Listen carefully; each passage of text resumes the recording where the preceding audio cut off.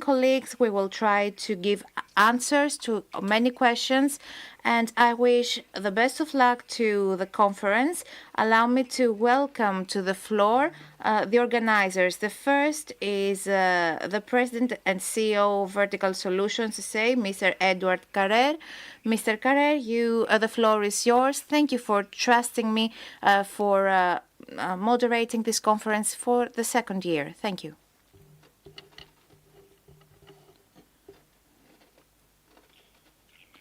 Good morning, ladies and gentlemen. As Mrs. Macri said, the day today is a day of American elections. In 1968, the 5th November, Nixon had won Hubert Humphrey with a few votes ahead. I would like to thank first the Technical Chamber of Greece and its president, Mr. George Stasinos, for the amazing cooperation that made this conference a very important conference. I would also like to thank our sponsors. I'm not going to mention all of them one by one. There are many, but we want to thank all of them, and most of them are with us and supporting us for the past 7 years. I would like to thank all of those who contributed to the success of this conference, from the team of Vertical Solutions to our supporter, Choose Company, and Amnews at the technical level, the Athens Music Hall for hosting us, our communication sponsors, all of them,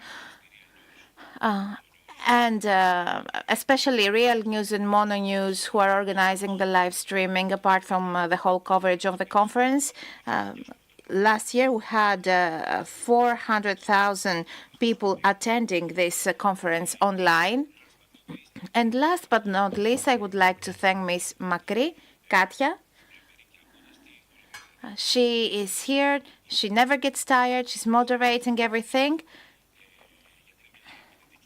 because this is, a hard job, actually, and she makes sure that we keep the time. Many conferences are held focused on specific sectors: energy, infrastructures, tourism. We cannot compare them with those of the 80s, because back then I was about 20 years old and I had an idea to organize a conference at the Athens College. It was people from the team of President Mitterrand at that time was here, professors from Columbia University. There were no other conferences back then, but now there are 2 or 3 conferences every week. So to be successful in this environment is indeed very important. Why this conference is held? Because first, the conference is compact. It's a one-day conference, and we're trying in this one day to cover all the topics we consider important. They are the same every year. We're talking about development, infrastructure, energy, and digital transformation of the country. From this year, there will be an extra topic, health, which we believe is very important and one of the priorities of the government and of the society, of course. And every year we are planning to add one more topic in order to discuss, to assess what has been done in the previous years, whether the promises have been realized, and whether there are things that we have not accomplished. I would like to thank the keynote speakers as well. In a few words about the topics of today's conference, since there will be other people that should discuss all these topics and not me. Ms. Macri talked about justice reform before.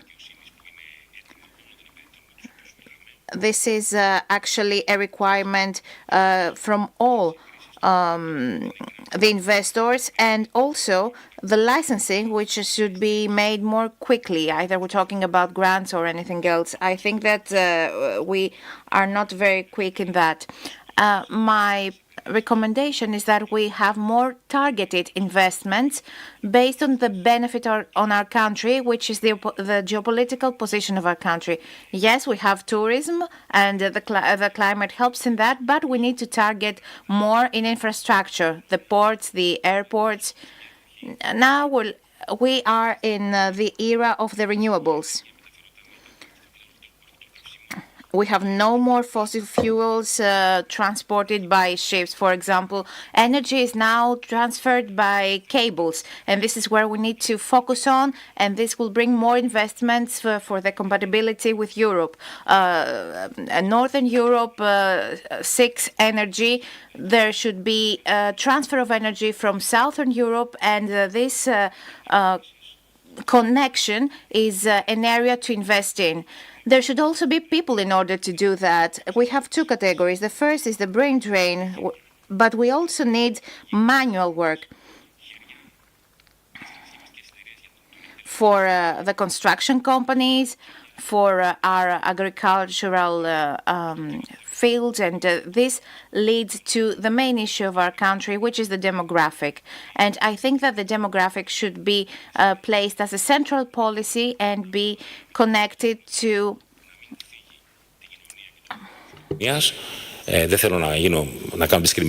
the immigration policy of our country. I don't want to discriminate, but there are countries, there are civilizations, there are people who need to be integrated in our society and help in this field. So the national goal is to provide incentives for the Greek people to give birth to more children and increase their number, because we see that the number of Greek people is decreasing. Turkey has become a huge power. So it's just a matter of time, no matter what the government does. We have many good progress. We have a lot of good progress in defense, of course, but the numbers will not allow us to go any further.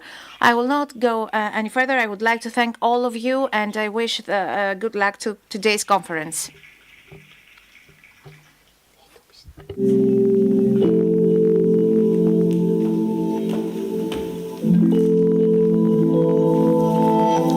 Νομίζω κανείς δεν μπορεί να διαφωνήσει. Έχουμε τα απαραίτητα βίντεο.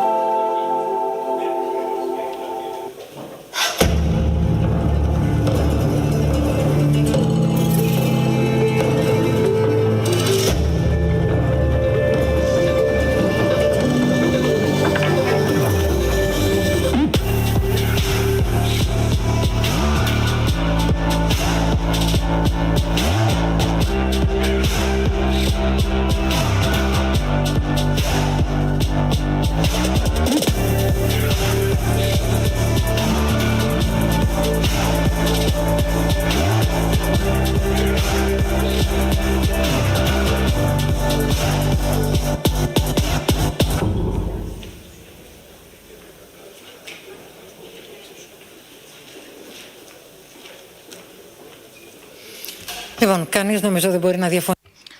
So, all of us agree with what Mr. Karer said and what is needed. Now, the Technical Chamber of Greece is actually innovating and upgrading the Greek economy and society. So I want to give the floor to the president of the Technical Chamber, Mr. Giorgos Tassinos. The Technical Chamber is co-organizing today's conference.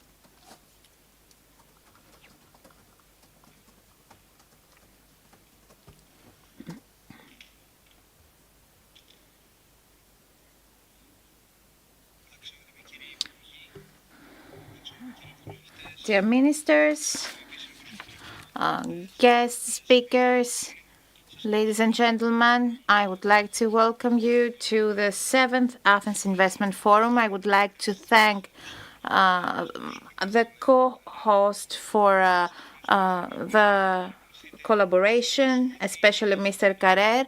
Thank you for attending this discussion about the investments in our country, a discussion that opened in an era when the investments in our country could not be taken for granted. Our goal is to move forward, and it has become an institution since it is supported by important institutions and the market, because the goal of the technical chamber is not only to discuss issues that are going to come in the future, things that need to be implemented in action. Everything that we discuss here is implemented later. So I want to give a rather optimistic message. If we focus on the result, if we do not procrastinate in making all these things, in implementing all these things, then changes can come more quickly than we might think. I would like to emphasize on the next big challenge we're facing, which has to do with the everyday life of our citizens and the resilience of the society, the economy, and the country in general. Because we see that natural disasters in Greece and in Europe, resilience is now a component of the safety of our people, and resilience is not just about projects that need to be implemented, but also the maintenance of buildings and infrastructure. So we need to find resources granting in order to be able to maintain our infrastructure. The European regulations, apart from all those benefits that have provided to the countries, do not provide for maintenance for infrastructures. This should change. And now we have the opportunity with a new commission that is about to start its operations, whether there will be an expansion of the older tools or there will be another new tool in order to fulfill this requirement. I want to be clear. I believe that the European structure is in danger if it is not decided that maintenance of buildings and infrastructure become eligible, because societies cannot understand how politics actually inaugurate a new bridge but leave the older ones to fall down. And probably Europe thinks that the national budgets are enough to cover these costs, but the reality is far away from that.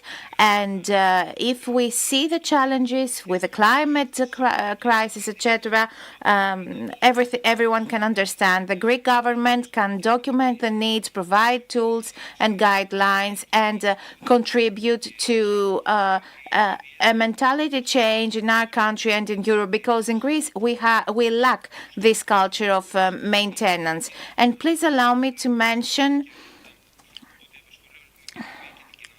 a hot topic of the economy that affects the private investments, which is the new building regulation and criteria like that have to do with resilience of the cities. We need incentives for a more environmentally friendly buildings and cities.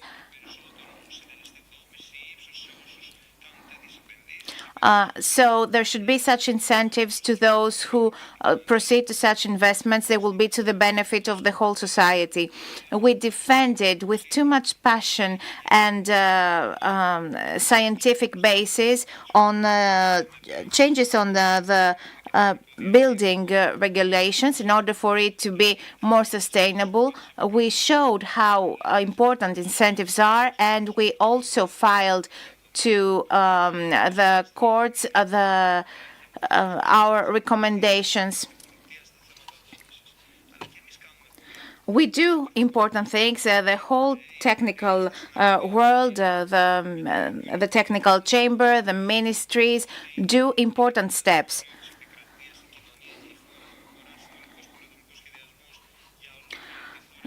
There has never been any such progress for an 80% of the country. There was never a digital system of with drones for recording the arbitrary constructions. So the judges should also, those who decide on the new construction regulation, they should realize that society has changed, and now the urban planning does not need 20 years to be implemented. 4 years might be enough. So along with the society, the laws must also be upgraded, the courts as well. The Constitution is a living text, actually. So we need to embrace the future and not the past and the habit. So these are the recommendations that the technical chamber always addresses to the society. I will focus on one thing: the investment in resilience, in prevention, and not in amending actually the disasters that are caused is our goal. We should all be focused on that with a plan, with efficiency, in order to make our country more sustainable. If we work together on new buildings, in upgrading already existing buildings and infrastructures, we will achieve a double goal. The first is to take a huge developmental step and also make the society feel more secure in an insecure era. Thank you.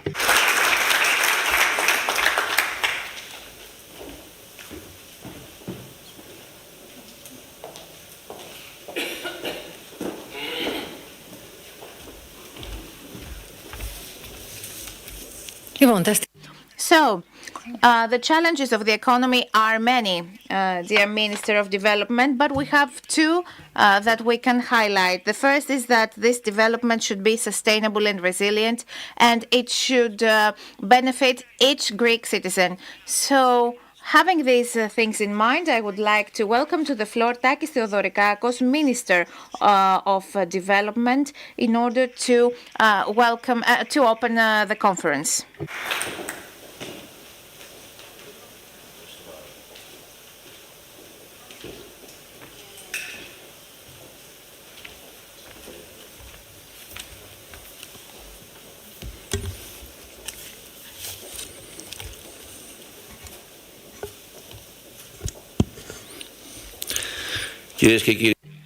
Good morning, ladies and gentlemen.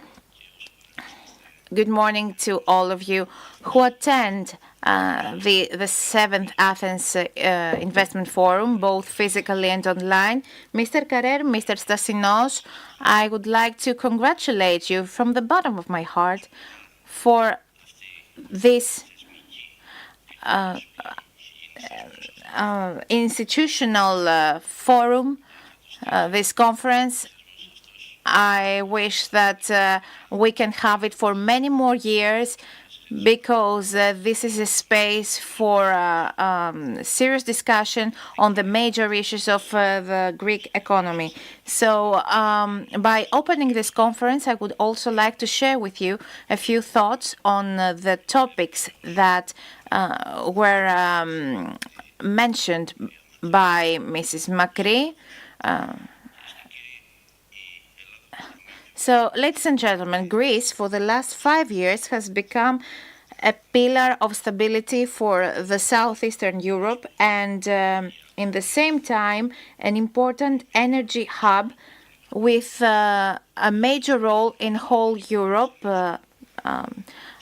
taking into account the geopolitical evolution, and it's also at the front line of the digital transformation, which is a strategic priority for the international economy and for humanity, if I may say so.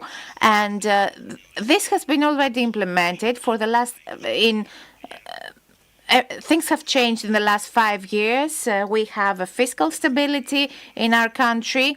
We have an investment-friendly environment. We have recovered the investment grade. And at the same time, and because of this, Greece has gained its trustworthiness back in a stable and dynamic way, and this is a very important acquis for the next years. All these things have been implemented because of the correct political choices of the government, Nea Δημοκρατία, and the Prime Minister Kyriakos Mitsotakis, and I will highlight the critical role of the strategies of the government in two major crises. No one was prepared for them, and no one had ever predicted them. The first was the COVID pandemic and the asymmetric threat for the country by the illegal immigration flows. We should not forget that, because the way to deal with these issues was not easy to determine. Someone had to take this responsibility and do it. All these things were implemented thanks to the political stability that was achieved by the correct choices made by the Greek people at the elections of 2019 and 2023, so that we can move forward with a strong government which is dedicated to its engagement. It reduced the social security contributions. This is why we also achieved to reduce unemployment to 9.3%. We have development rates increased by 2% from 2019 to 2023.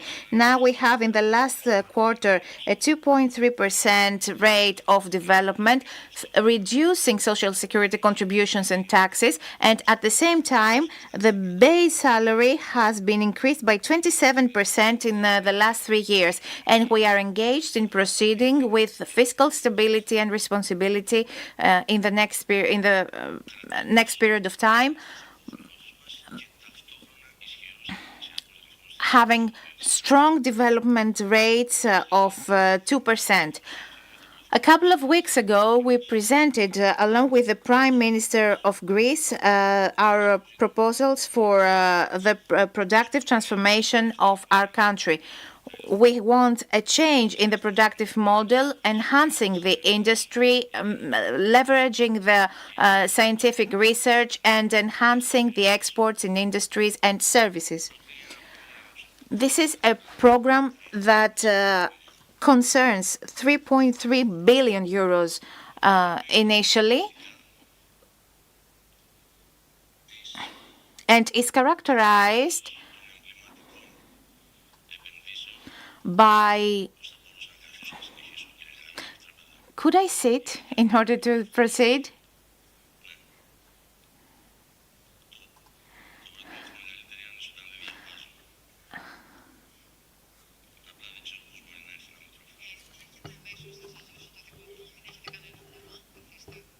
Όπου αισθάνεστε βολικά. Ευχαριστώ πάρα πολύ. Ευχαριστώ, κυρία Μακρύ.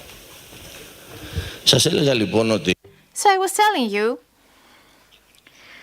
that the first characteristic of this policy is that we want to establish the major investments as an institution that was proven to work efficiency.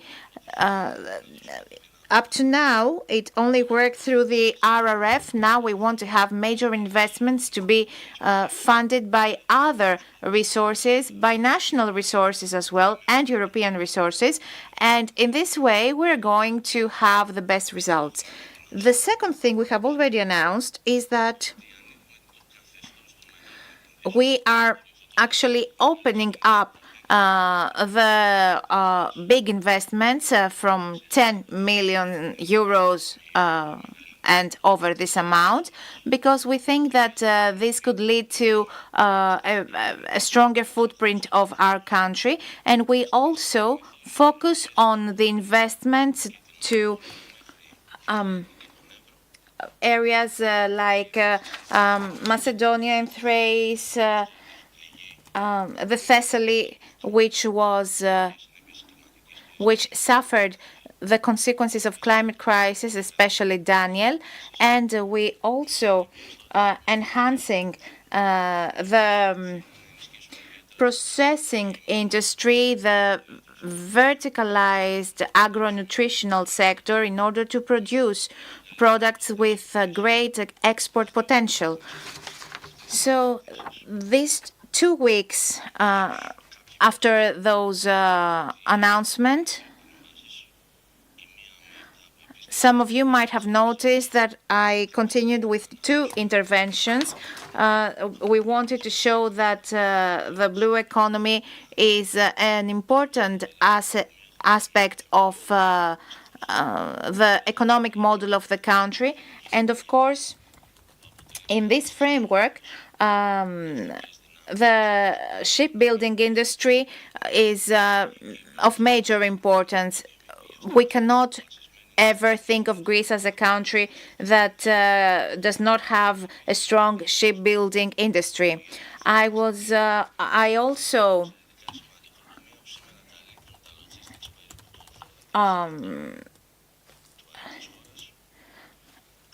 also participated in a conference about logistics, the supply chain, which now represent 12% of the Greek economy. So we want to enhance this sector as well. We are building 2 areas, one in Philly and the other in Thessaloniki. There are tenders in progress for these 2 projects to be implemented, so that we can have those 2 areas dedicated to logistics. I strongly believe that if we want to reduce social inequalities and regional inequalities and interregional inequalities, thus succeeding better quality of life and enhance the buying strength of our citizens, the only long-term strategy is that of the productive reconstruction reform of the country. In my opinion, this is a national necessity, and I'm saying this because some people said that it's just a communication trick. No, it's not at all. It's the exact opposite. Dear President of the Technical Chamber, it has to do with the possibility of our economy to be resilient towards threats coming from geostrategic uncertainty and the climate crisis. And it's also a way to have a competitive economy given the environment. I believe that this transformation needs major changes that cannot be implemented easily and quickly. They have to do with the beliefs of the people, our relationship with the work, the labor and the production, and they have to do with with overcoming and living stereotypes of in the past, stereotypes which are very inherent to the Greek families. In this successful economic growth of our country, we must reduce the negative balance of commercial transactions, which is persistent and high. Even though Greece increased its exports in the last years, the production increased during the last years. This balance represents 14% of the Greek GDP. And if there are some who think that these things only have to do with the experts and not with the citizens, we should tell all our citizens that productivity and the competitiveness of the Greek economy, if we can achieve that, this means less taxes for all Greek people, thus bigger income for all citizens, better quality of life, and mostly more security, more certainty that the economic growth will be sustainable and will benefit all Greek people. This is why we should have a plan. We should be persistent, work hard, and join all forces, those of the society, those of the market, those of the politics, so that we can implement the new productive model of the country. This is a national responsibility and a national goal. Thank you.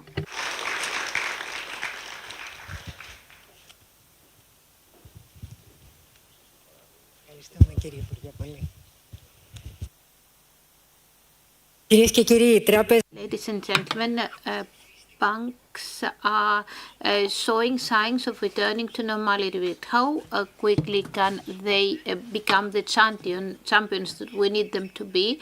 The word is or the floor is with Mr. Karavias, CEO of a Alpha Bank, to tell us more about it.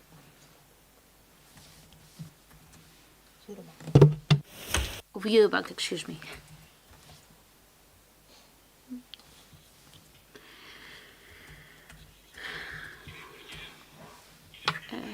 Dear Mr. Minister, dear Mr. MP, ladies and gentlemen, good morning. I would like to first of all thank Mr. Edward Carrera for this honoring invitation to be at this conference and speak at this conference. I would like to say that listening to the speech made by the minister well, beyond what I'm going to say, I would like to stress that we agree that we need to prioritize at this time for our country, and it is a good thing that the government understands that and makes it a priority in itself. But for the fact that in a country where consumption and development were synonyms for many years, this is in itself great progress. We would agree that the Greek economy is growing. And our growth rate is steadily higher than that of the Eurozone. Today, this year, we are going to be above 2%, and in 2025, we expect that rate to increase slightly, probably around 2.4%, obviously a result of the improvement of our position abroad and of the big projects that are underway. This indicates, of course, that that the foundations of the Greek economy are steady. The primary access is expected to remain steady and to increase in coming years. The public debt, the part of the public debt that is according to the GDP is going smaller, and it is actually lower than that of Italy. So we need to focus on concerns, and concerns are frequently bring a lot of complaints. But before doing that, we need to understand that abroad our progress is being seen and is being rewarded. For example, returns, for example, according to French sources, are much better for Greece right now, and this would not have been the case 4 or 5 years ago. Our country is being upgraded not only financially but also geopolitically, which is very important at this time where in our region there is a lot of turmoil. But we also could speak about the tourism, which is a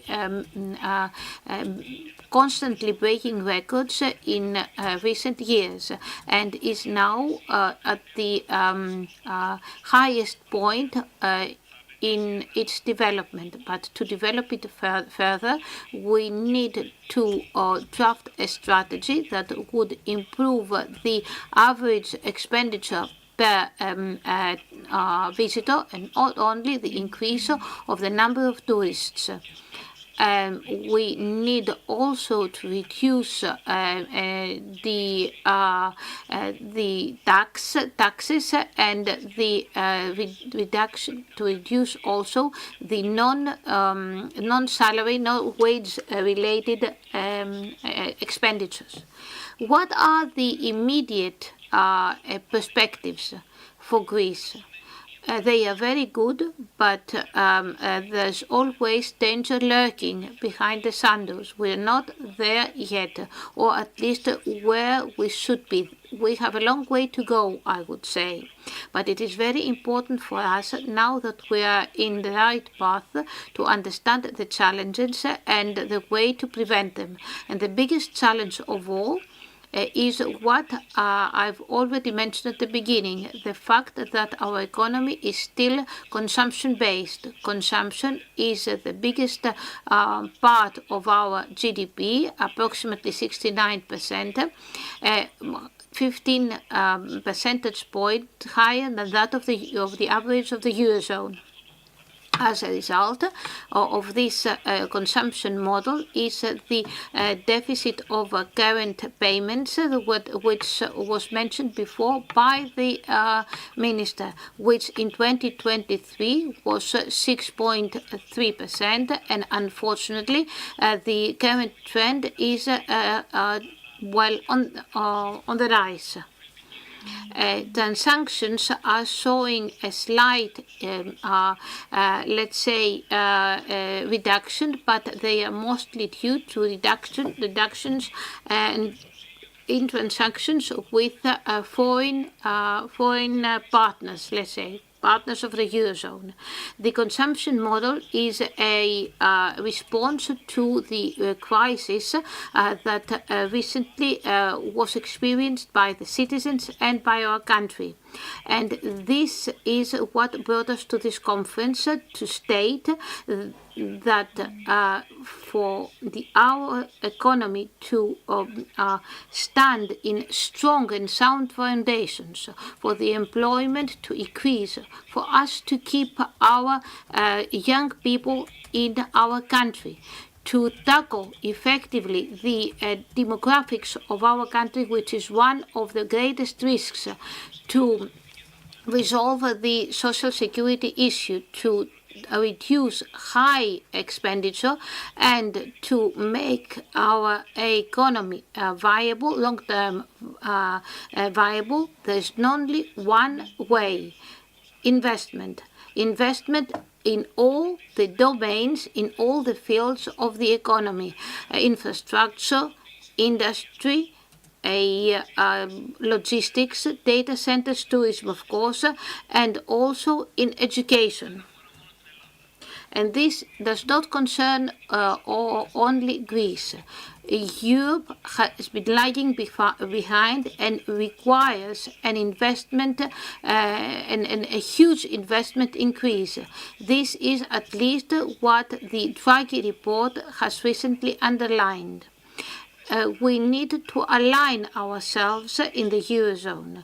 Mostly the Draghi report shows or demonstrates the enormity of the gap between, for example, Europe and China, as far as competitiveness is concerned, in technology is concerned, and not only with China, but also with certain emerging economies. This requires approximately 8 billion euros, 800 billion euros in investment on an annual basis, or approximately 5% of the Europe's GDP. we need to also underline that the investment rate has increased from 9 to 11% in Greece, but in the Eurozone, the average is approximately 22%, and that is why we need to increase it. In our country, it is right now 15%, but according to the Draghi report, the 22% in the Eurozone needs to go up to 25%. So in order for us to reach this 26 or 27% suggested by the Draghi report, we need for at least 10 years to increase constantly our investments by 2% annually. So we will need a boost in development, the likes of which our country has not experienced since the 50s. It's going to be very difficult, but it's not impossible. We need, first of all, to be focused. For example, there is a constant discussion regarding the reduction of the added value tax. But if this is done, the consumption model of the country will be reinforced, and in addition to that, it will take away important resources that should be invested instead of spent in that way. Ladies and gentlemen, today we have the dynamics and the perspective to go forward, to develop. We have a strong banking system which already is financing all the big investments and infrastructure works in Greece and has the possibility to sustain more investment to all the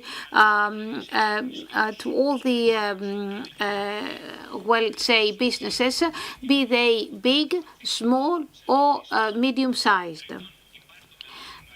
We also have the big and important tool of the development of the recovery fund. In my opinion, the recovery fund in its current form or in another form will continue to exist, since Europe understands that it is lagging behind and the countries that will be able to exploit the recovery fund resources as fast as possible will also be in the forefront for more investments, for more resources. We also have the financial stability that is required for growth. Let me go back to the Draghi report now, which in addition to investments suggests that Europe is lagging behind in innovation. This may be true, but our country is at the end of the line, in the 25th position among 27 member states.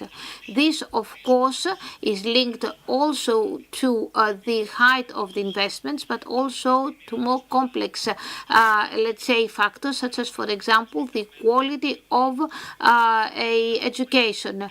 Since our country and our, universities cannot attract students from abroad despite the investments. And research in Greece is lagging behind. Despite the fact that Greece is an attractive country due to its environment and its culture, has nothing else to offer. And could offer more if, for example, was not limited by certain prejudices. The way Cyprus has gone shows the way. Recently, the Nobel Prize was awarded to scientists that indicated how important institutions are for the improvement and well-being of society. As far as this is concerned, we get, let's say, the gold medal, but the gold medal of a negativism, since we are first among 79 countries as far as red tape and equal administrative hurdles are concerned. It is obviously, therefore, that we need to proceed fast to reforms in the government and the central state, so that we clear up the way for businesses to grow and develop. This process has started with a very good plan that remains to be implemented. Ladies and gentlemen, Greece has learned its lesson from the crisis. I am persuaded that it can take the right decisions without needing to go through a second trial.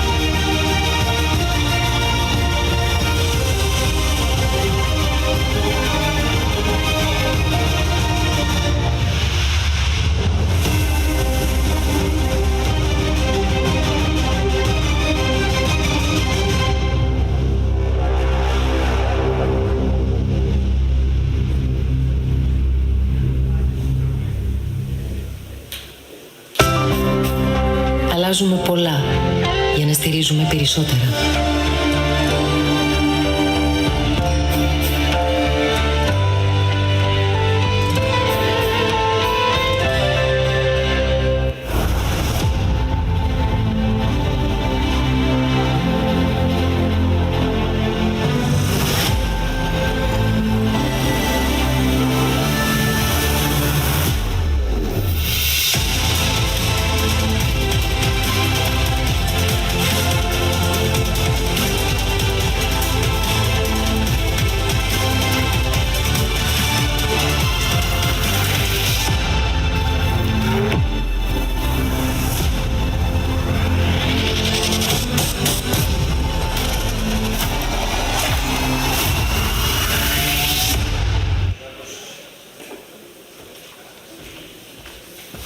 Κυρίες και κύριοι, νομίζω ότι...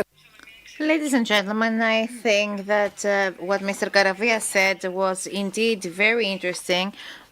He put all the topics that we're going to be discussing today on the table. I would also like to let you know that this conference is having a live streaming through IAF.gr, and the first session has to do with the two major topics we're going to discuss: growth and investments, how we can enhance them, and how they will affect the national and local economies in order to see growth. So, Mr. Yorgos Dimitromanolakis will be moderating this session and will introduce the the participants in this first session. So this panel with our guests, we will be discussing about the role of investments for the growth of our country and the opportunity for our country to be positioned as a key growth hub in Southeastern Europe. We want to accelerate private and public investments, and in the long term, we want to see an increase in the investments, which will be bigger than that of the economy. We have ambitious plans for the next years in terms of digital transformation, transportation, green and sustainable infrastructure, etc. Mr. Karavias said, actually, he asked whether the RRF will continue to exist. And taking this into account, I would like to welcome to the floor the alternate Minister of National Economy and Finance, Mr. Nikos Papathanasis, to answer, among other things, to this question as well. Thank you.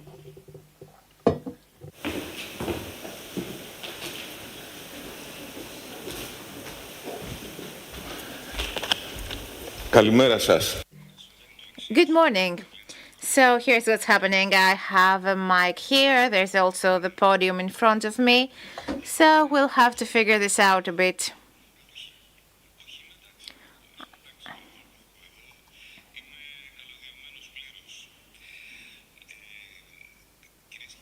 Ladies and gentlemen, good morning. It's a pleasure and an honor for me to be here following the invitation of the organizers, the Technical Chamber of Greece and Vertical Solutions, to be here in this important, interesting discussion. And since the topic is the one that we have, and since Mr. Dimitromanolakis referred to a sentence of the CEO of Eurobank, Mr. Karavias, allow me to start from this point. What is this that we see for Europe the next day? Is it programs that are implemented the way we saw during the programming period of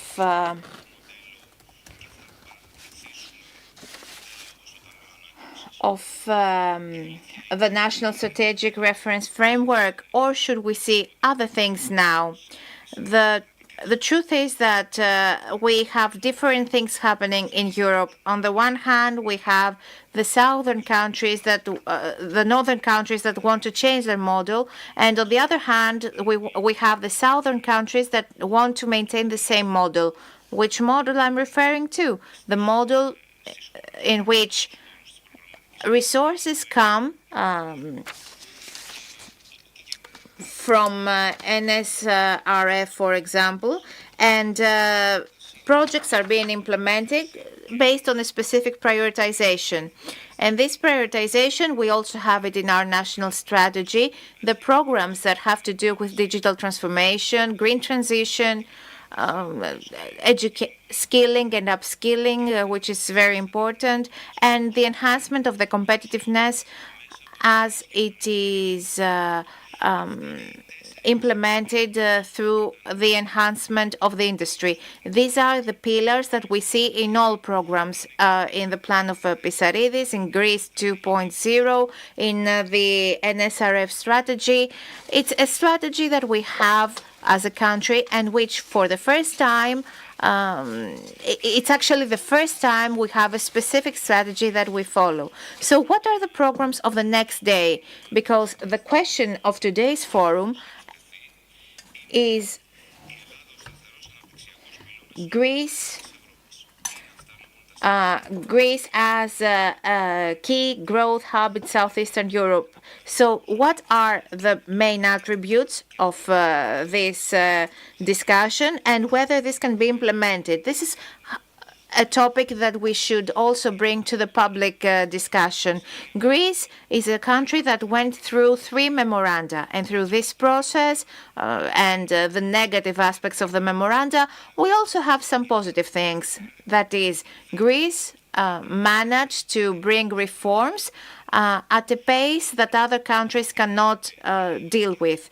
This is evidenced by the Greece 2.0 program, that is the program of the RRF, the way it deals with the reforms, and compare it with what happens with the other countries. And this is important because in the framework of the public discussion and in the discussions in the ministries, we see that the frugals, the northern countries, want to decrease the RRF. But when we live in a unified Europe with a single market, we cannot neglect the fact that the single market concept includes the regional convergence, and we cannot have regional convergence without a policy of cohesion.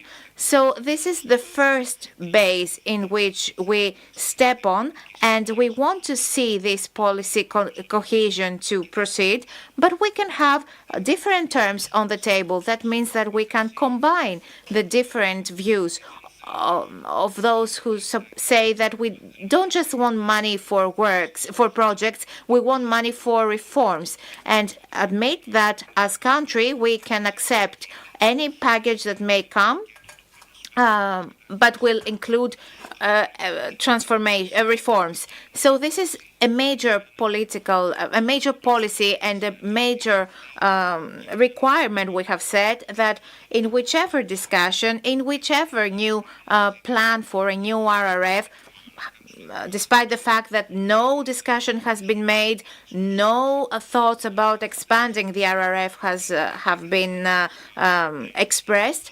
So now we're discussing about the NSRF 2028, which includes the decrease of political cohesion. This is one of the things that we highlight. We don't want to lose the political cohesion in any discussion we may have, and we want to see progress. We see many countries in Europe that do not want reforms. We want reforms, on the other hand. We are a country and a government, actually, we're a government that is reforming. Since 2019, we have managed to bring reforms that completely change the productive model and the production model and accelerate things, decreasing bureaucracy. You cannot solve this overnight, of course. This is a situation that we deal with. We are fighting it as a government. So this is one of the ways we're trying to reduce bureaucracy, apart from the acceleration and the new legislation. We want to trust the private sector, the chambers, for example. My colleague, since I am an engineer, a mechanical engineer as well, Mr. Stasinos is here, and many projects are being implemented. Is Greece a stable pillar? I think that this is a question to which people living, people from abroad watching over Greece should answer to that. So, που έρχονται από τους οίκους. Γιατί εμείς έχουμε μάθει να έχουμε μια δημοσιονομική εικόνα που συνάδει με τη δυνατότητα που έχουμε ως κράτος, γιατί μην many international rating institutions have already evidence that Greece has shown growth. Of course, we're trying to get back to normal, but we're not there yet. With the new fiscal program, the fiscal structural plan, as it's called, which is obligatory for all member states. We have a 5-year plan that was discussed at the Parliament, where we present all the financial data based on what the Commission has suggested. Now, 8 countries are very close to enhanced monitoring, since they are in the excessive debt procedure, and they should follow specific guidelines, that is to fix this debt, which is actually the expenditure of the state. Otherwise, they will undergo enhanced monitoring. Greece is far away from that, with its primary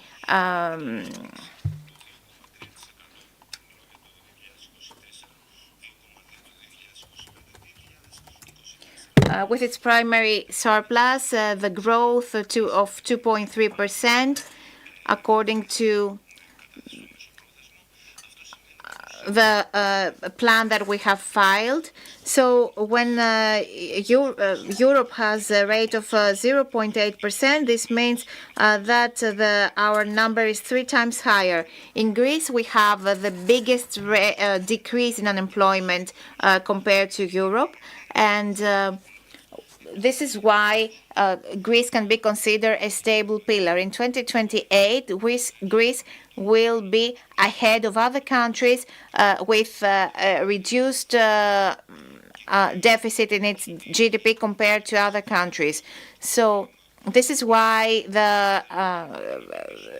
the environment in Greece is very investment friendly, because of its stability, its political stability, and a new liberal government, which not only focuses on the everyday life, but tries to make our country attractive to investors. This is why we see international champions coming to Greece, and because of its reform policy, which makes it even more trustworthy in the international environment. And one of the things that we can resolve, apart from reducing unemployment, is that we have had a serious demographic problem, and it's according to the latest data of 2020-2021, we saw that the number of Greek people were less, and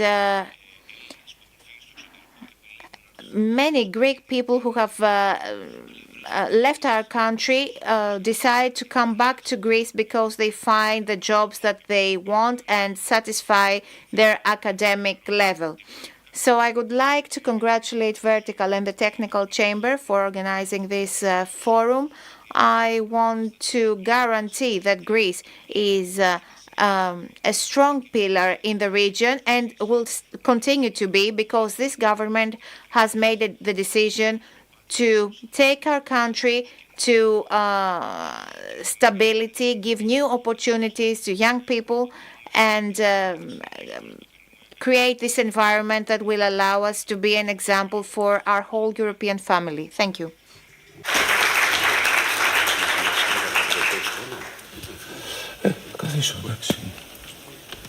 Μου παρακάλεσε τον Νίκο του Παπαθανάση να μείνει μαζί μας. So I asked Mr. Papathanasis to stay with us a few minutes longer. Let us look at where we stand and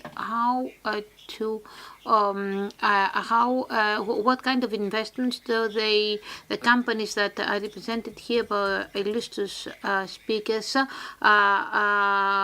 what they're doing. So I would like to invite to the floor Mrs. Maria Ioannidou, the president and co-founder of VK, Mr. Vasilikatsous, the head of Hellenic Properties, Mr. Rico Arones, the CEO of Olympia Group, Mr. Andreas Athanasopoulos, Mr. Alexander Tsinerl, the CEO of Fraport Greece, and Mr. Thodoris Jouros, who is heading corporate and investment banking of Piraeus Bank.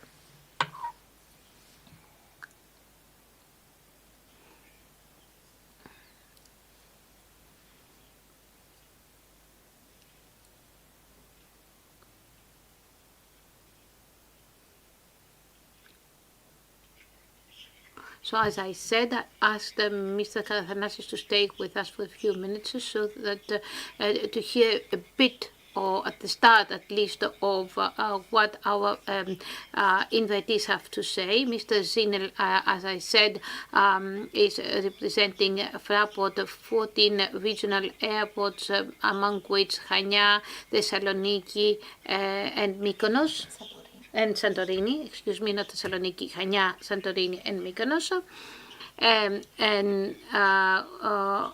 Mr. Thanasopoulos represent Olympia Group, Public, Sunlight, etc. And Mr. Jouros represents the Bank of Piraeus. So I would like to begin by Mr. Katsos. Mr. Katsos, you have invested greatly in food, infrastructure, and pharmaceutical products. Are you happy with the returns on these investments? And what kind of hurdles have you met, or obstacles have you met that are related to the public sector in recent years?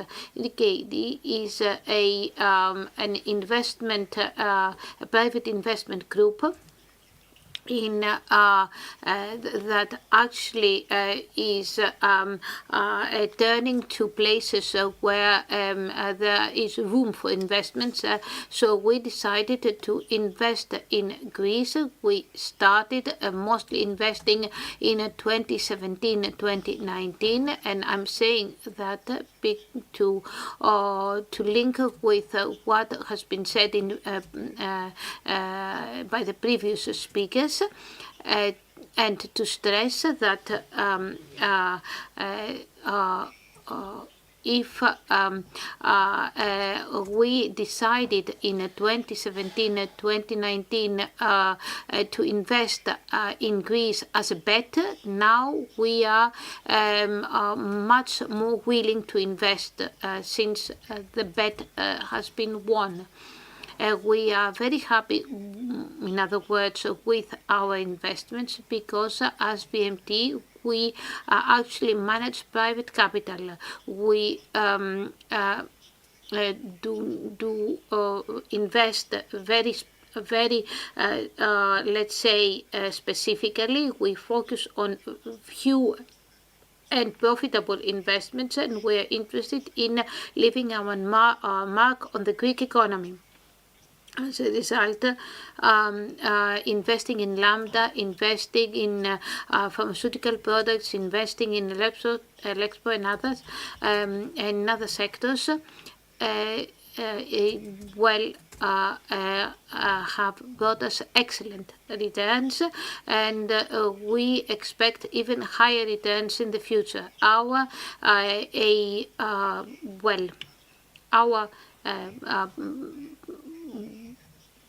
prospects are very specific. We are interested in products or services or companies that make the difference, and where we can help to open up to the world, to become extrovert. In 2018, we started with a company with a deal of 9 million. Today, in 2025, it became a company of 30 million with seven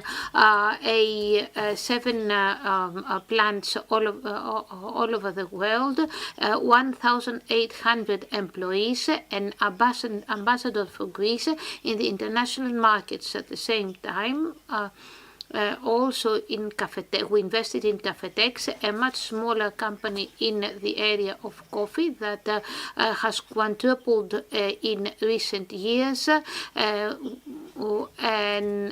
also in the pharmaceutical sector. an approach which is the biggest company of έχει αποδείξει την δυναμική που έχει η χώρα επειδή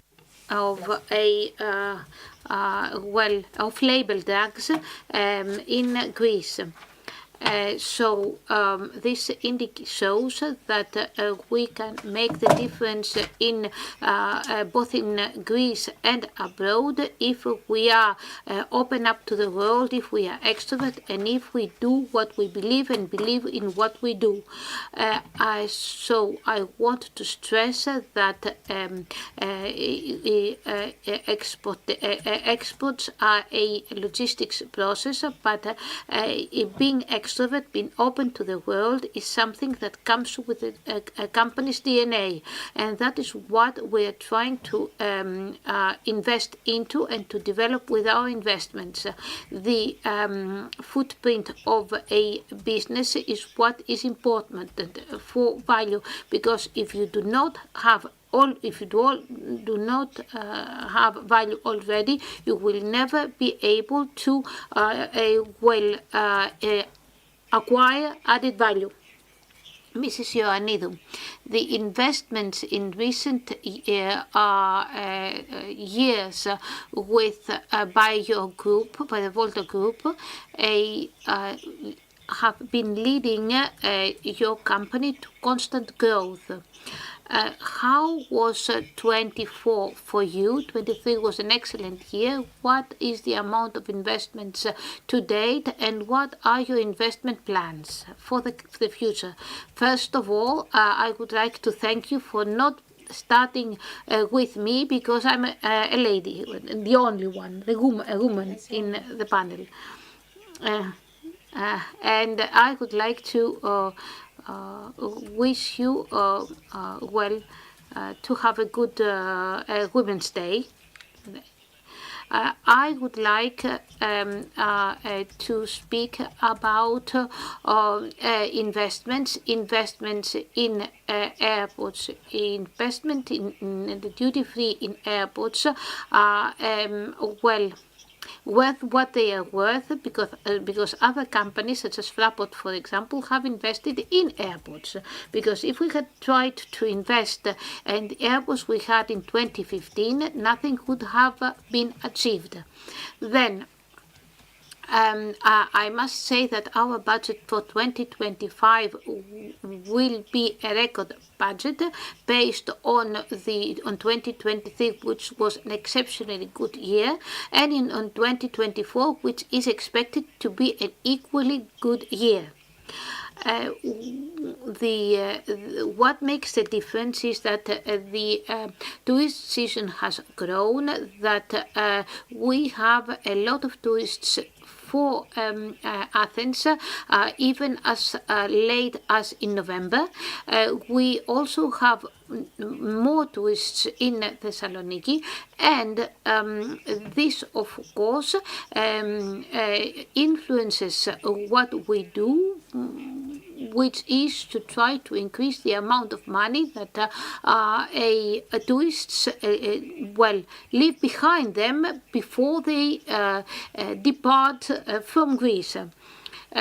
We actually radically, recently in 2024, we radically renovated our shops in Rhodes, and I think that anyone that recently traveled to Rhodes can confirm that, because of course we needed to adjust to the demands of our customers, to the requirements of our customers. We have 46 points, and this provides us with at least 3 to 4 million profit every year, in addition to, of course, the investments made by our partners. And I must say that our partners, investments in our partners are very important important. We work very closely with the International Airport of Athens and of Thessaloniki and other international airports, and with our human resources, because investment in human resources must not be ignored. Off the microphone. The speakers of the microphone cannot be translated. Somebody, the speakers of the microphone.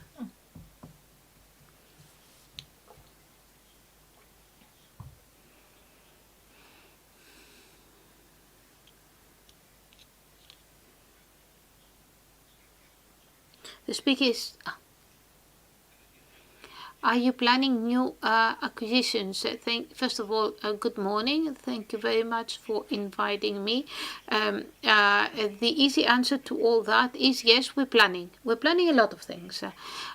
The Olympia Group is an investment group linked to Mr. Panos Germanos, but beyond Mr. Germanos, what one should remember is that our group operates in energy, business software, and I'll say a bit more about that because it's worth it, and retail. One of the main characteristics of our group is that it traditionally operates in sectors of the market where it can become a leader. When interest rates were zero and people could actually make very easy profit, which of course is not the case anymore, and actually we're now seeing the teachers of this methodology to saying that we are now investing, getting returns and reinvesting, which of course is a return to normality and a return to reason.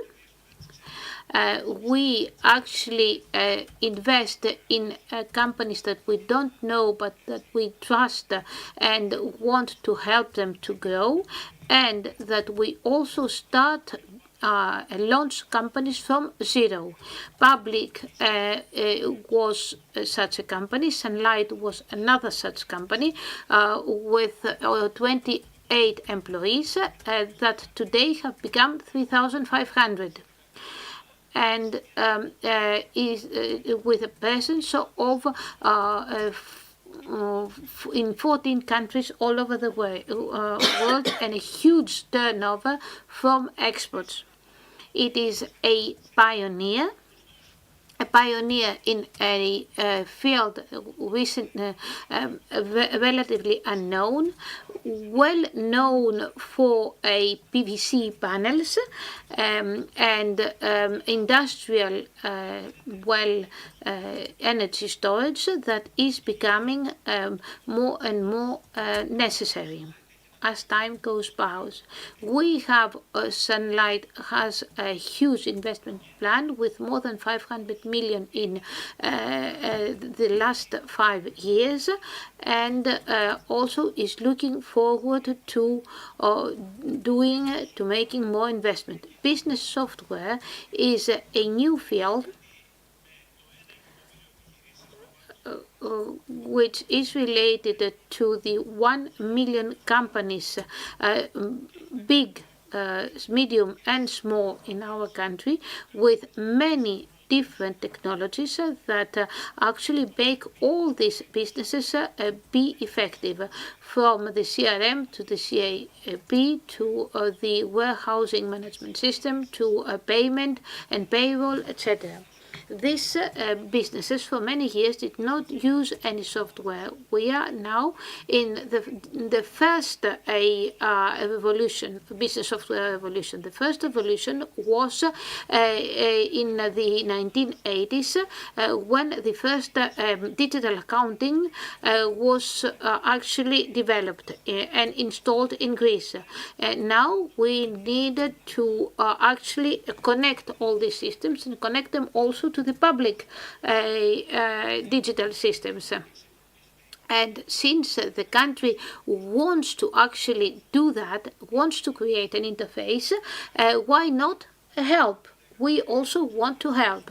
That is why we did invest in purchasing Intershop, which is the fourth biggest investment in Europe this year, and we are ready to actually build a huge and very effective group in this region. We also believe in institutional growth and organizational growth, and not only in very high and very low EBITDA connected. And secondly, we are here to stay for the good times and the bad times, and don't expect us not to be here in the coming years. Off the microphone. The question is in English. I think it is addressed to Mr. Ginel, but it's off the microphone, so we cannot translate. Thank you for this question, ladies and gentlemen. Good morning. Now, before I answer your question, which are the next airports we invest in, I would like to go back in history and quickly recap what we did already. We upgraded and invested in the 14 airports. We invested over the first 4 years 430 million euros. We paid 1.2 billion euros to the Greek state as an upfront concession fee. And since finishing the first investment program, the first 4 years, we have invested around 50 million euros every year into our infrastructure. Because when you talk about airports, you're never done. You continue. There's always an upgrade in equipment. There's replacement of equipment. We have just purchased 20 fire trucks, just to give you an idea of what this entails. We are currently running a 150 million euro investment program into our runways.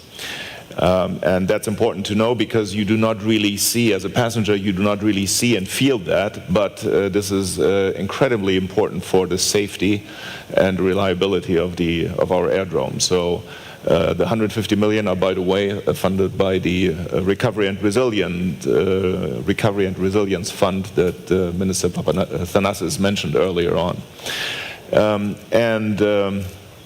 So we've been doing that. We have also seen a huge amount of investment from our business partners, such as Hellenic Duty Free Services. All of our business partners and airport stakeholders are investing continuously in new equipment, in people, in shops, in stores, in equipment, in everything. So airports are really a big investment driver and economic powerhouse for the destinations they serve. And now coming to your question, then we have in our focus 4 airports which are where we start to see congestion. And this is the other side of the incredible success that Greece has shown for the last 10, 15 years in terms of tourism development. We have increased our capacity at the airports by 50%. And since we started operating, we have grown 42%.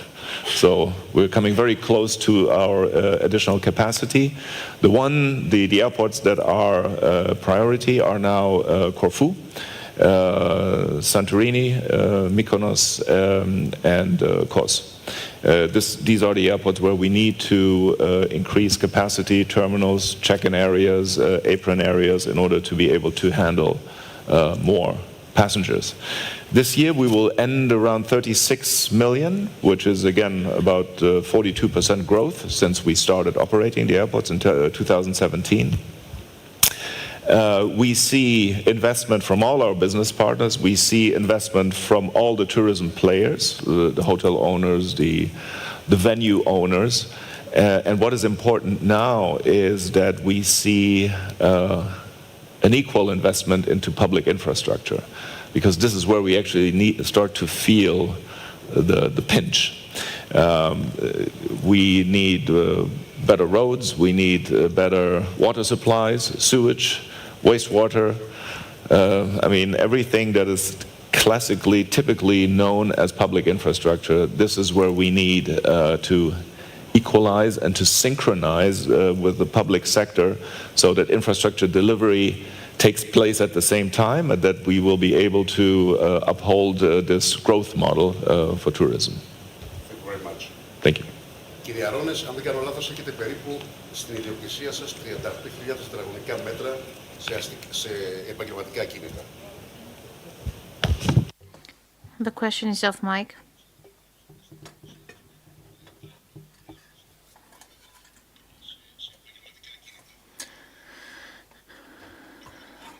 The question is the market at its peak or not?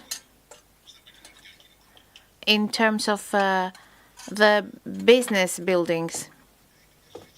This is a discussion that we have all been into at some point in this sector, because the market has allowed us to have great returns in all real estate sectors. We are 50 to 70% higher compared to the point we were standing. And the numbers indeed show that in most sectors we have reached again the peak which we had in 2006, 2007, or that we're very close to this peak. The market shows that it has been more stabilized at some point. Our transaction behavior is much better. The product is being absorbed. The market has become smart, meaning that it knows what to buy and how much to pay for it, which is a maturity sign, and for us a very good sign that should allow us to proceed to new investments. However, the biggest question is whether these returns will still be high. We believe that it will, but not in the same way as we are used to. Until today, we had some passive returns, which means that we would have a property and its value was rising without us doing anything. This will not be the case in the next period. I think that we should be in the market in a more active way, invest more actively, and this is where we're going to see results in the future, because one of the fundamentals, actually the fundamentals are very positive in terms of the supply demand. The prices, the values of properties in Greece have risen and are still rising, not because of the big demand, but because of the low supply.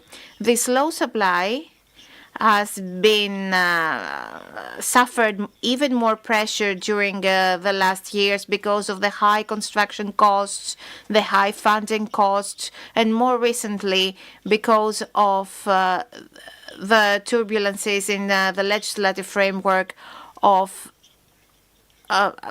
in the construction sector. And I believe that the investors who want to add value to the projects they're implementing will be benefited. The big demand is on properties, the new generation properties. So all the supply is already pre-saled and pre-purchased, and we need to expand the supply either by transforming existing buildings or constructing new ones. But we are focusing on the first category, and I think that we will see many benefits coming from the market. Mr. Zouros, whether while there are banking funding opportunities, we see that one of the biggest problems is the bureaucracy and the non-flexible framework for new investments. So how difficult is it to copy another model, a European model, for example, that of Ireland, of Sweden or Norway? Good morning and thank you. First of all, before discussing about the problems, let me share with you the feedback we get from the investors.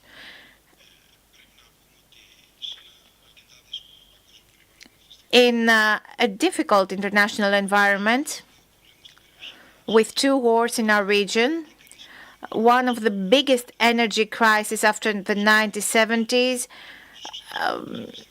the foreign investors acknowledge that Greece has managed to have an amazing success with the primary surpluses in order to reduce debt. The development growth, as the minister said, is much bigger than in the countries of the Eurozone. Unemployment has been decreased. We need to have the necessary funds through the RRF. We're talking about 35 billion euros, representing 16% of the GDP, which is a high percentage. And the result of all these actions was that we managed to get back to our investment grade, which is important for the foreign investors. Our image abroad is improved, and this was evidenced recently by the de-investment of the public sector from the banking shares, Piraeus Bank, Alpha Bank, National Bank and Eurobank at a smaller rate. The public sector managed to achieve 3.5 billion euros from that, and this shows the trust towards the Greek economy and the Greek entrepreneurship. So what are the problems we are seeing? The first is that it takes too much time to resolve the disputes in Greece. The legal framework is not simple. It also has to do with the time it takes for the civil courts to resolve the disputes. We have seen the initiatives of the Greek government and of Mr. Floridis, and we think that the steps taken for the Greek courts are important. Foreigners prefer arbitration, but I think that the biggest problem that prevents investment is the complex and time-consuming framework for new investments in our country, especially when it has to do with public institutions. They cause a delay to the investment, and the biggest project now in Greece is Elliniko. The contract was signed in 2014. And the exchange was made in 2021. We have also heard of the big data center of Microsoft, an iconic project, and this one, because of a bureaucracy reason, has been stuck. And of course, all these things affect the direct foreign investments. In 2023, we had a decrease compared to 2022 by 40%. From 7 billion euros, we had about 4.5 billion euros in 2023. So probably you think, oh, okay, what does the competition does? I mean, the funds that do not come in our country go to other countries. Turkey is a different case. Let's go to Serbia. The investments there amount to 4 billion euros. So when you compare that, given the size of the country, you think that, okay, there are issues that need to be solved. Ότι το 50% περίπου των επενδύσεων που γίνεται αυτή τη στιγμή στην Ελλάδα, So most foreign investments are for real estate, and the rest is for the purchase of shares. And we're talking about businesses that are ready and are not greenfield investments. We saw Singapore Fund. It did not build hotels. It actually went to a company that had hotels. Mazda does not build renewable sparks. It approaches companies that do that. So the Greek government has realized what's happening and is in discussion. And I think that it has taken the best initiatives like the new development law, and they have also announced important initiatives, and we are expect to see the result. Nikos, is it possible to hear such things in 2024, all those complaints from the banking sector in the era of AI? First of all, the members of this panel just expressed a few complaints, not many.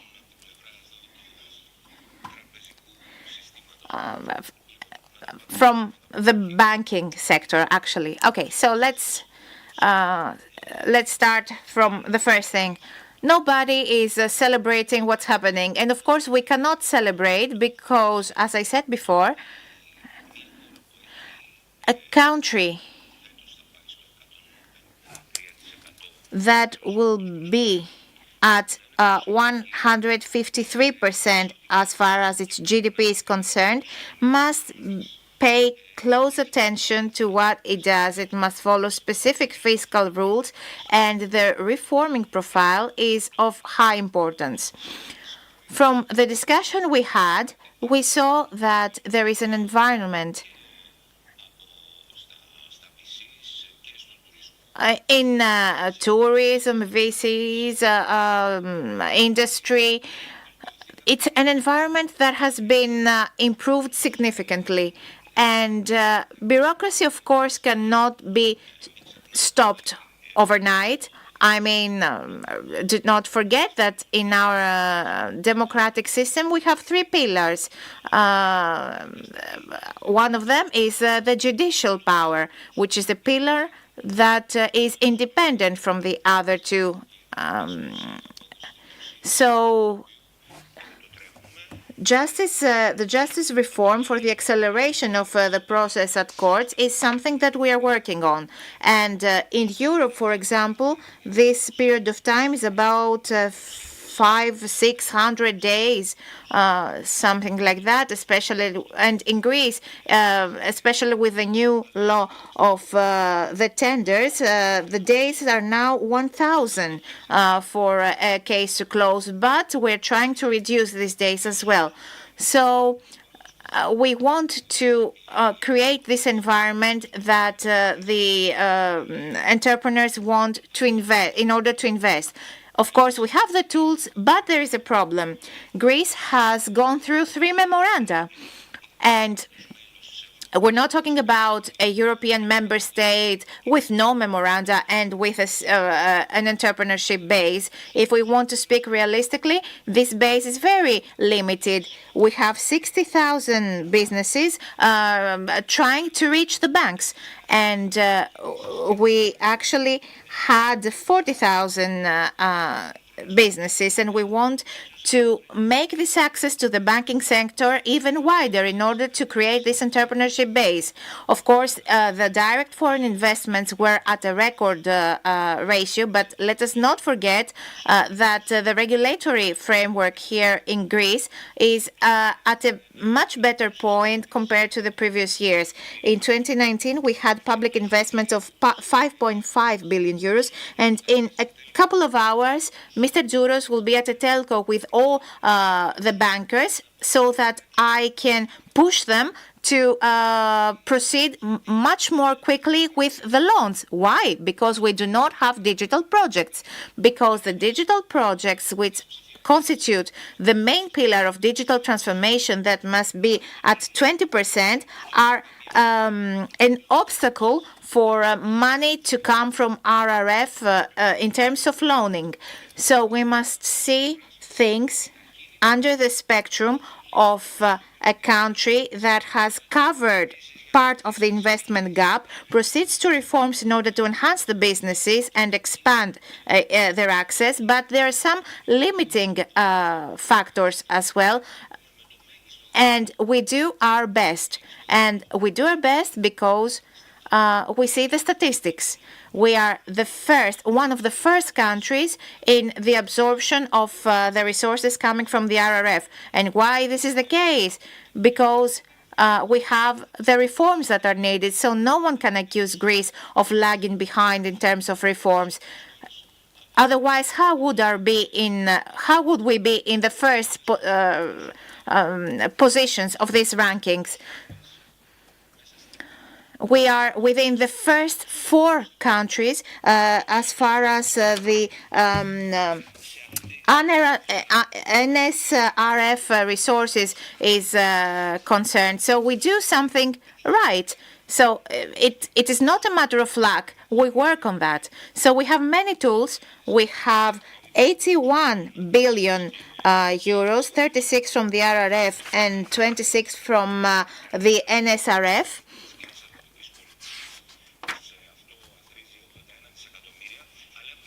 There are also 14 billion euros added to these investments coming from the national budget.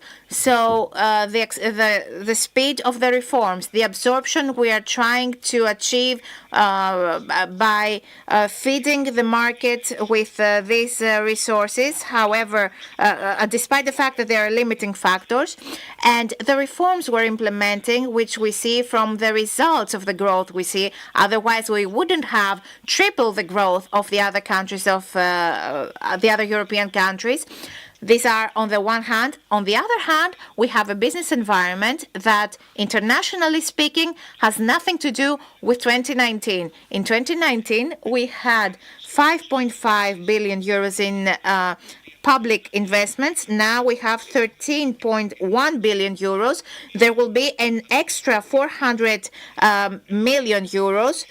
So this number will increase without taking into account the resources coming from loans, from the loaning sector of the RRF, apart from the private percentage of investors. So we are at about 15 billion euros, a number which we couldn't imagine. So yes, Greece is moving forward at a high speed. We do not celebrate. We are a stability pillar. This is what we want to show in the international investment community. Greece is stable, it has stability, and it brings the results it promises in the entrepreneurs' environment. Thank you very much. The minister must leave. I wish you the best of luck with your discussion with the bankers. So now let's go back to our panels, and I want to ask a question to Mr. Katsos. Mr. Katsos, a few years ago, along with Panos Germanos, you approached Elliniko. So this the investment plan, how is it planned actually? And if you plan to include any of your companies in the Greek stock market. Lambda is 1,4 δις. Μαζί με τον Όμιλο Ολύμπια επενδύσαμε τέλος 17, αρχές 18. Is already in the Greek stock market, and we've seen a big progress the last years. Now it's very important as a country and us as shareholders of this project to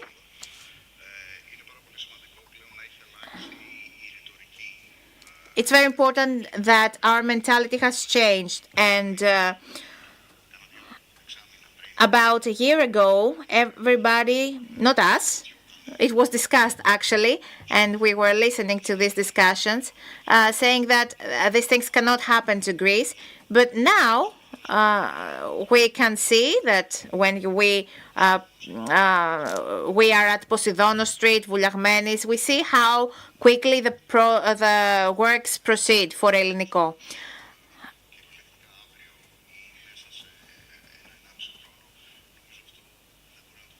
We cannot predict whether things, how things will proceed in 6 months or 1 year's time. But if I was in a big shareholder of a big company with such a footprint in the market, I would consider it a blessing that such an institutional investor can be recycled in this company, and the next one to come will have the expectation that will win. This means that this share can benefit all of them who have it and all of them who will buy it. And once this happens, will be a blessing for any company, so that institutional investors can be can change and be kind of recycled. So we evaluate, we assess all available options, but most of all, we assess the developmental plan of each company and the timing as well, whether it is appropriate. So at least for 2025, this will not be an issue of discussion in any of the companies in which we participate. But I think that the problem of the country is the size. So it does not mean to have many. It is more important to have depth. So I would like to have a Greek stock market with 5 new companies of 800 million euros rather than to have 20 or 50 companies of 100 million euros or something like that, smaller companies that is. So this should be our focus and our goal. And this is my complaint actually. I think that mergers and the incentives for mergers should not be addressed to small companies. Of course, the reason is to reduce taxes, but it should be a developmental tool in order to create champion sectors, even though it's not different. And I know it's not easy for us to collaborate, so we need to have an incentive in order to be able to collaborate the bigger companies. So this is my opinion. Nowadays, however, there are so much money out there that can be invested in the private sector, and these private businesses will not need the stock market after that.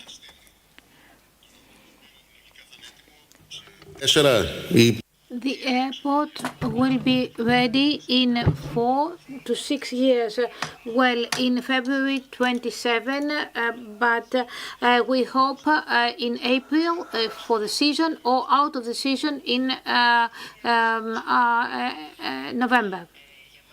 This is the 1 million investment for us. The Heraklion Airport is a very important location. It is the biggest and most important shop for us after the airport in Athens. And those of you that have traveled to Crete know exactly what the airport is like. It's being completely saturated for many years, and I don't know how we are going to fare until 27 or how we're going to achieve our targets. For us, the airport at Castelli is very important. We are very close discussions with the stakeholders and investors. We've been discussing a lot of very important things for us. It is a project as important as when we moved the airport of Athens from Hellinikon to Eleftherios Venizelos. We hope and to have bigger and better lighted areas. We hope to have a very strong presence at Castelli. We can provide cyber projects, F&B hybrid plans, because the airport at Castelli will have also a very big, commercial zone. So we hope that we are going to have huge prospects there. Andrea, do you believe that today there are incentives to Greek businesses to invest even more in Greece? What do you think could be done so as to increase that even more? For as long as I remember myself, I remember that we've been speaking about incentives that can be cheap money or a cheap loans or a development legislation. I would like to state something that is completely against that. No big business in the world became big because somebody gave it money to spend. Obviously, this can help, but I think that as far as investments are concerned, there are two levels. The micro level, and I would like to give you an example, such as that in retail, when you have 50 shops, OPEX and CAPEX can be confused. If you do not invest every year in your shops, and or at least every 3 years, they actually won't do well. These are micro investments, and you can worry about the environment, about the market in the short term, etc. These are necessary investments, and unfortunately, our country has a huge investment deficit. There were businesses that stopped upgrading their computer systems. They even stopped purchasing new licenses. But when talking about investments with a capital I, we are talking about investments with a huge capital I. And that's when not only money counts, but also strategic risk management. Macro is very important in our era. The macro, let's say, dimension in Europe in 2019 decided to become independent from China. Unfortunately, 3 years later, it's even more dependent. There's even more money flowing towards China. 8 billion, the Norfolk story, as you know, is true, and these 8 billion that were actually invested in China will never bring back anything. So, for those who actually want to invest in Europe, there's a big question mark. Approximately 5 weeks ago, Europe decided to actually tax the batteries for electrical vehicles. Germany voted against that, and right now there is a huge commission that is actually trying to achieve the non-taxation, because otherwise the Chinese car market will collapse. So as far as decision making is concerned, these easy decisions are not available, are not in hand. And what we in Greece need to do is actually read the Draghi report. The Draghi report is even in the press with asterisks. And actually what Draghi did was state the obvious, which is that giving money is not enough. Giving money is okay, but won't bring you forward or bring you forward as Greece and as Europe.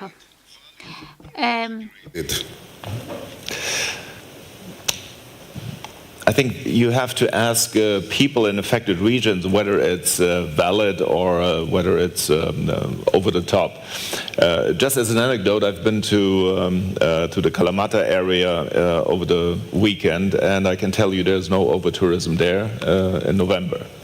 So over-tourism is a phenomenon that we see in cities like Barcelona, probably even in Athens, in certain neighborhoods of Athens. When you see negative effects, when local people are being crowded out, they cannot find affordable living, they see prices rising, and this is when you see tensions happening. I don't think this is right now. We have localized issues, but I think we can overcome these as a country that relies on tourism as a main economic pillar. And a lot of that has to do with investment. Again, I mean, this is the whole topic of this conference. We need to continue to invest not only in infrastructure or in hotels or in buildings, we need to invest in people. We see a massive lack of staff. Our business partner has sometimes problems staffing the shops and the cashiers. The same is true for all the stakeholders at the airports. It's very difficult to find staff. So we need to invest in people. We need to invest in new ideas, in great ideas. We need to manage better tourism. We are a very seasonal business. This is why over tourism for the next 3-4 months we will not see many tourists. So what can we do to prolong the season, to make an offering for tourists to come also in the winter time? I think this is it's not easy. It requires a lot of ideas, a lot of hard work, but it can be done, and we did it. We are at certain airports. We are trying to push the end of the season. Now into November. Chania is a good example. We are working very closely with the local community, and we try to de-peak the summer and push a bit into the shoulder season or even into the winter season. So I think it is a threat, but it can be managed. Ξεκάθαρη απάντηση από τον Αλεξάνδρ. Ευχαριστούμε πολύ. Ερίκο, εκτός από τα... Enrico, what can you tell us about luxury apartments and the luxury apartment market? In Hellenikon, for example, we have a very clear example of that. Is there room for development for luxury apartments in Attica, in the region of Attica, and in the rest of Greece? Well, first of all, I have a disclaimer. Luxury apartment and the market, the luxury apartment market is mostly driven by purchasers which decide not on the basis of logic, but on the basis of mood and the feelings, and therefore it is very difficult to influence it as part of a plan. Greece has made a huge advances in recent years, beginning from tourist areas where luxury apartments started to be sold, and to date we can speak about an upgraded market in luxury residences. I think that we do have room for development, especially not only in Attica but also in the rest of Greece. and especially given new developments such as in trends such as branded residences, organized, amenitized developments in tourist areas. As far as affordable housing is concerned, which in recent times is becoming very hot and very frequently discussed, is a result of the pressure experienced by the market and by the government to tackle the housing crisis. Without being a global expert in the field, my experience has showed that measures to short-term relieve the market. In the long term, nothing can replace the fact that the offer has to be bigger than demand. Despite the fact that recent measures are in the right direction, they cannot be the only measures. They have to be coupled by other measures, such as, for example, incentives to bring this product into the market by directly tackling, for example, issues such as the confusion regarding permits and licenses that is currently underway. I think that the government has been moving, as far as affordable housing is moving in the right direction. We are participating in a number of projects with the public sector. I think that public real estate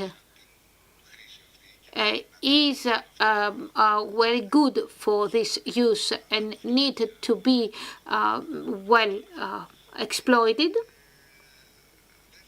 And also, another very important thing is that, and that needs to be paid attention, is that we need to exploit what is already built, so the built environment, and not add constructions to the landscape.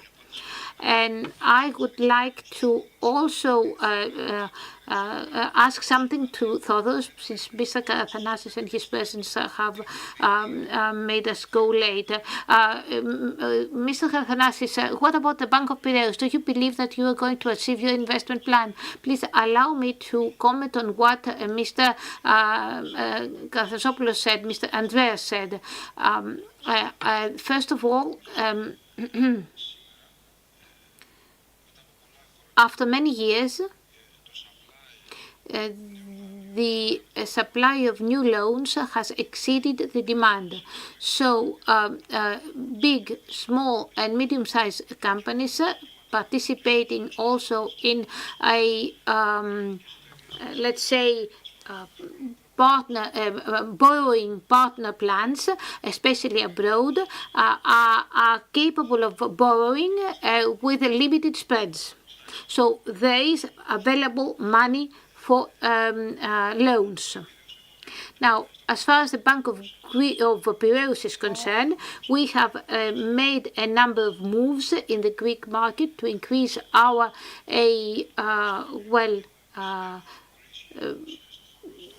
surplus. Να κάνουμε σχετικότητες που ανέφερε και ο Υπουργός. Αδεία βάση. Έχουμε φτάσει γύρω στα 2 δις. To increase our balance, we have signed contracts. Obviously, there is a delay in the cashing of this amount because they concern the financing of new loans and the construction of new projects. We are increasing approximately by 2.5 billion, our cash flows. Unfortunately, in retail, there is no growth right now, and we are actually trying not to see any further decrease and limitation. The growth right now, both for Piraeus and for the other banks, is mostly from the business sector, and there's a lot of requests for loans from the construction sector, big projects, for example, especially road construction projects. Then in the green transition field for new solar panels, and also in the mining area. The market has become more volatile and therefore more risky in recent years. Despite that, investments continue and they are funded by the banks. And an important field where there is investment is the shipping industry. We need to admit that Greek ship owners in recent years have actually been investing in shipbuilding, especially, and these investments are being funded mainly by the Greek banks.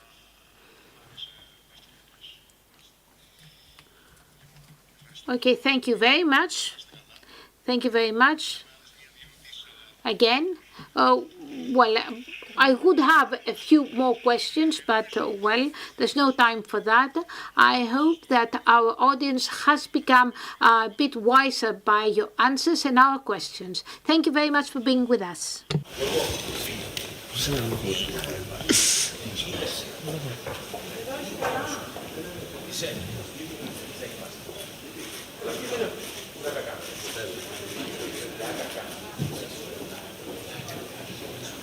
Ευχαριστούμε.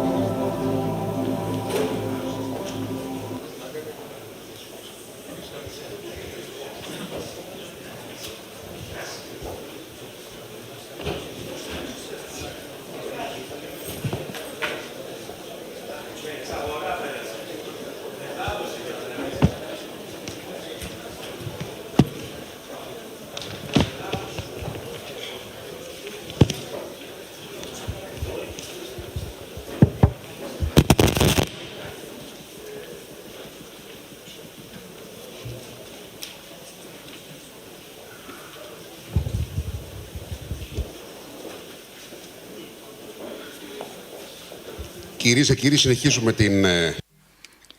Ladies and gentlemen, we are back with our discussion in this religious conference which started 2 years ago by Edward Carrer and the Technical Chamber. We have Konstantinos Bitros with us, founder and MD of Inventio. Many investments since 2017 in logistics and hotels, mainly by purchasing loans, which means that you have not actually built anything new, you just bought the loans. Only 2 of our acquisitions were those of loans. The other 10 acquisitions were building from scratch. So how difficult it is to be in Greece and what has changed in Greece in the in the recent years? Well, the environment has changed. The macroeconomic environment has changed. The macroeconomic indices being improved show that you can have lower risk, so the risk perception has changed, but there are major institutional weaknesses which are still standing, and I think that one thing that all the previous speakers said is that of licensing with very complex legislation with a great extent of overlapping. There is the delay in justice, which makes uncertain the time of investment and de-investment.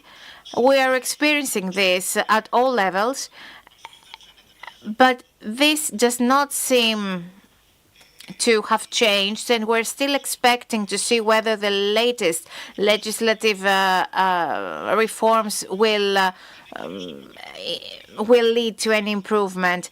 In general, the macroeconomic environment of Greece has been improved. However, the geopolitical risk and our position on the earth has increased this geopolitical risk, and this makes our life a bit more difficult.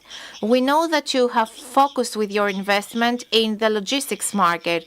Do you continue investing in this sector? Does Greece have the opportunity to become a transition center? And if not, what is needed so that we can leverage this opportunity? Yes, Greece can achieve that and is now at the crossroad of many different hubs. And it is not just about transport. The minister announced, as far as the railways is concerned, a big investment plan. But you cannot fight the natural disasters. We will keep on finding opportunities in Greece and abroad for potential acquisitions, but we're moving into an investment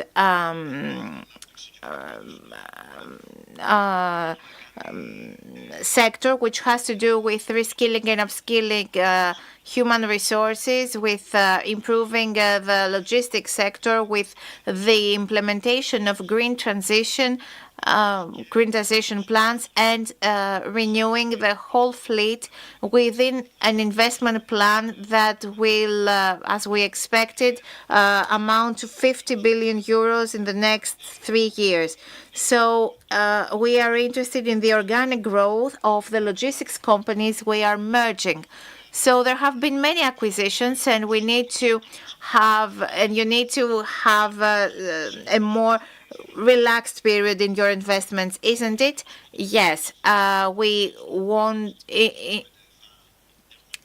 at the beginning of 2025 there will be one more company, and having merged all the other companies and having all our works under one umbrella, we need to focus on the work, not the extra acquisitions. For an extra acquisition, there should be something really interesting in order for us to proceed with this. Investment in real estate are usually said to not contribute to economic growth. What is, in your opinion, the contribution of the real estate in the economy? I do not agree with that, because I believe that there are many sectors that depend very much on the real estate, and the question is whether these properties get into the production and whether they produce wealth. It's another thing to build houses which is important for people to live in. But when we're talking about real estate and growth, for me, it should be a production investment. If we're talking about office buildings, if you can transform it into a production product, then it has a very big added value to the economy. One of the problems in Greece was that many times we did not use properties for a productive reason, and we do not have any limits. Why we either build office buildings, all of us, or we all build houses, and we see that there has been recently a rationalization in the way in which we see this now. We have found a balance in the market. I can tell that as far as logistics is concerned, we see this balance for the last 2 years, mainly led by the decrease in demand for consumers' goods, since the available income is also reduced. But on the other hand, there is a huge stock of real estate of all sectors, which should be renewed because it does not meet the recent environmental criteria. It's not green because the warehouses we have today cannot have any automation. So we need to change the stock that we have now. One last question. If one asked you, what do you keep from the entrepreneurship in Greece? The best and the worst thing. What these two things would be? The worst is the licensing process. By far the worst. The best is that the market has matured. It has become smarter. And this means that we still have our hope as Greek people that we have learned from the past. And it seems that even if there is a small period of recession, of decrease that will be driven by Europe and not our own actions, all the perspectives are in favor of Greece, at least for the next 5 to 7 years. And one last question, very quick answer to this. You talked about licensing process. Is this because of indifference, other things? No, it is mainly due to the fact the time needed for the paperwork to be transferred from one office to another takes too much time. Thank you.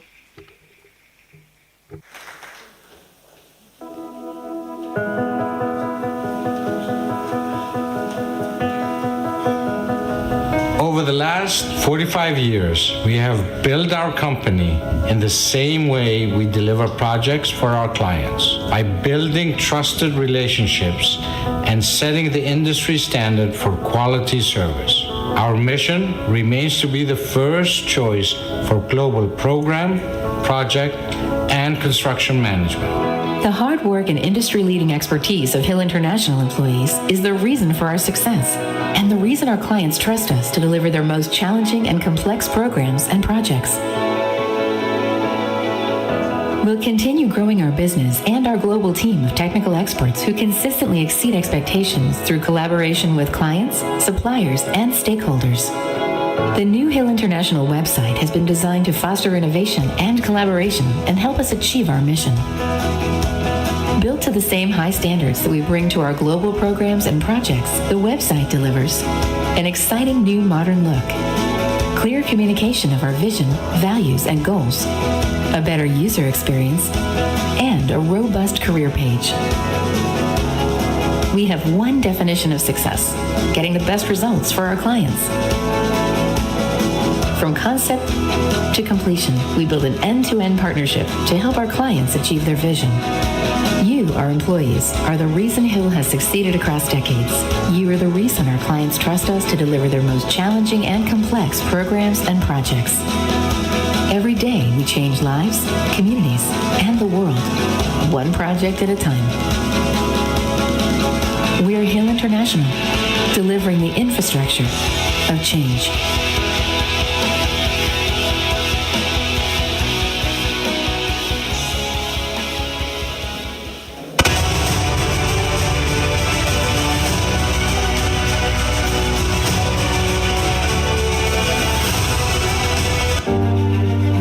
Οραματιστήκαμε το μέλλον, με ανθρώπους να ζουν σε βιώσιμες πόλεις και σε αρμονία με το φυσικό περιβάλλον. Με σύγχρονες υποδομές για καλύτερη καθημερινότητα, ποιότητα ζωής, πολιτισμό. Οραματιστήκαμε το μέλλον και ανοίξαμε δρόμους για τις μικρές και μεγάλες διαδρομές που ενώνουν τις ζωές των ανθρώπων και κάνουν τα όνειρα να ζωντανεύουν. Πιστέψαμε στην επανάσταση της καθαρής ενέργειας και στη δύναμη της καινοτομίας και τολμήσαμε. Πιστέψαμε στους ανθρώπους μας και ταξιδέψαμε την Ελλάδα σε ολόκληρο τον κόσμο. Πιστέψαμε ότι κάθε τι καινούριο που κάνουμε πρέπει να γεννά ευκαιρίες και να φέρνει ευημερία σε όλους. Όμιλος και Εκτέρνα. Επενδύουμε στην Ελλάδα. Επενδύουμε στο μέλλον.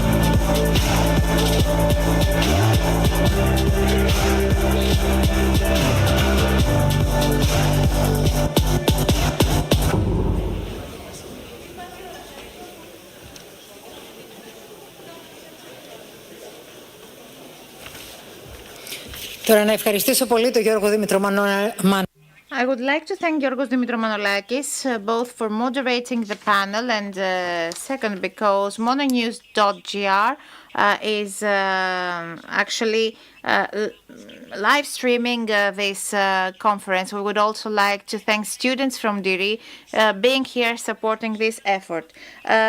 So now let's talk about infrastructure. We will have Thessaloniki Metro ready in 25 days, ready to operate. In 2024, actually, 2024 is a milestone year for infrastructures and the buildings, the construction sector, which is again back after many years, while the challenges are many. So the moderator of this panel will answer difficult questions on this field. Thank you to the organizers again this year at Athens Investment Forum. They always place me in the construction sector, and the truth is that this is the biggest hot topic of the coming years because we managed to survive, to recover, and now we need to look into the future and build the future. And we have plenty of time to think of that here in Athens, in our cars, while we're stuck in traffic. And we can figure out what we can do in order to improve the quality of our lives. So we need new infrastructure works, and we need to discuss all of that. We need to see them mature within the society and in our minds. We need to actually set up the new life that has begun, but at this moment is a bit messy. So we need to shield it because there are many problems, many risks such as climate crisis, the natural phenomena which are very intense. So now we have a construction sector that has recovered. Still, it's not at the level we would like it to be. We don't have the resources, but we have people, human resources, we have people who are experts in this field, and they're here participating in the panel I'm going to moderate. So before listening to the minister, Mr. Staikouras, I would like to invite to the floor Mr. Alexandros Michailidis, Deputy CEO and General Technical Director of Terna SA, Mr. Dimosthenis Katsigiannis, Head of CEO's Office of AVAX,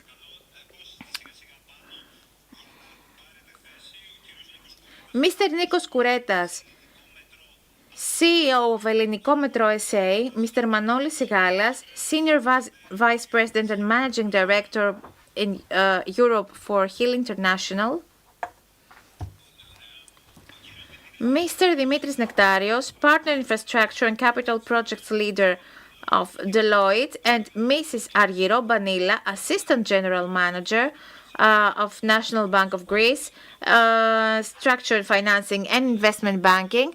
I think that our panel will be indeed very interesting. I know that we don't have too much time.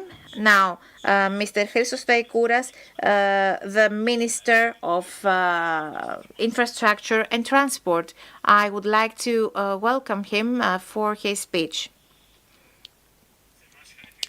Congratulations to the organizers of this amazing conference and to this panel that will definitely help the public discussion on infrastructure and transport, if I may add, because Nikos, since you mentioned the traffic and the situation in Attica, we should of course talk about transport. So let me start by actually using a word that you used as well. We need to set up things. We need to see what are the priorities of the works, what are the resources available, because the needs in our lives are limitless, but the resources are limited.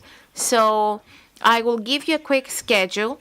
And it's actually a form of accountability to the society. The funding for all these things is guaranteed. Road construction works. We have taken many steps forward, and the evidence is the latest European research which show that we have achieved in reducing accidents on the road by 50% during the last decade. When it comes to public discussion, we do not focus on that, but all of us who were traveling every day at Pétalo of Maliakos, we know that this is an achievement and also a message on how we should operate when we have funding tools and when resources are limited.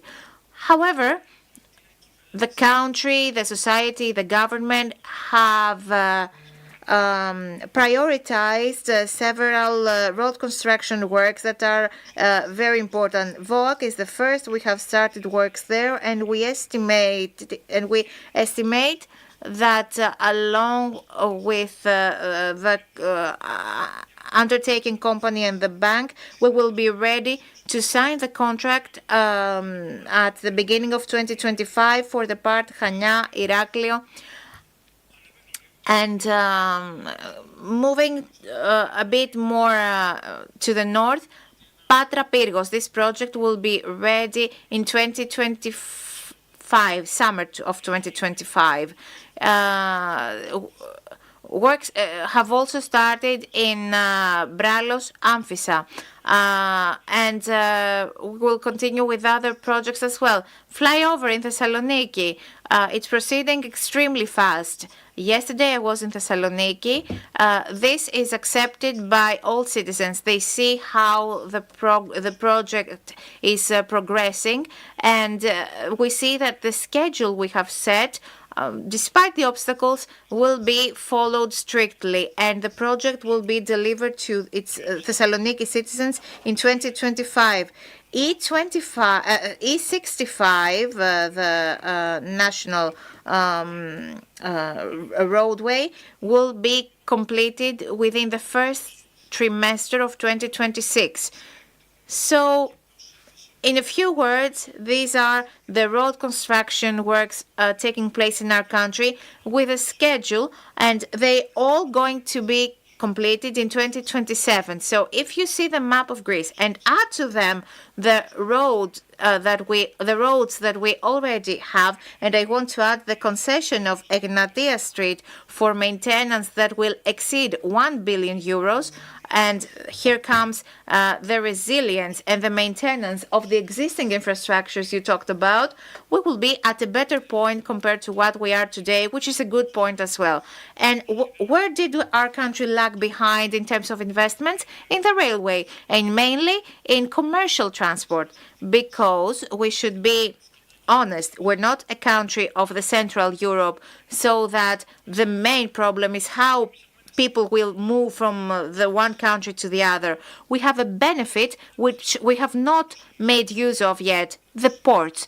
So we must connect the Greek ports with the railway and make use of the TEN-T, the new roadworks of Greece, of Europe. So in this axis, Greece has already taken important steps, and as I heard before in the previous panel, we have important funding guaranteed. In July 2024, a couple of months ago, we managed to get funding for a specific part of the works, and we are going to have new funding for Alexandroupoli. So this is very important for us because we will be able to create a connection with Ukraine.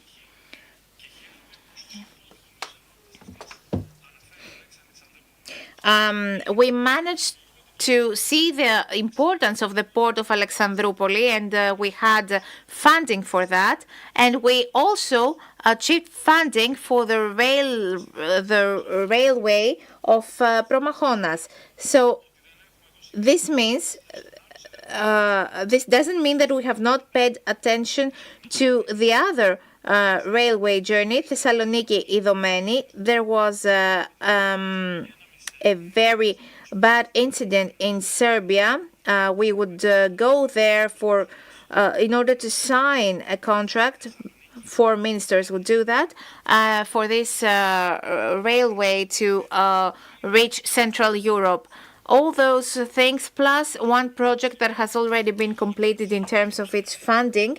And there has been a concessionary company as well, which is Toxotes Karvali, which means the railway connection with the port of Kavala, and 460 million euros, which have been achieved for the railway of Athens Thessaloniki after Daniel, and the upgrade of the railway connecting Larissa with Volos, so that we also upgrade the port of Volos.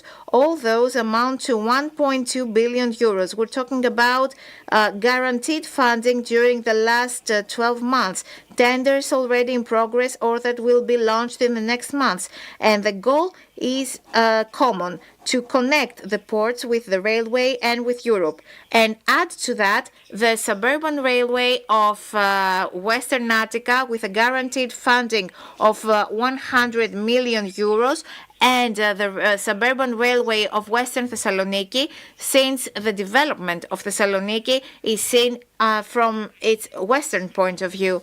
So the interventions are very important, and one of them has to do with the telecommand of the railway overall. We have legislation, we have funding for parts of the railway where there were no signals at all, as was the case in the railway from Athens to Kato.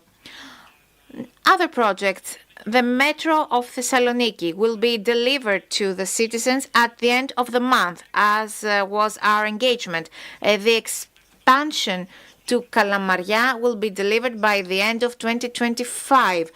Line 4 in Athens, a very important project.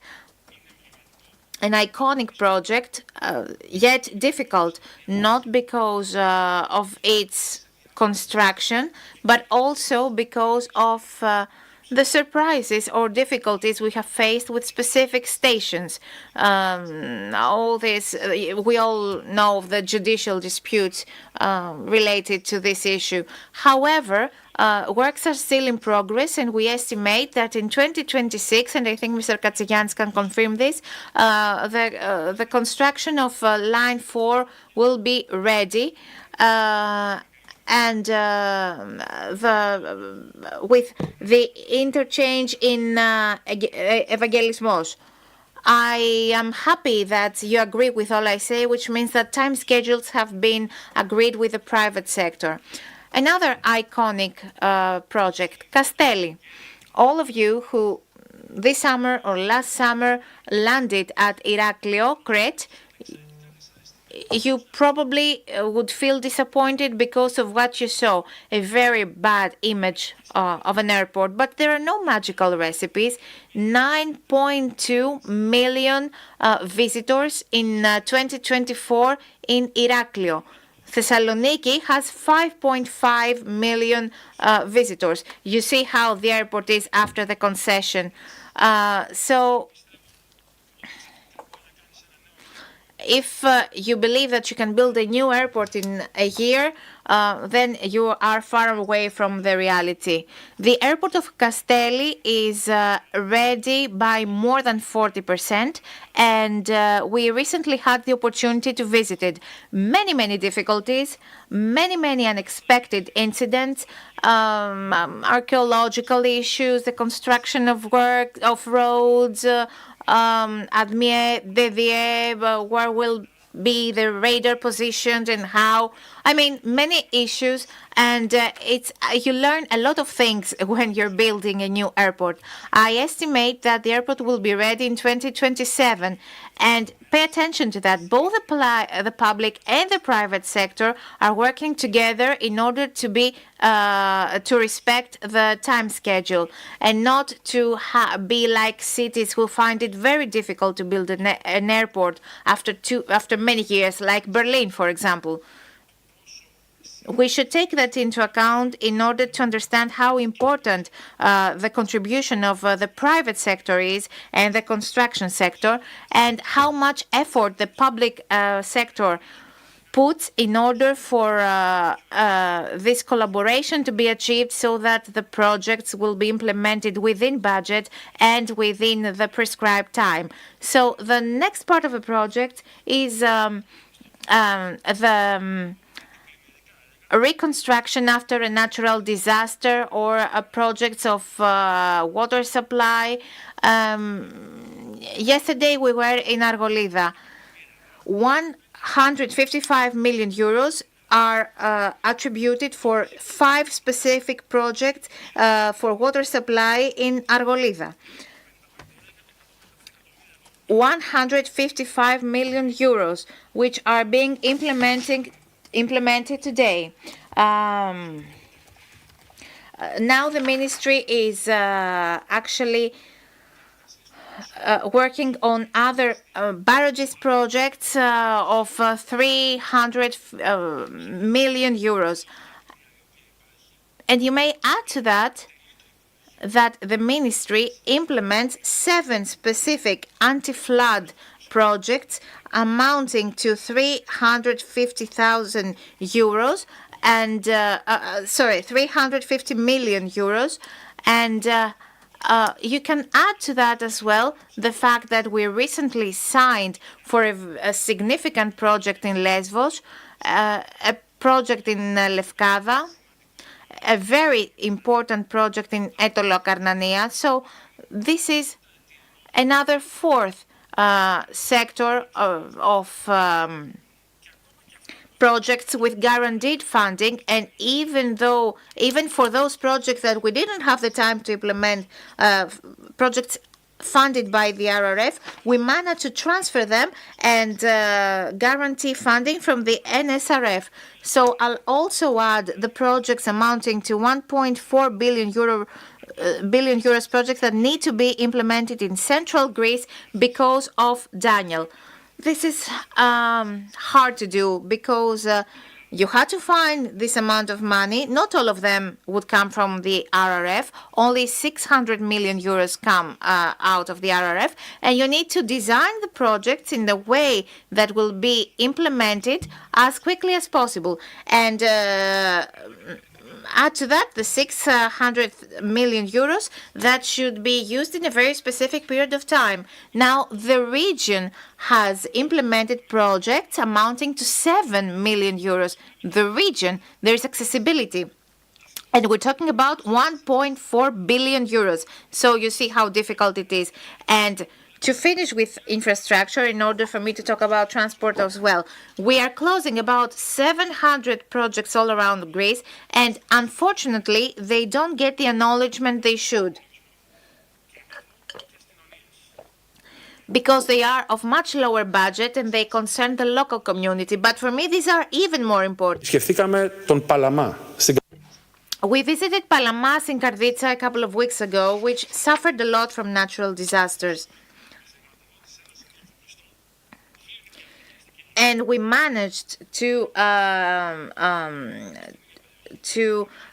inaugurate 2 kindergartens funded by the Greek Entrepreneurs Association.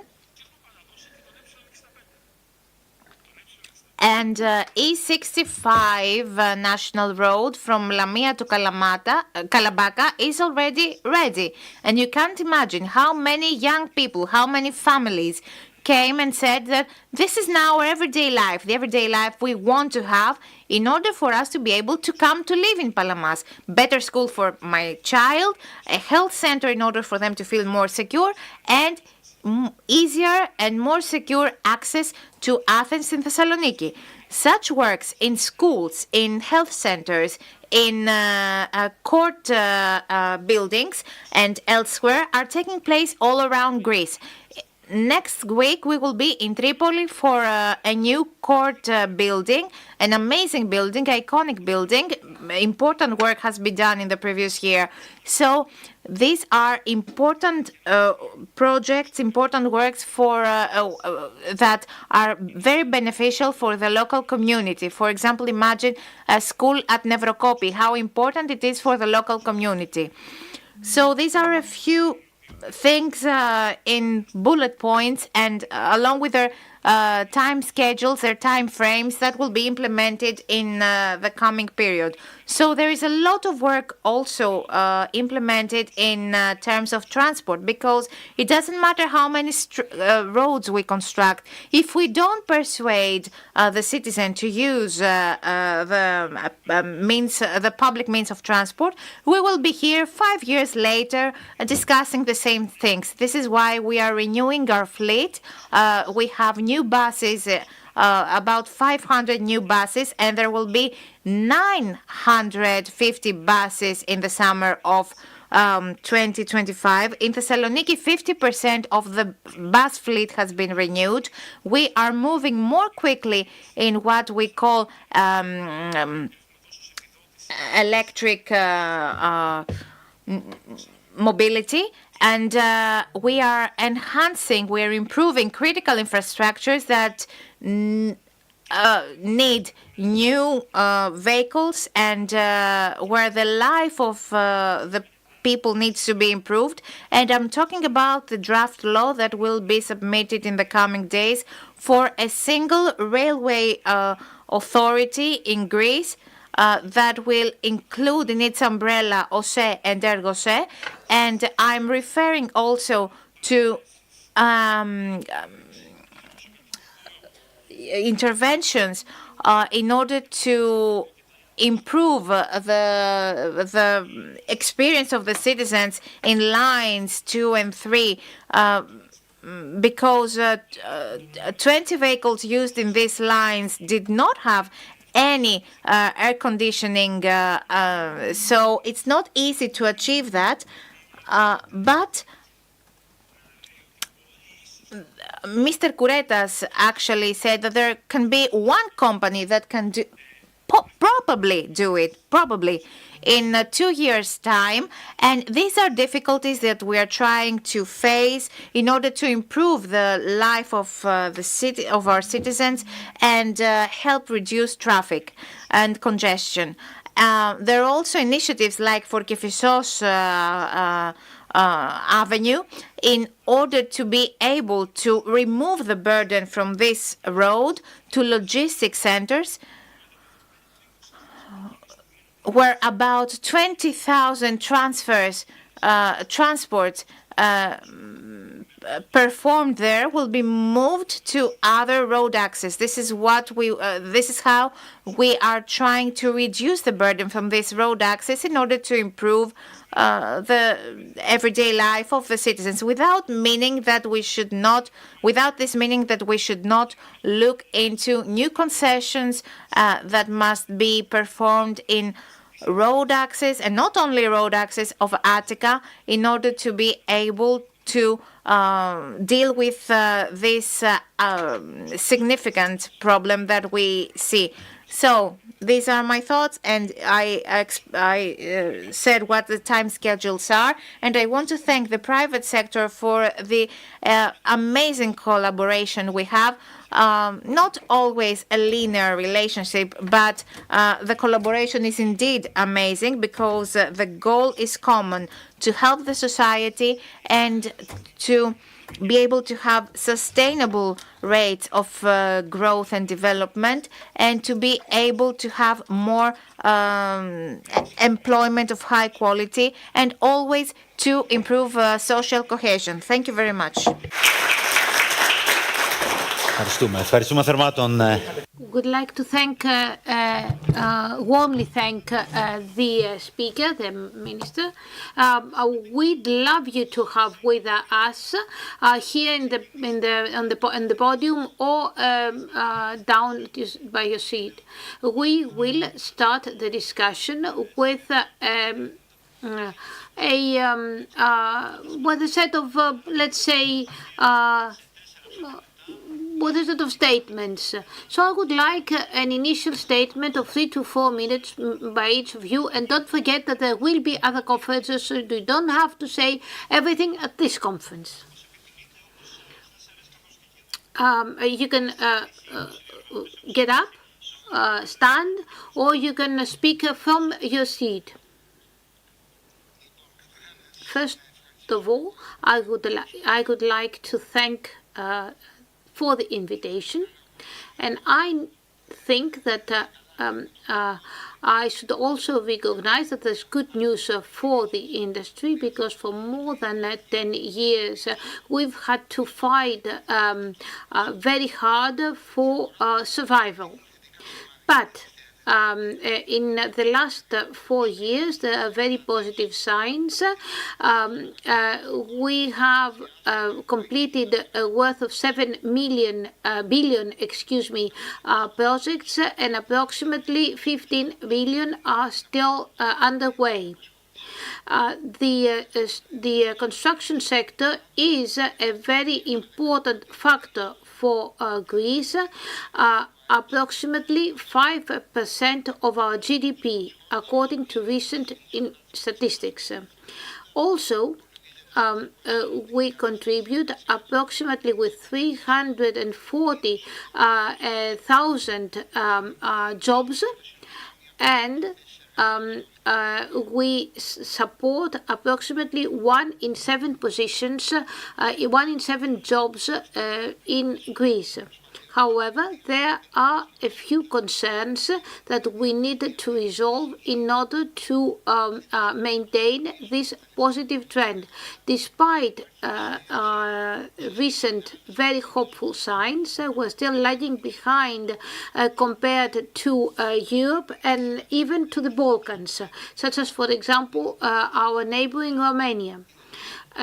We are last in the Eurozone, approximately with 4.4, and compared to Romania, we are behind, since Romania is at 5.5%. In order to maintain this positive position, we need to acquire visibility. In recent years, we have not acquired any European finance, and for this we needed to be certified. According to recent research by EOV, it was stated and underlined that we require national planning that will mostly look for finance and investments for critical projects. The prioritization of our needs and, let's say, the listing up and collection of available resources will help us a lot and will support the construction sector to take well-informed and valued decisions. Let us now speak about our financial and economic viability. We should not forget in this respect the delays in payment. Timely payment rates in the construction sector are among the lowest in Europe. Only 1 in 5 payments is timely. Another critical factor is the fact of the updating of the prices in public projects, which needs to cover the entire let's say spectrum and range of costs, which of course also will lead to a rationalization of the cost of tenders. The laws exist for that, but have not yet been implemented. Another important issue is the terms of the market terms. In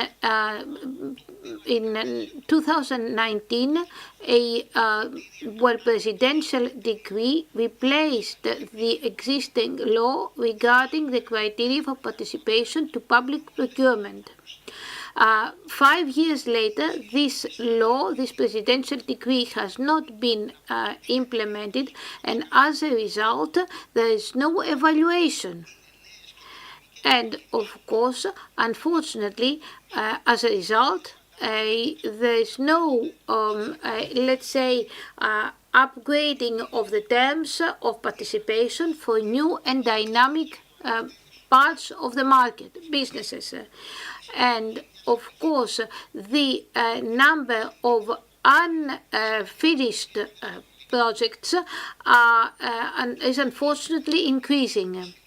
The greatest, however, flaw is the lack of personnel, which reaches 70,000 jobs. According to statistics, we need to increase our human resources in the construction sector by approximately 250,000 personnel. As a result, construction companies need to do their part to render the industry attractive for young people, and also to attract people from other countries if these positions cannot be covered by domestic employees. I think that I have a lot of questions for you, but before that I would like to hear what Mr. Katsigiannis has to say. First, let's say, a statement. Hello, I would like to thank on behalf of AVAX for this invitation. First of all, I would like to say that what is interesting for us and for the area of construction is to compare the before 2010, and the after, or the past and the present. And there are huge differences. For example, the delivery to the public for public use of a roads of hundreds of kilometers length. Many things have changed since then, and especially the way to finance projects. In the past, only the public financed the public projects. Today, there is private capital and also leverage financing. The models that have lasted for many decades today have changed. Since we undertake, the private sector undertakes the commissioning, the maintenance, in addition to the construction. And of course, for many years, while the contractor was not taking too many risks as far as the project in itself, since with very strict supervision and investigation by international international auditors. And what is more, the private sector is only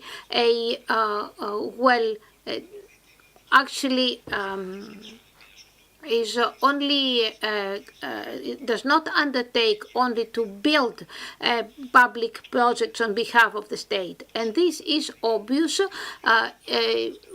if you look at all the big road construction projects. In AWACS, we believed much earlier than the year 2000 that this was the present model was the model that we actually needed, and that is why we were the first construction company to participate in concession projects, such as, for example, in the United Kingdom and in Cyprus.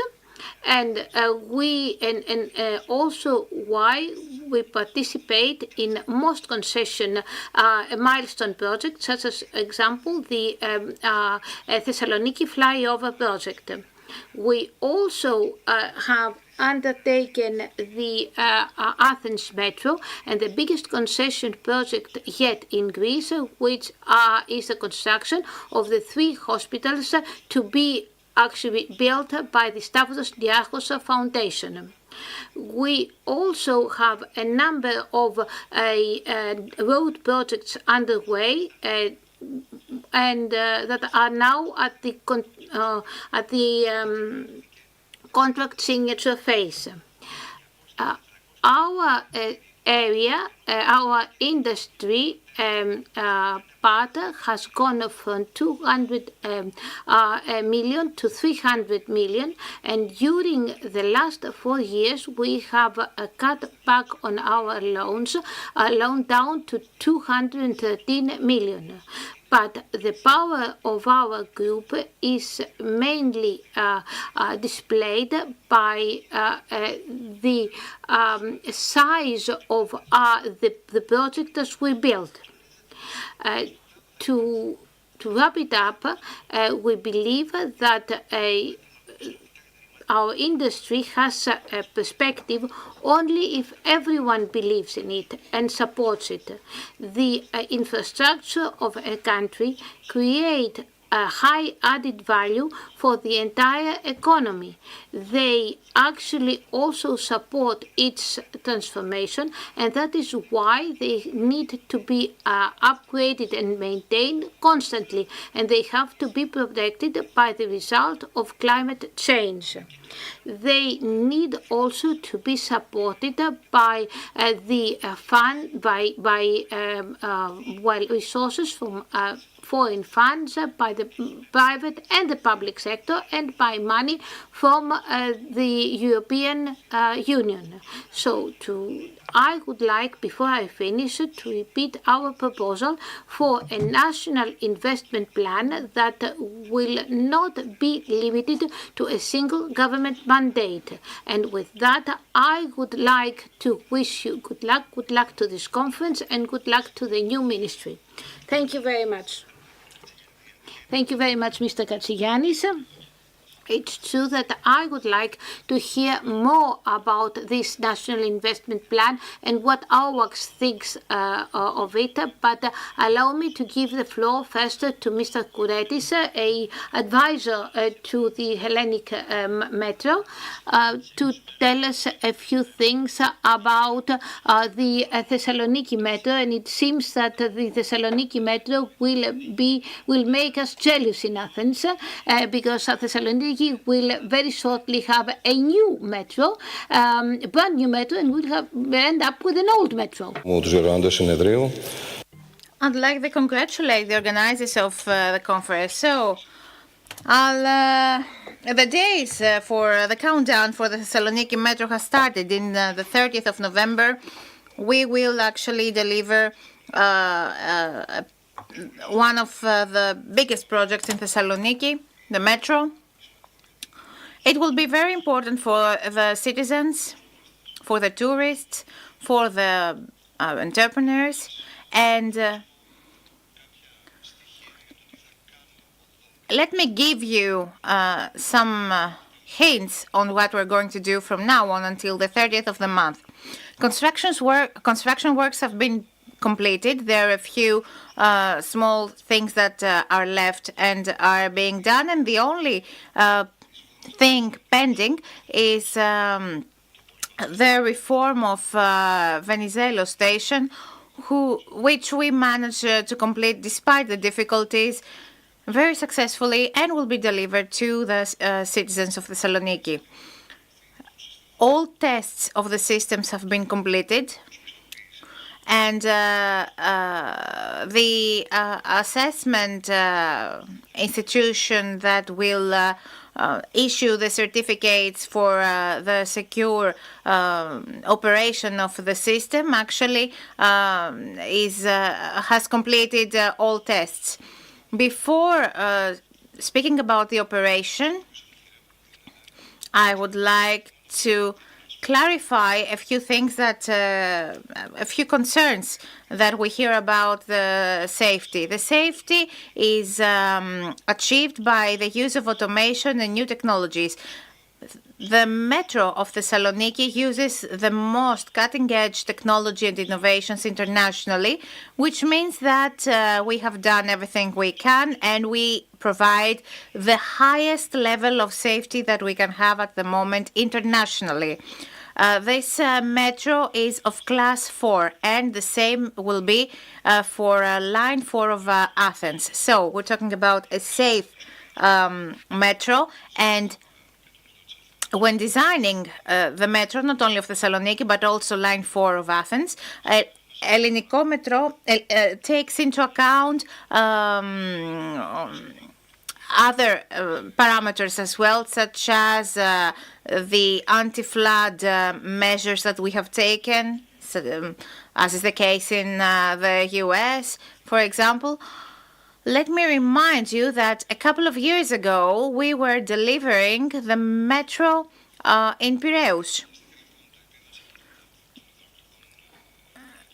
The hydraulic designs and measures taken for the anti-flood protection of these stations, in order for us to raise the level of the stairs and the elevators, we had to take authorizations from the National Archaeological Council. This means that we have done anything that was scientifically possible for the metro to be both safe and secured by the climate crisis. Now, let's move to the operation. The operation of the Metro of Thessaloniki, for the first time, not only in our country, but in Europe as well, we have established a system of collaboration between the public and the private sector, which means that a private company will be paid per month in order to operate and maintain metro. Besides that, all money coming to the metro will go to the national funds. This adds many KPIs to the contracts and allows us to increase the income for the public sector every year. For example, for every vehicle that does not actually performs its course for every 2 minutes, for example, there will be a penalty. So the operation is now at the highest level for a difficult, if I may say so, metro, because it will be the first metro in Greece that will be without a driver. And there are other systems as well that the citizens will see for the first time. For example, the platforms, they have security doors. The train comes, the doors of the train open, and the doors of the platform open at the same time. So this mind the gap will not be the case in Thessaloniki. There is no risk for a child, for example, to jump into the rails. Another thing I would like to make clear is that Venizelou station, actually Thessaloniki Metro, has 5 stations of archaeological interest. More specifically, Venizelou station is the only station in the world which has a subterranean archaeological area. So the citizens will be able to visit it and see an area of the old city of Thessaloniki with shops, with houses, and the citizens will be this will be accessible to the citizens in a very live way, and they will be able to see it crossing the station from the north to the south exit, but this will not be accessible by the area of the tickets, which means that this place will be available to all citizens regardless of whether they use the metro or not, and the security of this area is the responsibility of the private company operating the metro. So very soon we will be able to give to the city what should have been given, and we will deliver it with safety, and I think that the citizens will be very happy with it. I'll come back with what happens in Athens. It seems like we have not found what we should do after the economic crisis and the pandemic. Metro is not the same as it was 20 or 25 years ago when it was built. Mr. Sigalas.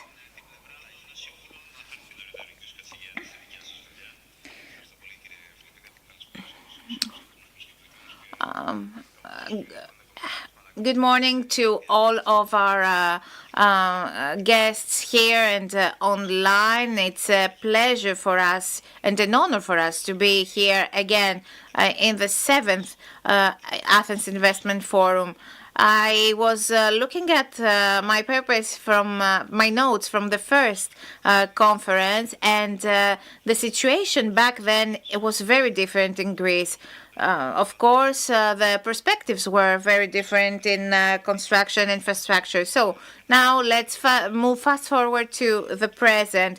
Things have changed. This sector is more favorable in transport, and as far as the construction is concerned, it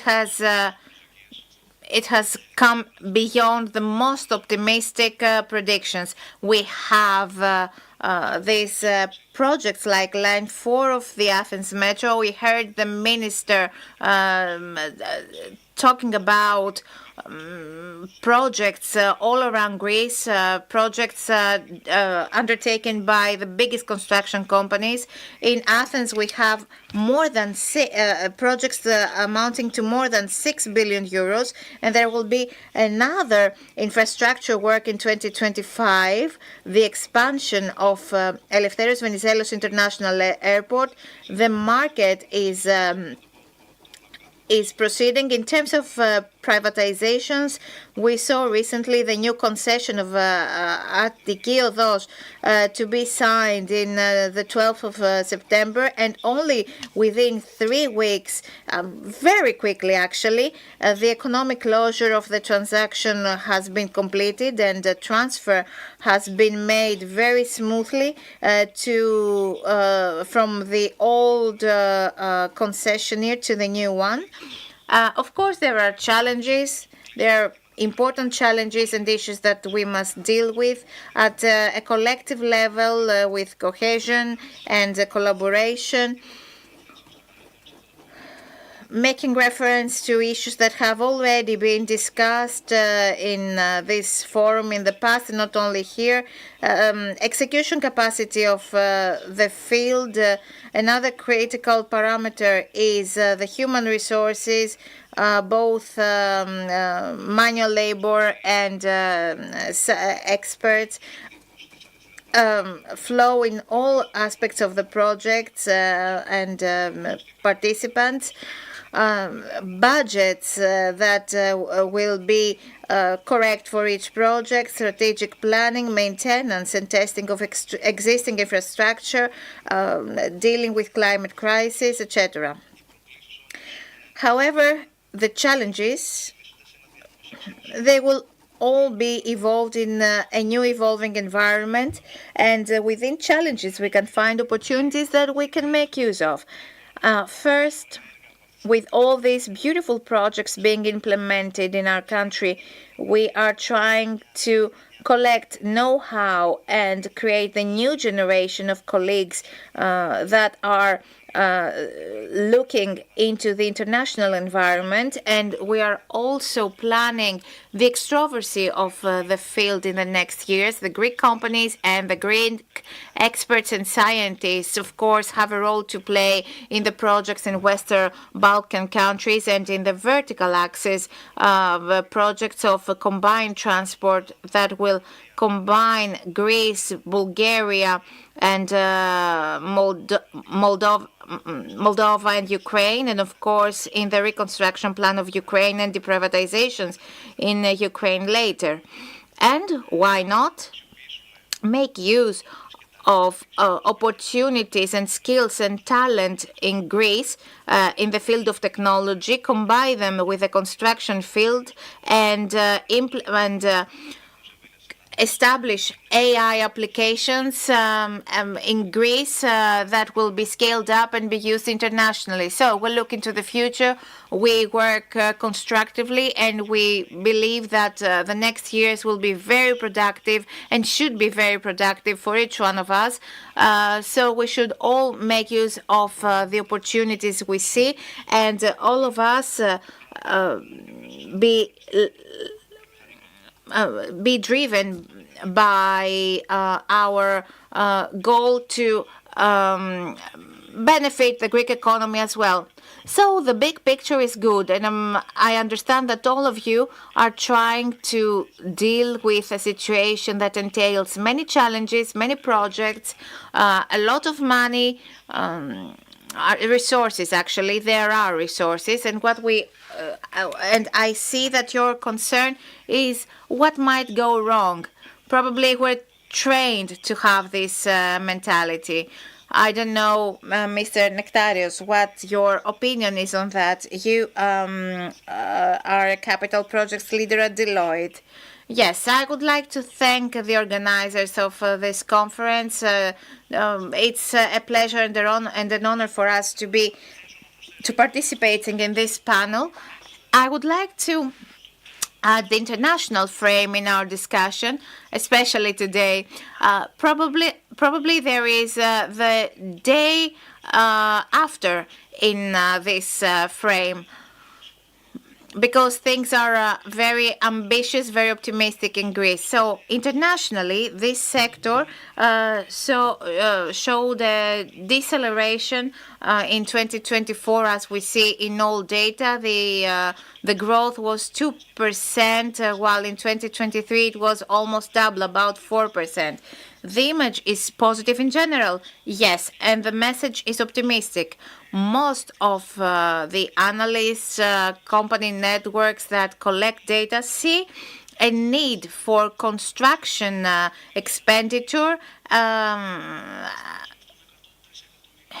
of about $100 trillion by 2050, and the number is indeed big. We will have a panel later today about that. The energy transition will consume $5 to $7 trillion per year by 2040. So you understand that the connection and the mixture of transport and energy and climate crisis is huge. So, what is on the agenda for the international construction field?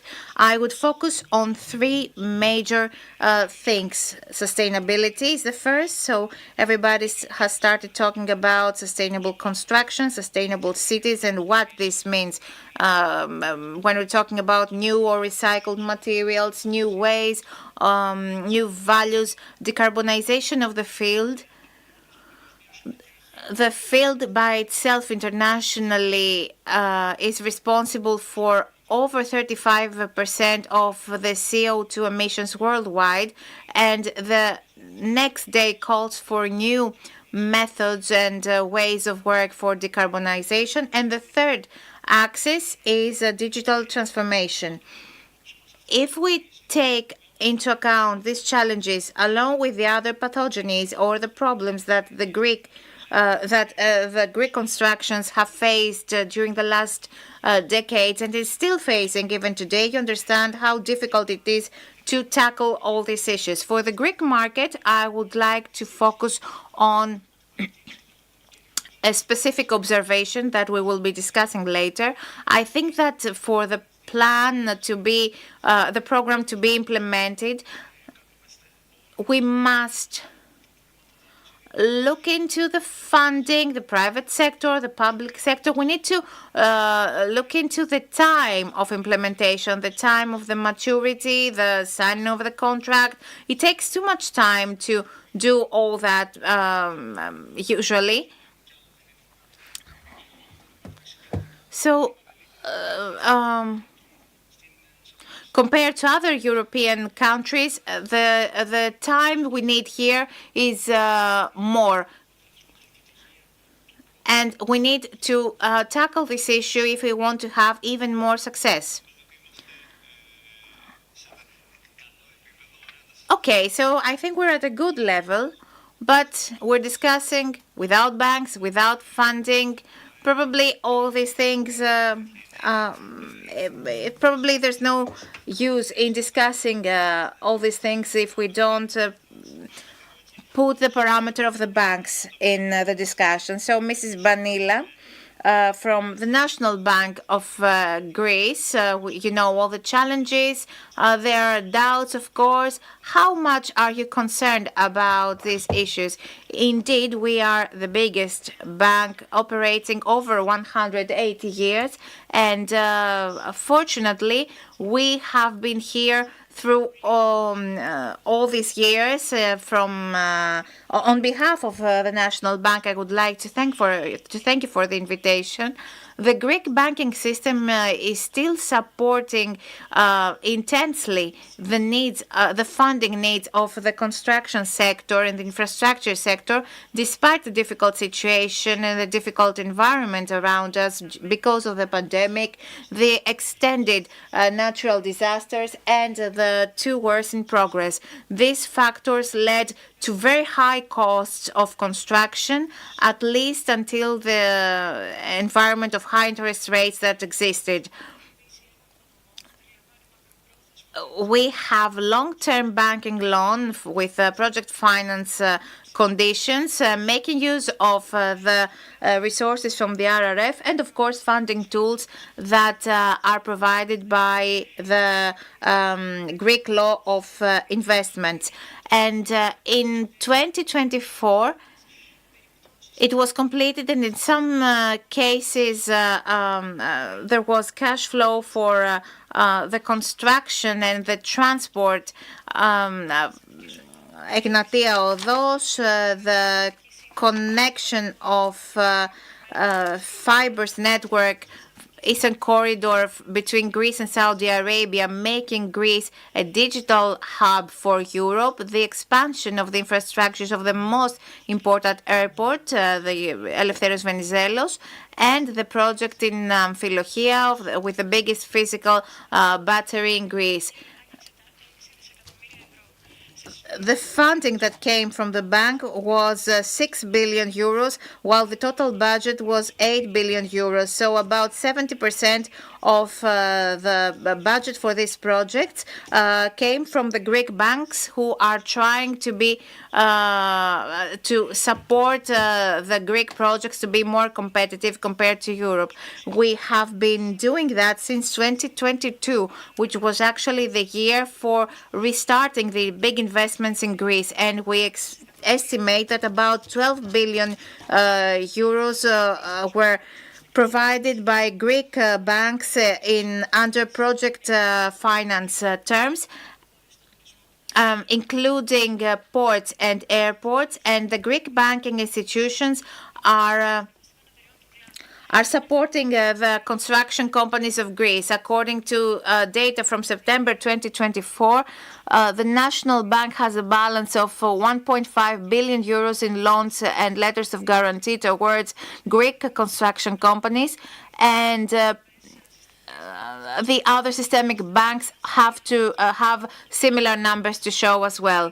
As far as the East Med corridor that was mentioned before, the National Bank trying to differentiate its product efficiency and its institutional positioning in the Greek market for attracting foreign investments has completed earlier this year the first Greek funding investment in Islamic financing in the framework of the implementation of Islamic legislation as a collaboration with Saudi Telecom after a contract signed many years ago. So this transaction is a very important milestone for the Greek economy for the implementation of similar investments with cash flow from Saudi Arabia, and it also shows the focus of the bank on creating the background and setting the conditions for investment. Of course, about Alexandroupoli, as National Bank, we have exclusively funded two major projects in energy, FSRU and CCGT, 736 million euros in total, and we believe that these projects will make Alexandroupoli a hub for energy infrastructure for the safety of Europe in general.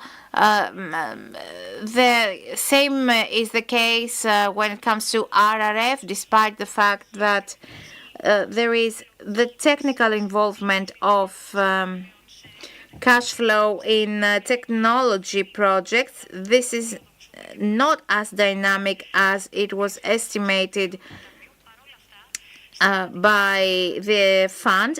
However, more than 50% of the total resources have been provided to the national fund, and we rank 5th among 27 member states because of this. Out of them, 7 billion euros of loans are in progress of implementation. More than 5.5 billion have been integrated in the budget of investments, and there is a lot of pressure for the remaining amount until the end of the year so that we can have the next funding. Greece has managed to be to rank second in the best standard practices. This comes from the International Bank, and this means that we are at a good position as international investment destination. We expect that the projects under this framework will be important for the Greek banking system in the coming years, along with energy, logistics, and data centers. So to sum up, we should note that infrastructures in Greece and in Europe are a major pillar of digital expansion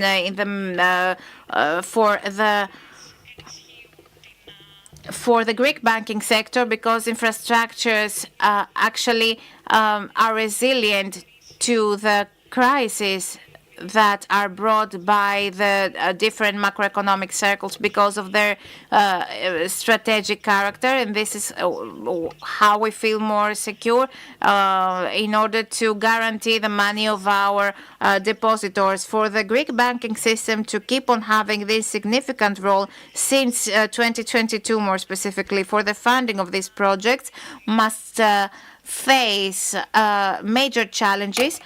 First of all, the profitability of the Greek banks in order to be able to expand our customer base and have a bigger piece of the investments in major projects, the absorption of the resources coming from the RRF, which is a big challenge for the country, and the time schedules are very pressured and, as far as we can see, are not really attractive, are not really flexible. And another issue is that is the human resources. It's very important for us, very critical for us to be able to inspire and approach again new executives which are ready to work and are educated as required in order to be able to deal with this environment.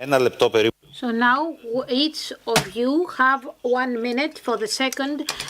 We are going to start from you. Just grab a sip of water and then finish with the first speaker. So the question is very simple. Very simple and clear.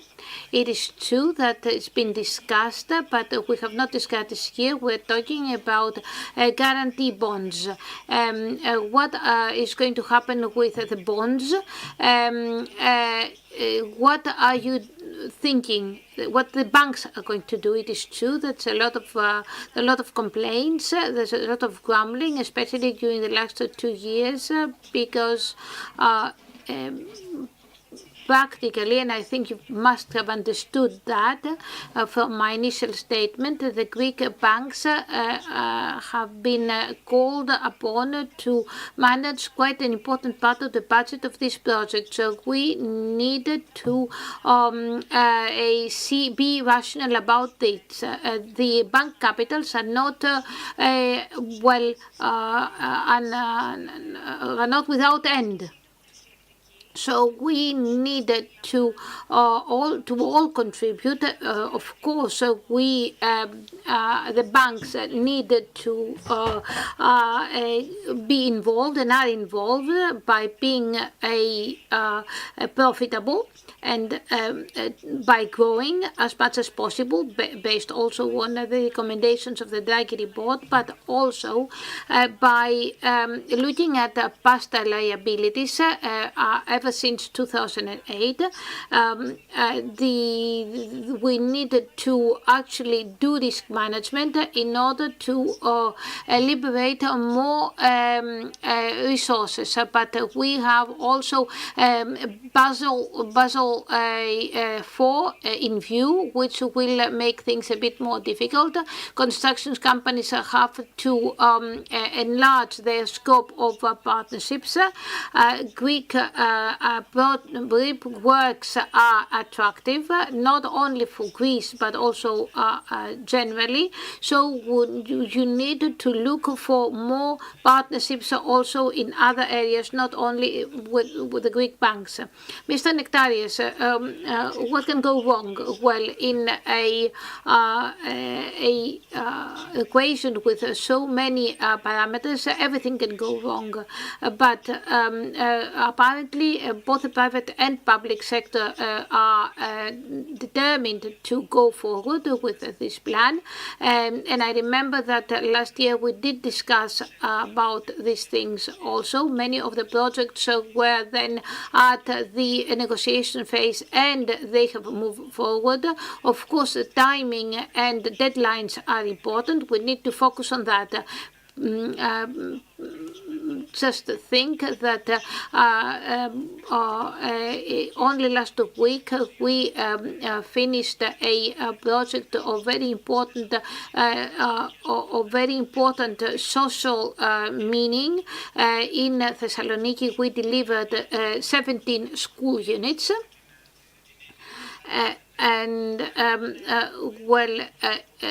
It was an easy to implement project. Well, now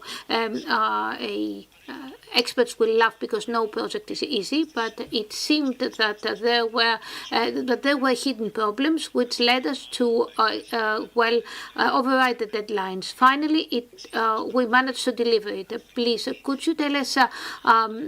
Would you give us a practical example? Well, a practical example. A project line that we did implement is also related to AI and to bringing Greece up to standards. We actually tried to find a way to actually help, and we did choose health and safety. So what we did was we built a team of technicians to work on AI for health and safety. Then, with the support of a few of our customers, we tested it on site and in a hotel. And now we are implementing it on a pilot basis, but in Athens extensively. We are in order to actually streamline it, and I think it's quite interesting. Some of our customers have expressed their interest, international customers, and I think that we use it as a guide for future developments. Thank you very much, Mr. Kouretas. We have line 2 and line 3 for the Athens Metro. It seems that the frequencies are a big problem. The lines, the tracks are old. So let us go from Thessaloniki to Athens. In Athens, we're now in the tendering phase to extend line 2 from Anthoupouli to Ilion. Will it be done? Yes, it will. We are at the tendering phase, as I said. And we expect to add 3 new stations, Palatiani, Ilion, and Agios Státhios. We are going to modernize the Eleonas, the Eleonas Center, so as to achieve a better maintenance over the trains. Then we are going to extend the Athens Metro towards the Stavros Niarchos Center. We are going to extend line 4 from Goudi to Kifisias Avenue, and from Galatsi to the Athens, to the AIF football station. Then on line 2, in addition to adding to expand towards Anthopoli, we are going to go towards Glyfada and Ellinikon. We are at the design phase. All these designs will be implemented gradually, steadily. You know that building a metro and extending a metro is not an easy or a cheap task. I think that everybody knows it, especially Mr. Katsigiannis, and so give us time. You spoke us earlier about the national plan. I would like to hear a bit more about Athens. The minister spoke before about new concessions. Well, I don't want to speak only about Athens. An excellent proposal that has been submitted to us for examination by the 3 leaders in the sector was the expansion of Attiki Odos towards Lavrion and Rafina, and about the undergrounding, let's say, the underground line. Well, the putting the road underground. Anyway, the public sector, especially the government, are responsible for decisions, and of course, we need prioritization. There are a lot of tools, and we have heard from all the speakers here that the construction sector in Greece is ready to go forward, but leverage cannot be used everywhere. Leverage cannot be used, for example, for roads and for railway tracks for many reasons in Greece. That is why we need the contribution of the government, of the state. And when we are talking about important infrastructures, we are talking also about educational infrastructure and about schools, that is, and about hospitals. Mr. Katsigiannis, you spoke earlier and you mentioned it, and I would like to hear more about these phantom construction companies. Could you tell us more? What are the characteristics of an actual construction company? Well, it was just a term I used because, having a degree gives you the possibility to participate in tenders, in call for tenders, but these permits, these degrees need to have a regularity. Most of these companies cannot participate in international call for tenders, but nevertheless, these let's say permissions, these certificates need to be given with a certain regularity.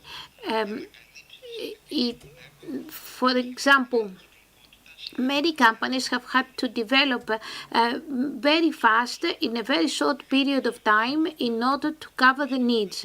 And for that, they need to be flexible, they need to be able to adapt, and they need a lot of money.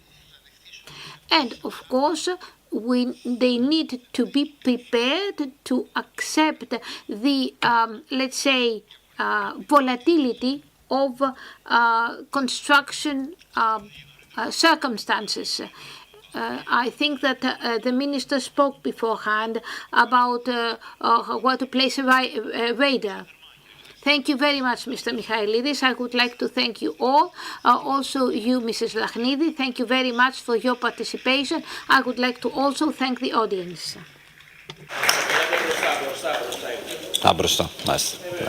Please step forward for the photo. Afraid of heights.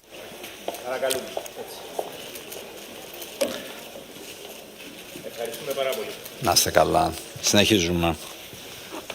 Παρακαλώ.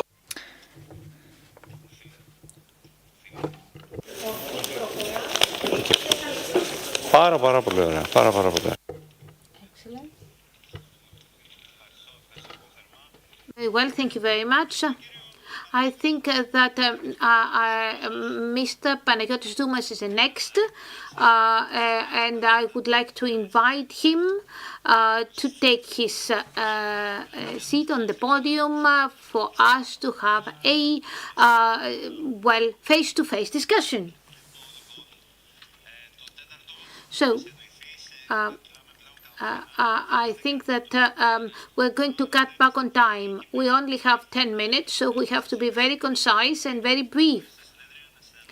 And I think that it's good to speak very clearly and directly at the conferences. So first of all, please tell us who you are. You are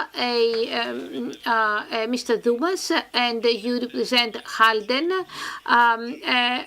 head of the energy part of the company. You are a insurance broker. So what exactly does an insurance broker do? We are the biggest insurance broker company in Greece, with 290 employees in Greece and 19,000 employees all over the world. We actually represent 190 million euros in Greece in premiums. We are specialized in insurance broking and especially risk management for energy and financial lines. Especially as far as energy is concerned, we actually are insuring currently 6 gigawatts of energy. So especially in solar panels and in renewable energy resources. Yes, quite an important percentage of the capacity of the country. Why do you insure energy? We insure all these works, all these projects for two types of risks. One is against natural disasters, and the other is against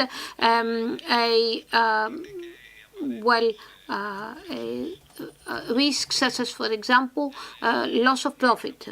And of course, we are part of the conditions set by the banks to finance such a project. Banks do not finance projects without sufficient insurance coverage, and that is why we cooperate, for example, with the lady that spoke beforehand. Greece, at the era of energy transition, cannot implement projects or expect to implement projects without coverage. We insure a project in order to secure financing. So what we are invited to help the banks, to assist the banks to decide on the required insurance coverage, and secondly, to calculate the insurance risk. So let us go to the difficult part. Is there the mentality required? Not in Greece.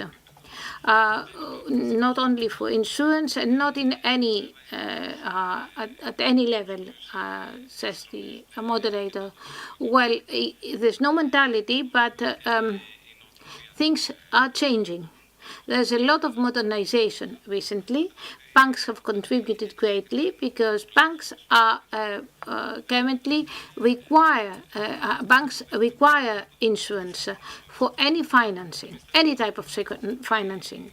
So, what is our position? Our position is that customers need to have a specific mentality which includes insurance. Insurance is not an unavoidable evil or necessary evil. Many times, customers come to us with a mentality that actually sees risk management, capital evaluation, etc., as necessary evils, as unavoidable evils. Yes, but when a natural disaster occurs, this unavoidable evil will cover you back.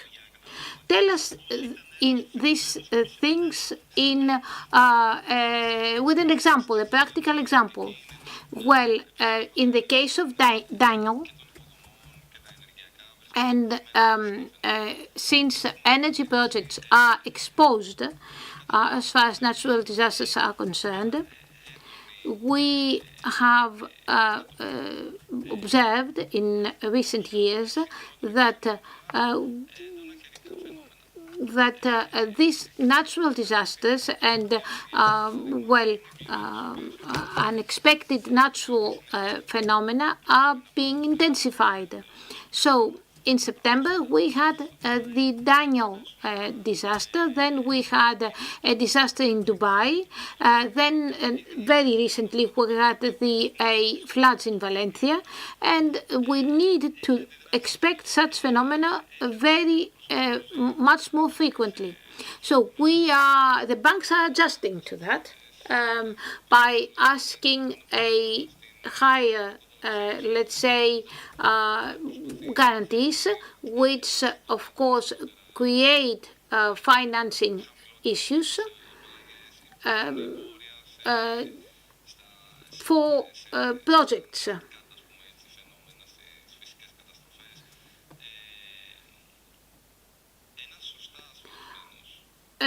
A business that is properly covered, insured, will face a minimum risk and minimum loss during a natural disaster, and therefore the project will be viable, will be sustainable. In addition to that, do you think incentives are also required? For example, public incentives or tax deductions or reliefs. Well, this always is helpful, but without the appropriate mentality, they won't be of any help. The appropriate mentality is an enabler. Have you seen a bank that finances a project, even a very small project, without appropriate coverage? Well, in the shipping sector, for example, is necessary, is compulsory. Is compulsory. Yes, and I think that a ship owner knows, has learned well by operating for many years. And let us not forget that shipping is very well developed in Greece, and that's where insurance began, where ship owners always choose three things: their ships, their lawyer, and their insurer. Because that's what helps them go forward. So to close, why should anyone choose Howden? What is your competitive advantage? For many years, we have been trying to develop insurance in energy and construction and provide services that make the differences.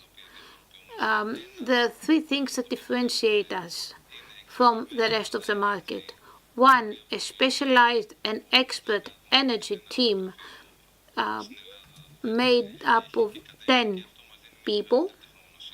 No one in Greece has that. We have extensive know-how, and that allows us to push on the insurance companies in order to provide to bring returns to our company.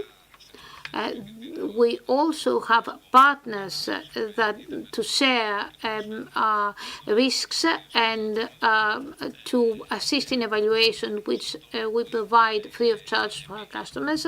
And another very important part, which is very interesting given recent developments, is that as far as natural disasters are concerned, and given the fact that, for example, banks are looking into the location of a project and potential risks as part of the criteria for financing.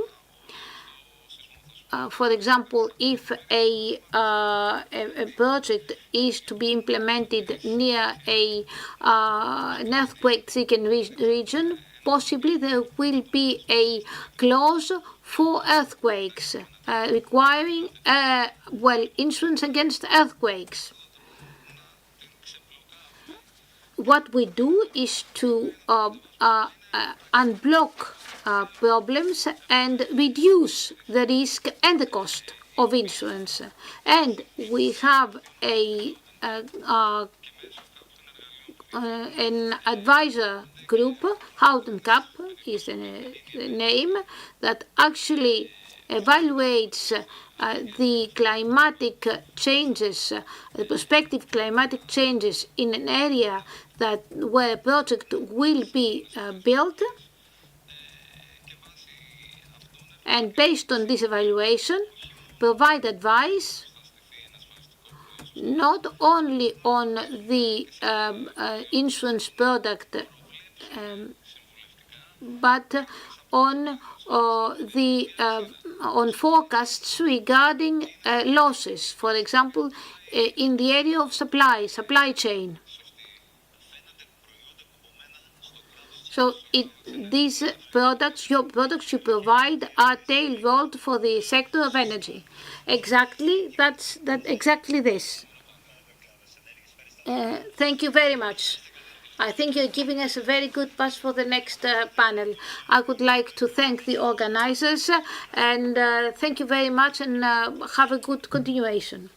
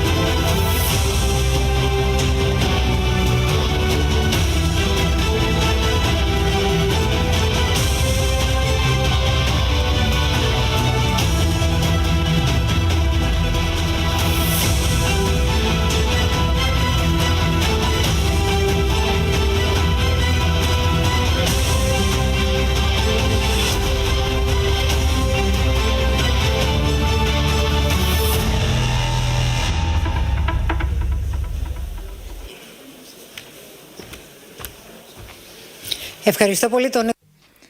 Thank you very much to Nikos Philippidis for the amazing moderation of the session and for being strict to the time available. Now, let's discuss something different. Let's talk about energy. We have talked a lot about energy in the last years for the prices, the green transition, and whether we will achieve our goals. This is a changing environment, and it seems that we have an investing explosion, but this is not a road paved with roses. The moderator of this session will be Mr. Nikos Hadjinikolaou, journalist and director of Real News. Hello to everybody. Mr. Skylakakis, the minister, will be with us in a few minutes. So, in order not to waste any time, let's start with our discussion, and as soon as the minister is here, he will be able to come to the floor. So, I'd like to invite to the floor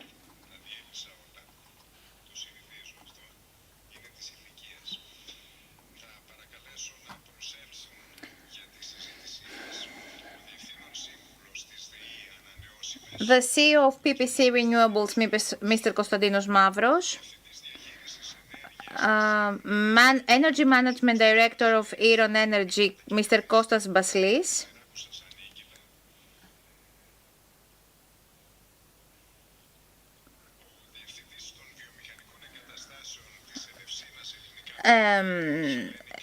from Hellenic Energy and the LFC's refinery manager, Stylianos Kyriakou, the CEO of IGI Poseidon, Mr. Fabrizio Matana, the head of carbon storage of Energean, Nikolaos Rigas, and Mr. Thomas Amichastos, Group Vice Chairman of Kopelousos Group.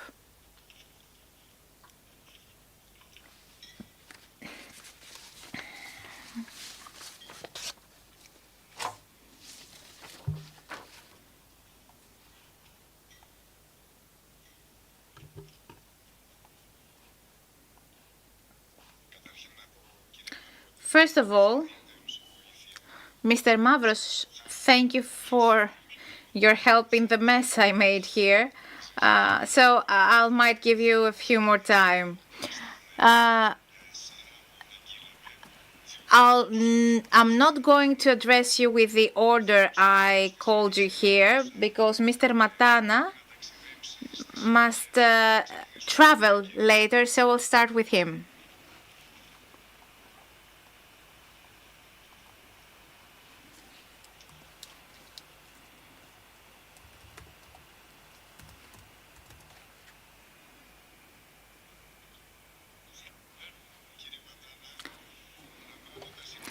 Mr. Matana, taking into account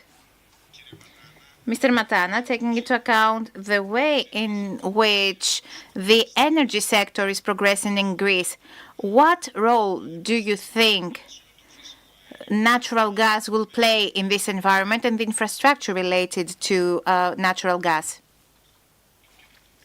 First of all, for let me as a first speaker, have a flight. And regarding your question, I feel more at ease to answer to this question this year than 2 years ago, definitely. We have seen a tremendous effort at European level and in Greece in particular in pushing further the development of renewables. That's clear. It's a no-regret move, for sure. The target is clear.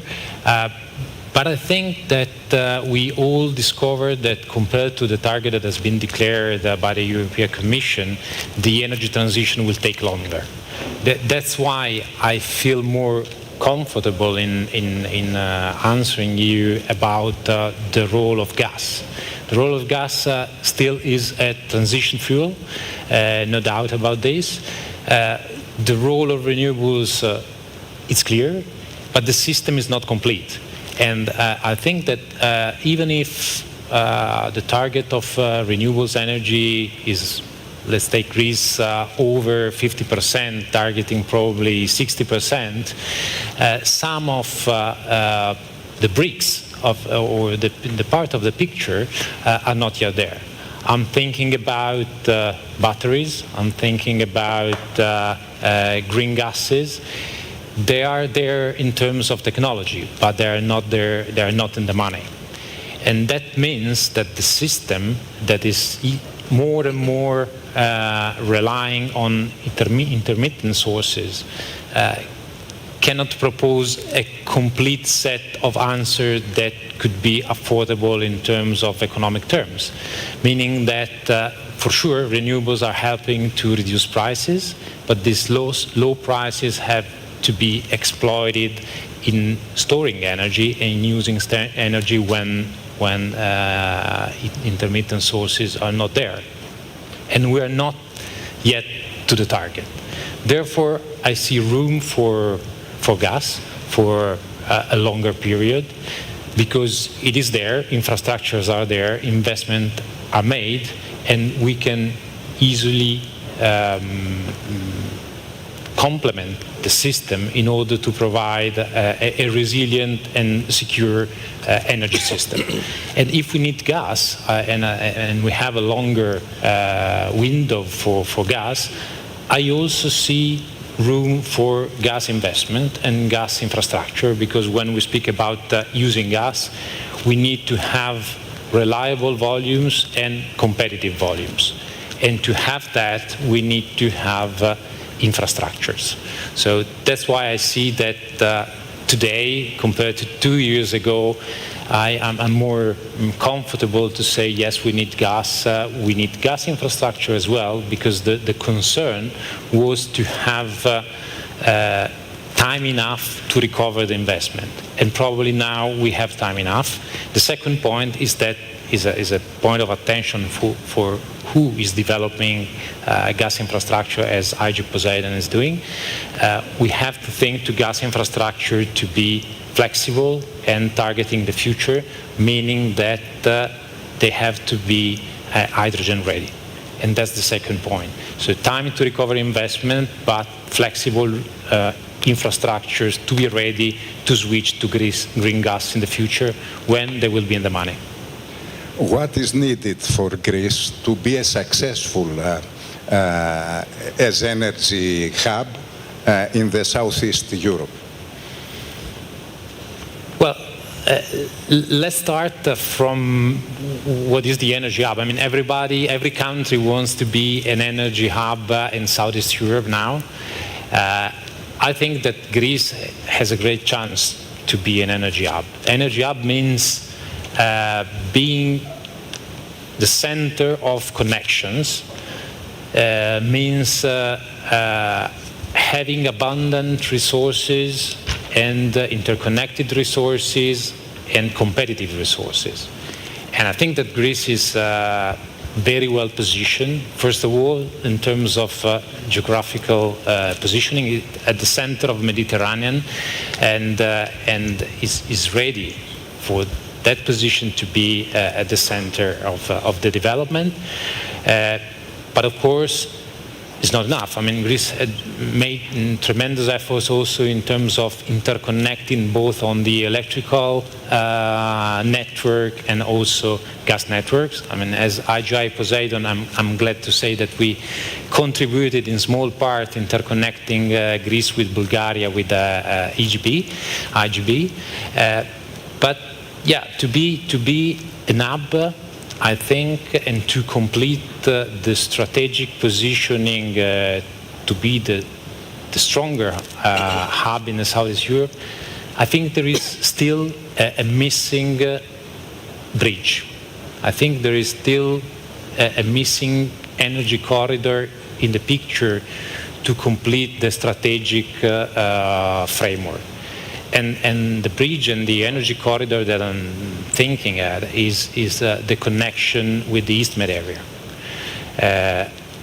I'm speaking about, speaking of an energy bridge, because I'm not only thinking to the project that we are working on as IGI Poseidon, that is the East Med pipeline.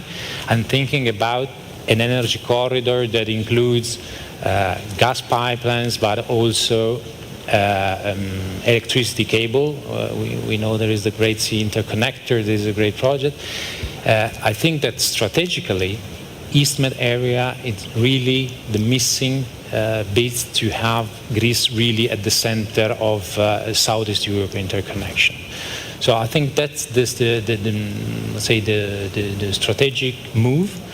When we talk about this kind of project being East Med or a Great Sea Interconnection, we know that there is a tremendous complexity in terms of, technical on one hand, but definitely geopolitical complexity. And I think that the only way to overcome this complexity is to work together and to cooperate between projects in order to find synergies to develop and to close this gap and to make Greece the real great hub for the Southeast Europe. Thank you very much, Mr. Thank you very much. Ο Υπουργός είναι κοντά μας. So the minister is here, the Minister of Environment and Energy, Mr. Theodoros Kyllakakis, will come to the floor, and we will then continue with our panel.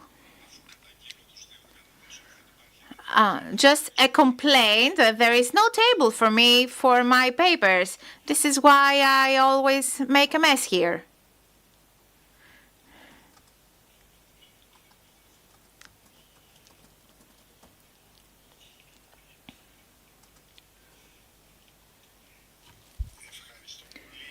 Thank you very much for the opportunity I am given to be here today and talk about energy on a day which is a very important day for the whole planet, because obviously energy policy, depending on the results of the US elections, can move to a different direction. However, any direction it may take, the revolution of renewables will not go back. Renewables are here to stay since technologies are evolving, and they are by far the most effective way of producing energy, even in cases where we do not take into account the tremendous cost of natural disasters. The planet obviously cannot neglect this tremendous cost of natural disasters, and we see that every 15, every 20 days, a new disaster will happen at an international level and remind us of this, like it was the case in Valencia a few days ago. So we won't go back. Greece is planning and implementing a policy taking this factor into consideration. The fact that renewables are the strong and dominant way out of our energy problems. Especially in Greece, we have achieved to take many steps forward as far as the establishment of renewables is concerned. We have made mistakes in the past, mainly regarding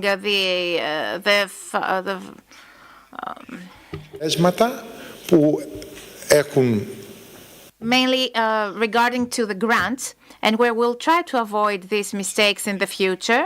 And we have managed not to have the huge increases that we would have if you take into account the cost of CO2 rights, which tripled compared to the past, and the increase in natural gas that doubled since 2021. Because now in our electric mixture we have more than 60% renewables. The future that is coming will be much more interesting and complex at the same time as far as the infrastructures of renewables is concerned, because today we have renewables like photovoltaic, which is a bit over 8 gigawatt, and as far as the wind parks is concerned, this amount is 5 gigawatts, and in the future there will be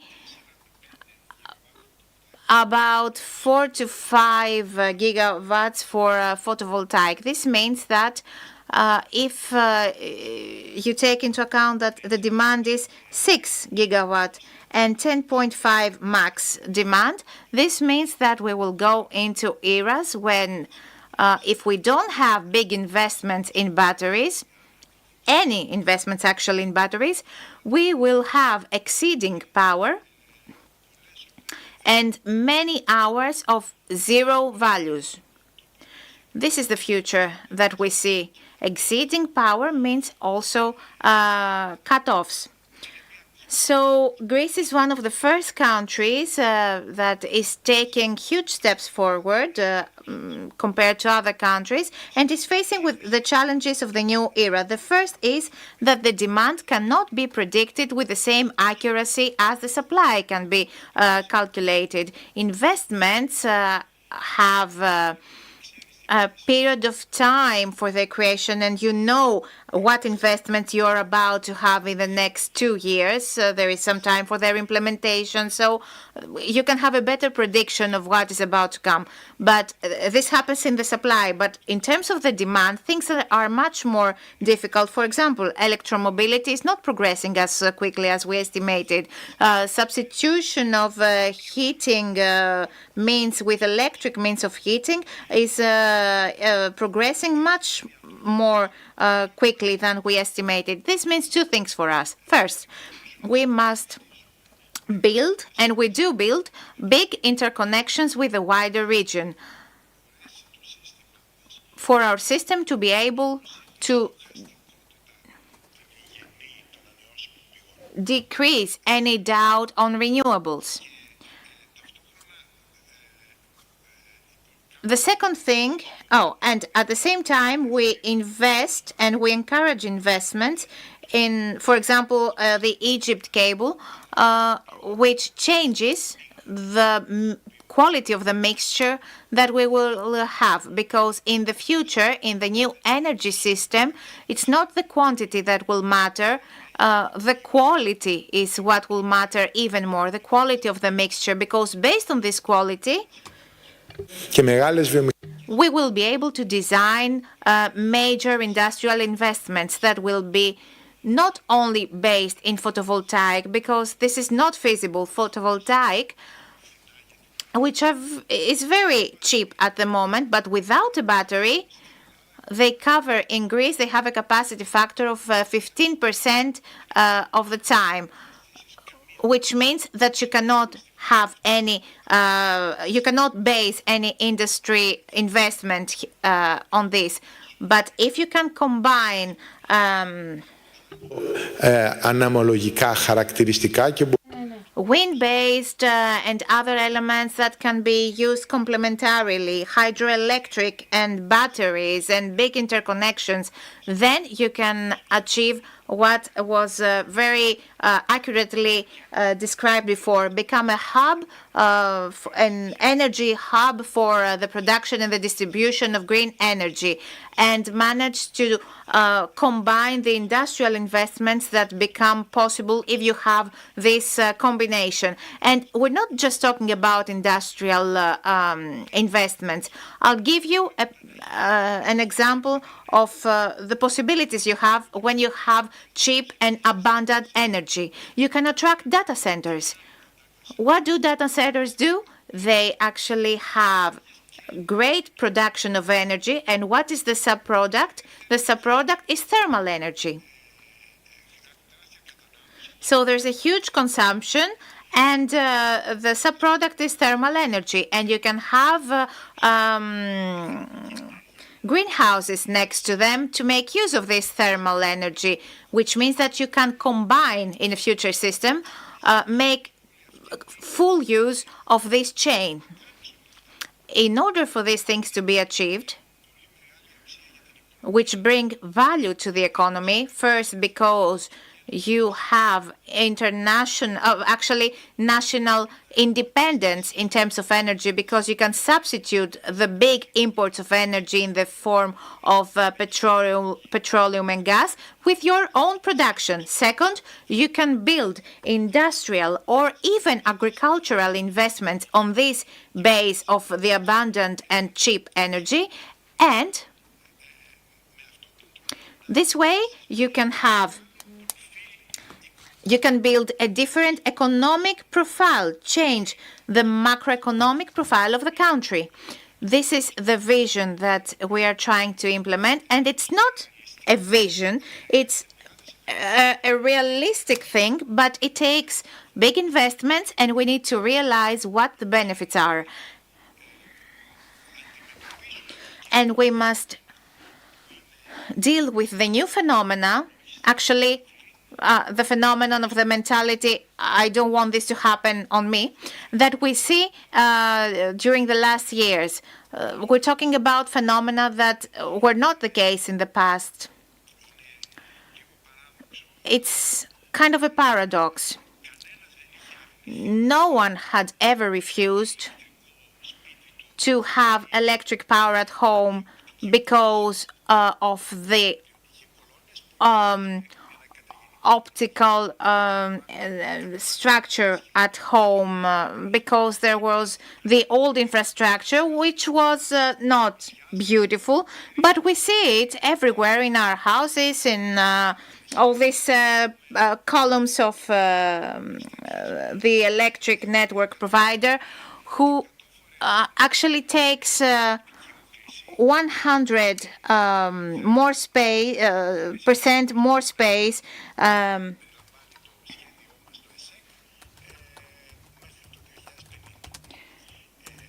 compared to the wind generators that are included in our plan.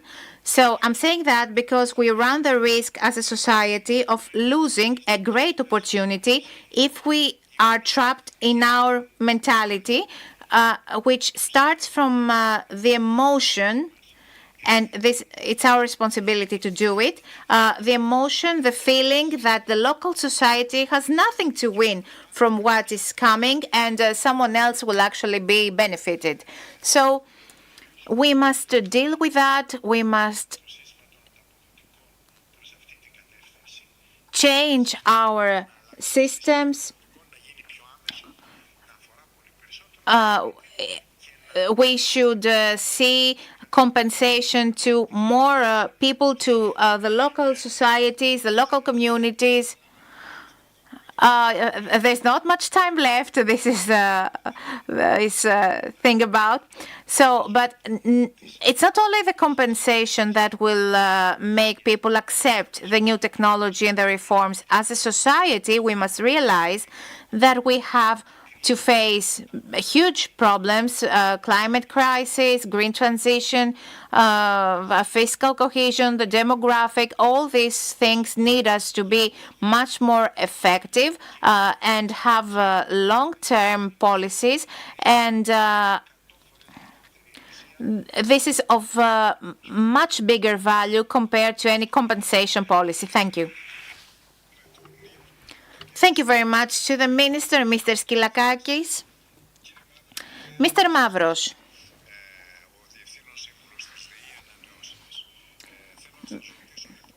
Mr. Mavros is the CEO of PPC Renewables. So, where are we in terms of renewables and what are the investments of PPC? I think that the minister did describe with accuracy what's happening. At the moment, Greece is over 60%.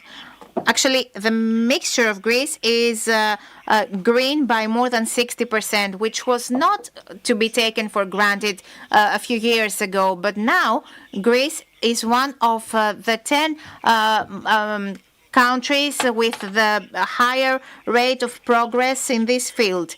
And what was also said is that Greece can become a local superpower by making use of the benefit of the sun and the wind, and also the benefit it has because of its geographical position. We can actually export the excessive power. So it's a matter of geopolitical position, and we can take many steps further concerning that. We work on three pillars. The first is organic development. The second is co-development contracts with big groups in Greece and Southeastern Europe, and the exports we have performed in other countries. So seeing this opportunity and taking into account our relationship with our extroversy, actually, we think that we can see development internally and also in the Balkan countries. In a few days, there will be the United Nations conference on energy in Baku. So where are we at an international level, and what should we expect? Is the future green for energy, or has it become a bit more grayish? I think that the future is only green. And I want to quote Simon Steele he's actually in charge of COP, of energy in COP. He said that in Dubai and now in Baku, that we should see how all these things will progress. By 2050, we'll be needing 7 billion euros per year in order to perform this energy transition. We see two different axes being created. The first is that we produce energy at a lower cost. This is green energy. And we also talk about large-scale investments which affect and benefit the planet in general, and us more specifically because of our position. Well, it seems that having understood that we are lagging behind as far as Europe is concerned, where exactly is Europe? Energy transition is a synonym for competitiveness and for a well-being. So, according to recent reports, we have to speed up investments in energy transition and green entrepreneurship, because it's only in this way we can provide cheap energy to the businesses to make them more competitive, and therefore to benefit from cheap energy. Euroelectric has recently assigned a study about investments. We require approximately 67 billion in Europe until 2027 in energy transition, and that is what was the conclusion of the research. Increase investment to become more, so that we can become more competitive. And one last question: what are the elements that will decide the development of RES in Europe? First of all, batteries, because we require a lot of investment in that area. I think that already in Greece we're doing exactly that. And secondly, investments, a lot of investments very quickly in the networks so that we can do what is already done, for example, in the North Sea. When there's wind, they get very fast and very cheap energy. Of course, the technology that is required. I would like to thank the CEO of the renewables, and I will go now to the Director of Energy for Iran, Mr. Basilis. And first of all, I would like to ask you to describe the market. What is the current situation or in the energy market, both at the level of wholesale and supply, and what should residential consumers wait, especially as far as prices are concerned? Good afternoon.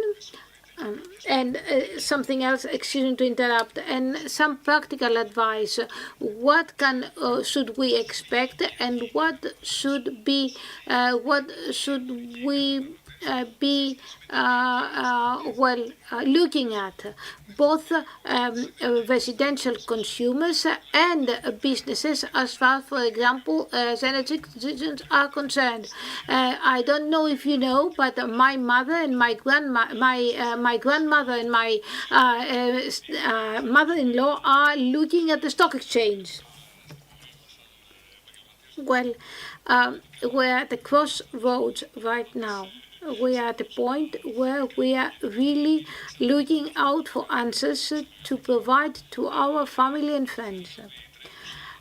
So it's easy to understand that this is happening also outside our family, also for other families.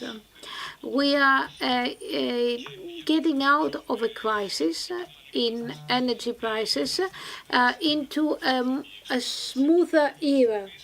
But that does not mean that we're already there. We should expect, let's say, turbulence, especially in our region. Then there's also transition. We need to achieve a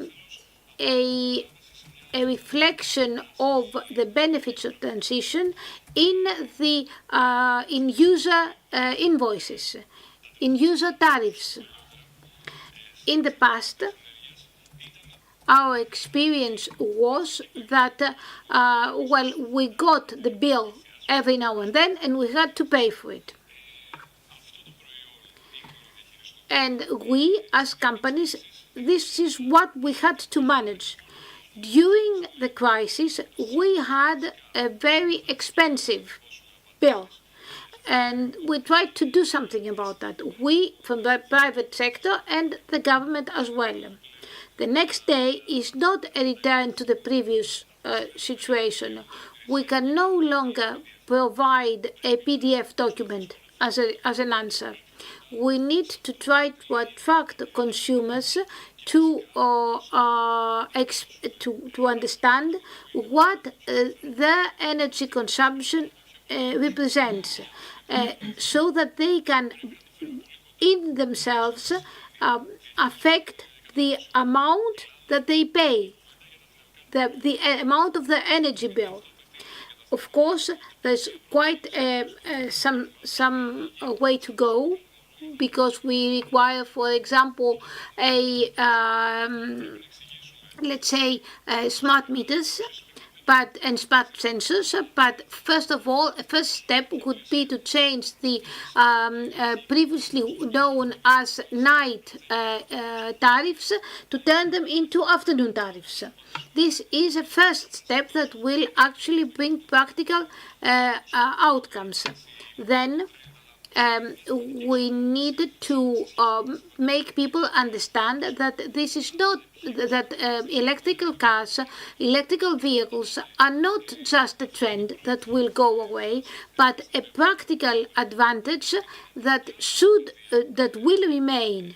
is here to stay, let's say. Let me tell you that there are industries in Greece right now that actually earn a lower bills because they by providing, let's say, services to their customers, energy services to their customers. This is exactly what we need to try to make consumers, residential consumers, understand that there are two types of, let's say, tariffs. The fixed tariff, which of course is fixed for a year or maybe longer, and the adjustable tariff, which of course leaves you exposed to certain increases but also provides certain benefits, and also that adjustable tariffs are also dynamic tariffs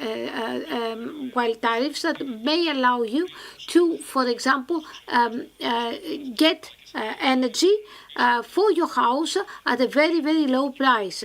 Even industrial consumers need to understand that they have to choose solutions that actually provide them with a stable cost, energy costs, not only because it's to their benefit, but also because the contract provides them with long-term stability and development. So in the framework of national targets for energy transition and national plans, what can a vertical group provide to increase the green mix of energy? And what are the investment requirements? Because that's an investment. This is an investment conference to increase the momentum. Let me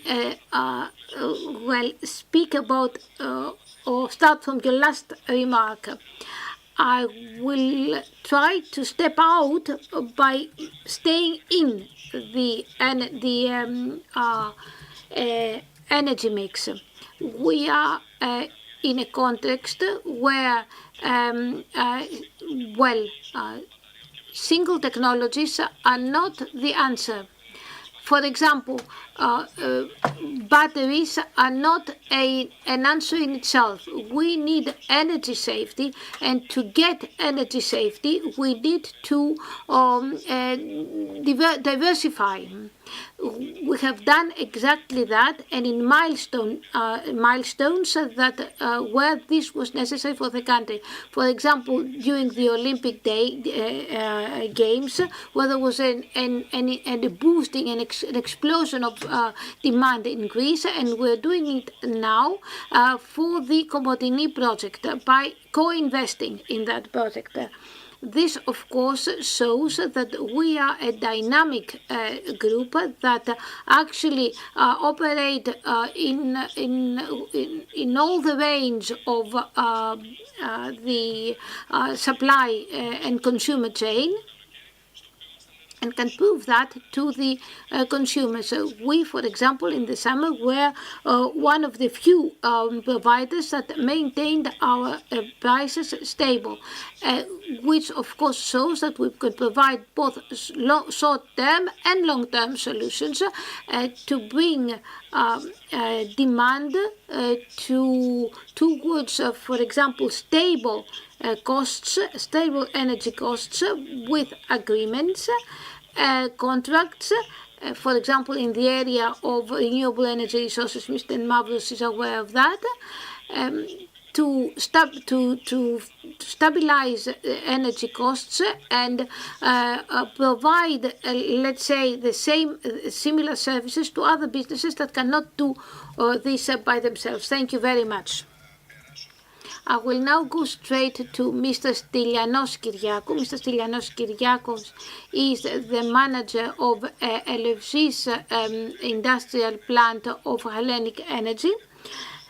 And my first question for Mr. Mavros is, how do you implement in practice an energy transition plan with a one practical example. First of all, thank you very much for inviting me to participate at this panel. It honors me. Let us speak about the environmental footprint, because this is exactly what we're trying to improve in practice, how much a specific activity impacts the hothouse effect. Our activities to improve our position is first and foremost energy saving measures. How can we save on energy for the same activity? In Hellenic Energy, there are a number of programs to replace heavy duty equipment that enable us to improve our performance by far. Then we have digital tools that are tools developed during the digital transition phase that allow us to smartly manage energy.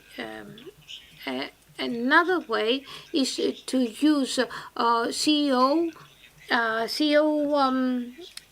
capture technology.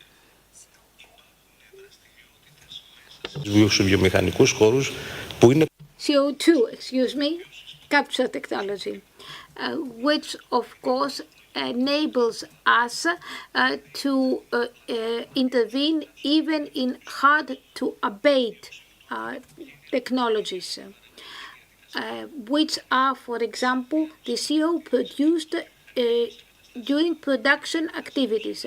For example, in LSCs, we produce hydrogen in very high quantities.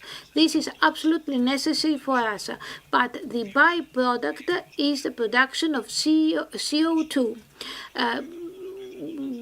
Because that's how hydrogen is produced. The only solution to reduce this byproduct is to use CO capture technologies, installing units that actually liquefy CO2, loaded on ships, and send it for disposal in selected geological formations. These investments, however, are big investments that have environmental benefits, but the planning of such an activity may even increase by 40% the production of CO2. And last but not least, which also is in our plans and which we have already designed, is the development of so-called green fuels. Fuels that, in addition to being biofuel, for example, by processing hydrogen, which for us is a mature technology that we can use, or by processing nitrogen. And this is where the question arises of how to get the quantities required that can be processed through electrolysis, or produce the so-called e-fuels, synthetic fuels that actually recompose hydrogen and CO2 and produce fuels that are very, very friendly to the environment, but are still in a pilot phase. Now, and to close, and I would like you just a very brief answer from all of you. What are the main challenges and risk factors in an energy transition program, and how can you tackle them, especially risks, with very, very specific examples regarding CO2 capture and hydrogen production? there are three factors. First is the difficulty we have in drafting investment plans, because we are talking about very high capex projects and very high operational expenditure projects. From the start to the completion of such a project, you may even need 5 years, and we're now into a race. So if the time required is too long, then it might not, the investment may not be necessary anymore. Then how can we, the second thing is, how can we use the produced, let's say, energy? All this, for example, requires the use of tools such as contract for difference. This may be particularly relevant in CO2, where a PPA or a contract for difference may be useful to produce green energy. Then, as far as difficulty is concerned, we have problems with regulations and especially with permits. Permits frequently are difficult because there is no law regarding innovative endeavors. The existing legal framework is obsolete not only for Greece but also for Europe, and that's where we need to work together to fill in the gap. And another very important thing is that, and I think that the minister has described it in a very concise and complete way, is the local community approach. There are new terms: green, hydrogen, renewable energy sources, blue hydrogen, CO2 capture. All this is unknown to the public, and there's a lot of suspicion.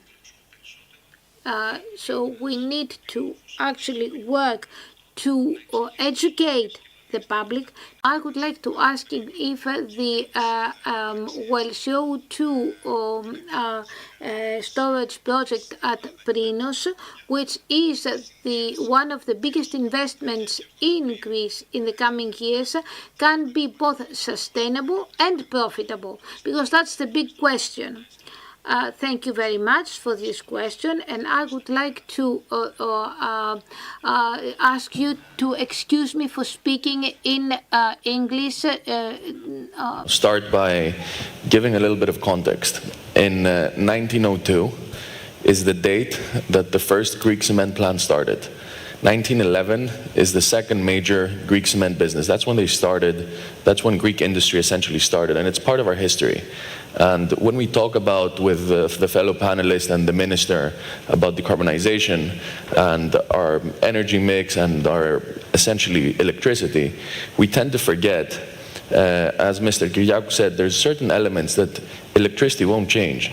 You know, CO2 emissions from chemically induced processes, no matter what you do, no matter if you do renewables, no matter if you do green fuels, you're still going to have CO2 emissions. So cement factories, refineries, and the hard-to-abate industry, as we call it, has in Greece approximately 11 million tons of CO2 emissions that are impossible to abate. And the only way to do it is CO2 capture, transport, and storage. Well, Europe has decided that decarbonization is a key element. So the question that we face here today is, yes, profitability, of course, but do we want to keep the Greek industry alive? Do we want to keep our cement factories here? Do we want to keep our refineries? And Europe has given us a choice. You either adapt, you either store your CO2, or you go out of business and you move somewhere else. And of course, when you talk to cement plants and refineries, they tell you, oh, why would I invest so much money? I'll just move somewhere else. So it's a risk that we're facing on whether we're going to decarbonize or we're going to lose our industry. talking about decarbonization and talking about Prinos itself, Prinos is the first oil field of Greece and the only oil field. It was discovered in 1982, and ever since it's been producing oil. So imagine you have a hole underground, about 4,000 meters, 3,000 to 4,000 meters, that's sitting empty. This hole now, we're going to reuse and start storing CO2. We're going to take CO2 from cement factories, refineries, take it up there, and put it underground to permanently store it. And, of course, the first question is that you're going to ask me is, will it stay there? The answer is yes. The answer is, this is a storage site that's going to stay there. You had gas, you had oil, you know that's a formation that can last and can keep CO2 underground. So we need to start with that. And we do have 3 million tons of storage capacity, which compared to the 11 million tons that the Greek emits annually, it's about 30%. So it's a very good start. We can't have the full capacity, of course. It's not everything. We are short in storage, but it's a very good start to essentially take CO2, start capturing it, start transporting it, start storing it. And this essentially, it's one of the first 4 or 5 projects in Europe that are happening, and another 40 or 50 are following. But it puts Greece up where, kind of the largest countries of Europe are decarbonizing. We're sitting next to the United Kingdom, we're sitting next to the Netherlands. So it gives us the advantage that not only we're going to decarbonize our industry, but we're going to be leaders in the history that we have from these cement plants. We're going to allow them to be the leaders of the future with green products, green refining, green cement, and essentially give Greece the forefront in this decarbonization race. Πολύ σημαντικό αυτό. Τώρα θέλω να ρωτήσω μαζί με τον... All this is very interesting, and now I would like to ask you to comment on how this investment will, on the whole, impact the Greek economy. The goal of Greece, and I think my fellow panelists will agree, is to develop a green hub and to become an energy hub of Europe. One of the key elements that a carbon storage site can do is develop a green hub for the local community. Up in Kavala, there's 2 factories essentially. The oil production is coming towards the end of its life. So the question is, do we take this and convert it for another 25, 30 years, giving a hub where businesses can come, install their new technologies. We've partnered with a business that does direct air capture. They come, they put fans, they take CO2 from the air and they give it to us to store it underground. You have opportunities to develop green fuels, such as sustainable aviation fuels, blue hydrogen. So you're able through this, through just the storage site, to enable a local community and a local area to develop green products from our factories, a green hub in the local community, and again, be in the forefront to be the first country to do this in the Mediterranean. Ευχαριστώ θερμά τον κύριο Ρίγα, τον επικεφαλής του Carbon Storage της Energean, και θα περάσω τώρα στον... I would like to thank the speaker, and I would like to give the floor now to Mr. Kopelouzos.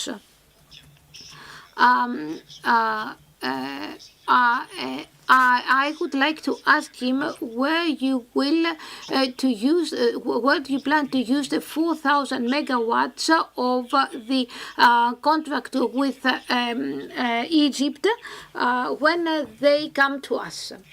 Well, I think that the minister did not give a lot of details on that, but our aim is to reduce the price of the energy mix, the renewable resources energy mix in Greece.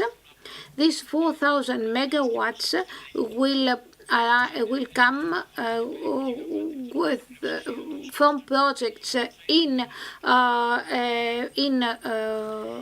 Egypt, both wind projects and solar projects, and will help us to implement our plans for renewable energy resources, since this quantity of green energy is what we do not have yet in Greece and in Europe.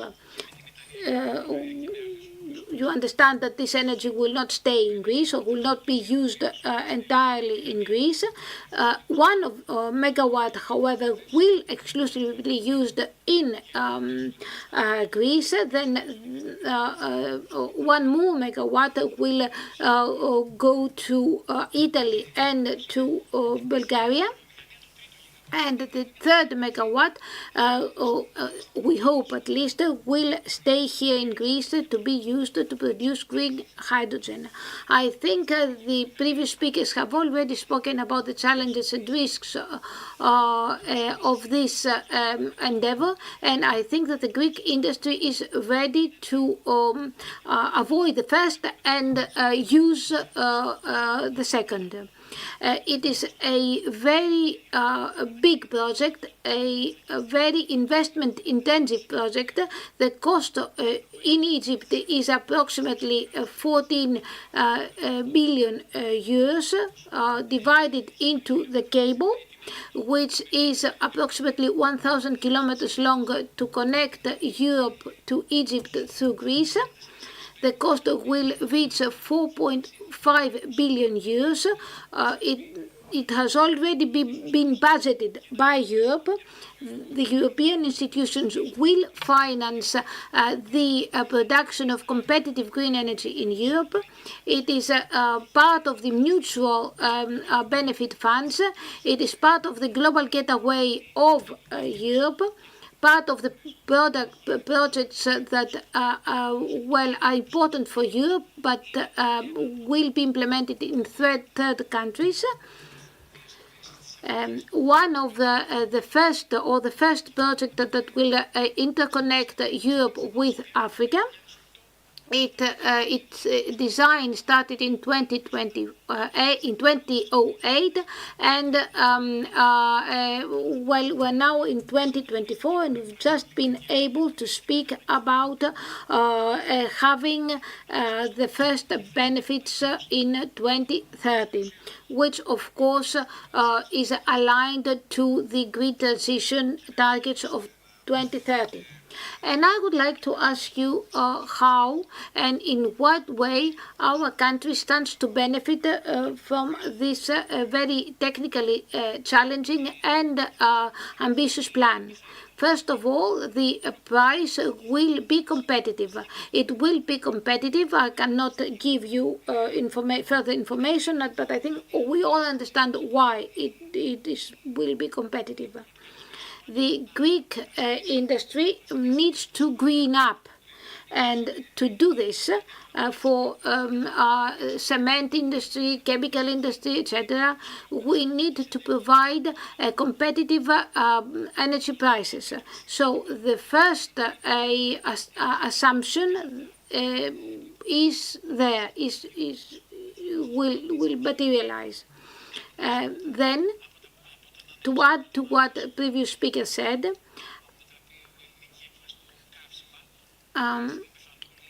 green methanol, to do that, to produce green methanol, if we accept the production part, you need, for example, to revolutionize the process by getting methanol from water. As soon as you manage that and you get cheap energy, you start to change the transaction terms of the global energy industry. For example, maritime industry will change, the airline industry will change, and as the minister said, we are talking about gigawatt data centers in Greece, but nothing will be done unless we have cheap grid energy to provide the gigawatts necessary. Thank you very much. Thank you very much to all the participants to this panel for the information you provided us. you are free to go now. I will call. Oh, you want a photo? Okay.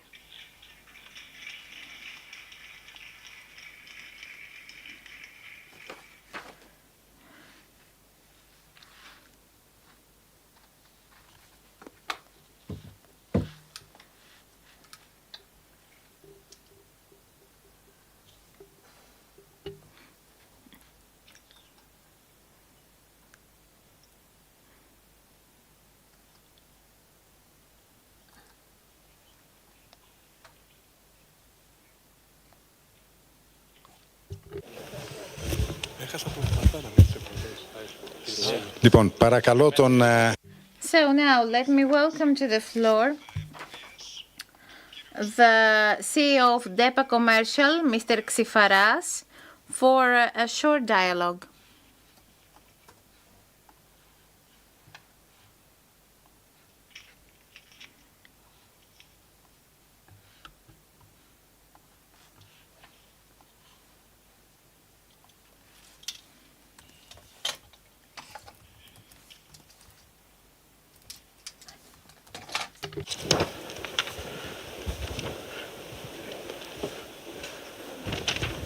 Για όσους αναρωτιούνται... For those of you who are wondering why I use papers and not a tablet, let me remind you that I represent the newspapers sector, this ancient sector, and the fact that when you have a paper, you never run out of battery. So, let me start, Mr. CEO of DEPA, Mr. Xifaras. Let's start with a question about the strategic environment. So Greece can become, everybody in the previous panel said that, an energy security hub for Southeastern Europe. So what are the strategic infrastructures that can support this perspective, and what is the role of DEPA in them?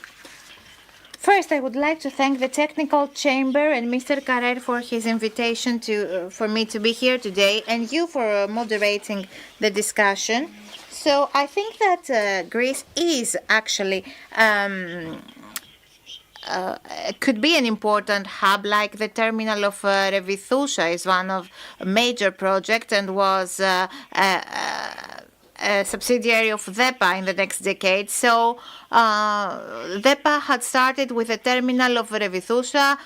We should also talk about YTGB, which interconnects Greece with Bulgaria, and the project of Alexandroupoli, which is operating. So we have three major iconic investments in which DEPA has participated either as a shareholder or an investor with which shows how an investment can have a successful market test and be able to reach to a final investment decision. So Greece for the last 12 years has shown many times that it's a hub of stability for the region. Let us not forget the Russian-Ukrainian crisis in 2012 and the latest war of 2022.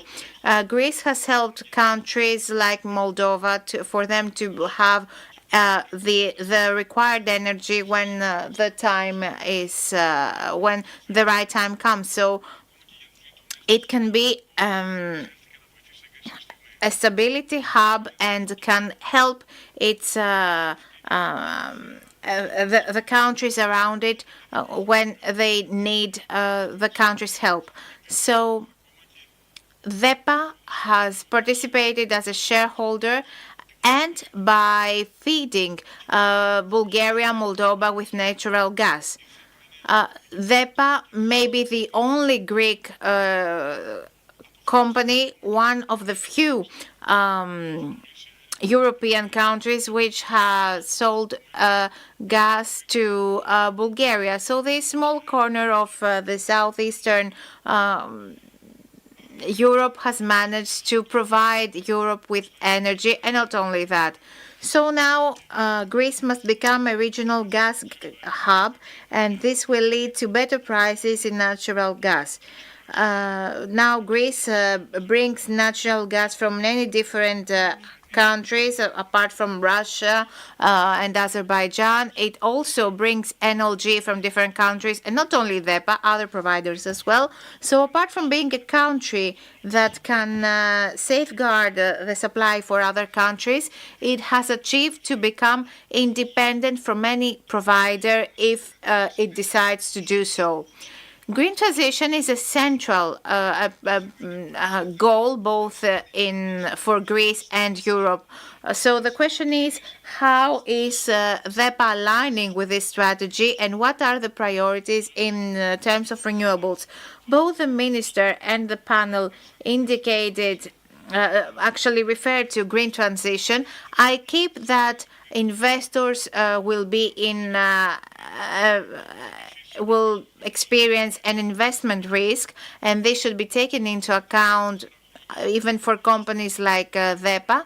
And however, numbers show that, for example, DEPA Commercial has invested more than 500 million euros in projects related to green transition. In the next month, we will have the preferred EPC contractor for the first 500 megawatts that will be put in operation in January 2025. So we'll have those wind parks of 500 megawatts, and we hope that we will have big projects in the future as well. So despite the fact that we started 4 years ago in a model of segmentation of the company in 3 parts so that its privatization would proceed, it sold a huge part of the company, giving to the public sector, bringing to the public sector 600 million euros. And it also, when things were difficult during the crisis of the Ukrainian war, it brought back about 200 million euros to the consumers. So our motto is that we invest, we become better, but we should never forget that we must give affordable energy to the consumer, because it's not just a commodity. So we continue with this logic. We continue to invest in green energy, and we have started building the first infrastructure in collaboration with the farm, so as to have the first biomethane to feed the network. And as the minister has said many times, it's very important for Greece, with its agriculture production, to be able to have production of biomethane. We have a small market compared to the rest of the Europe, so it's sad not to be independent. So if we manage to have our own gas, the investments will also increase in the next year. And it's an opportunity for us to enhance the agricultural sector. And we are also preparing other investments that are to be announced in the future. So now let's talk about natural gas. What are the main trends that show what the future of Europe will be, and what do we expect for the future in terms of the natural gas? So gas is now a bridge fuel. Since the Green Deal of the EU has been intensified in Greece, it is implemented successfully with continuous entry of renewables in the electric system. Gas will still play a major role, even if it is not used as a base fuel, but a fuel that will cover the peaks of the market. It will be here. Europe has already taken different steps, many steps compared to the past, and has built many infrastructures for NLG in order to become fully independent from the Russian gas. So the infrastructures in Europe are increasing, they are growing. This is the case in Greece as well. But the paradox now is that the numbers when it comes to natural gas in Greece is still in the phase that was before the war. And this is the case both in Bulgaria, in Greece and in Bulgaria, Hungary, etc. And the EU will deal with these issues in the future, since it has shown that wants to decrease the dependence or become fully independent from the Russian gas. But it's obvious that the policies of the EU must follow a logic that it's not that we should move from a provider to another one. There must be a pluralism that will not lead at the end to high prices. There should be investments.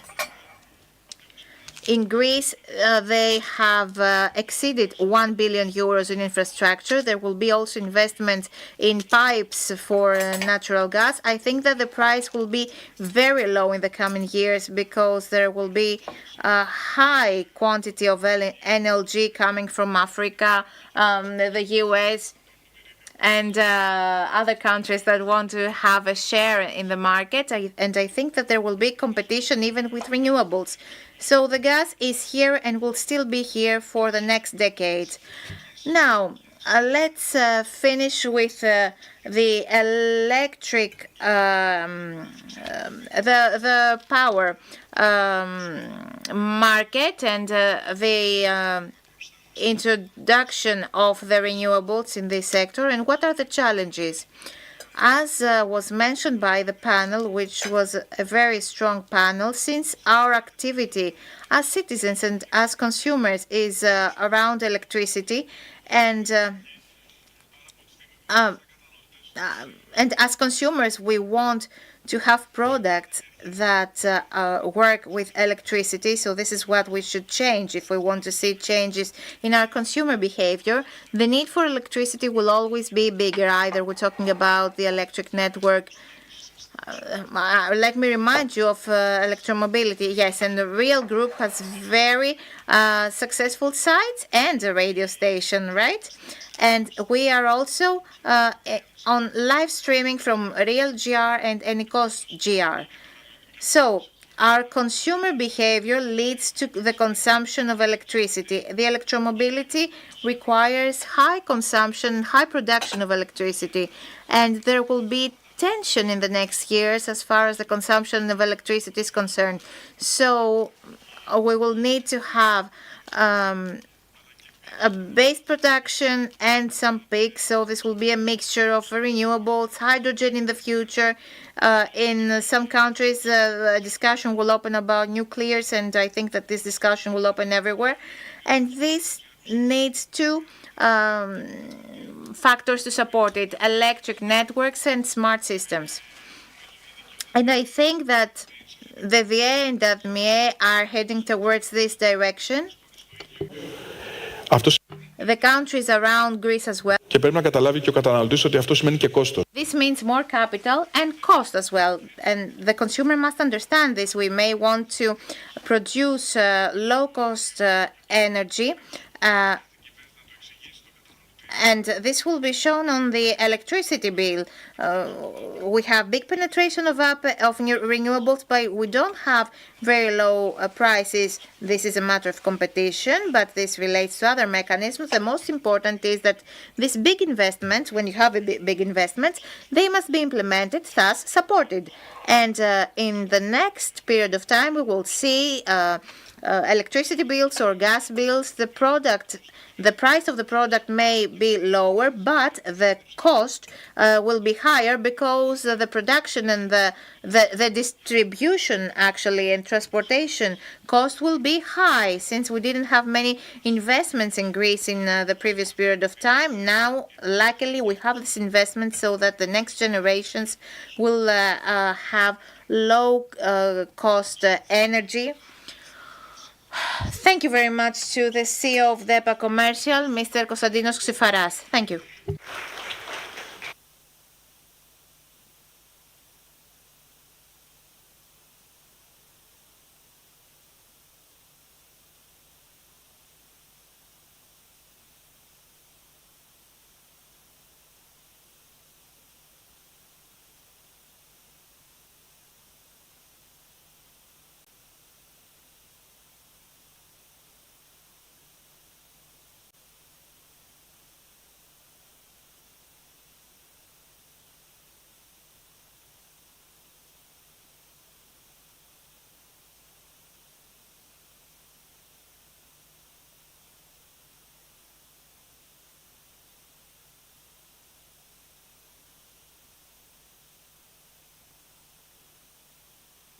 Επιστρέφω το μικρό. So I will give the microphone back to Mrs. Katia Makri and to the excellent coordination and to her excellent coordination by finishing 6 minutes earlier.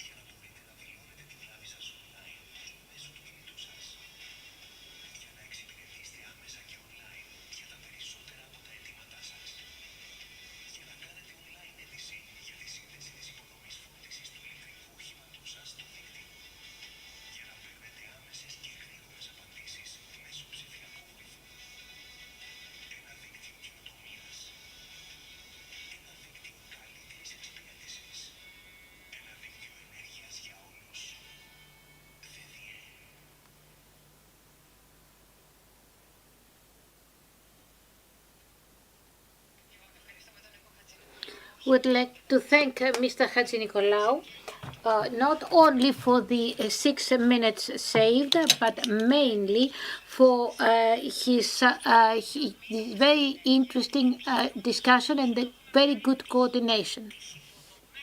And now we're going, ladies and gentlemen, to look at energy from another side, a different aspect of energy.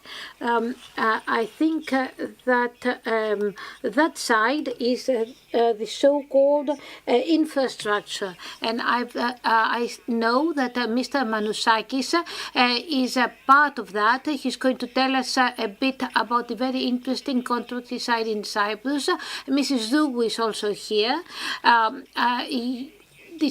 What we need in energy, a infrastructure that makes Greece a bridge for energy. This discussion will be coordinated by an excellent colleague, Mr. Thodoris Panagoulis. So, good afternoon. I would like to ask Mrs. Zougou in the keynote speech, and but from the panel. So I would like to invite Mr. Stastos Manos, CEO of Hellenic Electricity Distribution Network Operators, EDNO, Mr. Ioannis Komatas, Chief Asset Development Officer at DESFA, Mr. Konstantinos Sifnalos, Vice President and CEO Castrade, and all the other panelists. And I will invite, without further ado, Mrs. Alexandra Zdoukou, Deputy Minister, Ministry of Environment and Energy, for the keynote speech, to deliver the keynote speech.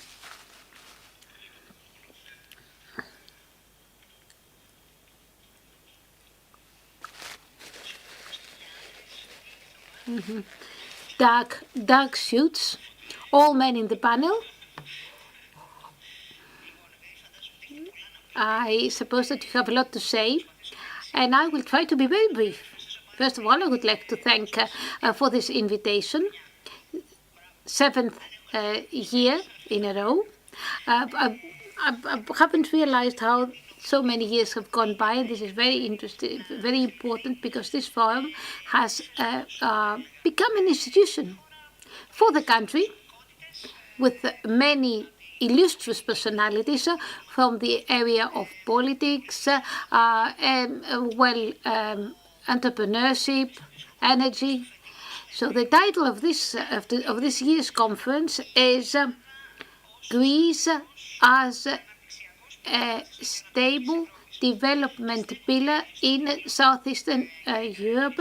And I repeat the title because I think that it reflects with a lot of accuracy the ambitions of Greece.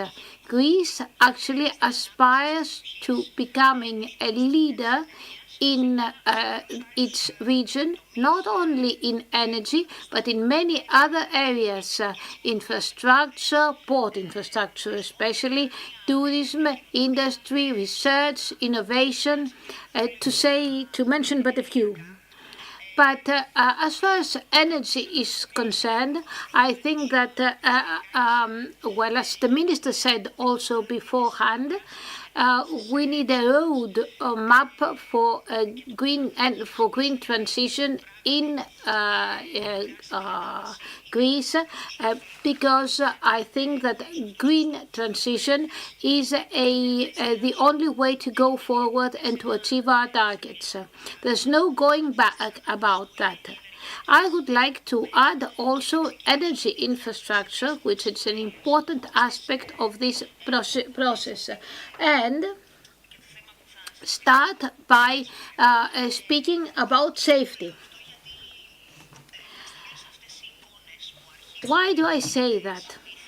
I think that we are by now getting used to pictures such as what we have recently seen in Valencia, with human loss of life, with loss of infrastructure, that actually show what is the price of climate change.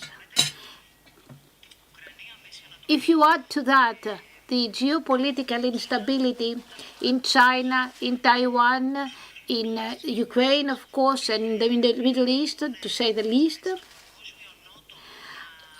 the global South is turning into a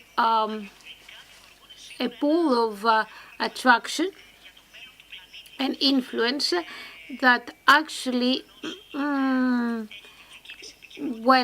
creates a lot of concerns and question marks for the future of our planet.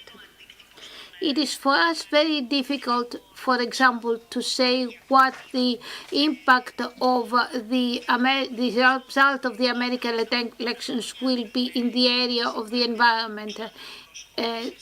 During the Biden mandate, the United States actually rejoined the talks about the environment. I don't know whether the Trump re-election would lead to a new withdrawal from the Paris Agreement, by weakening thus the ambitions for global solutions to the climate crisis.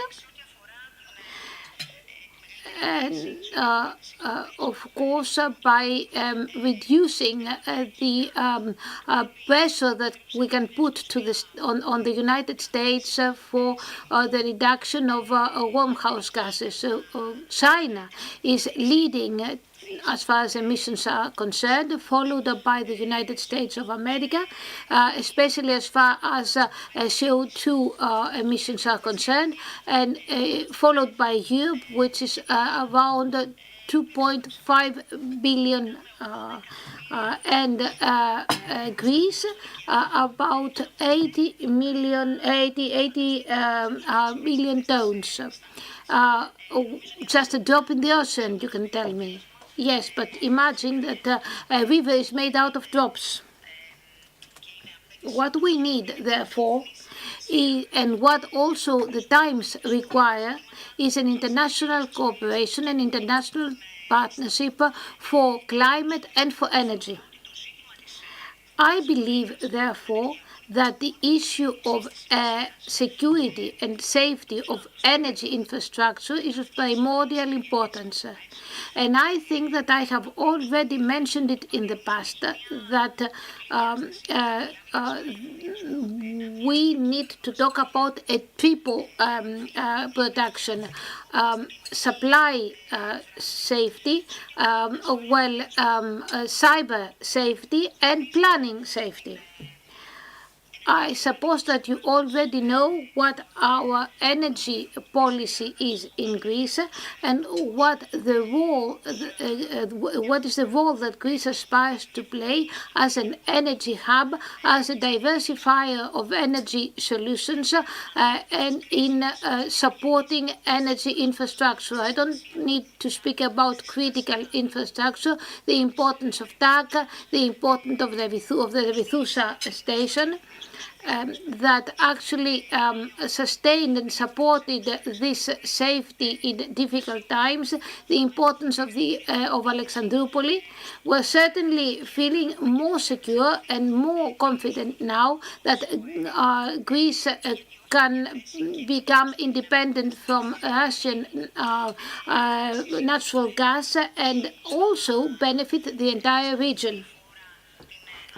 In international fora, we have constant discussions about IGB, about new projects that we hope will soon be well implemented and secure independence from Russian gas to the wider region. And the top of the town now is investment in hydrogen infrastructure, which of course have a long way to go and need a lot of work. They are the future, but we need to prepare about the future. And we do have projects, hydrogen projects in Greece. We can contribute to the hydrogen backbone that is being implemented by DESFA in Greece. Such infrastructure will play an important role in the future. We've had talks with the German Ministry of Energy about hydrogen issues. And another sector, the second thing I have spoken is cybersecurity. We know that cybersecurity attacks against the critical infrastructure and critical companies are getting more and more frequent and more severe and serious in recent years. So we need to have in mind to secure energy infrastructure against cyber attacks. What is very positive is that the providers and administrators are actually taking measures, are installing systems, security instances, and to continue with resilience in the face of climatic change. The biggest risk that I've already mentioned is a risk from climatic change. Climatic change is already here to threaten lives and property. So I think that resilience for Greece is an important issue. And I remember a study by Euroelectric that actually said that we had suggested that we needed to invest approximately 25 billion until 2050 to support the Greek distribution networks. And 150 million annually out of this sum would go to targeted interventions to support the resilience of networks against acute weather phenomena. I think that I have frequently mentioned in my interventions that the cost for the protection of networks is very high, but it certainly is lower than the cost of that might be produced by climatic disasters if no measures are taken. And I think that, as you said, it is a very good example of what you mentioned. There was a reserve in pillars in 2019. But 20 pillars, 20 poles, 20,000 poles were required only due to the natural disasters in 2024, which means that if we needed that reserve in 2019, most of the areas would have been blacked out. Something about the unification of our energy system. If we are interested in a safe energy transition, it goes without saying that we need to invest in network infrastructure, and this must be done at the same time as the development of renewable energy resources in order for the renewable energy source development to go hand in hand with these changes. We as government need to help the service providers by studying a new regulatory framework that would enable a faster implementation of projects and a further development of the networks, renewable energy networks. Our support is also required to improve interconnection with the Balkans and Southern Europe in order to avoid extreme ups and downs that we, for example, noticed this year. And we hope, as the Minister said, that these development projects will provide us with approximately 29 gigawatts availability to be used also for various projects. Let us not forget investments, the development of offshore renewable energy resource hubs, and the needs we have in extending the network to include renewable energy resources. And of course, the islands are also another mega project in Greece that needs to be sped up by implementing interconnections, effective interconnection between continental Greece and the islands. And it all leads to our dream about exports, or how to use this dynamics that we have to become an energy hub. And of course draw on the benefits that this brings with it. We have calculated approximately 3.5 terawatt hours, and more than 11 in 2045. Today, as you know, we export already more than 3 terawatt hours of energy. In addition to that, we will continue to monitor the developments and take timely decisions, difficult decisions, because they require finding balances. And to wrap it up, the government has already laid the foundations for the achievement of this target. by adopting strategic directions, such as, for example, the reinforcement of renewable energy resources, the planning of networks, transfer networks and distribution networks for green energy, including biomethane, and by supporting and enforcing in practice energy storage infrastructure and energy transfer infrastructures. We have already announced the promotion of auto production and auto consumption, and we hope that all these initiatives will allow us to protect our energy security and make Greece a presence in the energy map of Europe and the world. Καθίστε μαζί μας. Και εμείς δουλειά θα κάνουμε εδώ, αλλά κάποιο άλλο είδους. Σας ευχαριστούμε πάρα πολύ, κυρία Σδούκου. Νομίζω ότι η Υφυπουργός έβαλε ουσιαστικά όλη την γκάμα των θεμάτων που σχετίζονται με τις ενεργειακές υποδομές.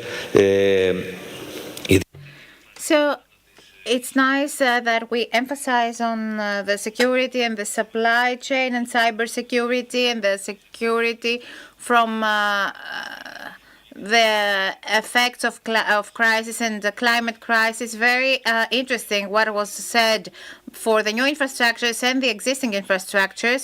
I'll start with Mr. Anastasios Manos, the CEO of the DE, the Electric Distribution Network Operator.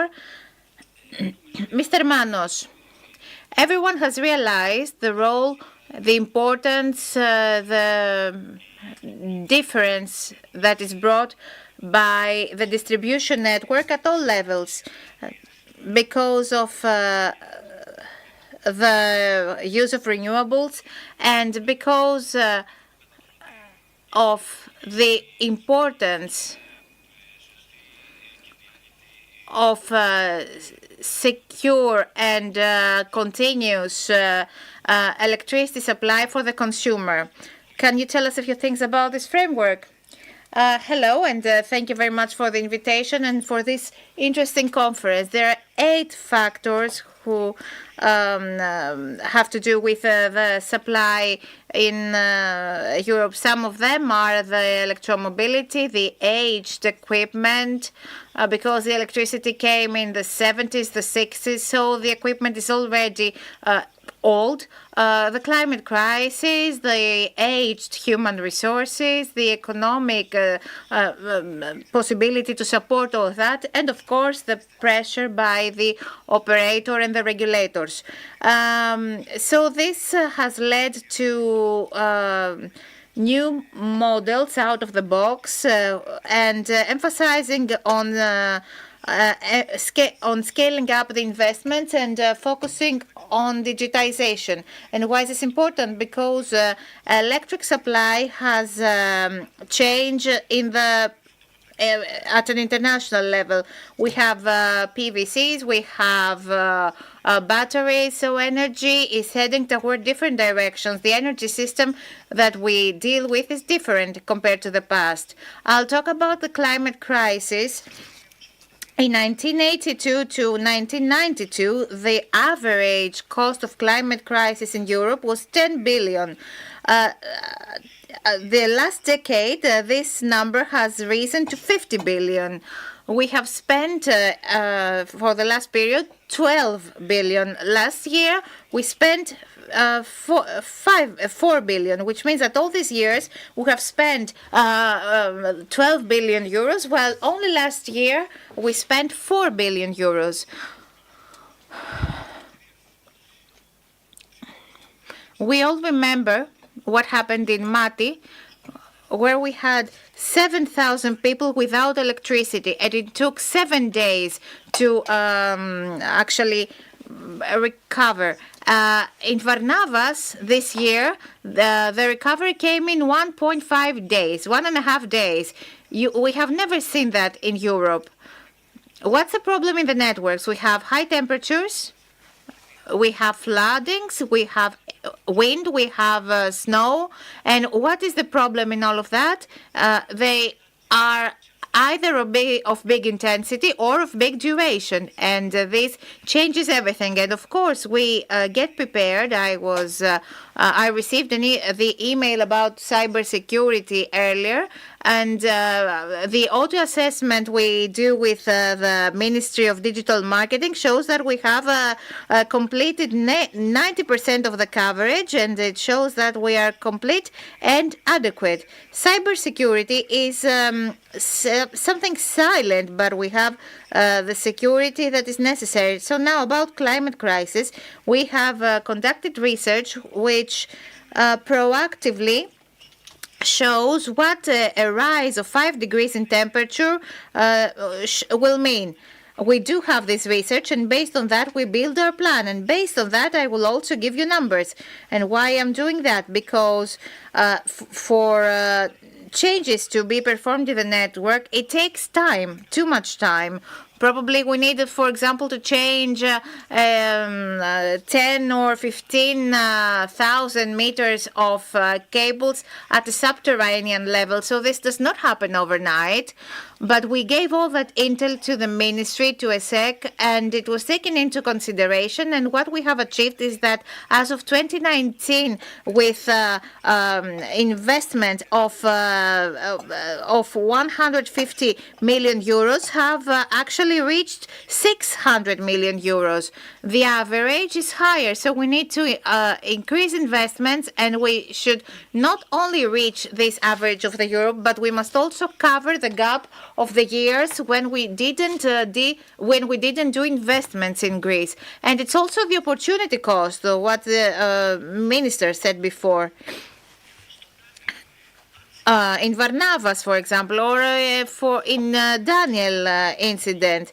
What does Thessaly mean without agriculture? What does it mean for it to stay off the game? And I'll connect that with the cost of net. Να κλείνω.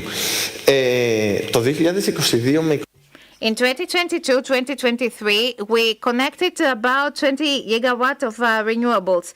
We were ranking second or third in Europe as far as this percentage is concerned. This was thanks to the actions and the investments that the public sector allowed the VA to perform, and because of this 2.2 gigawatts, the consumer had a reduction in cost by 1.2 billion euros.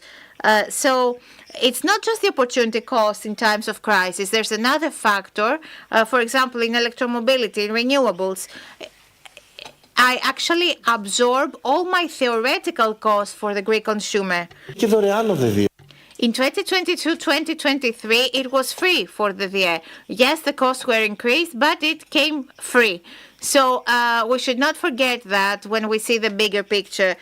37 billion that was given us the guidelines by EU should rise to 71 by 2040. Otherwise, all these things, electromobility, renewables, etc., will not be able to be dealt with. And this is what we should have in good structured, in well-structured states.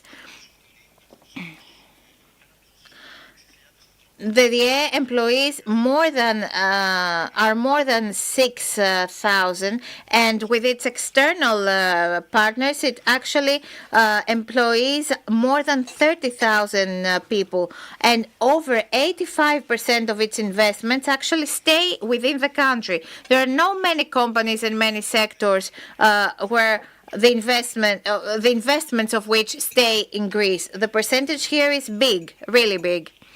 We don't have much time, so let me proceed.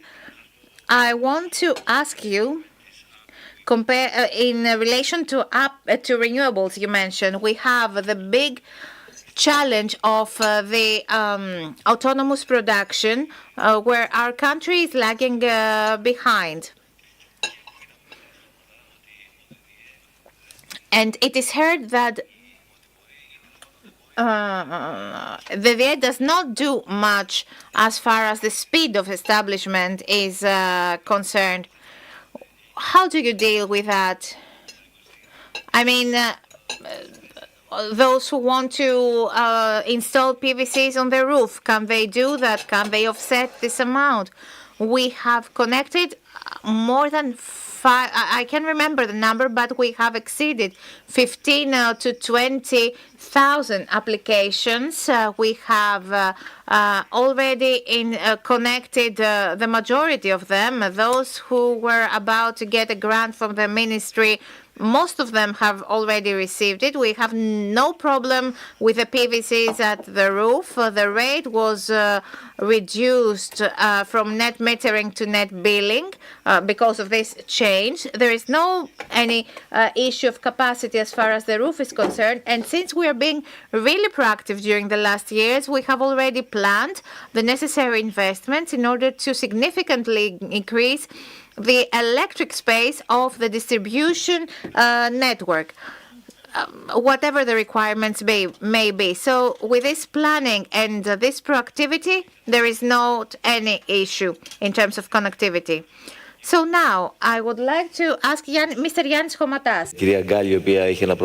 That replaces Mrs. Galli, who is unfortunately otherwise engaged and will not be with us. So I think that the replacement is quite capable of answering our questions about natural gas infrastructures.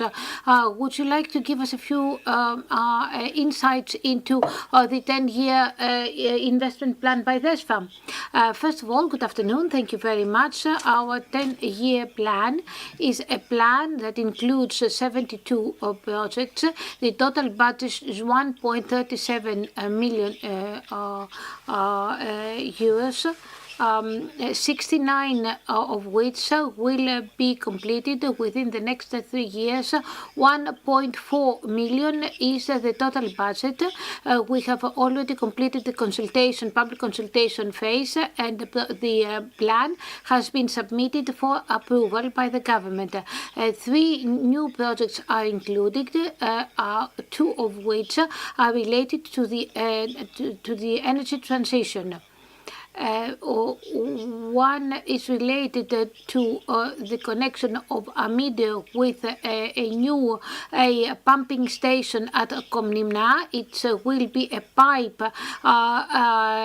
approximately 8 kilometers long and for the cost of 3.5 million. What is important is that it will be the first pipe that will transfer pure hydrogen into the storage tank. So the hydrogen will be produced by producers in the area of Amideo and will actually be transferred to a local plant to be turned into heating. Would you like to give us information about recent developments with Germany? Before I do that, I would like to speak to you about a number of projects that will completely change the resilience and flexibility of the system and help our interconnection with other countries. First of all, the interconnection with Komotini and the power plant unit in Alexandroupoli that provides high flexibility, such as, for example, the Komotini station, the Ampelia station in Thessaly and others. There are a lot of MRs, such as, for example, in Megalopoli, in Tripoli, in Kardia, in Nausa, and many other areas in Greece, and obviously all this also increases our export capability, taking into consideration the fact that the 3 main projects are the pipe of Macedonia, the pipe of northern Macedonia that will connect with Greece with northern Macedonia, and the the hydrogen pipe that you've just asked about is actually something that we are currently maturing. We have a length of approximately 170 meters, and we hope that it will will connect to the connection point with Bulgaria, and will actually be able to transfer energy in hydrogen energy capacity equal to 80 megawatt hours. It is part of the European TCIs and will increase our export capability.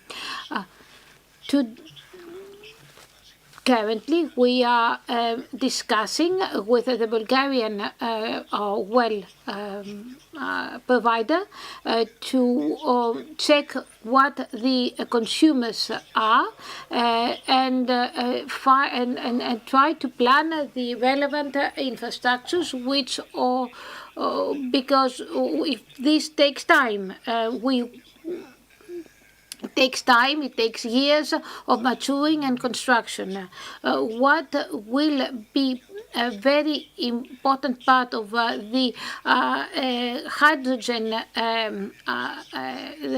network, and where we cooperate with Slovakia, Czechia, and Bulgaria, Romania, and other countries, is a network of 3,000 kilometers, the total budget of which is 7 billion euros. But please allow me to state something else. Three very critical projects: the Karperi-Komotini pipe, which has a capacity for connecting the west to the east, and will operate to transfer hydrogen from the north of Greece to the east of Greece. Then the connection with northern Macedonia. Our EPC has already been awarded, and in northern Macedonia, the relevant procedure is underway. We are going to visit that country tomorrow to find out more. And we already have bids by companies that are interested in taking up both parts of the project. And the third project is the Western Macedonia project, which is almost complete. We hope that next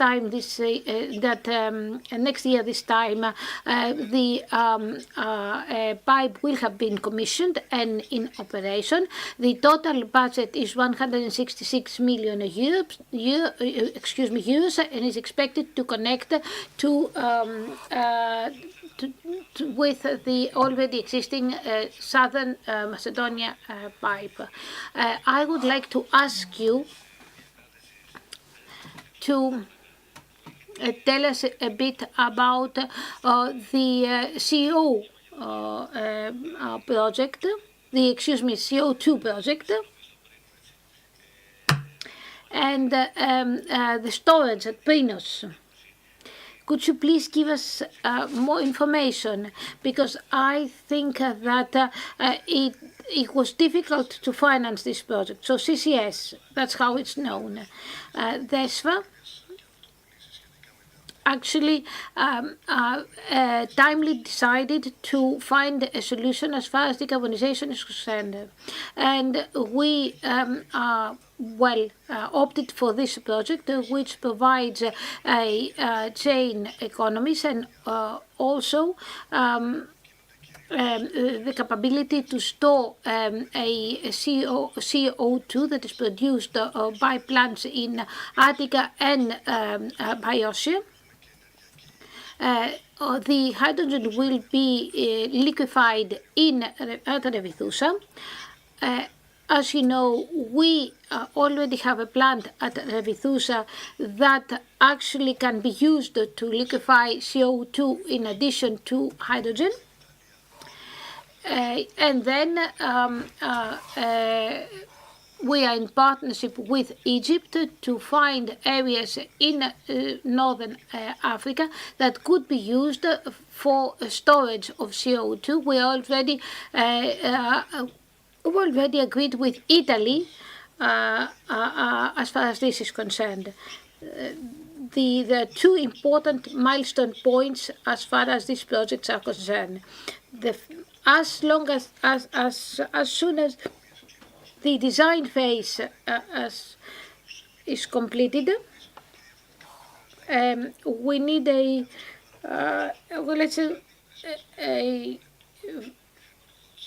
we need to find financing, which has been resolved by DESFA, since our mature proposals will be financed by the European Union. And secondly, it is the capture, CO2 capture, which will actually be undertaken by the emitters. So these two issues need to be matured. They are very important issues.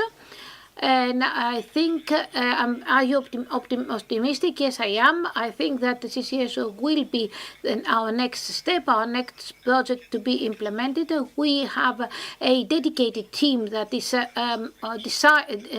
is studying this project. But of course, it all needs time. Not too much, however. And last but not least,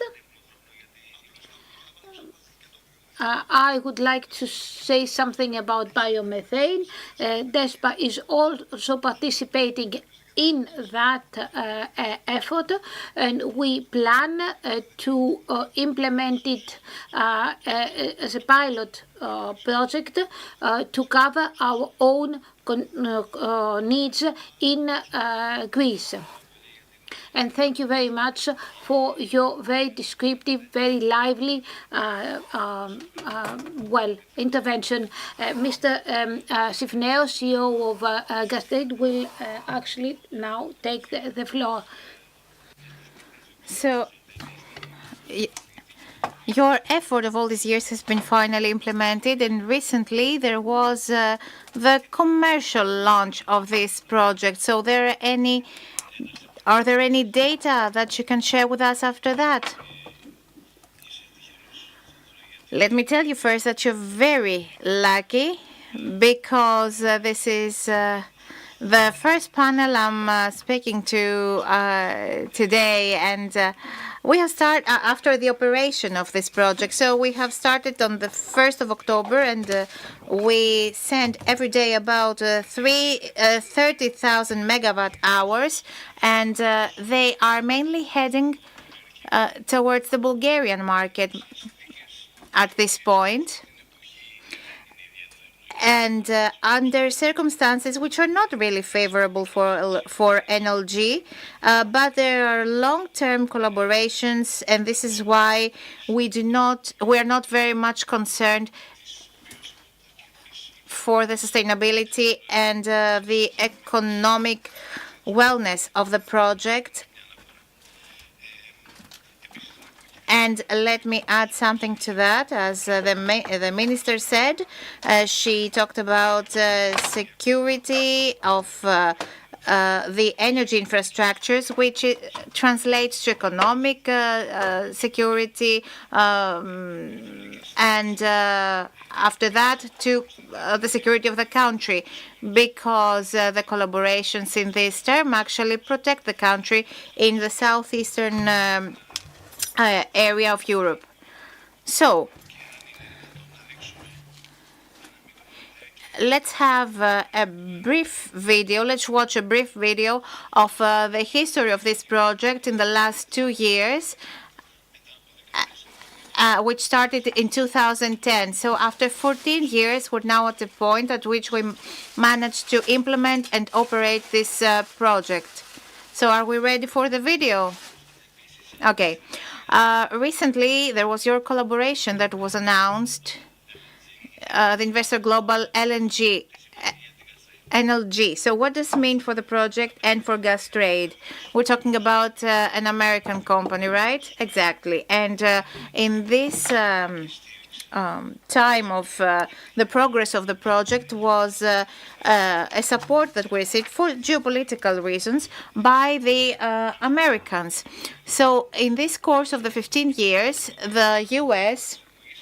from an import country became a production country, and now is the bigger producer of LNG in the world. So there was very much interest for this project in terms of political relationship and the political positioning, because this project is a major part of the strategic independence of the European Union from the Russian natural gas, especially after the invasion in Ukraine. This role has become even bigger, but we've never seen until now this interest to be translated into a form of participation in the project.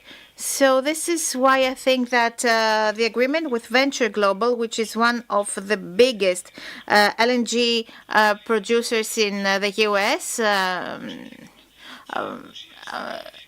this agreement was concluded in September before the project was launched, and its duration is for 5 years, and it's actually a kind of a declaration on the identity of the project, the significance, its geopolitical significance, the interest that it does have for the American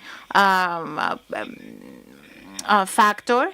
And let me remind you that we're talking about a regional project that enhances the differentiation, and in an after-war era can offer alternative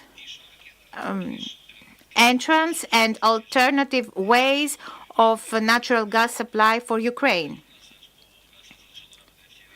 Okay, now a question for you about the vertical corridor, which is actually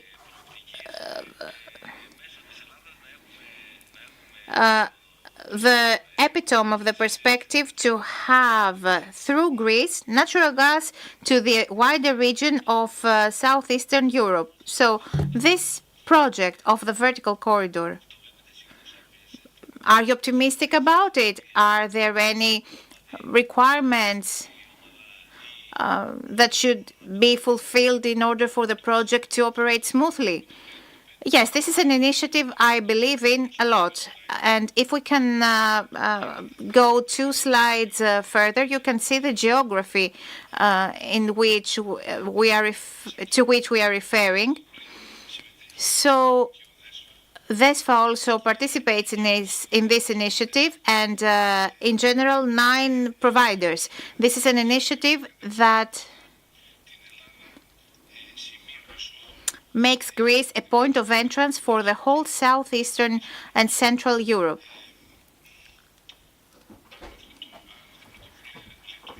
If this initiative operates the way it should, then this will be of significant importance for our country and will contribute to the general independence of the region from the Russian natural gas. But what is needed at the moment, it's an initiative at a very early stage. There are 3 or 4 things that need to be tackled. The first is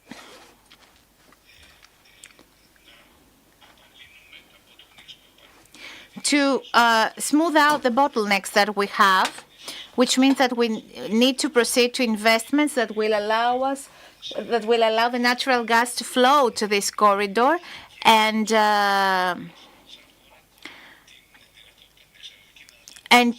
that will provide us the opportunity to be the hub we want for the Southeastern Europe. We're not talking about huge infrastructures and huge investments that need to be made. We're talking for about a market of 65 cubic meters of gas per year. So we need to focus on existing infrastructure and upgrade them. For example, the IGB export potential or of the DESFA system towards Bulgaria and Bulgaria to Romania. We need to reach those points where there is a demand. And where is this demand? It's towards the south, Hungary, Slovakia. And this is where we need to go. About 500 million euros is the amount of this project. The second thing is to make this corridor competitive for its users. At the moment, we are adding a tariff on the other tariff, and we have, for example, a cost of 10 euros for the transport from Greece to Ukraine. If we manage to have a more competitive product, this corridor will be more attractive, more appealing to the users. And the third thing that, in my opinion, is the most important issue for the region is about the European policies regarding the Russian natural gas. We see that there is a big inflow of Russian gas in Turkey through Bulgaria through price dumping, which is made for strategic regions in order to block the potential of LNG to be distributed to this area. So we need to tackle this issue through European policies, because this is the only way in which this corridor can operate smoothly and in a competitive way in order to achieve the differentiation we want. What about the video we were talking about? I'm not sure.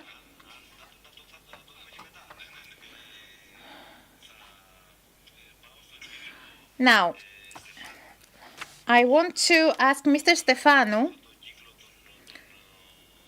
in order to finish this circle of infrastructure and talk about renewables later. So, Mr. Stefanou, head of energy sector of Grant Thornton in Greece. All these new things that are coming, of course, create new needs in terms of infrastructure, in terms of risk management, in terms of energy management, right? So,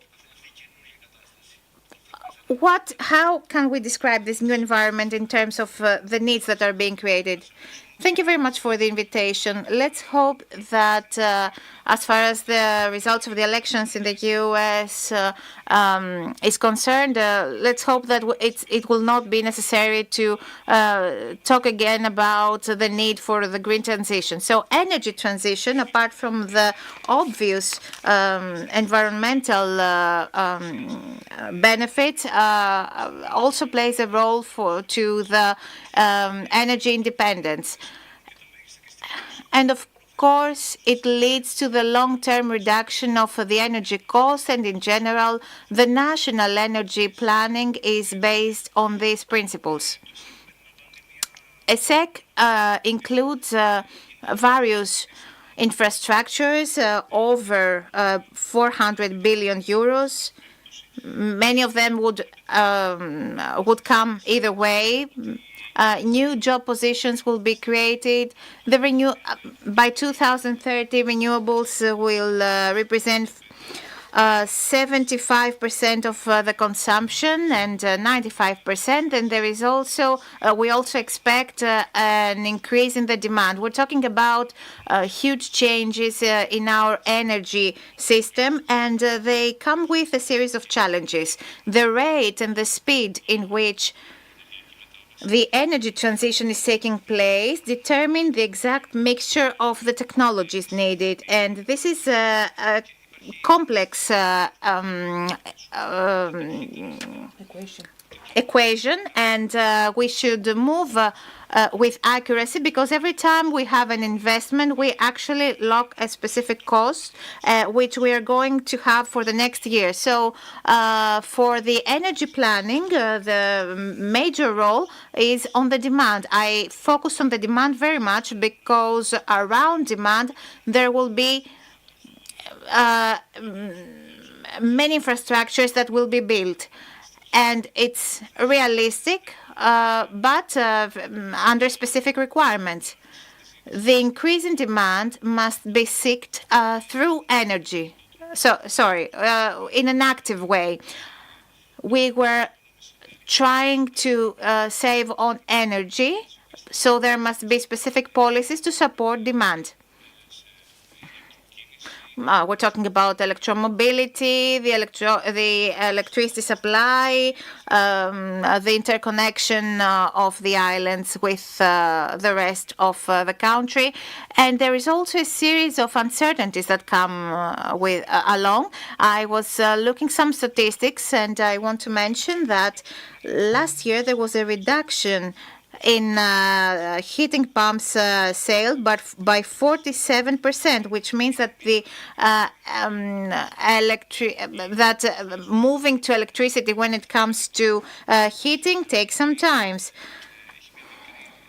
Or there was also an increase in electromobility compared to the previous year. Another number is, because of the high energy prices, is that the consumption in the European industry decreased by 6% in 2023 compared to 2022, and we had a similar trend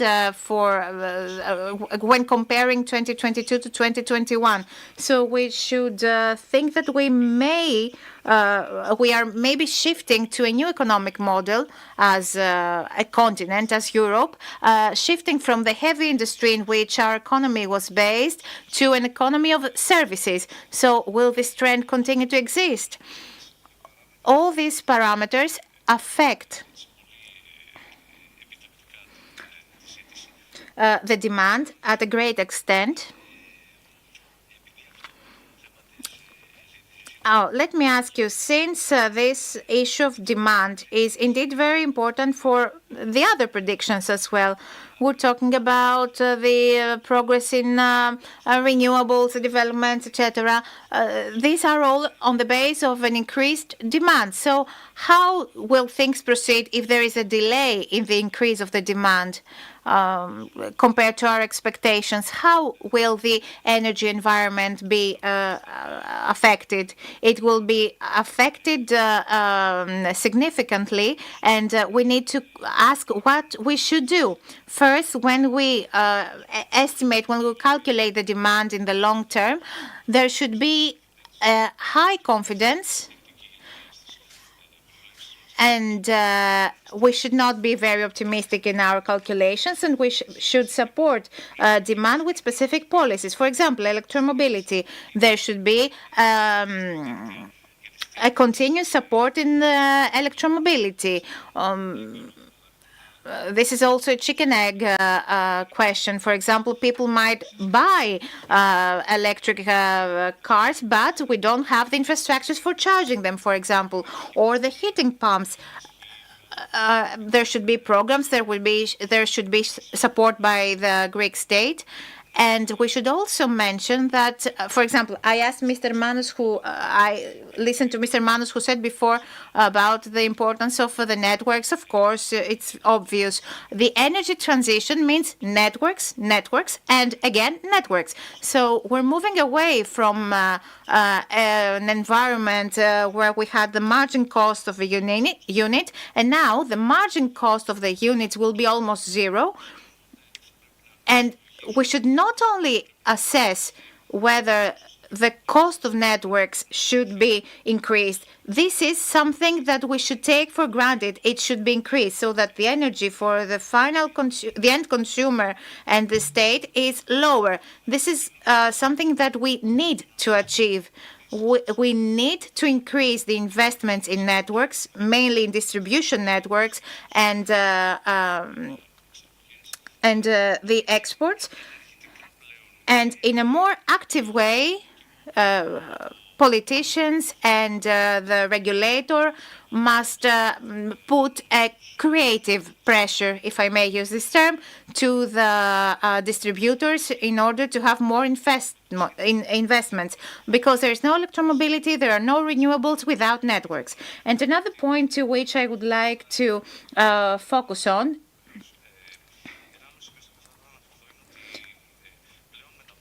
is that we're now moving toward, we're shifting from an environment where green transition was supported by grants. This is not the case anymore. We're moving towards a new market model in which the banks, the investors should be, the risk is inherent in them. So, and the last point is that the energy planning should take into consideration electricity, wind, and hydrogen. These three sectors, and hydrogen is actually a bridge that will allow sector coupling. We should see energy planning in a more holistic way and avoid situations in which there will be infrastructures that will be used, they will not be used because this is to the benefit of the consumer. Now, Mr. Petrohilos, General Manager of Kiefer. Ωραία. Να δώσουμε το... από εδώ. Η Kiefer είναι μια εταιρεία. So Kiefer is a company that has a wide range of activities. So Mr. Petropoulos' presence is really important here. We're talking about a company who has developed many renewables projects, both built and managed such projects. So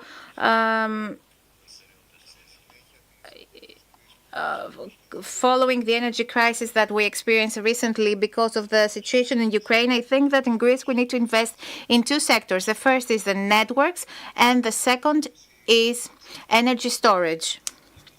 So I'll focus generally on energy storage. At the moment, there are many projects. We have amounting to 8 gigawatts of PVCs, and there is a production excess, which means that during at noon, 12 to 3 p.m., there is a big production, but there's no demand. This is why we cut off any work and the energy is lost.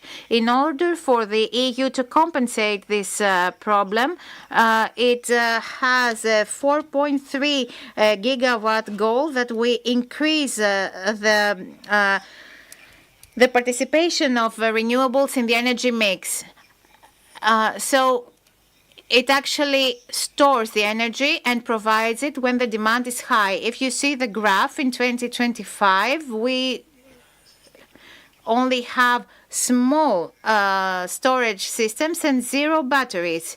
While there have been many tenders, we see that the batteries have not yet been installed. And since all producers are affected by that, there should an extension should not be given.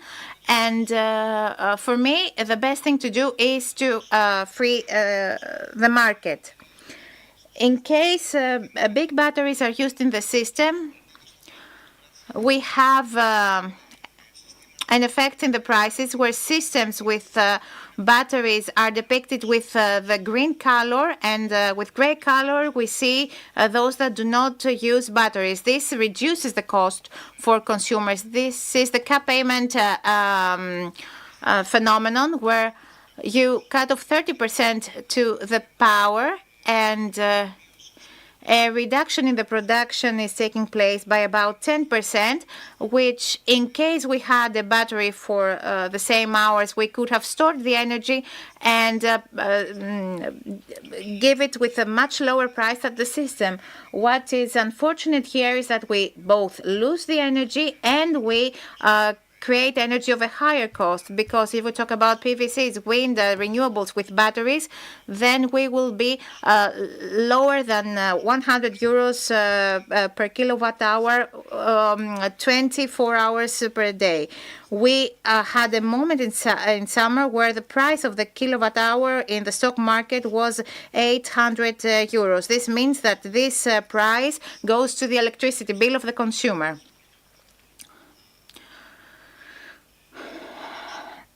Now, I want to show you the importance of northern Greece and more specifically Western Macedonia when it comes to energy, because this is where renewables started to be established. We have 300 megawatt of renewables in Kozani and Grevena.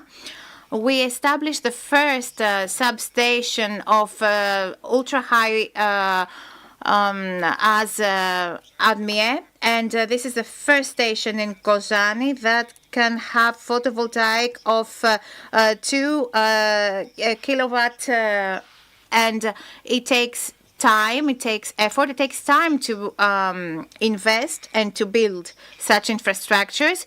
And finally, I would like to mention that the state in the next 2 or 3 months, not in 3 or 4 years, should allow the full use of batteries. And through this, the consumer will be able to see a lower cost of energy, because renewables, we're talking about 50, 45 kilowatt euros per kilowatt hour now. So it's far away from the marginal price we were talking about. Yes, and there are moments when we lose energy as well. So it's important to open the market and have batteries of 5 gigawatt by 2030. So to conclude, do you believe that today new projects on renewables, are they sustainable in Greece? Yes, in case there is a strong prediction on storage. There are areas in China right now that operate with renewables by 95%. They don't use other fuels, but we should be also very strict to the use of the battery. So the key to sustainability is again the batteries.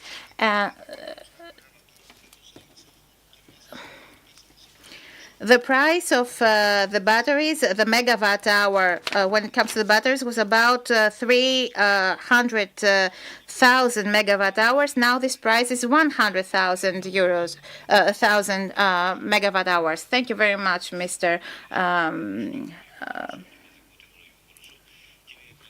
Θα έχετε κάποια παρουσίαση, νομίζω.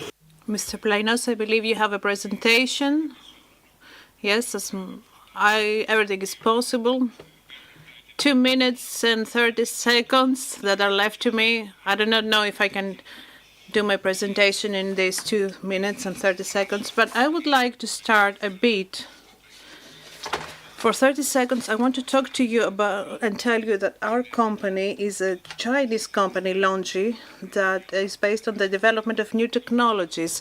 Just give me some time to explain the Chinese part. It's the only Chinese company right now that has 5 gigawatts of production in the United States, inside the States, in Ohio to be exact, right now. This is the only company that's not interested in the current elections, because everyone is talking about the turmoil that may come in the photovoltaic market, any restrictions to the Chinese companies. They are already, they invest with American companies, and they will do the same thing with Europe. This is the Chinese part of LONGi. Now about the technology part of the company. The technologies developed by LONGi, in addition to the photovoltaic, which is today's technology. So it's the hydrogen. We believe that this is the only storage medium, hydrogen, that can get us to the next generation of production of electrical energy in total, maintaining stability in the networks for the next 30 years. It's going to start after 2030, but it's going to be a co-production with photovoltaic. These are the products that will bring stability in investments, and the stability in investments, it's what everyone seeks. All investors, this is what they seek. Everyone here, this is what they're looking forward to. So let's look at today right now. And this is the product developed by Lonzi with the purpose of bringing this stability exactly. As you will see the golden analogy right now, many called the Fibonacci curve. This golden analogy proportion is what we took into consideration and created this unique product which brings the revolution in the photovoltaic products. It resolves and corrects issues that were innate in photovoltaic systems and created many problems in the production, creating this curve that we talked about in the production of voltaic, which is unavoidable due to the solar energy, but we're trying to make it as flat as possible. What are the elements? 4 elements. Limited space, which we overcame by 5%. The partial shading, which makes the photovoltaic stopping the production, and we made this happen with this revolutionary product. So when we have partial shading, we produce, then we have the hotspots and nearness of the photovoltaic, and also the lifetime reliability, which is what brings stability to the investments. We believe that we may buy a car or an aeroplane that will work for 30 to 40 years with no problems at all. The photovoltaic systems, this is what they promise, but they did not do this. This product corrects this impression. We see on the right the old technology, my left. So we see the old technology, the one that is used until today, and the new technology is on the right of the screen. And you can see all the bars are removed from the front. This will bring 6.5 to 8% more energy. What we can gain when we have, let's say, 100 acres portion of land. So we say we have limited 5% more efficiency of the panels. Then we talked about the partial shading. We have a video to show you here. You will see specifically how the old technology behaves and how the new technology behaves. They cover the photovoltaic panel, and you will see that it's reduced. In the old panels, it would stop, and in the new panels, it will continue to produce. These are the videos that we can show to the consumers so they can understand that this is the way we work. You can see here that it continues producing with no problems at all. This panel also brings a production that's superior in the morning hours, the first morning hours, as Mr. Petrohilos said, when we have a great need for electricity, and in the late evenings of the day, in the late hours of the evening. So they work more without us paying for extra work and for overtime. And this is another problem, which is very important, as people in the sector know. Let's not call it partial shading when a cell stops producing. When we see here, this increases the temperature in this specific area of the panel, giving the opportunity to the panel to have many damages, the so-called hotspots. Another portion giving the high time reliability is the resistance and the possibility of the cell. This is the most important part that will give us the life of the panel after the 20 years. In this video, you can see a simulation, the weight of an egg on a photovoltaic cell.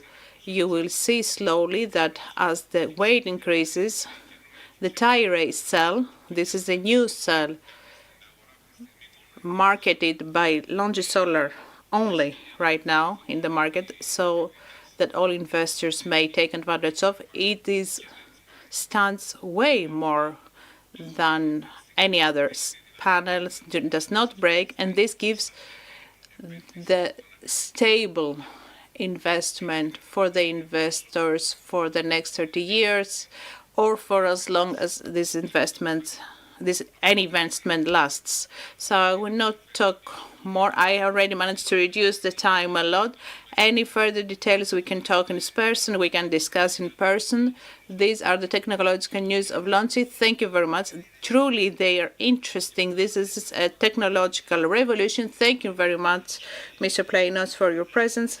And I would like to thank all participants on this panel, in this discussion. I believe we discussed interesting things. And certainly, the elephant in the room, as goes the common expression, what we call climate change changes everything, shifts everything, also in the area of infrastructure. Thank you very much, everyone. After taking the photographs, we're going to have a discussion with Mr. Manusakis, a discussion in person. Thank you. Πλήθος μας περιμένει εδώ. Παρακαλώ.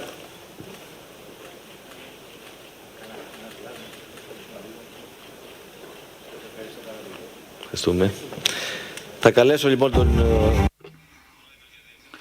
The President and CEO of ADMIE, Mr. Manusakis. We're going to see the video. The ADMIE is the independent power transmission operator, and let's get prepared and as we look at the video, please.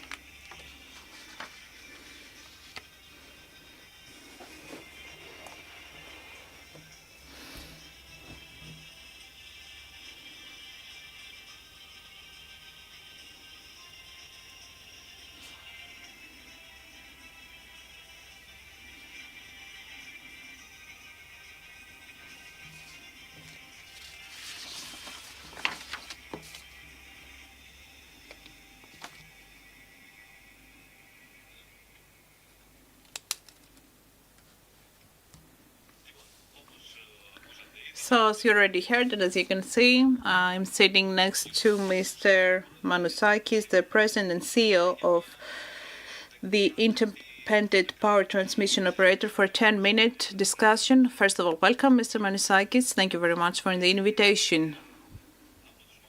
You are one of the longest-standing persons in such a position.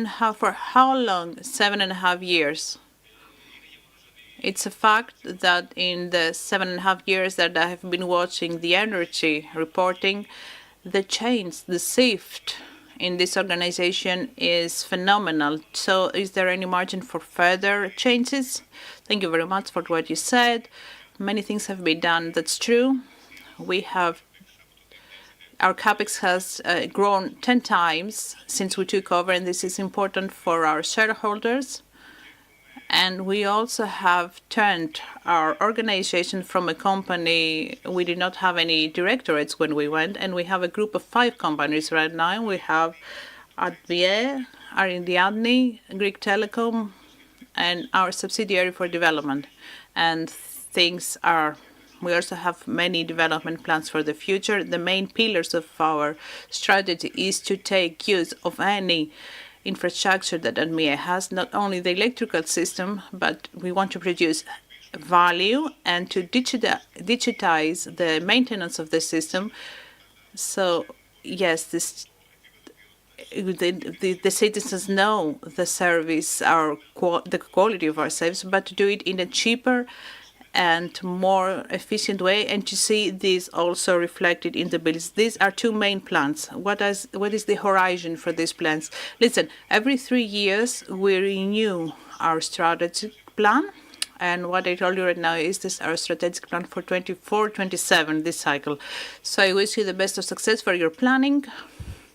Now let us discuss about the essence of the matters of what you do. It's commonplace. We see it written We hear it that the matter of the networks and electrical interconnection is crucial, is critical. And it's a matter connected to the energy transition, the strategy on an EU level. So these funds that need to be invested, do they exist, these funds? And will this bring finally a decrease to the consumers? Okay, it's okay to invest, but I believe that the thing is for the consumers to be able to have cheaper electricity. Both questions are critical. First of all, the remark that without networks we cannot conclude the transition to electrical production. First of all, this is perfectly correct. All for reasons of stability and sufficiency.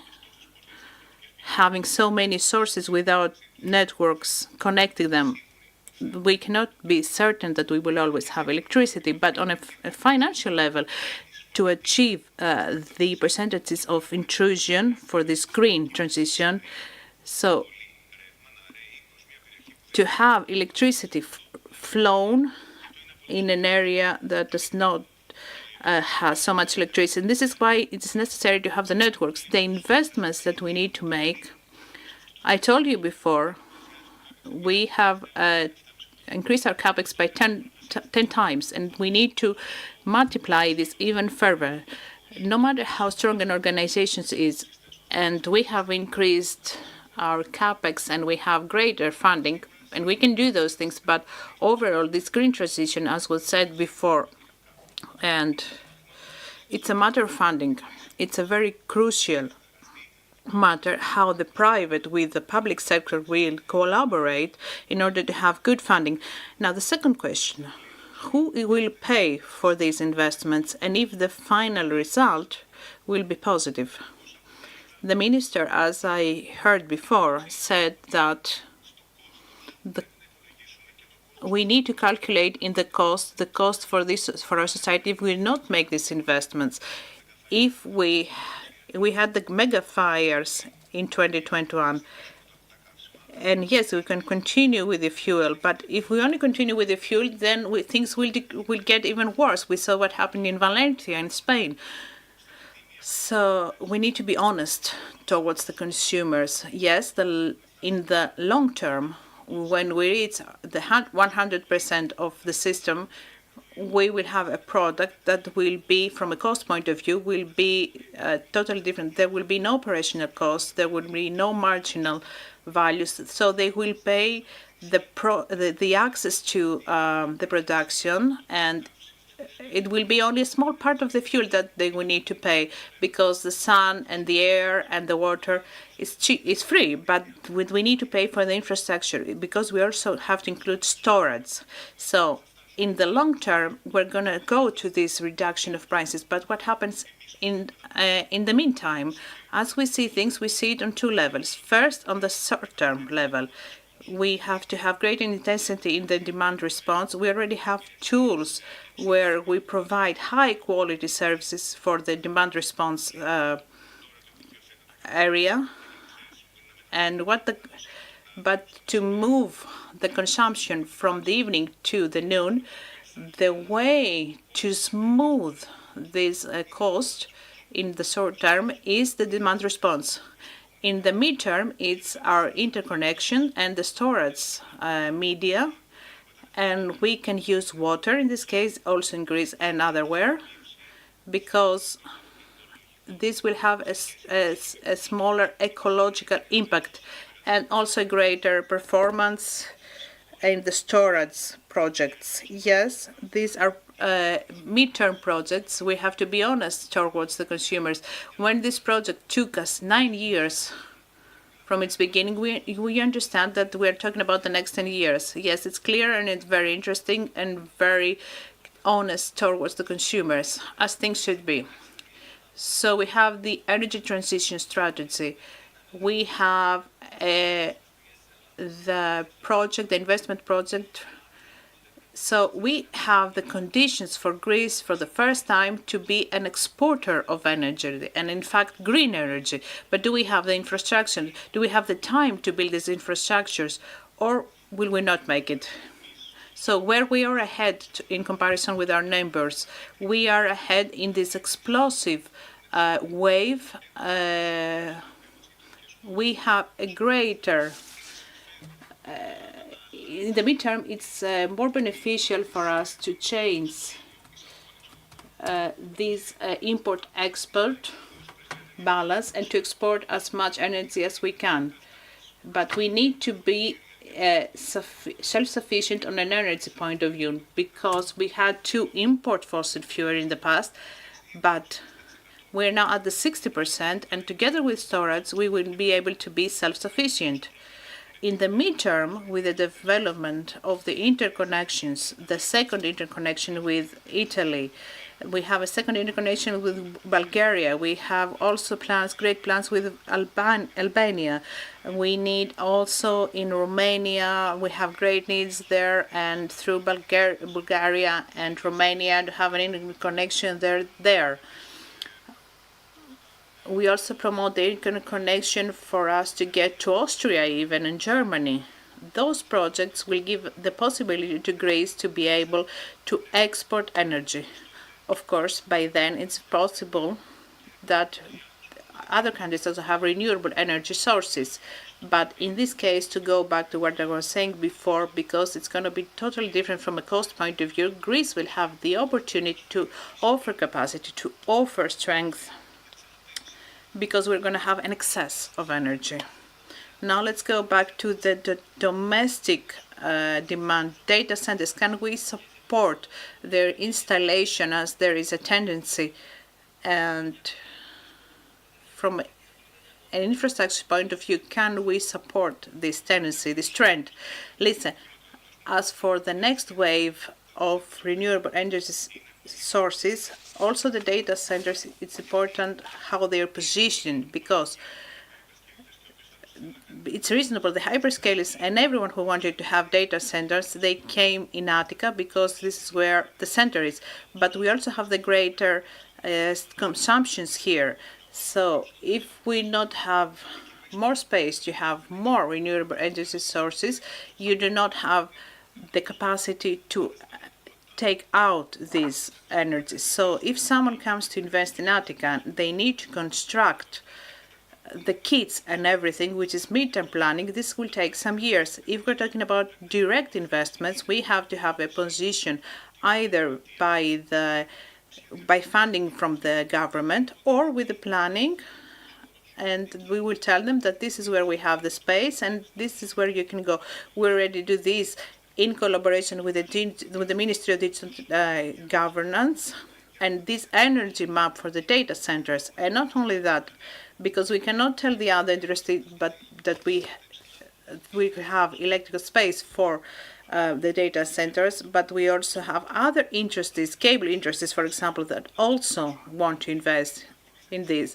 And we need to segregate, and this segregation will be very important in the next years in Greece. Before concluding, and what this means for our country and the position of our country in a new allocation of strength, because the war in Ukraine, the energy transition, these are matters, these are phenomena, situations that have a tendency to reposition the power. But before talking about this, I want you to tell me in a few words about the grand question about the interconnection with Cyprus. If things are smooth in this area, where are we exactly? Things are going smoothly. The researchers right now of the study go very well. Also in the Cyprus Sea and also in the Greek seas, we're talking about with the investments. We are also, I believe that we will have results by the end of next year. Also, we have a very good collaboration with the Israeli authorities, despite what is going on there.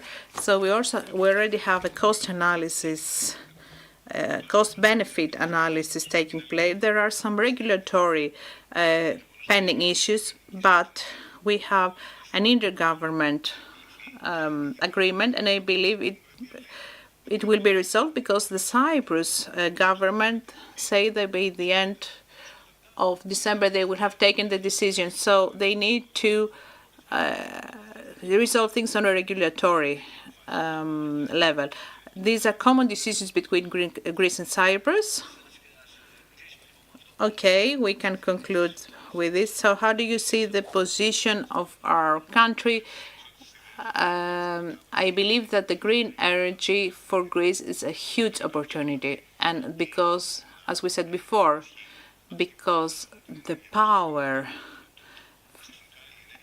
all of a sudden is produced for free, and we have this in abundance. But in order to be able to exploit this, we need to develop infrastructures. As we said before, in the long term, what will happen is that the cost of energy will change altogether. We're going to sell mostly availability of power. If we have the infrastructures, we will be the country that we will be able to do this because the production cost of energy was going to be very low. Now, the cost that we need to invest in order to attract investments and have this strategy as a government is to invest in interconnections, in development of the system, in solar parks, and this way we will improve our position on a geopolitical level as well. You have an optimistic view. Thank you very much, Mr. Manusakis, and every success in your work. Thank you very much.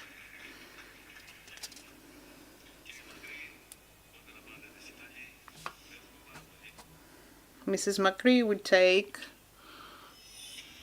over now.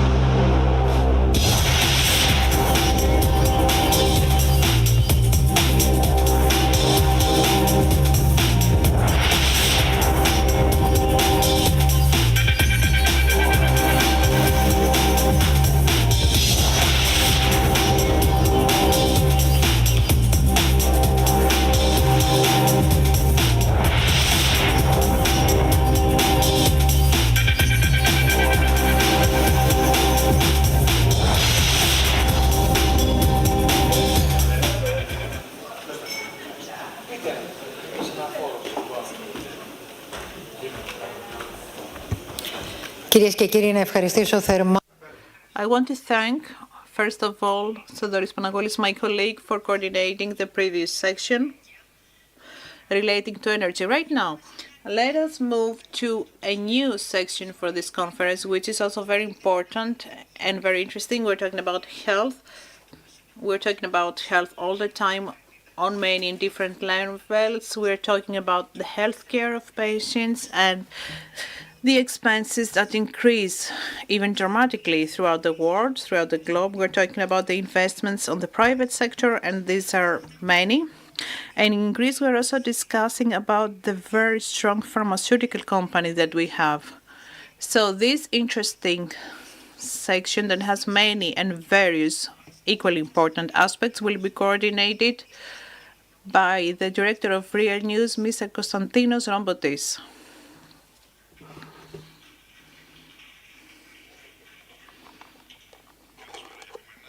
Good afternoon, Katya. Thank you for your kind words. I thank the organizers in this first appearing section unit. We're going to talk about health and the medication and medicines. We're going to talk with the experts about the challenges in the sector. This sector has seen many things in the past, and we expect many things also to take place. Before giving the floor to the competent minister, Mr. Georgiadis, I would like to call our speakers, Mrs. Theano Karpodini, the president of AOP, Mr. Trifonas, of the president of the Hellenic Association of Pharmaceutical Companies. Okay, we're expecting him. Mr. Himonas, the CEO of the Pan-Hellenic Union of Pharmaceutical Industry. Less consumption of unit, they're joking. And Mr. Zervos, the CEO of I Know Health.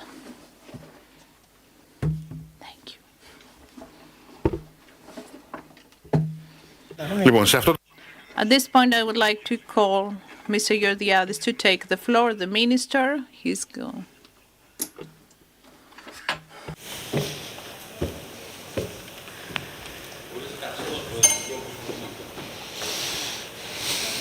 Κάτσω την Χριστιανό, σε αγαπητά μία. Εδώ μπορώ να κάτσω, Minister, you may also stay in our discussion. I will just say a few words.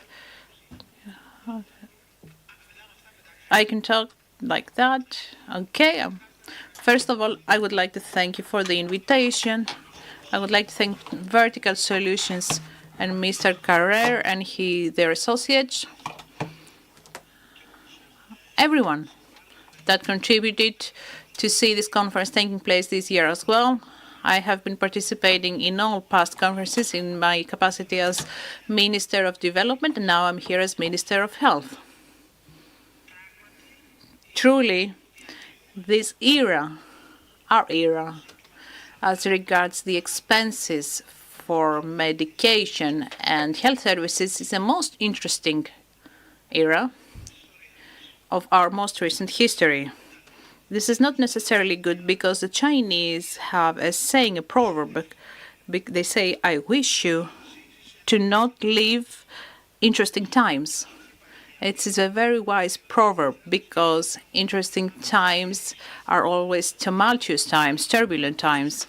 And historians, I'm not interested in such times, the war times, bloodshedding times, and catastrophe times. Yes, we may write many books and have many scientific seminars. So the greater the interest, the more the problems. In this particular case, the interest is huge.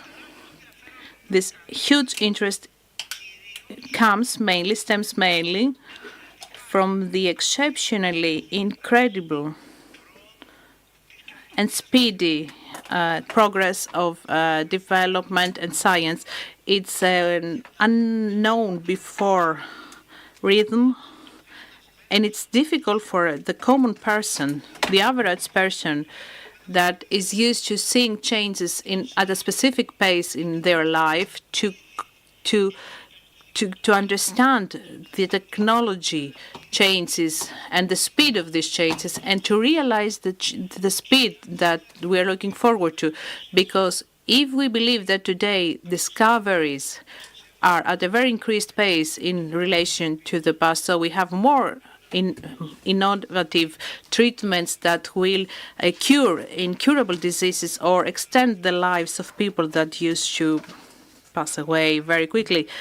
What we're going to see in the next 10 years, the next decade, has no relationship at all that's in relation to today. It's going to be 100 times that, or even 1,000 times that.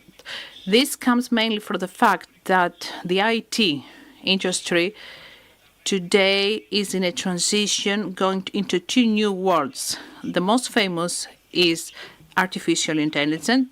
Everyone talks about this, and the concerns are rising. And the second area is the quantum computing, the new computers that have nothing to do with the computers as we know them, huge computational power and speed, incomparable to what we know, to today's technology. For you to understand the difference, quantum computing exists in the United States, Estonia, and China. The European Union is going to have a central one. There are discussions about this, where it's going to be constructed. So the difference in the computational power is to break the decoding of a message in the WhatsApp. The greatest computer of these supercomputers, as we call them, in the United States, it's a complex of many computers. Due to the complexity of the algorithm of WhatsApp, if you do not have the key, you need 2.5 billion years. So our messages are encrypted in the WhatsApp, mostly. For the same calculation, and to break a WhatsApp message, a computer working not on the cheap technology but on the quantum technology, it takes 21 seconds.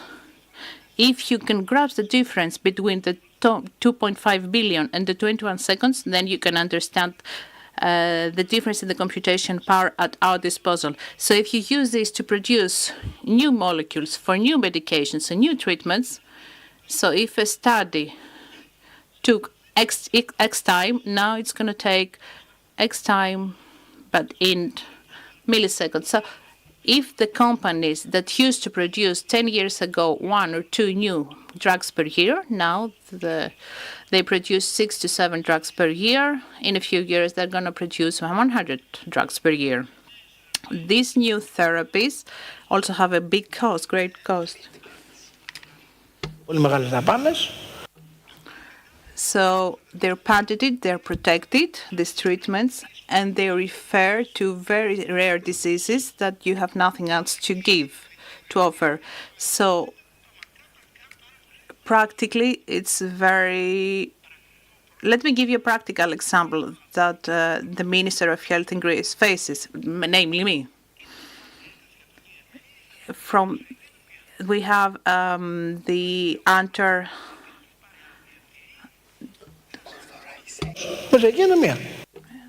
So you're not going to need any blood transfusions anymore. And thalassemia, I believe, is the term for this illness.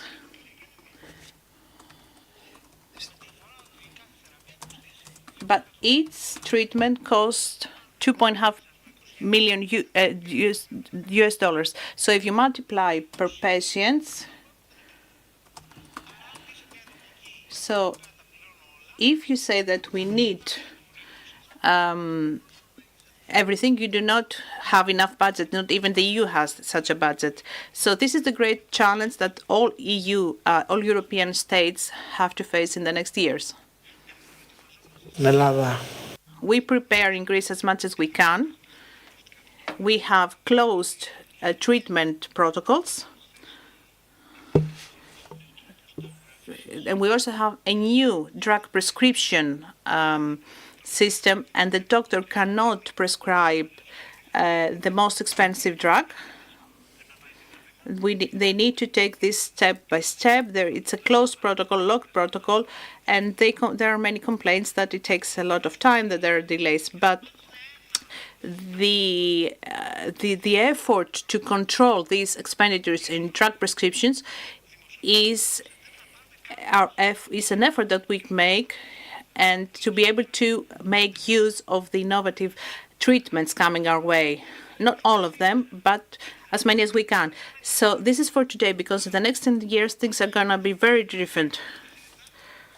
So we have a new world coming in a very great speed, but we will all live many more years. You know that in the big fora in the States talking about longevity, they say that in 2050, which is very close, it's going to be over 100 years. There are going to be people living 100 and 120 years based on the treatments foreseen. I do not want to tell you what this means for our insurance system, for example, or how far we need to increase the pension limits, age limits. Okay, we may also, you laugh, I see you laughing, but I want to see what the Minister of Labor we need to do in the future when we need to adjust the age limits for pensions. It's going to be very painful, but this is the world we're heading to. And as soon as we realize this, and as soon as we prepare for this, the better. So thank you very much for the invitation, and we have the things to discuss, the opportunity to discuss things out of the ordinary. So thank you for your speech. So we also have Mr. Trifonos, who is the president of the Hellenic Association of Pharmaceutical Companies, and Mr. Jimenez, the general director of the Union of Pharmaceutical Industry. Mrs. Carpodini, what are the projects ahead for better serving citizens? Thank you very much for the invitation. Good afternoon, and for giving me the opportunity to talk about the projects we implement in EOP to empower it and become a main pillar for all reforms announced by the Ministry of Health and tries to implement, aiming at better access of patients to treatments and hospitalizations.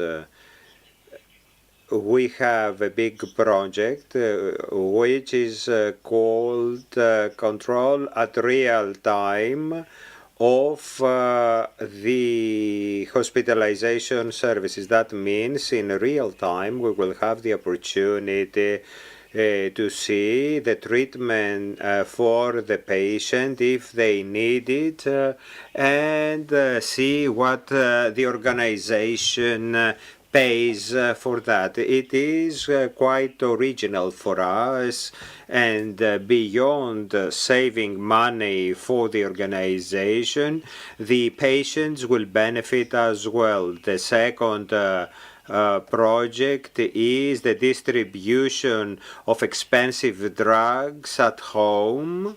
We have started with some hundreds of patients. At the end of next year, when the tender will have finished, 120,000 of our patients that receive their drugs from pharmacies will be able to have the drugs brought to their homes, and that will be to the benefit of those with chronic diseases and people that cannot have access to pharmacies or relatives of theirs, especially in remote areas.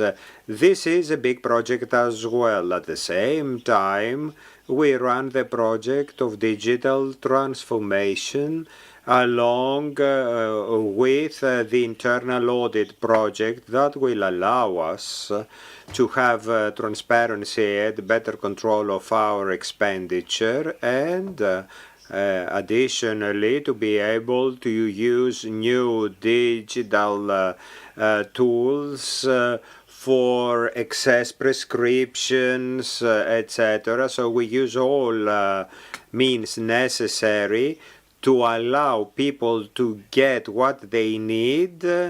And of course, we will measure efficiency and effectiveness because the challenge, as the minister said, are these innovative treatments ahead.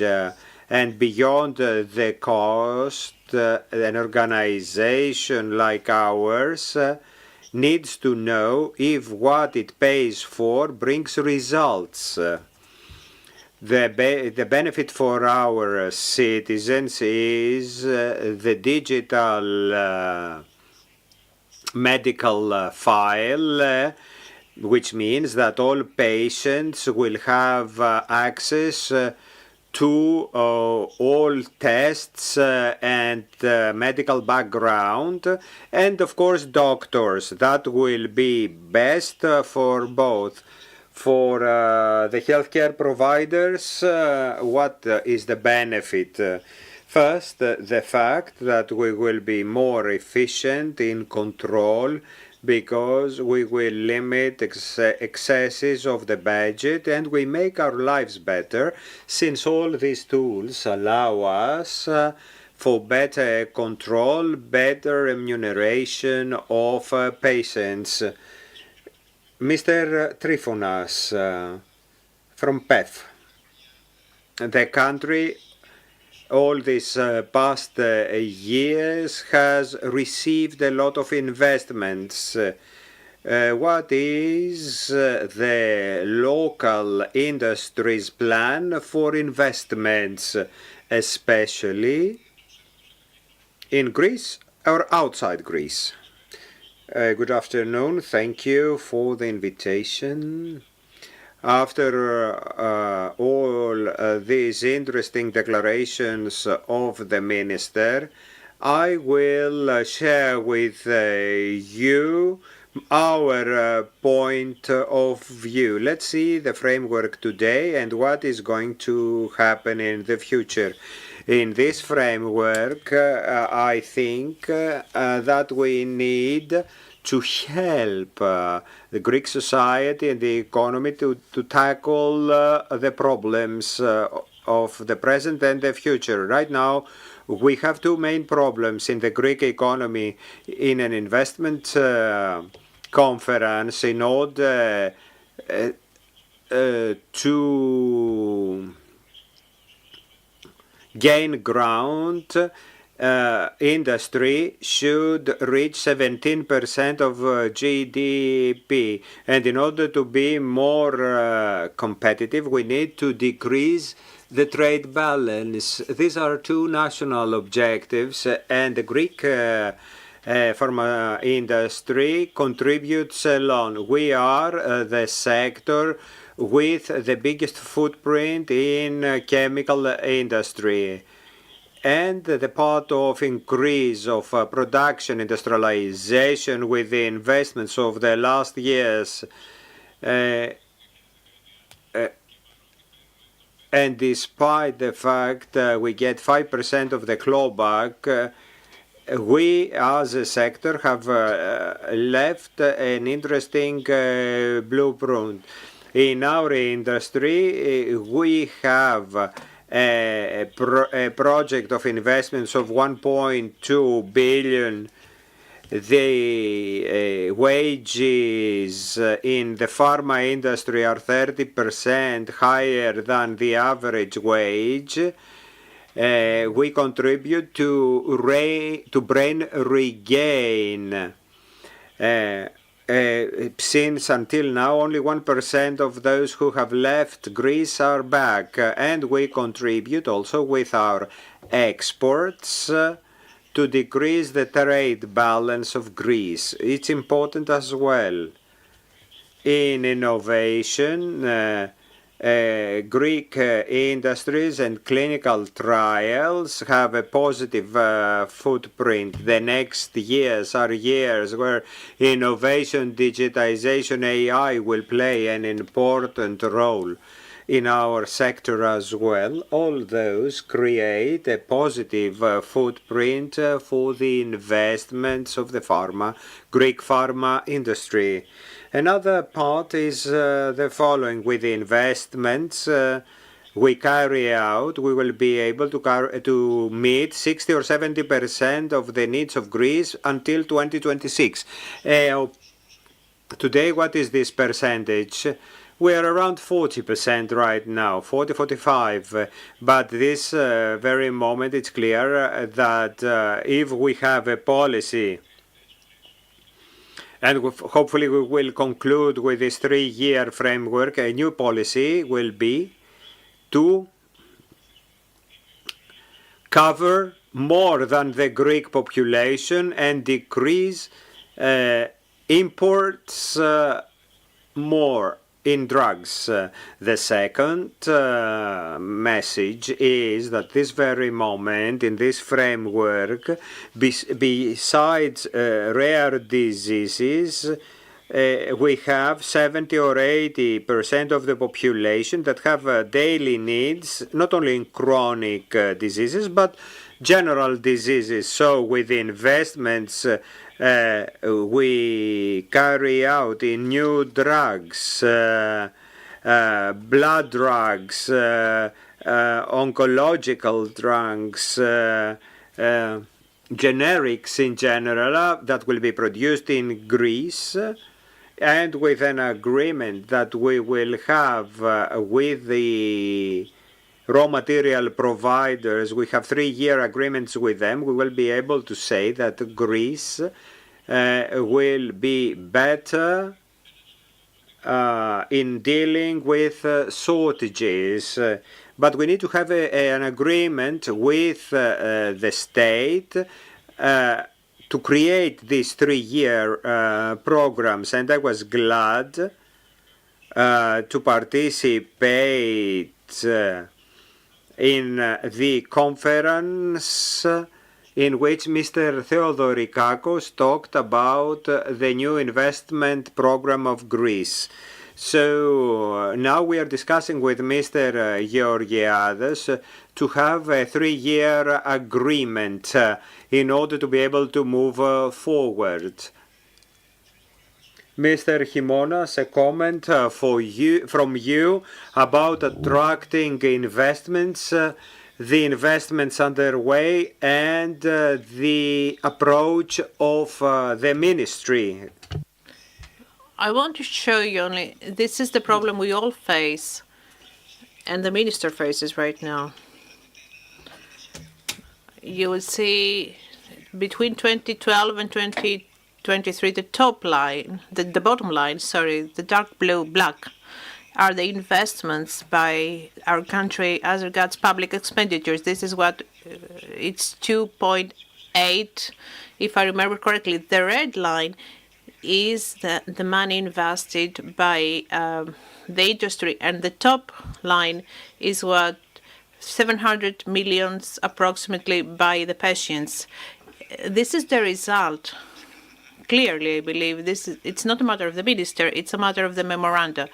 After 2012, investments in the drug industry stopped, and we saw these jaws of the crocodile that so the jaw goes up and the bottom jaw stays where it is, and this is very difficult to close this gap. There are two things that can be done. First, to control the expenditures better. This is what the minister is trying to do, and also Mrs. Carpodini with the digital tools, with the social security numbers to check the doctors. This is one part that we need to fill the holes. The other part is we need to have extra funding, and this is where the problem lies. This market, you see at the top column, is 7 billion euros. It grows by 5%, as the same as in Europe and throughout the globe. So this is 350 million euros per year. So if you invest less than 250 million euros, you cannot reduce the returns. And this is the result of the recess that we're paying right now, the recess of the previous years. So to not talk much, this is a research that was done recently for the period between 2021 and 2023, and for the drugs that would have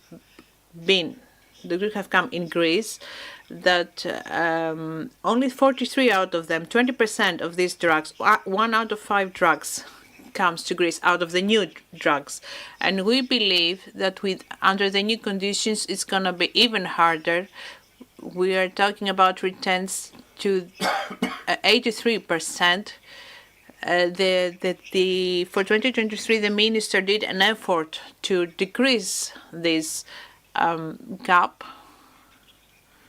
We're going to be better in 2024, but we returns over 70 to 80%. I am at a European board, and there is they're not happy with Greece.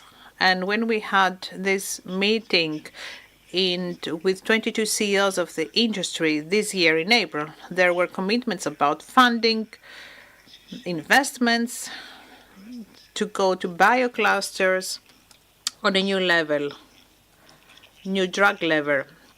This has not taken place so far. It's not easy to do it. It's a gigantic effort, but in Europe, the discussion is between health security and defense security. Ukraine, Israel, etc., etc. The money invested in defense. This is the reality, and it definitely affects investments in Greece. And clinical research is now. It's another way of investment.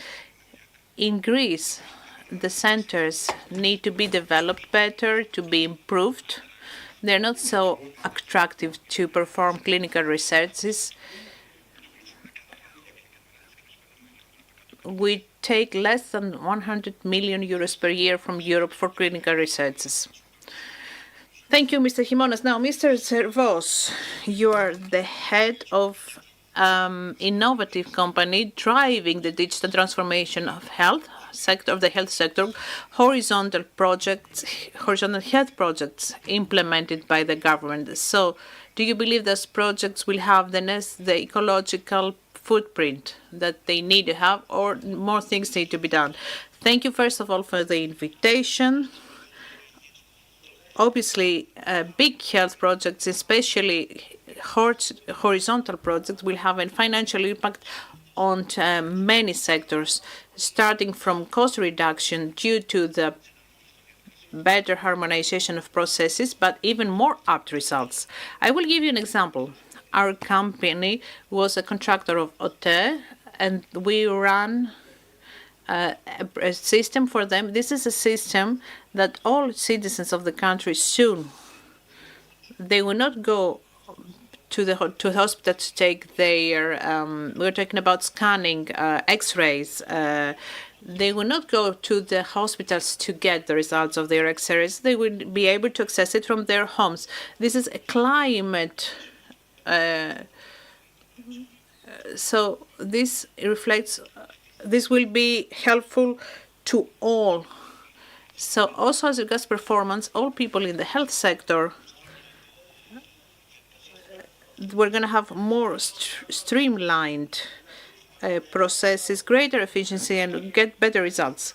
Respectively, as regards prevention, there are many projects run by the Ministry of Health relating to prevention. It's a huge economy in the health sector, what the government spends on the level of people that become ill later. All these new projects brings new jobs to highly specialized people. We are a company that attract people, that get people back from, after they have left the country. So respectively, and last part could be the coverage of the cost. We haven't invested for many years in digital health in the last years, so we're trying to cover this inaction cost. Maybe it's a cost of lost opportunities. So we need to have maybe a necessary investment, so we're in the same direction, but also get on the same level of technology used by the companies abroad. I don't think we're very half behind. Another part that does not have a purely financial character, but it's it's the carbon dioxide. The carbon dioxide emissions are reduced because people get to the hospital to get their results. So we're talking about 12 million exams per year that they will not need to go to the hospital to get. So on a short term, in the short term and the long term, the financial solutions, financial impact of big, great digital projects are huge. You talked about practices followed by the companies abroad and in the technology area. We see that the big news is that artificial intelligence. So how close are we to include artificial intelligence, AI, in our national health system? AI works on small areas. If we talked about a greater impression, we are at a very mature stage of planning right now. Our opinion right now is that things are being done, things happen that could use the AI to the benefit of the health system. I will give you an example. For several months now, Hospital Agios Savas, under the supervision of the Minister of Health and the MIT lab, they ran the prognosis of the possibility to have a tumor in the breast. So not later, but it's an early prognosis, we can say. Another part that the AI can be used to is the personalized diagnosis. 15 years ago, there were 15 protocols for chemotherapy. Now we have 700 protocols for chemotherapy per month. This is a huge differentiation so the AI can individualize this part, and the Greek community could use this part. Another part is the automation of administrative processes that could give a huge advantage, a big advantage to the processes. And another thing I would say is to support the decisions. Under no circumstances, AI, in our opinion, can substitute doctors. AI helps doctors, and I will explain this further. Our specialization is the X-rays laboratories. In the last years, the X-rays ordered by the hospital rises by 10% per year. On the contrary, we had an X-ray machine, and so we mean that the machine produced 16 images per cycle. Now they're going to be 620 images per cycle. So we are able now to see 10,000 images taken by the machine right now. So the number of the exams and the content of the exams, so we're going to have a reduction of the human resources. So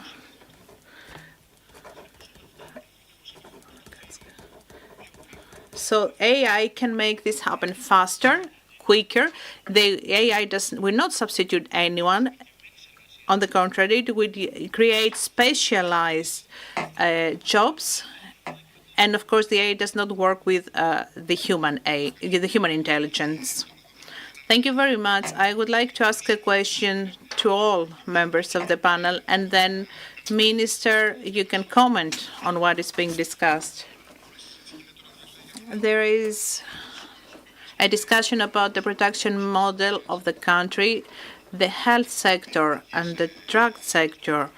What is their role in this production model, and what are the motives that need to be given by the state, by the government, so they can get the proper position in this area?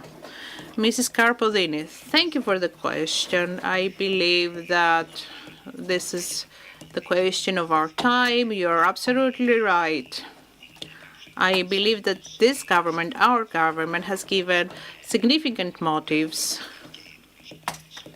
The pharma representatives talked about these motives in order to reinforce the investments in the health sector, also as regards new technologies. And also Mr. Trifon said a very significant part is to reinforce the Greek industry in order to also deal with shortages.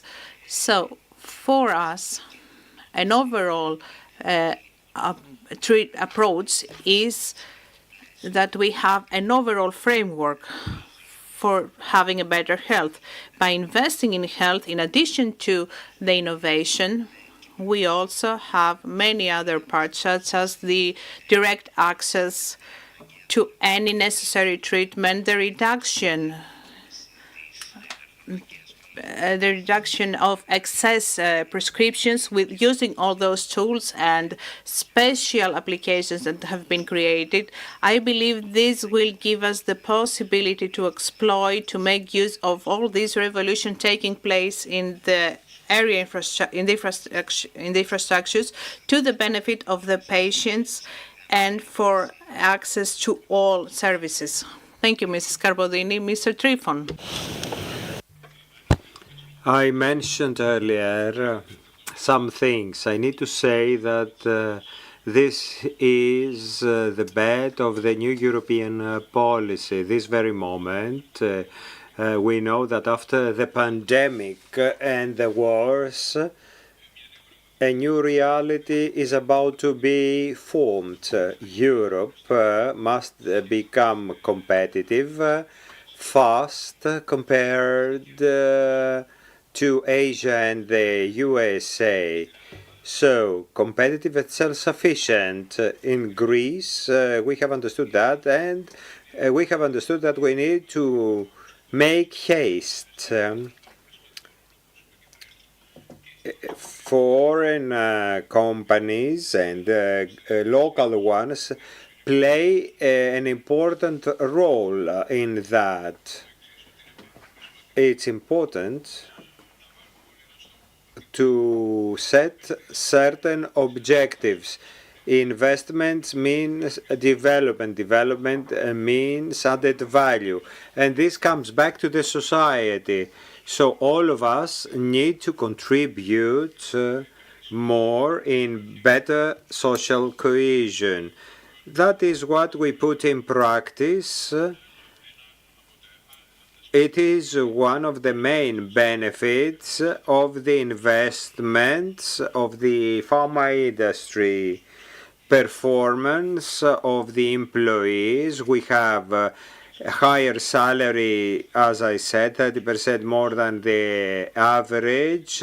And of course, we contribute to the taxation and social system. The productive model that was mentioned sets the place, and we need to implement it. RRF is important. Let's prioritize. We have many small businesses. How can we include more bigger businesses, and how the resources will be distributed after prioritization via RRF, the investment clawback. We had in 23-24 250 million plus 150 in 2024-2025. That means 500 million in total for investments. The weak point is that 90% of this money went for plant building and only 10% went to clinical trials.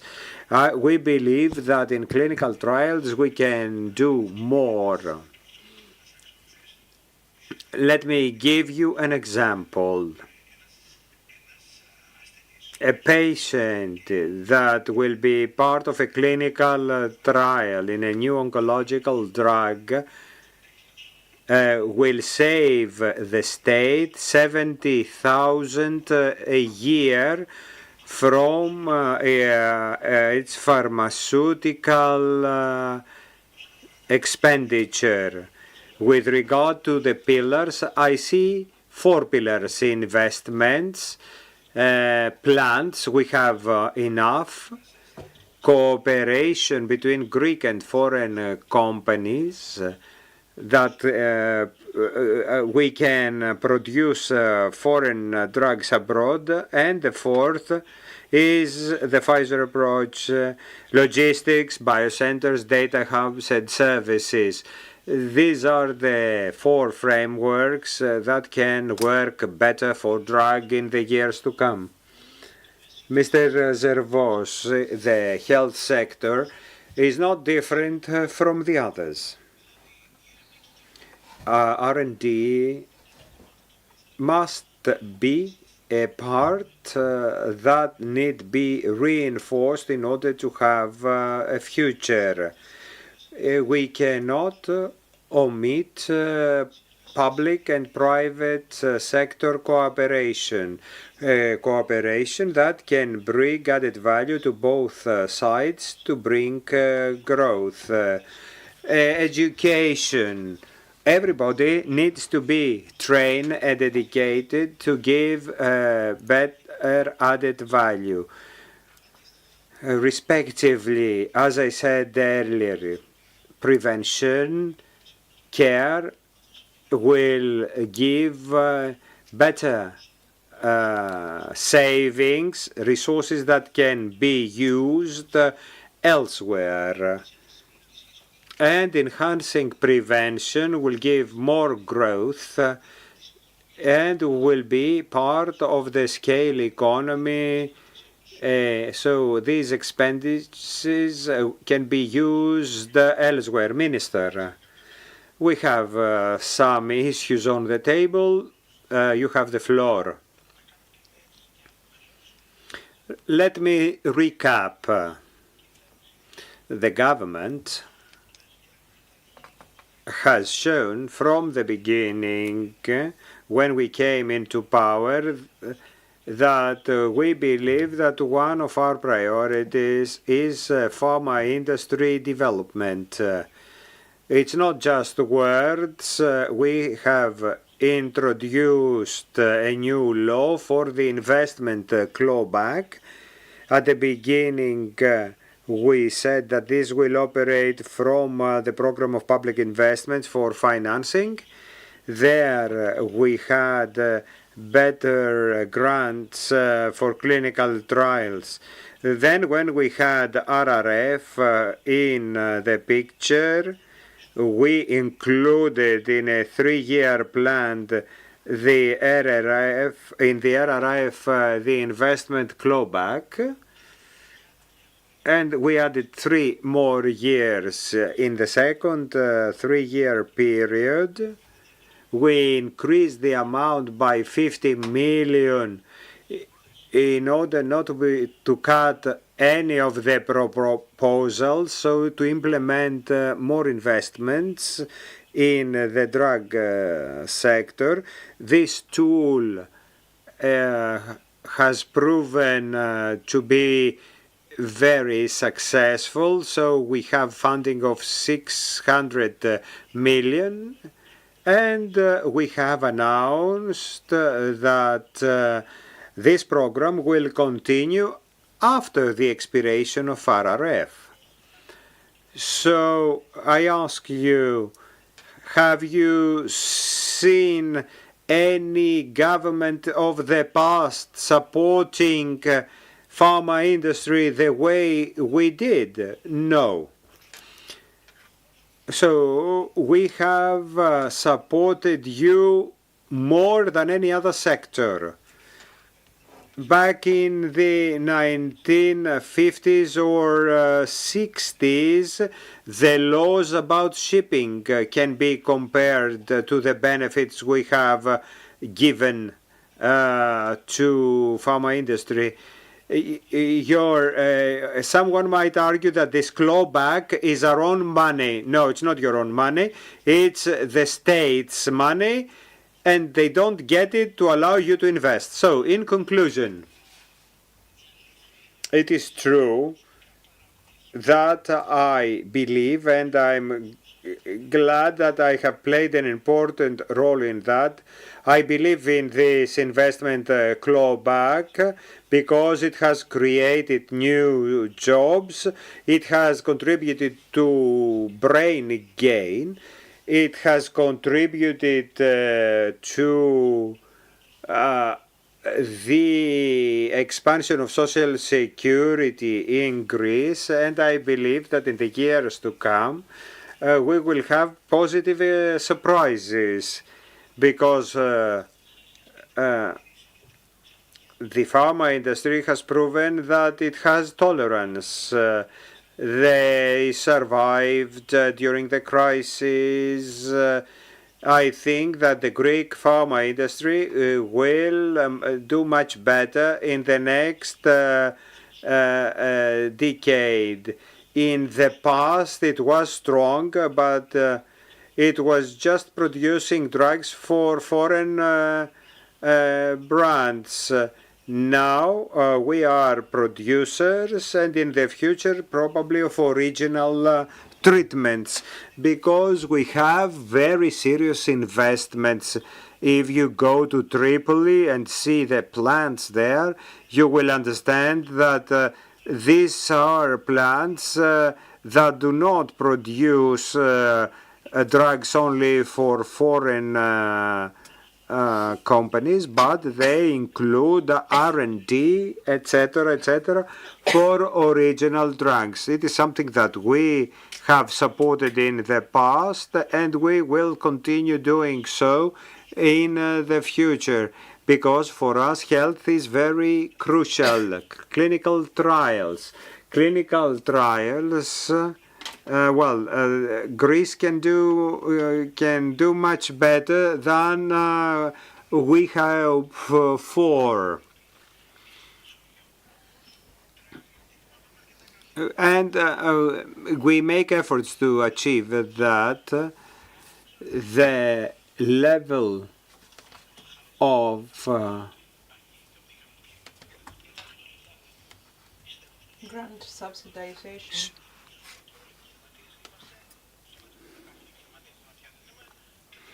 Subsidies is important for the size of Greece, but the most important for us in Greece with regard to clinical trials is bureaucracy, and we are quite late.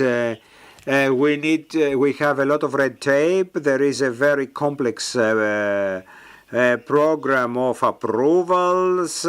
Until we have the approval for a clinical trial in Greece, 3 others have already been approved abroad. So we want to combat red tape. Well, for me, the ideal would be to have a central management system from the ministry, preferably with the assistance of a university, but with 2 pillars, ministry and universities. In 2025 we will speed up. This speeding up will bring more clinical trials. Even with the return of 10% in subsidies, we have already clinical trials. Imagine if we cut down on red tape and the rest, we will have a faster growing clinical trials project. And about the social clawback, well, we have everybody now asking for an investment clawback. Doctors, everybody says, all those who are entitled to pay clawback, now they say, let's have an investment clawback. I haven't done so for the reason why, because there is no other sector that has this multiplier. Clawback is not just to offer money to someone. The clawback is to multiply this money in order to introduce a multiplier in Greek economy that will create more jobs and results in the economy. So for the time being, no other sector has submitted such a profitable proposal so as to admit it. Now only pharma industry has this multiplier for the time being. So I haven't seen that in any other sector. That's why I don't support it for others. So exports of pharma industry are very positive. And we have no doubt if we exempt the oil products that we export, but we refine it here, etc., etc. Pharma is what we actually export the most. So we need to congratulate local companies that they have managed through haircuts of bonds and crises to flourish. That so adverse conditions made Greek companies to become more extrovert and start selling abroad. Now they are stronger than back in 2010. They are more resilient and more capable to handle things and increase their exports. And I'm very optimistic for the future about Greece. Well, we are much better than other states, which is not the rule. Do you have a comment, Mr. Trifon, Mr. Himonas? 700 million the state may invested, and they could not have given this, but we pay another 1 billion, so 1.7 billion with a great multiplier. This gives the power, and we are saved by the exports, and we could have a transformation, not all of us, but some of us, amid a very difficult time. We face many levels, and we're using own resources. We want to continue to be competitive in a difficult framework. The United States provide subsidies. So we have a very competitive framework, a very difficult competitive framework. And how we're going to remain competitive with investments and with the best possible training and education of our personnel. And we do this with many programs. Secondly, we need to be allies of the government and the AOP to rationalize the system so they can cover Greek citizens. This is our obligation also, because we're going to stay in the sector. We have a continuous collaboration with Mr. Georgiadis and Mrs. Karpodini. We applaud the Czech committees. We want to give human resources and funding to reinforce the systems. And Mr. Minister, we're at your disposal and now know how to bring the best practice from abroad. We want to have proper subscriptions and to use the second pillar to see what needs to be covered in Greece, because in the past everything was covered. For example, oncological drugs that in other countries are of the third row to be of the first row here. And the second pillar is to cover the patients. These are the pillars in front of us, and I hope that we will move forward. What the minister said is positive, namely that several of our businesses were able to change their model. Mr. Himonas, I would like to give a reply to an irrelevant question. Tomorrow we have the elections in the United States. Today. Tomorrow we're probably going to have a result, says the minister. So if Trump is elected and he has Robert Kennedy Jr. as head of health, there's going to be a turmoil in the market. He did this in the previous time. He's against the vaccines, but he wants to have reference prices from Europe, namely to have 50 countries. One of them is Greece, I know that. So with the low prices in original drugs, so if we are used as a country reference there's going to be a mess in Greece. I do not wish this, but we may see drugs withdrawn because we have very low prices. I hope this will not happen. I am for Biden. Kamala Harris. You are too much Biden, not even Biden. It's so much pro-Biden. This is what I wanted to say. If you don't have any other comments, we're going to conclude our discussion. It was very educative. It's great to have the minister and this dialogue with the minister. We do not intervene in the elections of the United States. We're going to collaborate with any government elected. We are friends of the Americans. They're going to choose their president, and we are going to collaborate with the elected president because I have an institutional capacity and we do not have any preferences in the elections of another country. I want to clarify that. Thank you very much, says the coordinator. Very nice.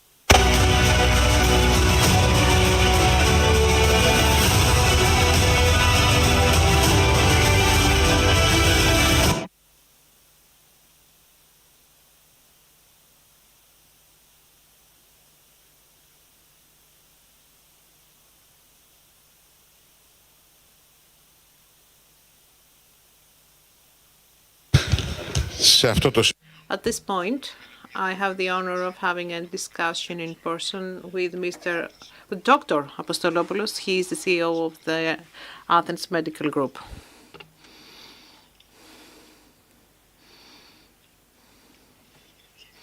Mr. Apostolopoulos, it's your birthday today. Have a happy coincidence.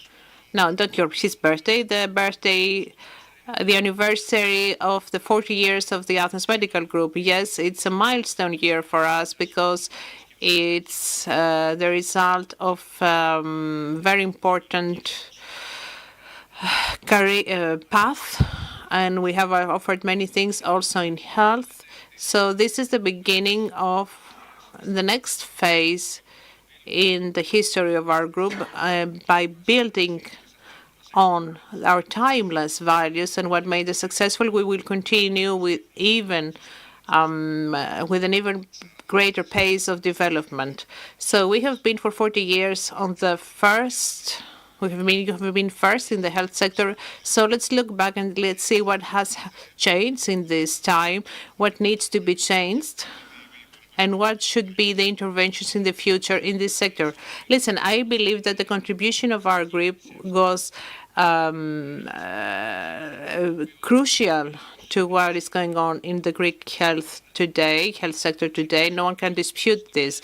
When we started in 1984, it was a time when many Greeks used to travel abroad to be treated or to be hospitalized or to even have some exams because we did not have the infrastructure back then. So the vision for this group was to create the proper infrastructures in our country to allow for the Greek patients to have high-quality services in their country. And in fact, all these years to this direction that we took, was our target. And I believe that in a competitive environment, if someone moves forward, then the rest of the competition also tries to keep up and to reach the same level. So I believe that overall, today, we have a very high level of health services in our country, and we've played a significant part in this. Did the government help you in this effort? Listen, the business world in Greece, independent of the sector, of each one sector, the characteristics, the traits of our country are such that we do not need assistance, but we need to not be sabotaged. And during these times, we also had some sabotage. I have a personal question for you. Hospital healthcare services are not a product that can be exported, but I believe, in my opinion, that there is some extroversion. Do you see increased interest from abroad to be treated in Greece? Yes, I believe there is extroversion, and it's a product that can be exported. I want to use this to discuss about what the minister said about the multiplayers. To be more specific and to reply to your question, medical tourism, in fact, truly is an area, a sector that can come to Greece, that can flourish in Greece. We have the conditions, but it takes systematic job growth from the private sector and the government in order to draw up a national strategy that we all should serve. But I want to tell you briefly that our group in these 40 years has been an ambassador of the Greek medicine. The great in 1989 in Moscow, the Greek know-how in health actually exported the Greek know-how, and in fact in the heart of the very strong Russian Union back then. And we also had units in Romania and abroad and other countries, and also we had the Inter-Balkan hospital built, and Thessaloniki became a place of attraction for patients from the neighboring regions. So in the last 5 years, you have had a 5-year plan. And what are the pillars of this plan? And what are the targets? We invest in infrastructure, technologies, and mainly in people, because you understand you cannot have anything without people. They will not be enough. And I believe in all our path, we have had high development plans that we served, because the health sector is a sector that has very quick technological advancements, and this life cycle of machines and technologies reduces as the years go by. But the most significant investment is in people, persons. And I will tell you about the policy we drew up and that we implemented in the last 5 years. It was the brain gain policy, where we were happy in these years, because these were difficult times, to gain back over 50 top doctors, both from Europe and the States, that were truly milestone persons in the private area and also in the universities, and we gained them back. We gave them the tools that they also had at their disposal abroad, and mainly we gave them the vision and the perspective of this country.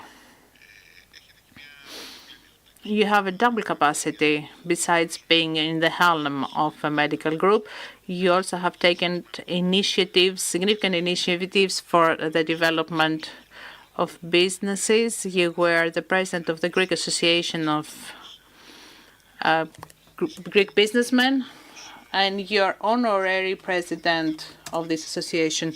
So how do you see the investment the investments in Greece, both in the pharma industry, in general in the Greek economy? What are the opportunities and challenges do you see?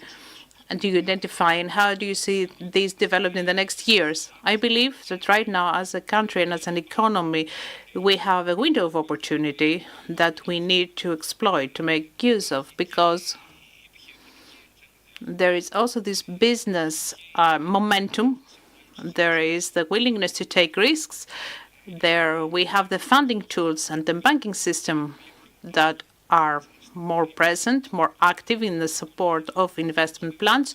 And of course, the country on the macroeconomic level is in a very good period. Maybe the international situation, status quo may play some games, but I believe in these years, and we do this in our sector as a business, because we want our path in Greece, and you know this, to be timeless. We are the sole Greek-owned company that we are alive. So this window of opportunity, we are there, we are present, we are active, and we want in the next years to significantly increase our footprint in the market.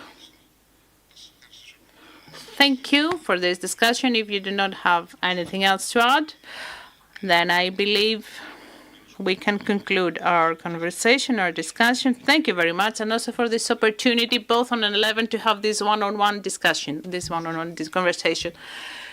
Happy anniversary, and may this be fruitful for the Greek patients and the Greek economy as well. Thank you very much. Thank you warmly.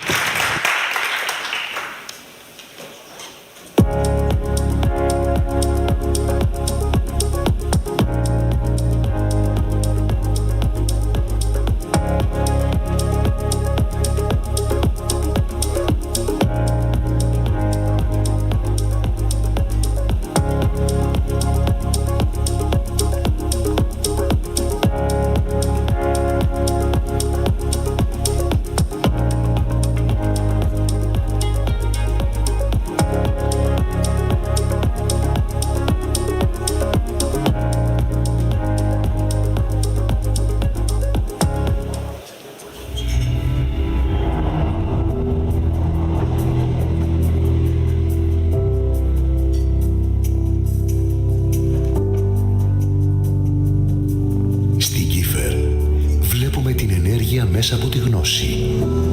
Εκείνη που μας δίνει τη σιγουριά να παρέχουμε ολοκληρωμένες λύσεις στο σχεδιασμό, στην ανάπτυξη, στην προμήθεια εξοπλισμού, στην κατασκευή και στη συντήρηση ενεργειακών συστημάτων από ανανεώσιμες πηγές. Στη Κίφερ βλέπουμε την ενέργεια μέσα από την πρωτοπορία. Εκείνη που μας κάνει να ξεχωρίζουμε στην κατασκευή και στη διαχείριση σταθμών παραγωγής ηλεκτρικής ενέργειας από όλες τις ανανεώσιμες πηγές. Φωτοβολταϊκά πάρκα,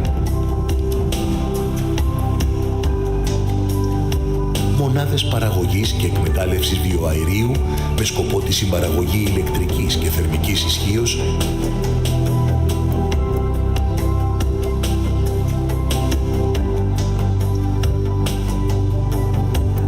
υδροηλεκτρικούς σταθμούς και αιωλικά πάρκα.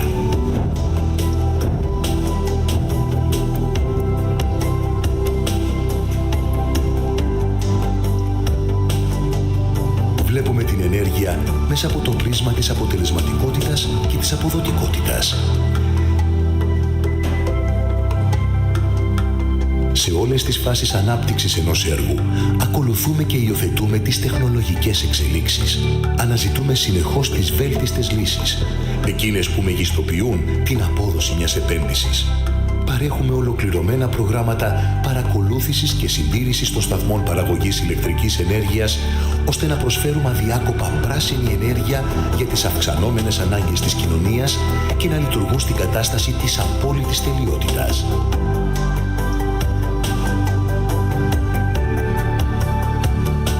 Βλέπουμε την ενέργεια μέσα από τα μάτια του μέλλοντος. Κάνουμε τα πάντα για να δημιουργούμε ενέργεια που σέβεται τη φύση, που υπηρετεί την κοινωνία και νοιάζεται για τη ζωή. Βλέπουμε ένα βιώσιμο αύριο με καθαρή ενέργεια. Στην Κίφερ βλέπουμε την ενέργεια μέσα από τις ισχυρές σχέσεις εμπιστοσύνης που χτίζουμε με τους πελάτες μας. προσεγγίζουμε κάθε έργο με αφοσίωση, επαγγελματισμό και συνέπεια. Με αποτέλεσμα να είμαστε σήμερα μία από τις πλέον αξιόπιστες εταιρείες που δραστηριοποιούνται στο ραγδαία αναπτυσσόμενο αλλά και απαιτητικό χώρο της ενέργειας στην νοτιοανατολική Ευρώπη. Ήδη έχουμε αναλάβει σημαντικά έργα στην Κύπρο, στη Βουλγαρία και στη Ρουμανία. Στην Κύπρο, κάθε μας ενέργεια ακολουθεί κατά γράμμα τις αξίες μας. Ακολουθεί το όραμά μας για ένα βιώσιμο αύριο με καθαρή ενέργεια.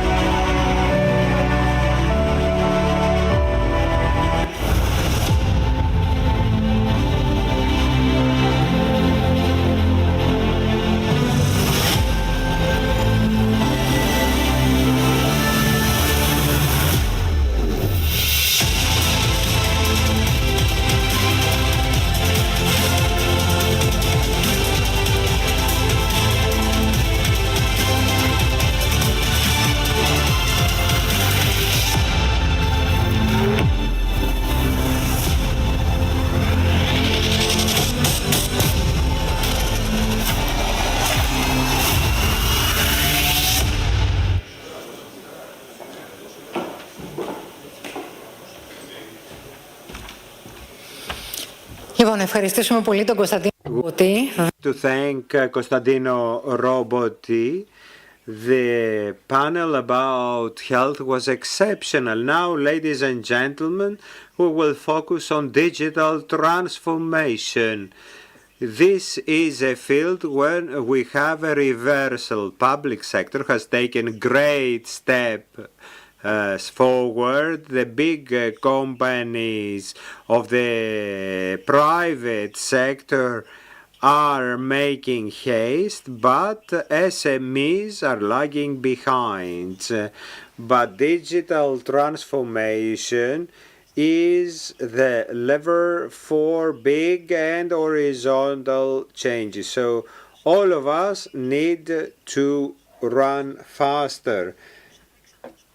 So Mr. Alexandros Kondis will be the coordinator of this session and present us with his guests. Thank you, Katya. Good afternoon, ladies and gentlemen. Let me say that after midnight in Greece, we will have the first exit polls for the American elections. This has been a discussion for months now, and the outcome will determine the business developments all over the world. Something totally different that contributes to investments and businesses is, of course, digitization and digital transformation of businesses. In this, we will focus in this session, and it will start with Mr. Dimitris Papastergiou, who is on his way. I would like first to invite the participant. First, Alexandros Stergiou, Chief Information Officer, Natural Gas Mr. Christopoulos, Chief Commercial Officer, Business Segment OTE Group. Mr. Christopoulos, Yorgos Moraitinis, CEO of Mortec.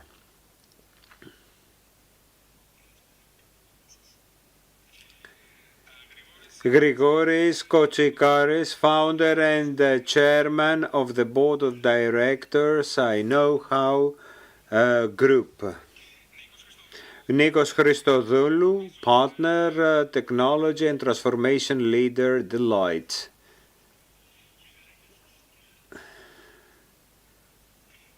And Antonis Markopoulos, founder and CEO of Prosperity Solutions.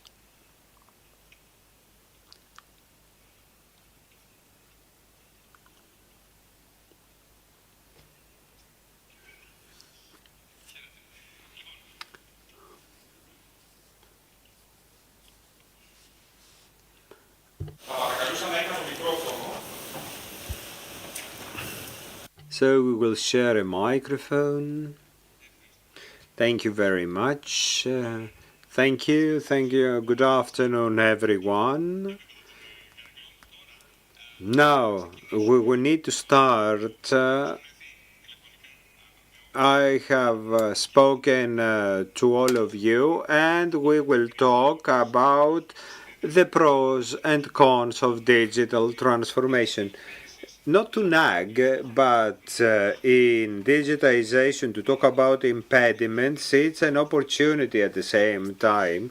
A sector that lags behind digitization, if we focus why we are lagging behind, we can move forward.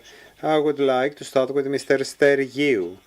And I would like to ask you, how can you describe digital transformation in a company like Physico Aereo Natural Gas for you?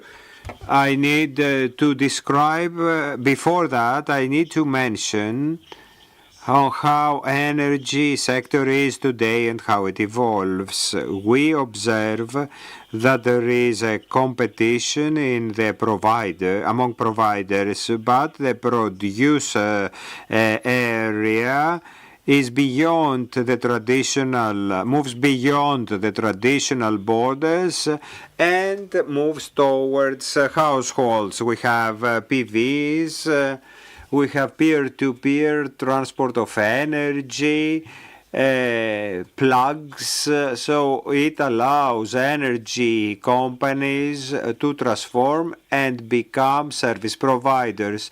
In Physico Aereo, we have digital transformation in our DNA since we were introduced in modern times. So we run actions to offer innovative services. Since 2019, we have started implementing with the use of RPAs, automated procedures, aiming at getting from our employees additional burden that did not allow them to be more productive. So we facilitated their work, and then we had an AI project via which our customers can receive support 24/7. In 2022, we brought an innovative service, SmartThink, via which our customers can have energy management of their house to be able to know their consumption and save energy and money. At the same time, with the AI and having seen the benefits, we have a strategic plan drawn up from the beginning of this year, via which we want, with the use of AI, to move towards more automations in order to make the services of customer service faster and more efficient. You talked about various tools, the use of AI amongst others, and digitization that aim at helping consumers. Do consumers use them though? Because many consumers are not well trained to use them and see the benefits. What is your feedback? Consumers at the first place are rather hesitant, and the reason is because man is one of the biggest impediments in digital transformation. It's difficult for men to operate in a different way than the one they are used to, especially when this new condition includes technological means. But we are at an era everybody involves, and we are accustomed to new technologies. When we come into contact with these new services, initially we react. We want to have the classical service, but when we have the first contact, see the first benefit of the technology, people will see that they benefit and then they adopt it. We saw that with SmartThing. At the beginning, consumers were rather hesitant. All those who used it, though, have taken advantage of it. They could understand what is the consumption in their home, what appliances consume more energy, and what regulations or adjustments they can make in order to have this service with lower energy. Of course, you have at your disposal data. These data are controlled. How these tools are used from consumers, that is. In conversational AI service, we have identified that 30% of calls are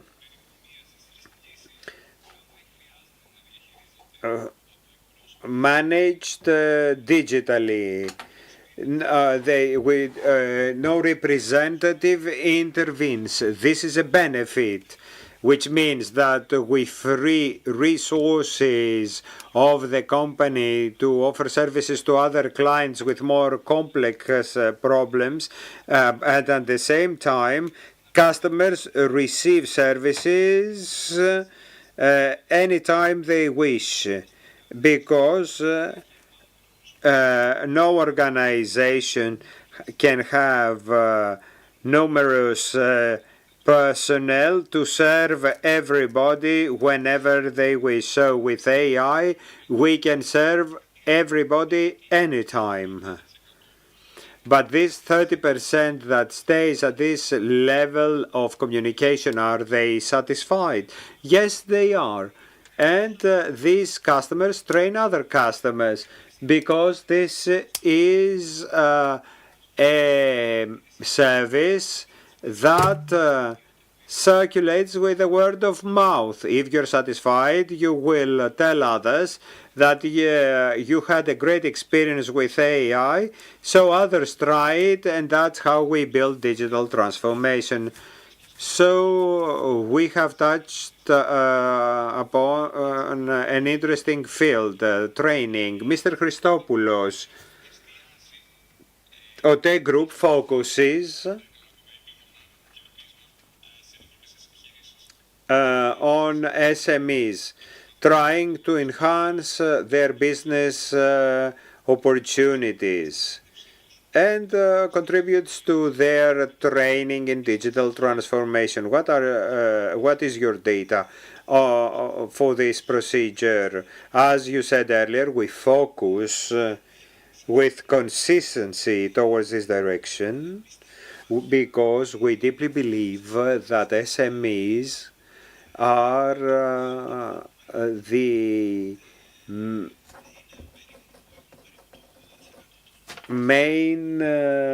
backbone of the Greek economy, and they are the majority, of course. Big companies are less, they contribute in a different way in the economy, but SMEs for our country are the backbone. So we believe that they should be our priority. We proceed with trainings. They are very interesting. We have a lot of participants in them and concern all SMEs in the country. Quite recently, we have carried out a survey. We carry out surveys with the university every 2 years in order to measure the trends and identify what's coming next. I need to clarify here is what we measure in SMEs is not what Europe measures. In the indices we have a difference. 1 to 10 employees is not what is measured by Europe. This is a fact, and have that in mind. Europe measures developments for SMEs from 10 employees plus. We measure from 0 to 10 employees as well. The results show that we are in the average, EU average, in the sense that we see the average of businesses use only half of the available digital tools, and these digital tools are in 4 pillars. First, the digital presence with tools for their customers, communication, digital infrastructure, if they have systems in the cloud, applications in the cloud, digital transactions, e-commerce, and the 4th pillar, which is very important, is the administration with ERP and CRM systems. In these 4 pillars, you can include a lot of tools, not only one, many different possibilities. We see on average that half of these tools are used. So we are lagging behind right now. What kinds of tools you are talking about? Digital presence is to have a site. Digital presence is to be able to use digital communication tools, video conference, for example. E-shop. How many companies have e-shops and promote their products for digital infrastructure? I talked about cloud to be used as infrastructure, computing capacity for storage, and applications like CRM or ERP systems. Additionally, if they use systematically administration tools, an ERP system or CRM system allows you to drive your company better and be more productive. We are in the EU average. We have a long way ahead. I don't know if you want to talk about your objectives. Let me tell you a couple of things about the results of our survey. They are important. Encouraging results. There is an increase from 2022 of 35%. Even though we are low, there is a trend, a clear trend. Companies to move towards digitization. Those that have e-shop and use it systematically mention that 10% of their sales takes place via e-shop, which is quite encouraging. Moreover, there is a clear trend We recognized it for the first time that 8 out of 10 that we have asked recognize that they can take value from AI. They don't know how. We are not there yet. Even big companies try to find ways to get value, how to invest, where to invest. But all understand the value of AI. This is quite important to understand, because it will lead us to the future. So I believe that we have some encouraging data, and of course we need a lot of steps forward still. Our objectives. Let me ask you, with regard to research, is there a fear from the owners of the SMEs to use new technologies? And your objectives, do you include digital security, which is also necessary at a period of digitization of companies? The fear you mentioned earlier, I would say digital culture is not at the level we wished for. It's not fear for technology, but it's lack of information, or I don't know how to do it. I don't know who can take me there, or I don't have the resources. But there I would like to say that there is a paradox. With regard to fear is not technophobia, but all the above. With regard to safety and security, security plays an important role. It is, well, the question is how you can disseminate it to smaller companies. You cannot ask those businesses to have a head of security, so we need to build some tools cheaper and easily accessible to give them the level of security they need, supporting them with tools linked to security, procedures linked to security, quite important, or what they need to do if there is an incident, with some reports, training, information on how to use these reports we can produce for possible threats. It's our responsibility. We will do it, and we will see that we will have maturity year after year. It is a big issue for the future, and we will target and focus on that.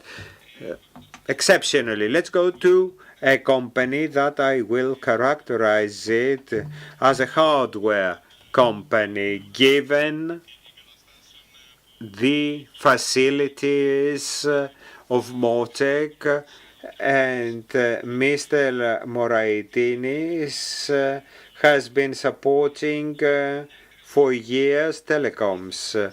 For your company, what are growth ways you can take advantage of? Hello. Hello.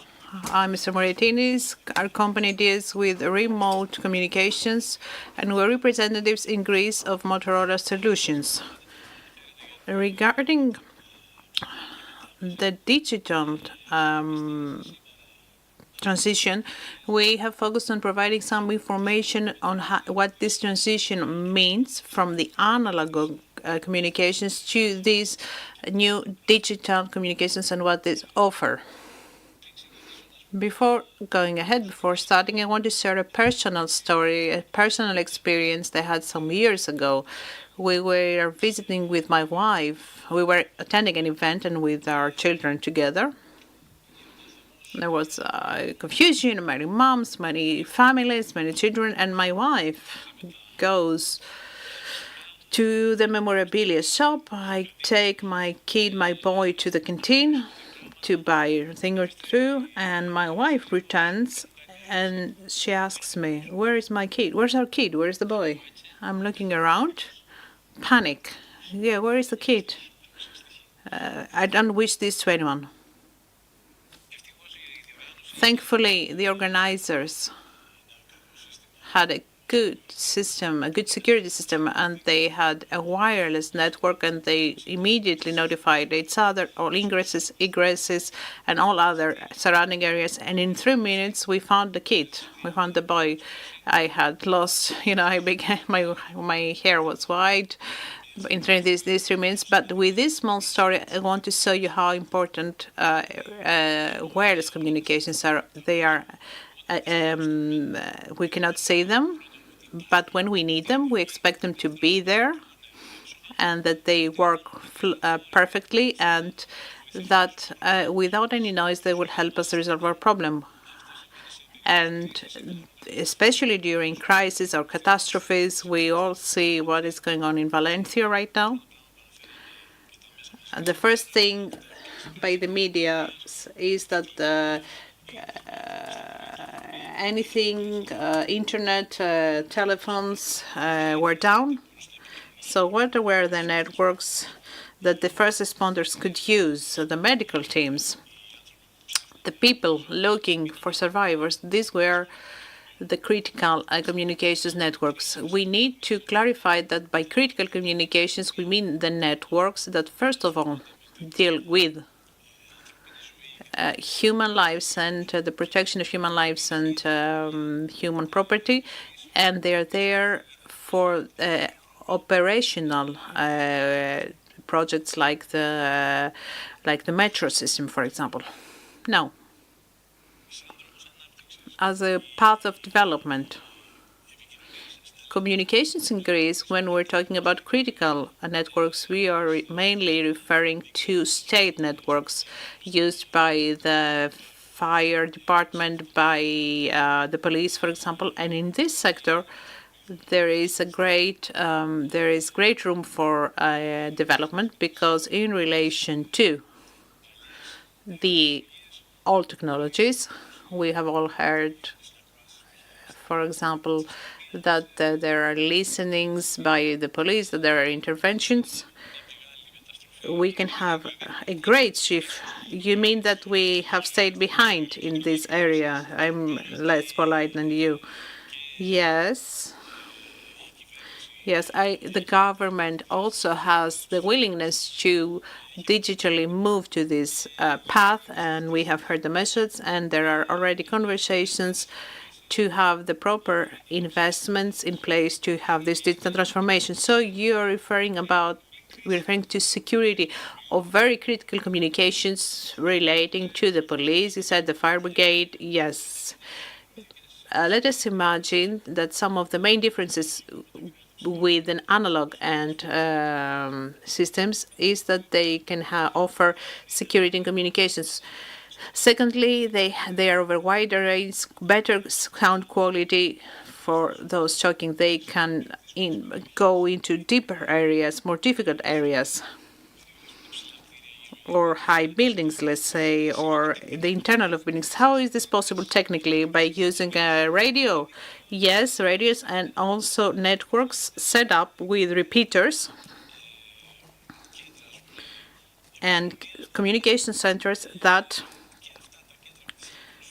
and these centers offer a variety of new applications. One of the main applications is the GPS, or the tracking. You say what's going on. I had a similar presentation last year in your conference. So in comparison to last year, you have seen how much the technology of GPS had advanced. So when a user is in danger, you could see them on the screen, but you can now see even the building. You can see the floor he's in, the room he's in, or even the corner of the room he's in. So this is a very, very advancing technology. Now, there are some different functions, such as the man-down. For example, someone falls, there will be a sign sent out that someone is in danger. and their intervention is required, or there is a problem with this person, so he needs to be saved, or something else is going on. Excuse me, there are several examples like that. So do you believe that this can all be implemented on a wide scale? Yes. These digital bonds, as soon as you go from the analog to the wireless network, this can implement it as a package. Of course, no one needs to invent and take everything, but if you have a digital base, then you can choose, and let's say it's pay-you-go for a voice network, and then I can move on.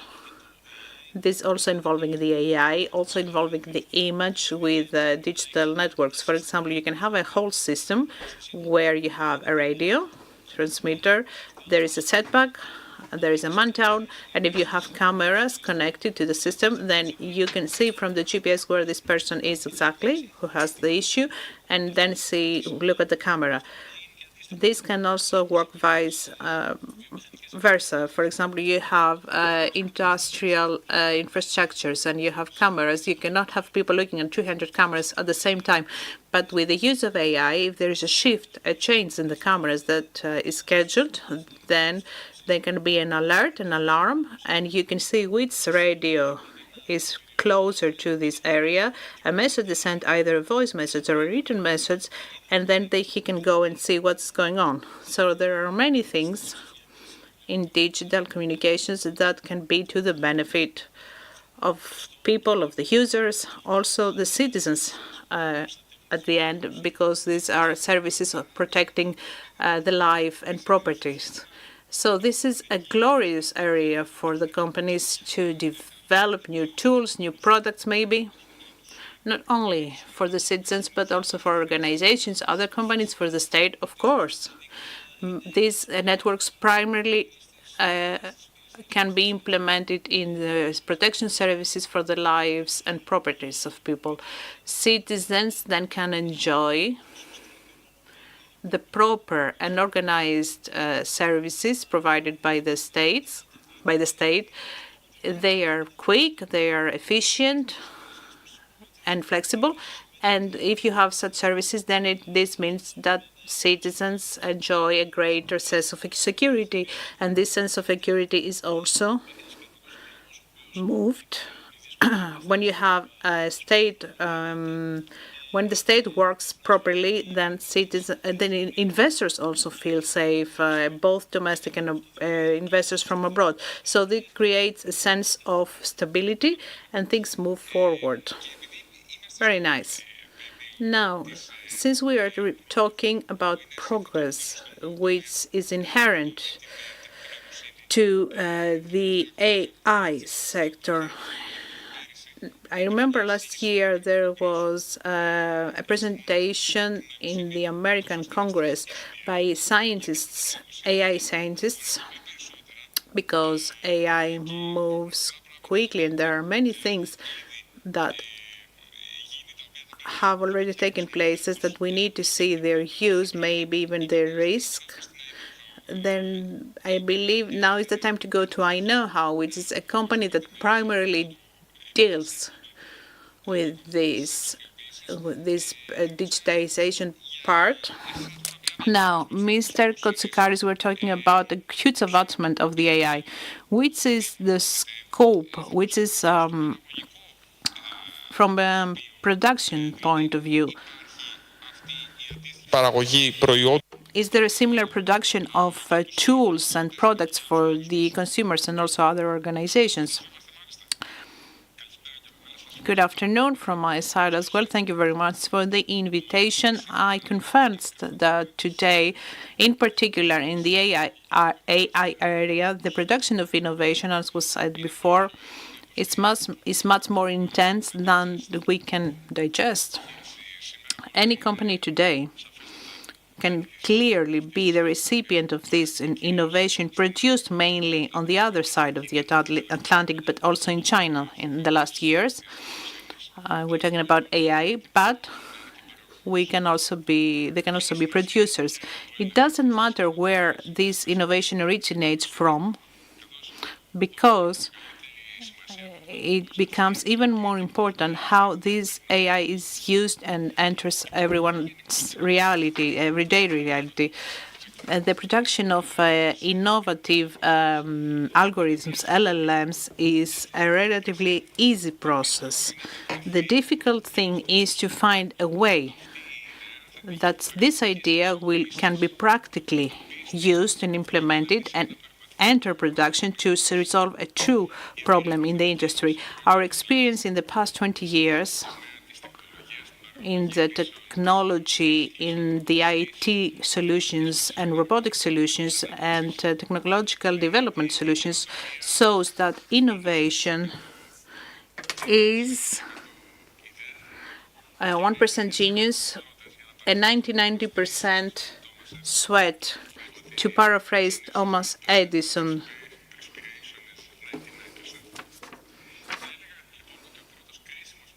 So I say that the first critical factor about innovation and AI is how this will be introduced in a business, in an organization, in the framework of a consolidated and well-processed digital transformation and integration of the AI. Our experience shows that in such cases, it is not only sufficient to have the software, but we also need a change in the culture of the employees so they can assimilate these AI technologies, include them in their everyday life, and at a later stage to make them extrovert so they can make them available also to the users. The second factor, as I said before briefly, is to integrate the AI, for the integration of the AI, is to find a way how this will become available to an even greater number of populations, collaborators, clients, citizens even. We have seen successful examples. For example, the AI gov.gr, where practically each of us can solve all our problems in quotes, when dealing with the public administration by asking many questions. The timing today, yes, helps. It helps in the integration of technologies, in AI technologies. But we know very well that the timing can also be a lever for a function or a technology to become even more robust, but it can also eliminate it. So we need to be careful. Allow me to share some of the practices that we integrate in our daily routines that allow us to develop innovation and integrate AI technologies in our daily routines and also in our products. We try to instill in our employees a culture of daily dealing of practices, giving everyone the floor, from the first employee to the last employee. We implement a policy of small improvements every day, and we also frequent improvements, and we also go to the most frequent. So the most important part, which is our people. By following this strategy, in these 20 years that we are active, we have developed over 50 software products, a big part of which we have managed to make international. Our persistence for many years now to provide software as a service has given us addressable market, international market, that would be very difficult to address in any other way, any other conventional way.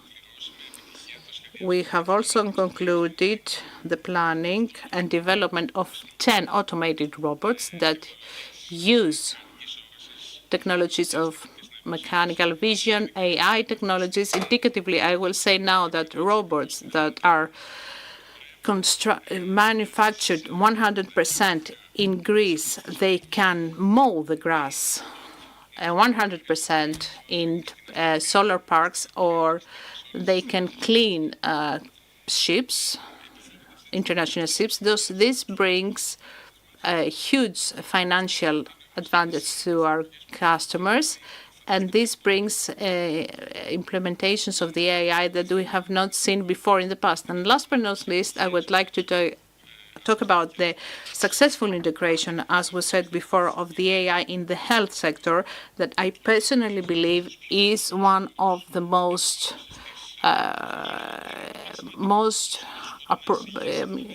one of the areas, and in accordance with the World Bank, is the number 3 in investments, this sector.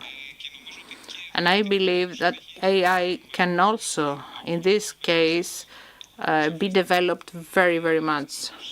Clearly, as was said before, the implementations of assistance to the doctors for the diagnosis of complex diseases, maybe even cancer types, this is today a reality. And this leads to prevention, and this is also a reality. And I would also like to say that in the last years we have developed a very big portfolio of applications using the AI for the diagnosis of X-rays, for scans. We have a different company, we have a company, I Know Health now, that employs over 50 highly specialized people, and you will also hear about very soon about new success stories. Exceptionally. Now, before moving on to Mr. Christodoulou and Mr. Markopoulos, I would like to ask the Minister of Digital Governance, Mr. Papastergiou, to come to join us here on the panel. I want to be part of your company, says the Minister. Not only that, but before your initial position, I would like to ask you to stay, because in the second part, we'll listen about the complaints. And since you're here, not only the good parts, but we want you to be here about the not so good parts, because also, as regards to digitization, this is an opportunity for things to be improved and for specific financial areas to be improved.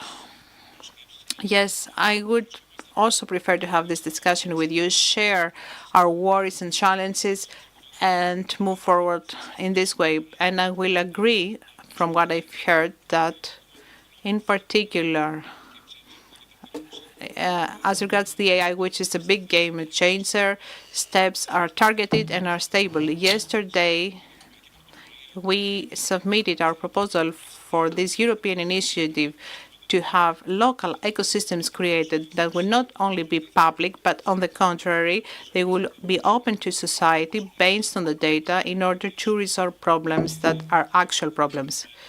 And what you could expect, dear collaborators, because in this ecosystem, these are the people we're working with, is the law, which is a very important.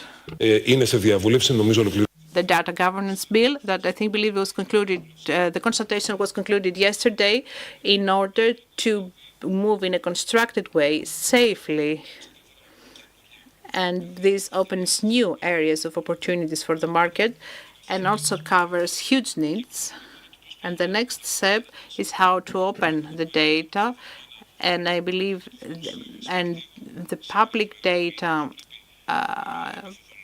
and we need to use methodology, and obviously all the GDPR requirements need to be used, because in the AI factories with the university, the relevant university, and also the fund, because we want this to open up to society and the economy. And this is why we went into these discussions, and also with the university and other critical entities. We want to invest in health, a big linguistic model, and the data are huge, in particular as regards the health sector, which is the first and immediate. We can find the data, combine this data, for example, from the prescription area, and we build on this and address any political needs that may come up. Infrastructures are being created. Our supercomputer, Daedalus, one tender is already completed about the other supercomputer. The other is still open about the mechanical infrastructures. We also run many other infrastructures in order to be able to support all these very important applications. Every day, we are at a very critical area of the Greek government, of the Greek state. Justice also is one of the critical areas that needs to be supported so they can get the experience and also change their mindset in order to be able to enter faster the digital era. So the new knowledge is here, the possibilities are here. We have very good IT companies. We need organization and to be consistent with the timelines because the RRF won't wait for us.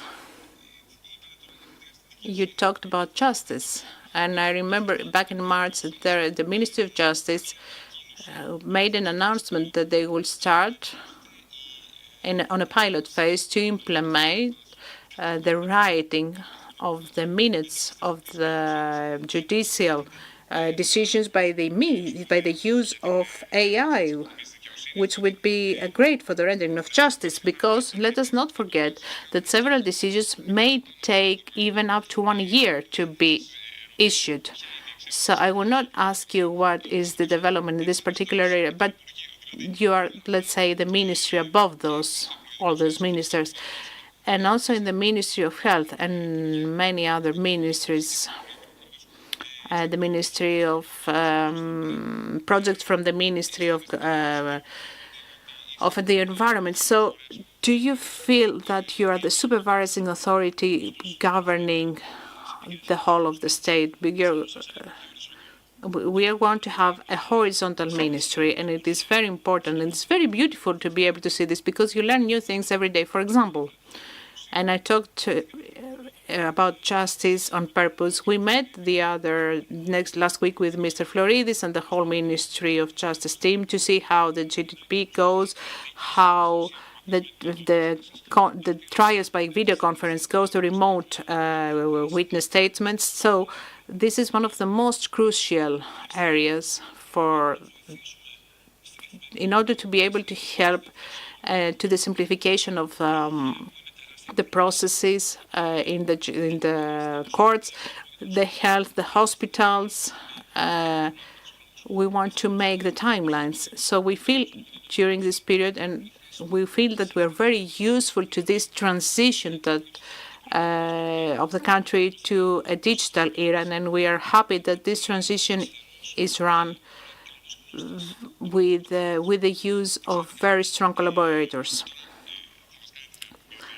Will you please stay, Minister? Yes. We were talking about the positive parts, and now we're moving to Mr. Christodoulou, who is the Partner Technology and Transformation leader of Deloitte. And Mr. Christodoulou, from your side, what is happening right now as regards the Greek entrepreneurship, which is on the road, on the way? We haven't crossed this threshold yet, but we believe on the way to digital transition. Good afternoon. Thank you for the invitation. And the minister who is here to listen. And since we are in Athens Investment Forum, we need to see the investment dimension of technology and what is happening.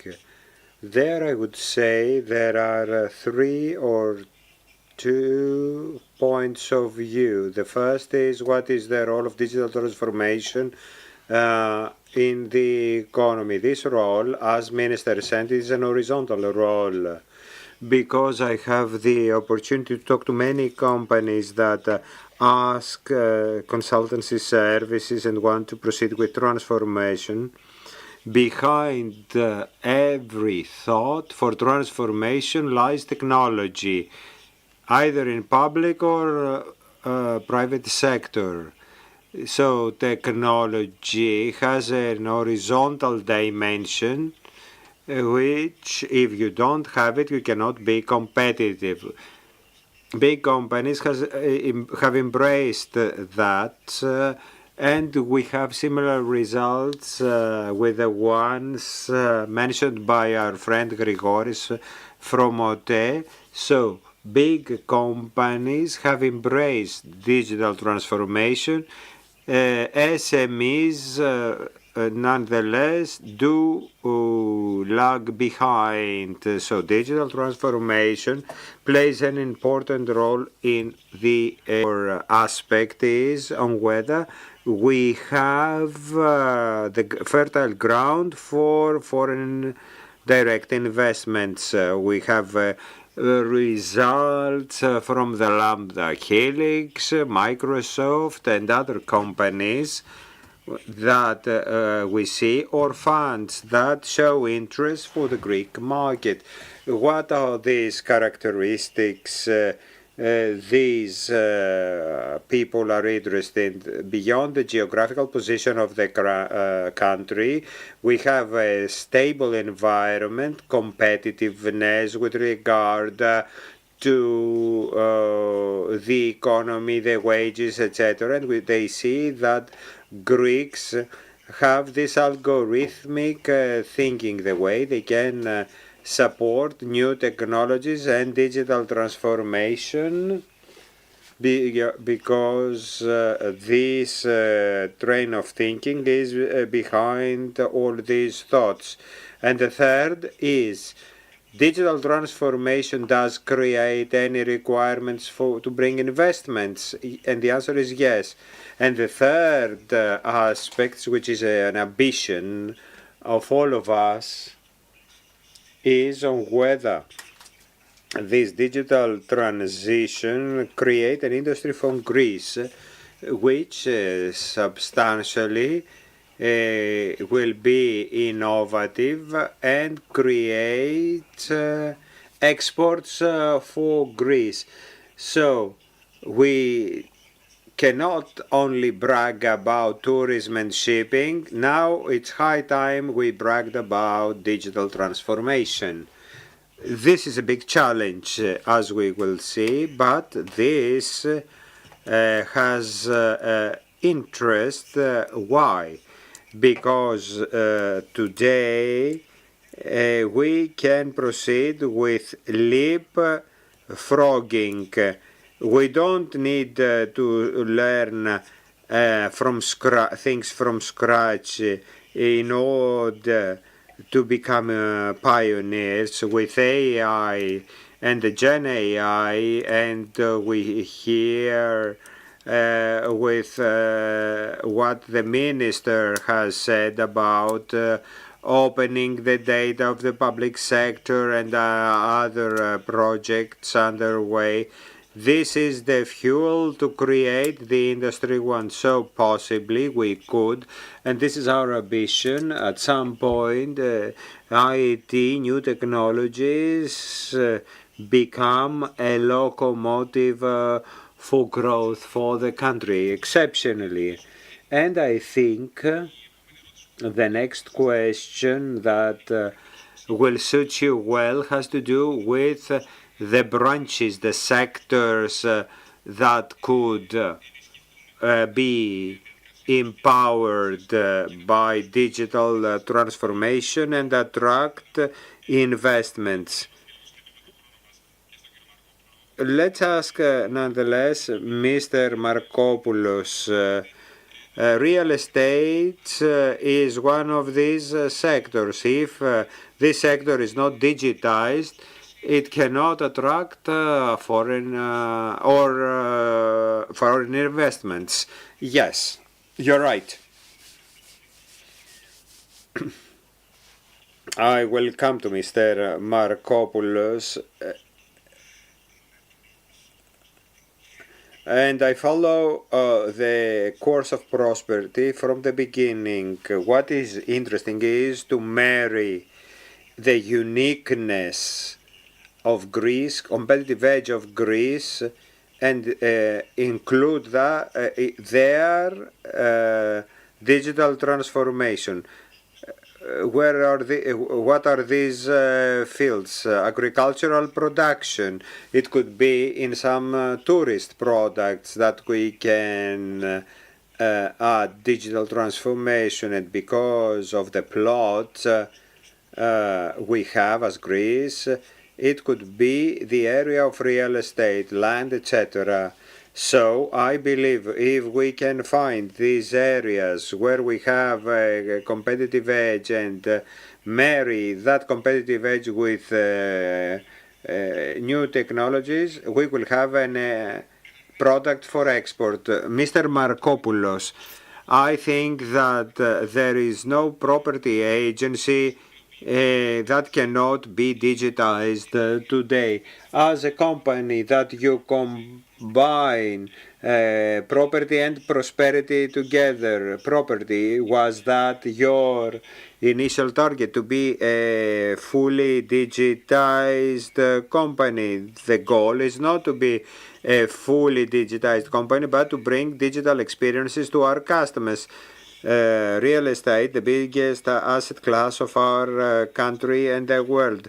It is a sector, though, that is lagging behind procedures. Here I need to say that beyond digital transformation, we need to transform procedures. Technology digitizes some procedures, so we need to reform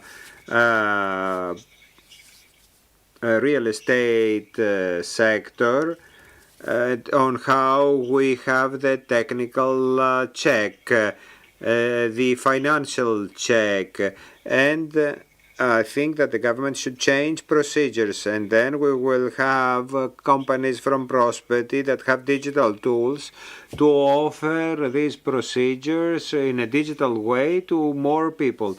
What are these procedures? Investments, for example, and real estate. One of the biggest parts of real estate has to do with valuations. Everybody today talks about real estate assets. They are determined by listing sites. We go to those two listing sites, to the area we are interested in. We see where the prices are, and we believe that the market increases. It doesn't increase with the way ads are increasing. So this is a vicious circle. People usually add classified ads with property data, increasing the prices and give us the impression that prices are increasing.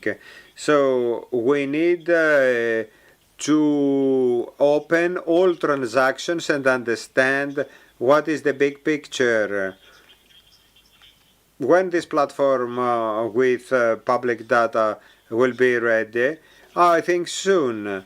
So we won't have only the classified advertisement, but we will have the real transaction, so that we will have an overall picture of what is happening with real estate. We have undertaken this project, and we need to normalize the market. And leasings also are part of the market. So we need to see what the leasings are. So we need to communicate the leasings in order to have an overall picture of what is happening. Because if you want to sell a property, we cannot persuade the owner that what you demand is rational. We can tell them the property is sold in your area is at this level. The leasings in your area are at this level. So you have to be more rational. So data. now we have databases in the public sector. We try to find them in difficult ways with the offline and discussions. Η πολεοδομία has an API, the part of the ET.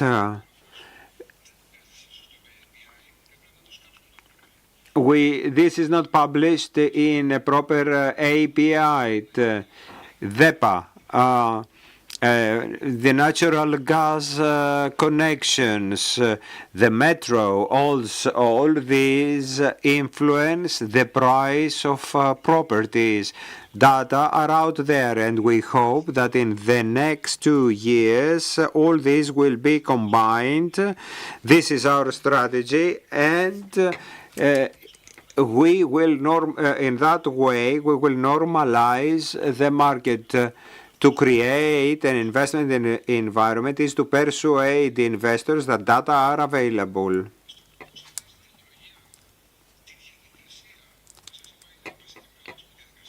So we need to change the procedure with regard to technology.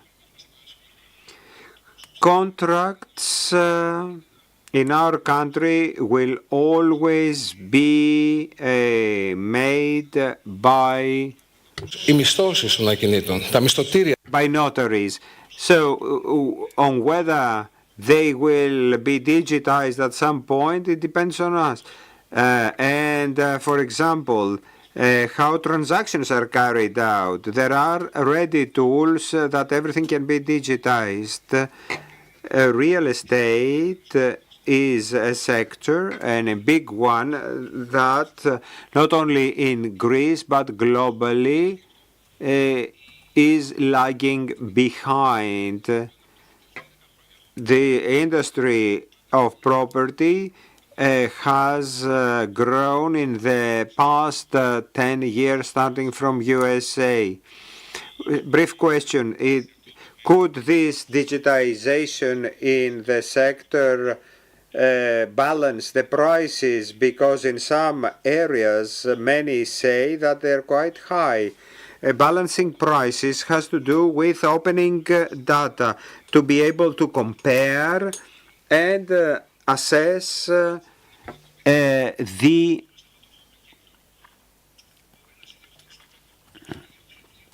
benefits. Because you know that now prices are calculated depending on the classified advertisements one sees in his or her area. So, but if you have the data, you can be more objective in what you demand. So we need to create a virtuous circle, not a vicious one. We need all of us to rationalize our demands and the market, the professionals and all of them. Second circle of questions. Minister, if you want to take the floor, be my guest. Mr. Stergiou, for you, what is the biggest impediment with regard to digitization? I would ask you about the lack of IT professionals. It's something that we see in Greece and globally.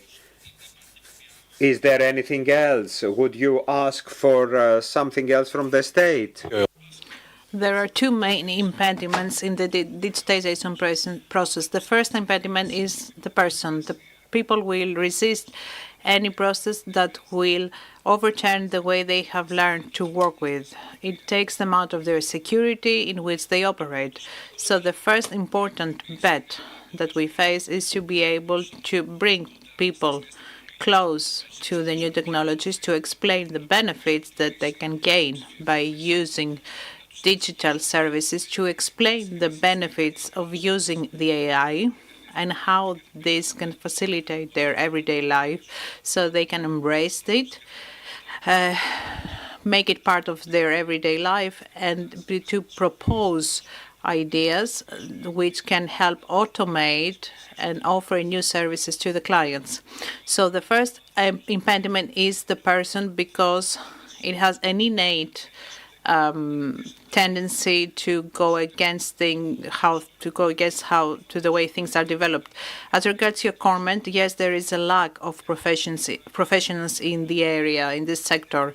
I believe that this is the responsibility of the private sector to make openings and to the students who are tomorrow's professionals, and get them closer so that they can understand what are the needs of the market, what are the criteria that the market is looking for, and what are the specializations the market is looking for, because for better or for worse, for good or for worse, there is so much specialization in the IT, and if we only look at the data and the AI, which is only a small part, we can have over 15 specializations.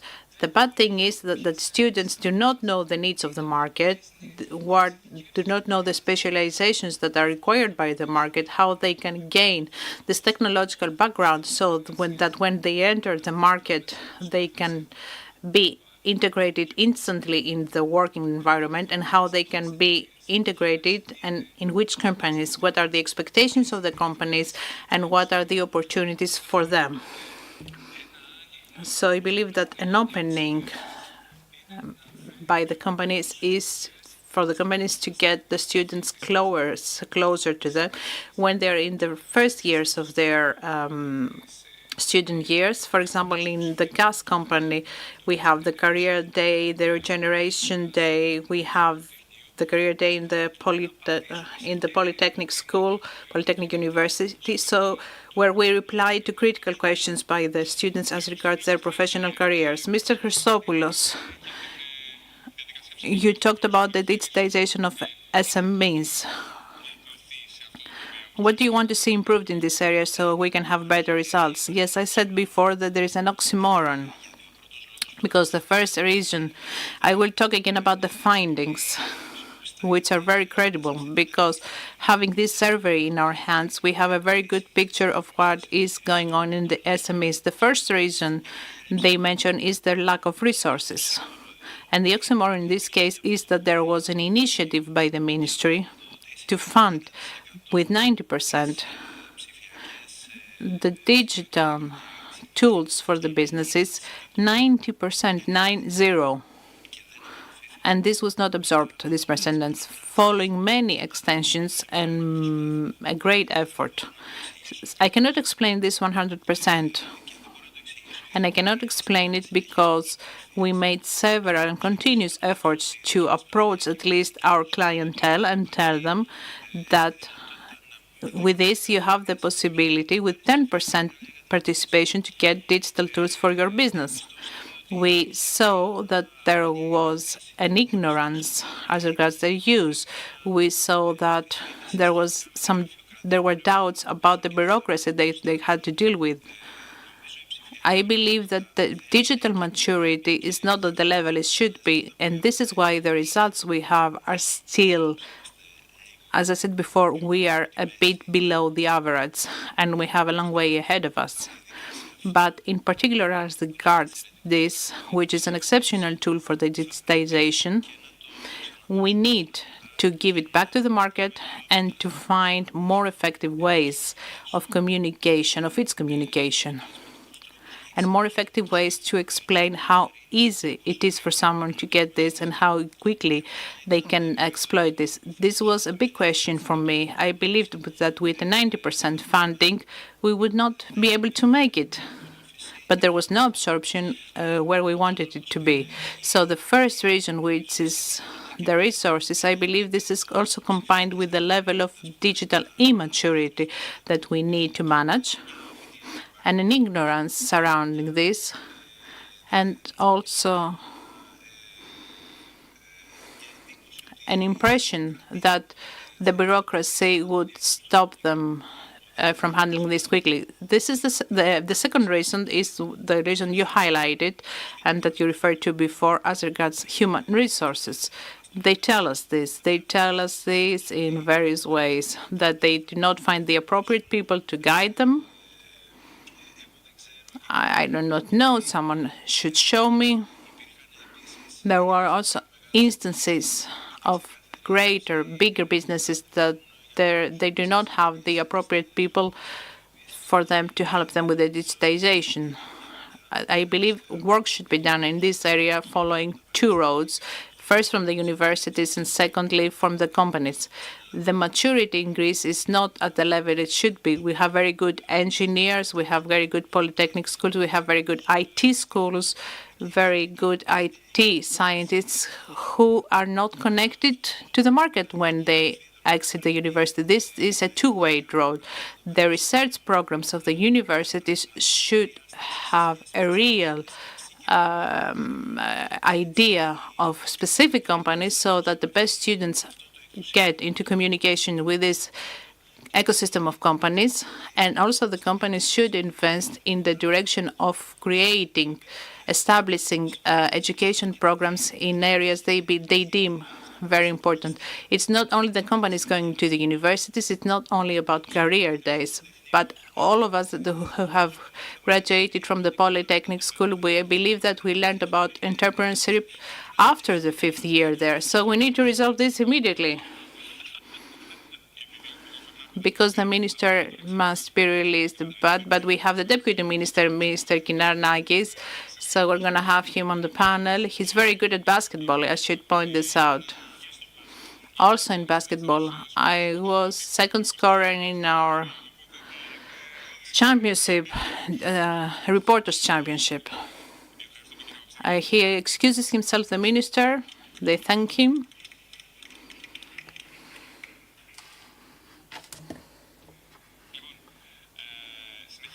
So we continue with Mr. Moraitinis, a bit more specialized approach. Can you tell us about the obstacles, the possibilities of further development? We can see it both ways, developments. So what do you want to point out regarding this area?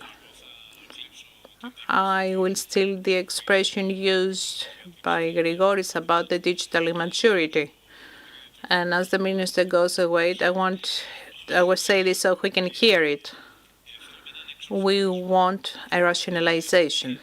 And what do I mean by that? I mean that speaking about the networks of critical communications of the organizations in the country, there is a situation that in the last 30 to 40 years, there has been no significant change in technology. We're now entering the digital era more intensely, and people are summoned to dimensionalize what they want. Do I want a Panhellenic digital network? Yes, I want for this to have a Panhellenic range and to be ready in 6 months to 1 year. These things are not possible. Firstly, because, for example, mobile telephony, and there are still points where you see that there is no signal. Not our company. No, I'm talking about your competitors. They're joking. There's always the critical point of internal areas, metro stations where you have no signal. And also there is a rationalization of resources, which you cannot have a big funding tool telling you you have spent 90% of resources for other needs, and we're going to have a very nice digital network with what we have left over. But this network will not be correct. And until we have all these discussions, and to have it in 6 months, you will lose 1%. So you need to have a rationalization. The second thing I'd like to point out is that all the things that we are correctly saying and about the investments, those refer to IT projects. From our side, that, for example, we have the digital tools for the government, for the state, and it would be ideal to not even having to use these digital tools, but a part corresponding to have this money invested in critical communications media to also to do this in a systematic and studied way. not do this in a horizontal way to all users what they will use, because you can do many things with digital tools, but do we need all those digital tools? Each country has its own tools. You don't need to get 100 tools and you only use 20 of them. Mr. Kotskaris, a company like yours, who has a custom automation, and truly you have made great achievements to show. So a company such as yours who has automated robot systems for the cleaning of photovoltaic panels. So can you be restricted at all by any states? So are you eligible to complain, or does this not touch you at all? Clearly, we're touched by this. The technological explosion that we experience today, either in the IT technologies or the AI technology or in the robotics sector, truly represents a leap forward that allows and assists the collaboration between people and machines.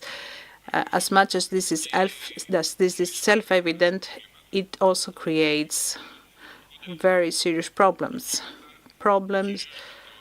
mainly regarding the ethics of integrating the AI and the technology in general in the everyday life, and also in the resolution of problems. Generative AI from itself has changed our horizon, conceptual horizon, on many things, and obviously it enters production and products and robots and software. Therefore, a significant challenge that on an international level we need to face, and you will allow me to add that in Greece we have already taken very serious steps in the legal strengthening of the use of AI, contrary to other so-called developed countries, more developed countries. But the other obstacle is definitely the boosting from an institutional and legal point of view of the AI technology in general. The second obstacle that clearly persists is this standardization. And I have to tell you that when we export robots now to Brazil, Colombia, or Panama, or medical software technologies in the States or into Saudi Arabia, each one of these countries have different standards that need to be met. For example, as regards batteries or transmission systems, or respectively in the software, you need FTAs for the North Americas or SFTAs for Saudi Arabia, or for the European market, respectively. These are all examples that generate a great cost and, of course, a significant delay in the introduction of our products in the several markets. The third and most important obstacle, and I will confirm what was said before, is the lack of human power. The management of all these obstacles needs targeted approaches, regulatory and legislative approaches. It needs taxing motivation that will help us resolve these problems. Does it also mean good wages from the side of the businesses, better remunerations? The wages in our sector have improved impressively, I could say, in comparison to what was going on 5 or 10 years ago. I believe that the successful effort to attract people that have left the country in the last decade shows from itself what the reality is. In the robotics area, we have 6 people that returned from abroad, and the electronic health, 7 people. And you should see this at a level of 50 to 70 people respectively. It's not a matter of wages. I would like to conclude this introduction by saying that we need to decide that what kind of technology we want. Do we want a technology for the people or a technology by the people? We do not have the luxury, I believe, to talk about a technology by the people because the AI is present. And I know how we see AI as a strong ally that has the possibility to help people with new tools, new possibilities that will help people to overcome genetic or traditional restrictions. And we are ready to contribute to an integration of the AI for the people and not the opposite thing. Thank you. Thank you. Mr. Christodoulou, from your side, I wanted to ask what your opinion also, and what do they tell you, your collaborators? So if you had a rough poll of the things you've heard, let's say to have percentages in a graphic, what is this getting the biggest percentage? You mean about the challenges? Yes, the challenges, the obstacles, and what do you want to see improved? I believe everyone spoke about critical and essential things, and I will not repeat myself. I will just add to the discussion. Maybe I know how I believe you will be AI know-how in the future. And it's a good rebranding, says the coordinator. We talked about skills a lot. Yes, it's a matter. It's a matter coming also from a survey we performed. And this digital transformation status has also led, for example, when the companies take pride in the fact that we grow by 30 to 35%, that means that in 3 years we will have doubled. And can we absorb double the number of scientists? The reply is no. And the survey showed that although we need 15 to 16,000 scientists per year, we get 8,000 from the universities. So there is a great gap. But this has also benefited the fact of the salaries because there is a self-regulation in the market. So I employ a scientist, the other company gets him from me with a bigger salary. So there is an impressive regulation, but how can we get the skills? And it's not that easy. It's a more difficult bet. I will tell you that what we did is that because we have exhausted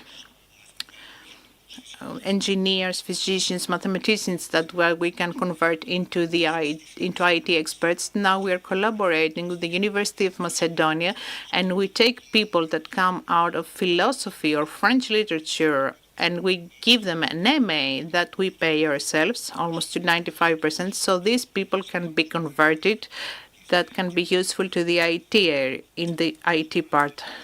Okay, we try this for the first time. And we want to see the first edition, we have 40 people. We're far from the target, but this is an effort that we can move on.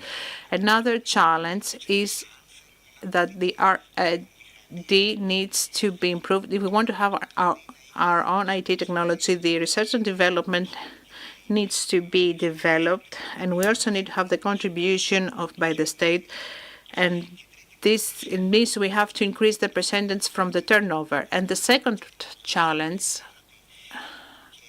yes, okay, we have built an IT industry, but who will give us the specifications so that the next day in the businesses is more productive and faster? So it's not only a matter of IT skills, it's also a matter of having people to be able to design the things that could change the businesses towards the digital transformation. So it's a general matter of education and culture, and lack of the digital culture that we face in our organizations, which is also an impediment to us moving forward faster.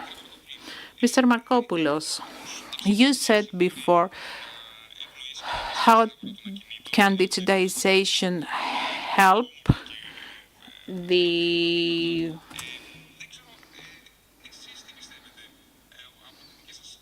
What do you see as regards property business? How can we improve the digitization even more? I will start. Everyone tried to reply to this. Regarding the challenges, for me, the most significant challenge for our country right now is that the executives dealing with technology are the executives that can also be drawn by foreign businesses. This means that not only we have a lack of quantity, but we also have a very great competition, because developers today, it's a profession with zero. These people can also be employed by a Norwegian company, and they can work from their home in Athens. So for us, the biggest problem in our country in the next decade is how the people who are the engineers in our country, the technology people of our country, how they can work and promote Greek businesses as well. Because when the salaries right now, because I wanted to ask you if you're talking about gross or net salaries, because gross salaries in our country are good salaries.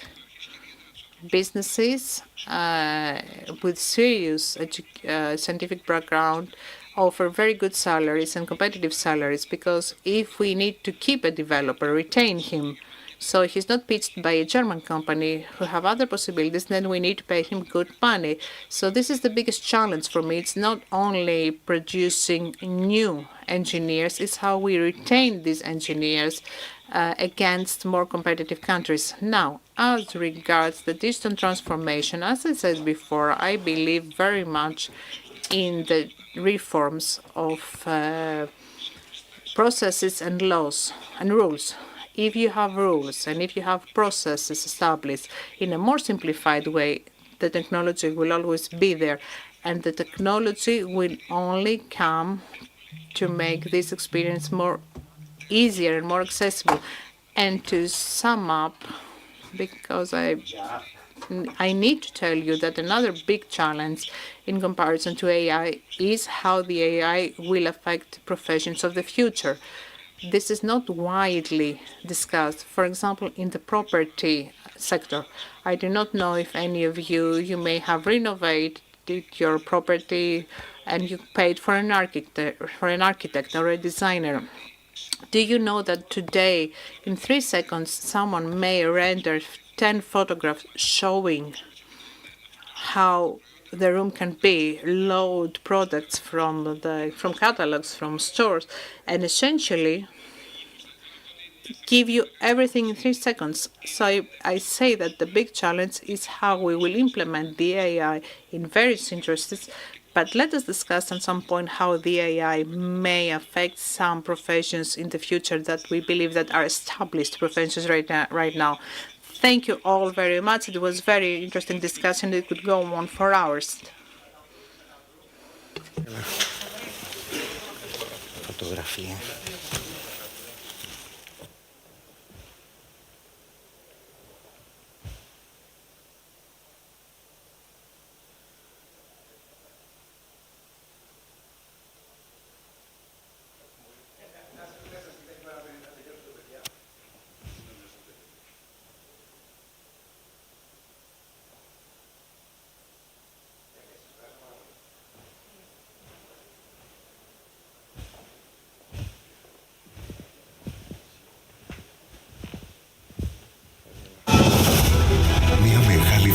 Ξεκινά ένα νέο κύκλο, πιο δυναμικό από ποτέ, ανοιχτό στο αύριο.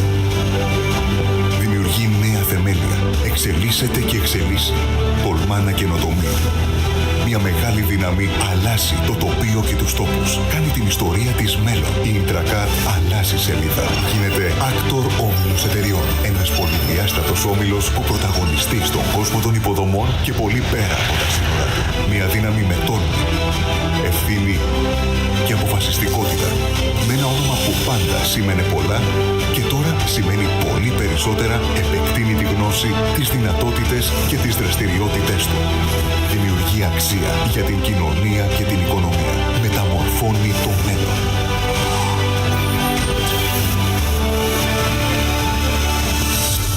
Factor όμιλος εταιριών. Δύναμη εξέλιξης.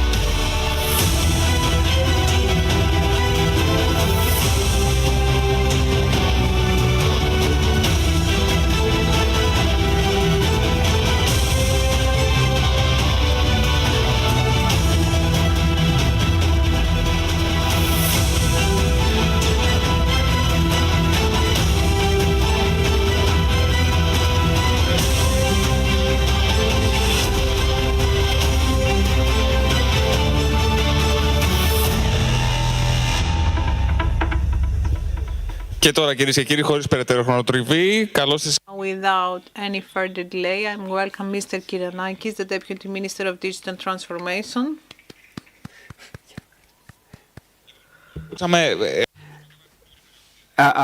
We heard the previous speakers.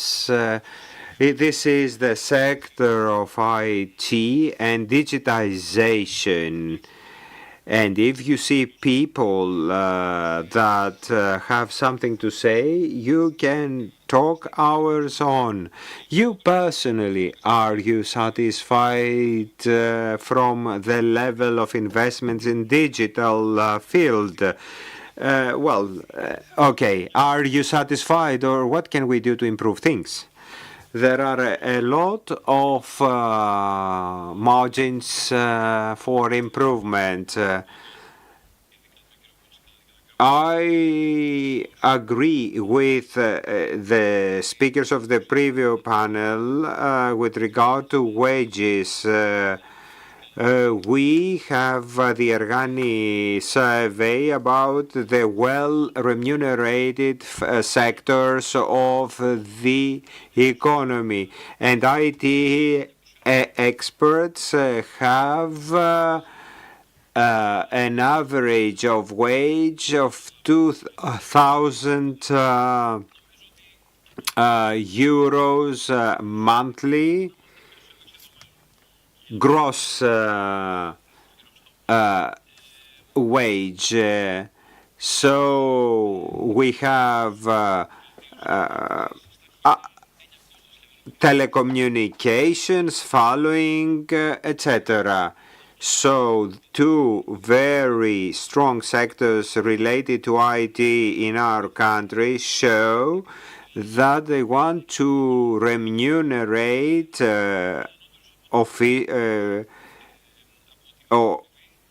high-ranked officials and the good minds of our country, and that shows that they are willing to invest money.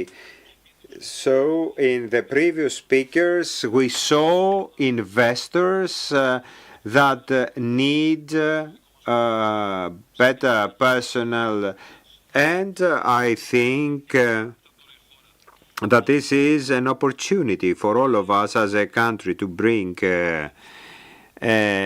foreign universities in Greece in cooperation with Greek agencies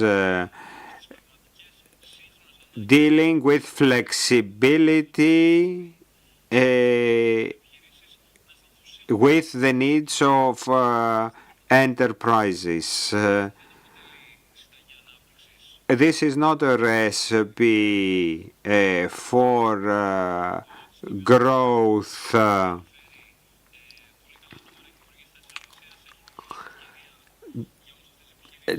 Just to invest, but we need innovation and tools that will remain in our country. The most important is to be, as a Greek ecosystem, able to take the possibilities of technology, transform them in an end product that can be a good practice for a public service, for to sell more products, a tool for the Greek police to do its forensics faster.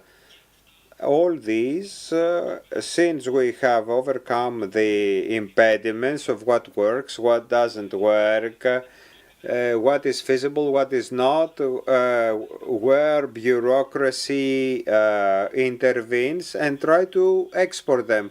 In the European market, this very moment, there is a momentum where we have big economies like Germany sends missions in Greece asking how we managed in a short time to transform our public sector services. So Greek businesses, and I highlight in every presence of mine, and I would like to thank Eduardo Cascarer for his invitation and persistence in productive dialogue to send best messages from Athens Investment Forum. So where I insist is Greek businesses to ride the wave, to take advantage of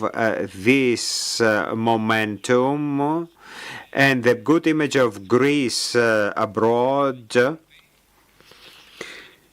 build products that will be easily manufactured and exported, being able thus to attract more investments. Give us an example that we built is the canister, is an area that uses AI.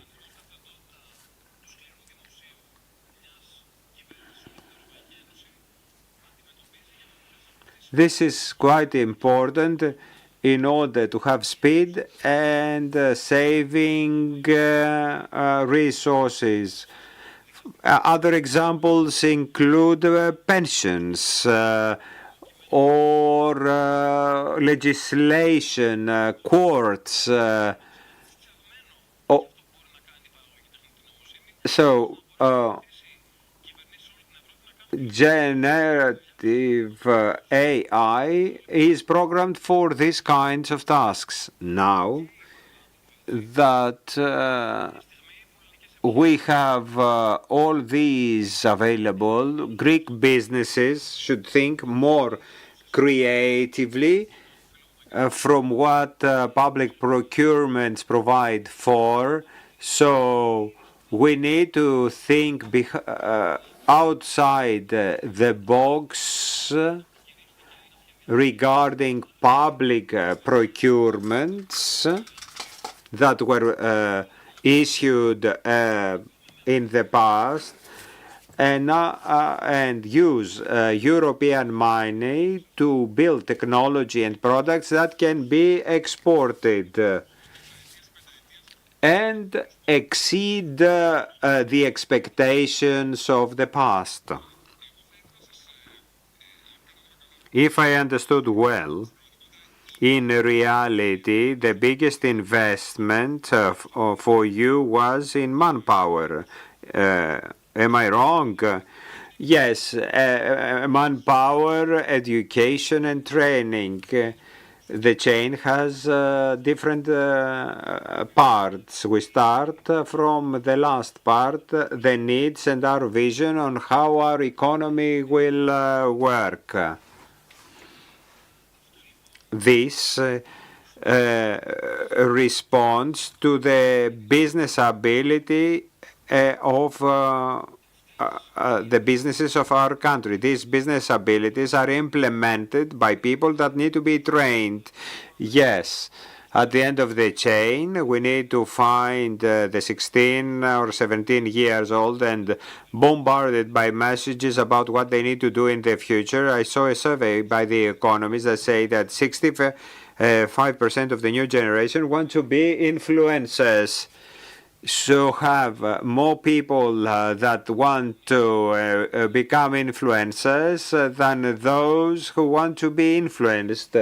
This is a big problem that we need to solve right now. This is a question of mentalities, but mentalities are formed via realities. So businesses need to talk to people, and the state, now that we have the new law, after decades of discussions, can bring, and we can bring foreign universities in Greece and can have graduates of high quality to meet expectations of the industry. That is an opportunity for the country. We won't decrease unemployment, but we will also produce manpower that will help businesses become bigger.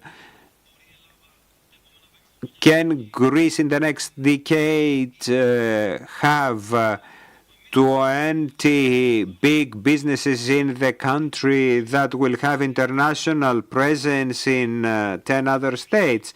Yes, it can. Not with the manpower of Greece, but attracting people from the Balkans, countries that today are in war, Ukraine, for example. Why? Mr. Carrera said that today as well. Why can we see migration through the prism of what is happening in Evros or on the islands? Migration has also to do attracting people from countries that are educated and help us. Since need increase, is there a plan to enhance manpower in digital transformation? You have done things, but there are extra needs, if I'm not mistaken. In IT, the state cannot compete businesses in salaries. We want young people who want to become a programmer and be innovative to see their future in the private sector well remunerated. What the state needs is good project managers. We don't need civil servants that will follow developments. It needs good PMs that in the public procurements and contracted will know to find the best way through shortcuts and go at the end of the itinerary to help their colleagues in the private sector to overcome red tape and create relations of trust to promote the implementation of the project. A lot of projects fail because of lack of trust. A big challenge for the Greek public sector is the law about public procurements, which delays the timetable between the idea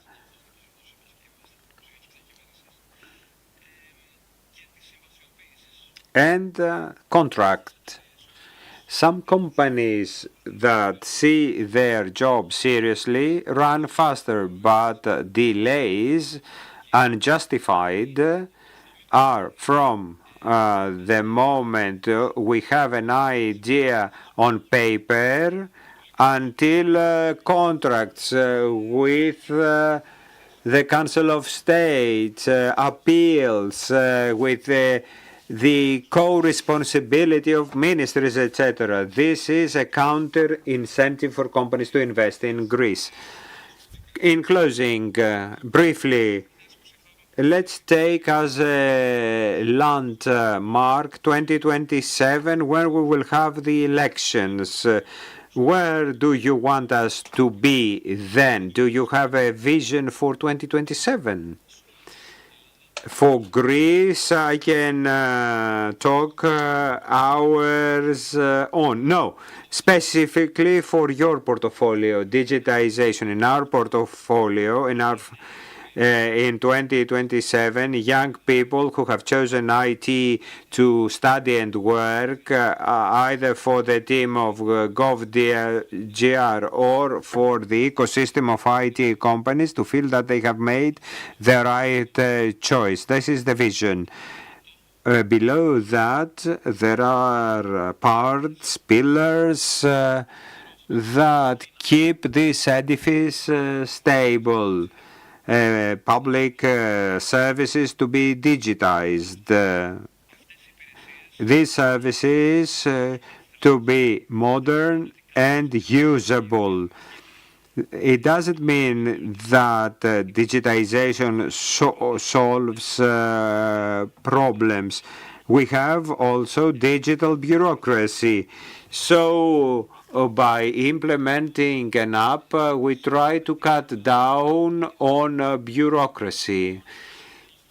This is pillar number one. The second pillar is investments in networks, broadbands, in order to do our job.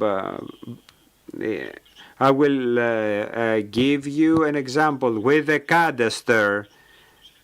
We have a lot of digital tools for our officials to do.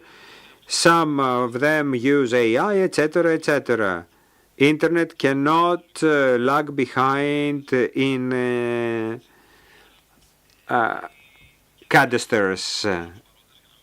It's not someone to blame, but people can help. So we want infrastructures, public services, schools, universities.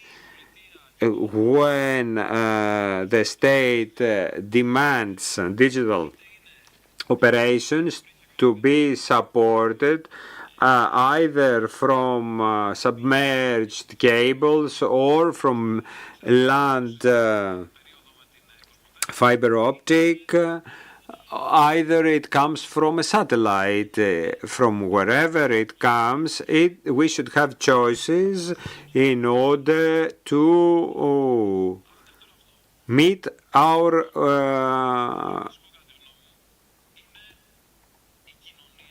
words. And then society should go hand by hand with the speed of businesses and planning of digital transformation.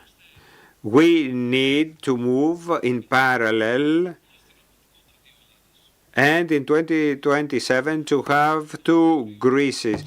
that people in distant areas or in a age group not to trust the digital transformation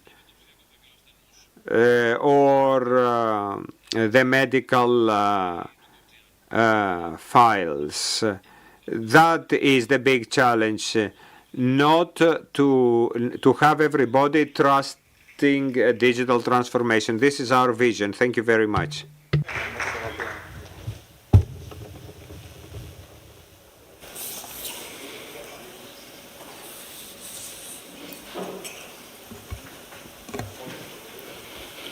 Ευχαριστούμε πολύ τον Αλέξανδρο. Thank you, Mr. Contis, for an extremely interesting section, and also the Deputy Minister, Mr. Kyranakis. Ladies and gentlemen, it was a very full day, big day, but it's not over yet. The sanctions are over, but we now have two very significant speeches. The first speaker is Mr. Vasilis Psartis, is the CEO of Alpha Bank. And then we are going to have the closure by the Minister of Finance, Mr. Kostis Hatzidakis. Mr. Psartis, because most probably you have not watched the whole day, I would like to pass on to you the conclusion so that you know, because it's also important to hear your peers. So the conclusion of this conference is that the development may be sustainable, may not be, but it needs to have very strict conditions. For example, we need swift justice. We need swifter processes. It was said, infrastructure, we need 250,000 manpower in comparison to today, and also the model that the economy is based on to not be consumption. At some point, to get away from this model. With these conclusions and these thoughts of what was said before you, I would like to ask you to take the floor, Mr. Psaltis, CEO of Alpha Bank.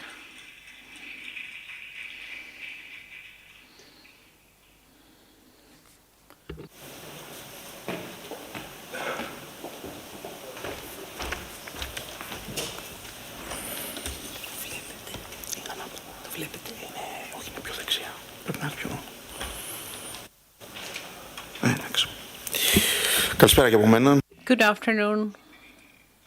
I believe that those conclusions do not cause a surprise. I believe it has been established in the public sphere, which are the factors that we all pay attention to, that we go deeper, but we can now discuss about those things honestly. Dear Ministers, dear President, ladies and gentlemen, thank you very much, Vertical Solutions and the Technological Chamber that gave me this opportunity to close. And as you heard from the conclusions, this confirmed their particular interest in the themes of the conference, and as they told me, this year's conference takes place in a new era of geopolitical tensions that, let us not dispute this, are the main source of danger as regards the developmental perspectives of Europe. The geopolitical uncertainty, and also in combination with other factors, created adverse conditions for the European and Greek economies.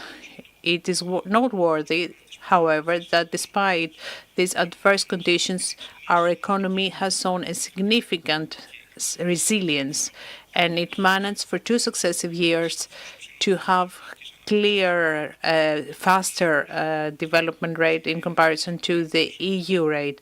And if we take into consideration the significant advantage of the stability, the increased role we have as a peripheral point also the maritime industry that proved to be the pillar in the transport of gas. I believe that the perspectives for maintaining this sphere are clearly positive. Greece may be a development pillar for the region, as also is mentioned in the title of this conference. Ladies and gentlemen, the dynamic of the Greek economy is reflected not only in that we have a bigger increase than the EU, it's also the contribution of the investments in the development mixture.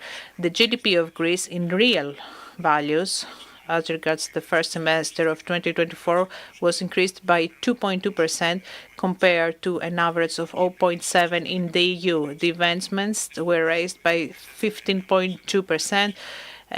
Comparison to the 2019 percentages. So this increase is expected to continue also in the next 2 years, 25-26, due to the significant increase in the foreseen expenditures for public investments through the RRF. Also, it's the attractiveness of our country as an investment destination, and this is reflected in the direct foreign investments in our country.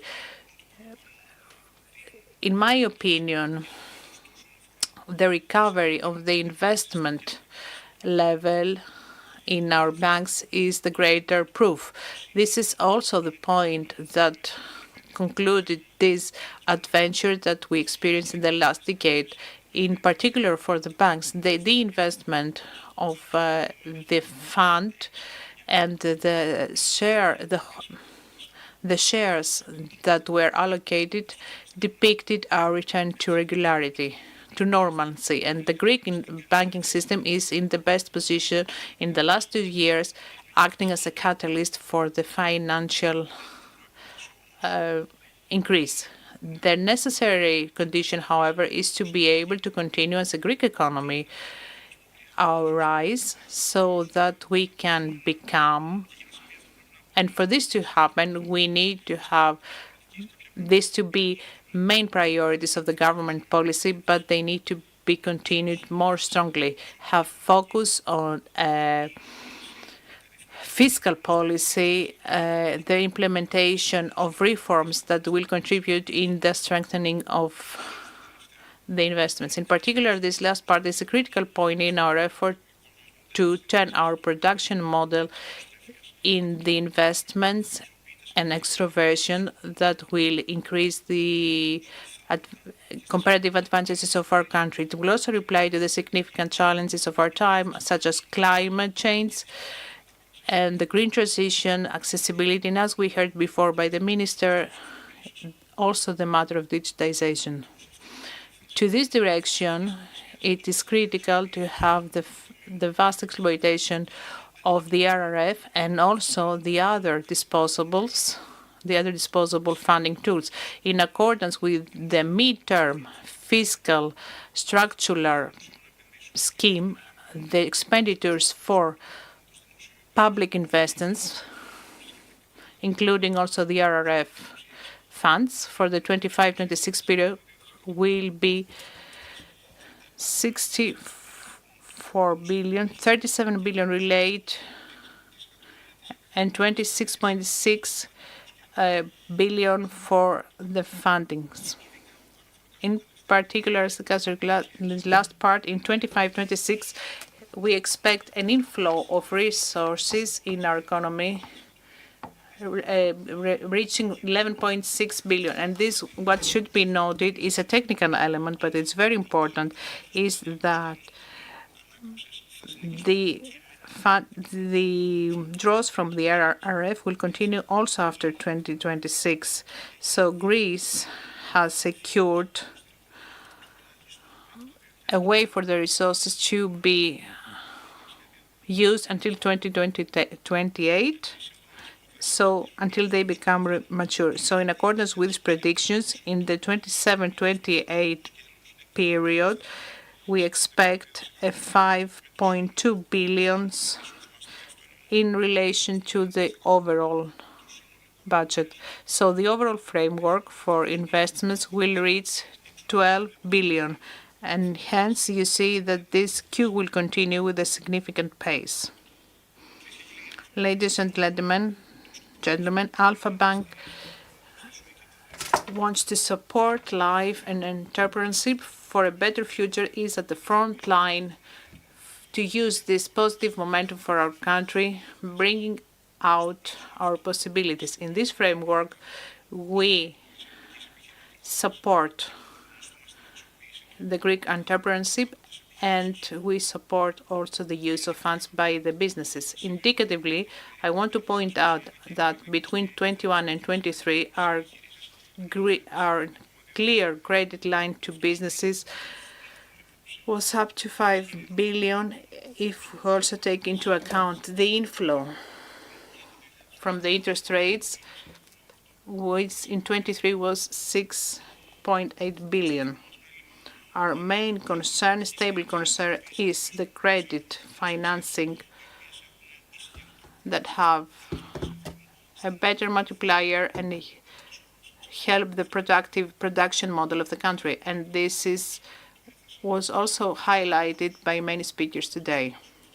In this context, we give emphasis to the funding of extrovert areas, such as, for example, tourism.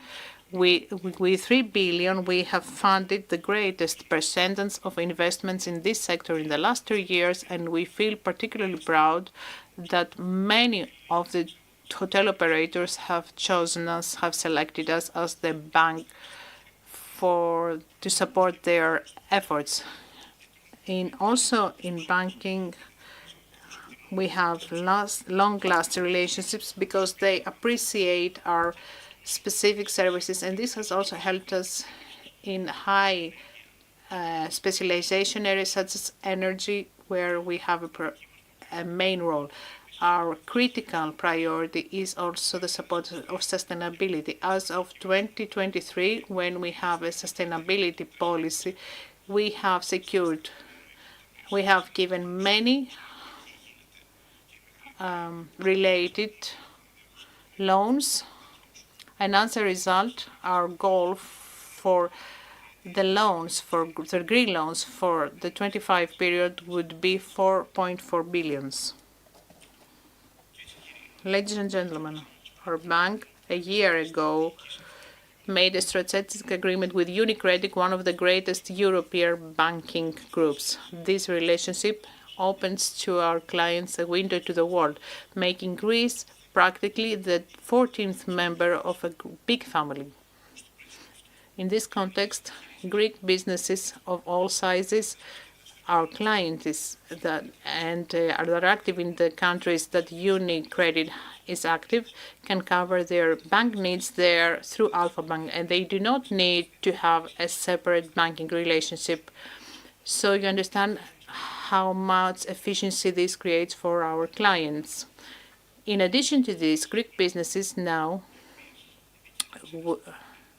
on the southeastern part of Europe will have the ability to connect also on an information level and in access with the core of the European Union. And this upgrades significantly their abilities for extroversion. In addition, a month ago, we were happy to announce together with me, the UniCredit CEO, the official beginning of the One Markets Fund of UniCredit with exclusive availability by our bank. And this is the first of a series of initiatives in the series of products. In the next months, you will see a series of things that right now are being generated and will be introduced in the Greek market. This means for our clients that they can make use of products and services available by UniCredit, which has a knowledge based not only in Italy but on a European level. In conclusion, I would like to say that our country, our economy, and the banking system are on a positive path despite the intense instability on an international level. It is clear, however, that there are no margins to rest. The geopolitical risks are intense and the challenges are big. So in this arena. In Alpha Bank, we are determined to continue working with a plan and consistency and efficiency to boost the financial growth and financial development and make Greece more sustainable on a European level. Thank you very much.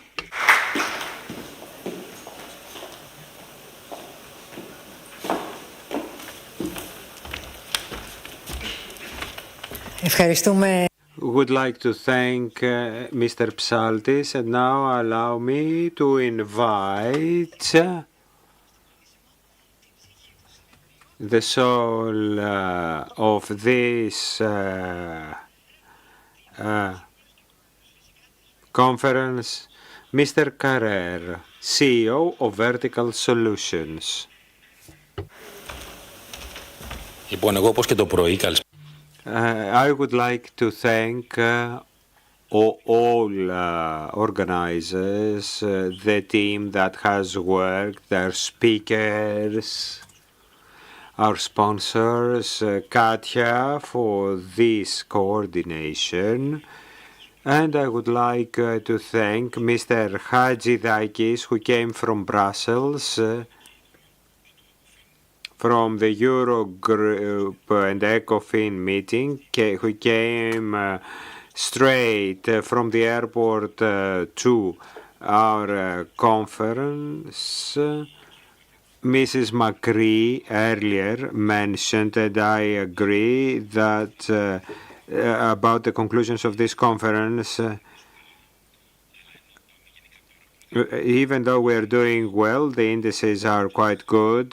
Justice reform is an issue, that the growth comes from consumption. We need to change that. All these are good. And before I invite the minister, I would like to say the speech of Mr. Psaltis was good, excellent. Banks are doing well. But what we do as a country, we need to see them for the people. If we shrink as Greece and from 10 million we go to 9, 7, and then Turkey goes to 75 or 80 million, about what Greece are we gonna talk about? So the main policy of the government should be demographics, which cannot this cannot be solved unless it's combined with a long-term migration policy. The former Prime Minister, Mr. Rallis, once said, repeating an issue might bring solution. We can bring migrants without altering our society and grow as Greece. Brain drain is something that we need to tackle, but we need workers for the farms, agriculture, and elsewhere. Because right now, there is an effort to handle the daily lives, but we need to have a greater vision. I would like to thank you all for contributing to this conference, and I would like to invite the Minister of Finance, Mr. Hadzidakis, for a final speech.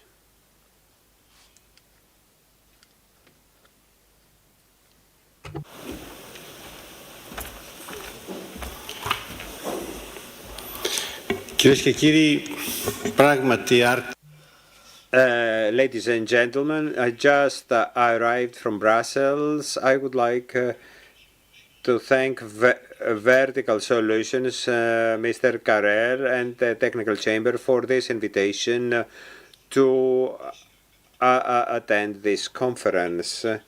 And I will say, I will share with you some thoughts, which I suppose are in balance with what has already been said until now. I believe that from the speeches of more speakers was clear that a lot of important steps have been taken forward. Greece has left crisis behind it and starts converging with the EU average. We have achieved that for two reasons. Because of fiscal logic and our investment policy. This fiscal prudence of ours means that we have achieved the biggest ratio GDP debt, and by the end of this year we believe that it will have fallen from the highest 2007% in 2019 to 135% in 2024. That is more than 65 units. And also the ratio debt GDP will be further decreased 20 units from 153 to 143% or 40% in 2026. And that year, before the crisis of 2009, Greece will be for the first time the country of the EU that will not have the biggest ratio debt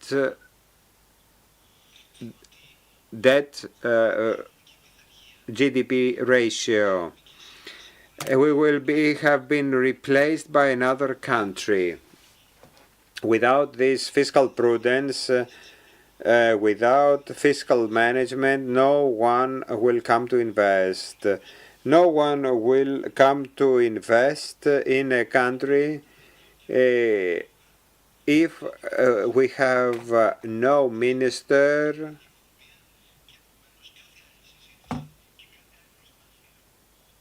that doesn't brake the vehicle when needed.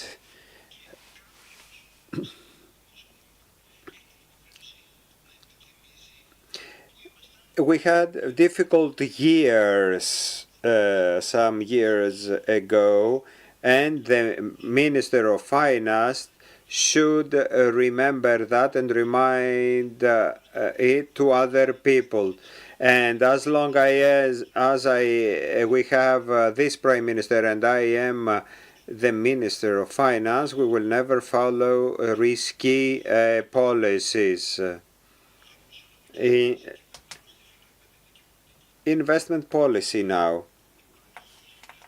Is there a friendly investment policy? Yes, there is, and it is proven. First, we facilitate investment via simplifications. First, we have a very investment-friendly law from our first term. Facilitation of licenses with the bill of 2020 when I was in the Ministry of Energy. Simplification of land uses. The single digital map with spatial data for investments. Fast track for approving investments, emblematic investments, and I don't forget other friendly investment actions. The creation of a more robust banking systems that will feed the market, and with a very successful disinvestment of the Stability Fund, and the fifth pillar, an effort that will continue with the bill that we will discuss soon for further modernization of the capital market. The creation of this National Investment Fund to fund investments in critical sectors as provided in the reform. We brought incentives for mergers of companies with EU funds and tax incentives. We just published the forecast of tax bill. So, friendly investment approaches. Number 2, a modern labor legislation protecting the employees' rights, and at the same time creating a friendly investment environment, giving options for working on Sundays for logistics, pharma industry, as it is the case in many advanced European countries. Third, decrease of taxes.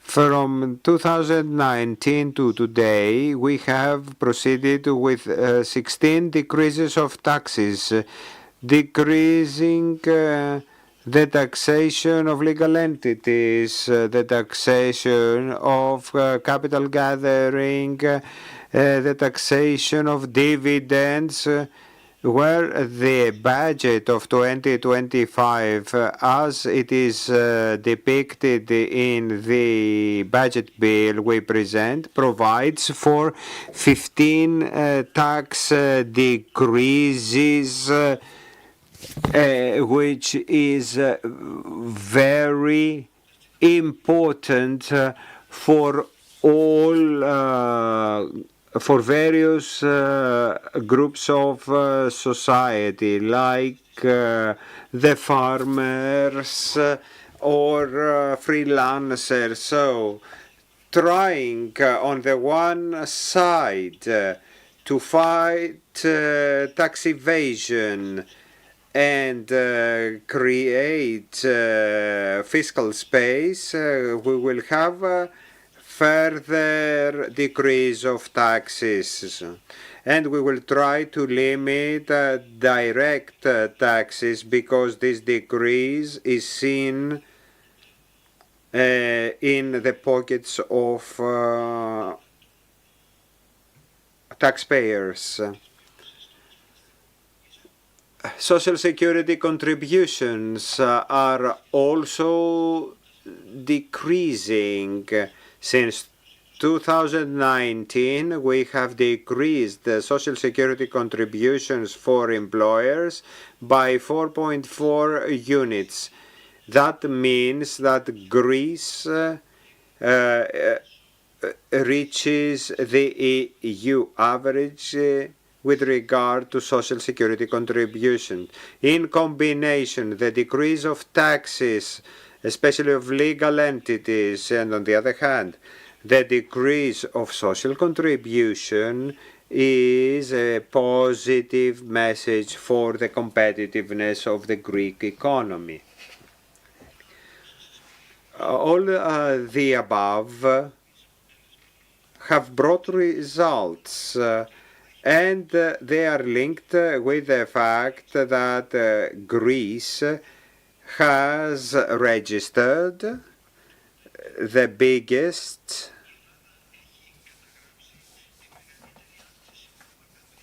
increase of investment volume throughout the EU.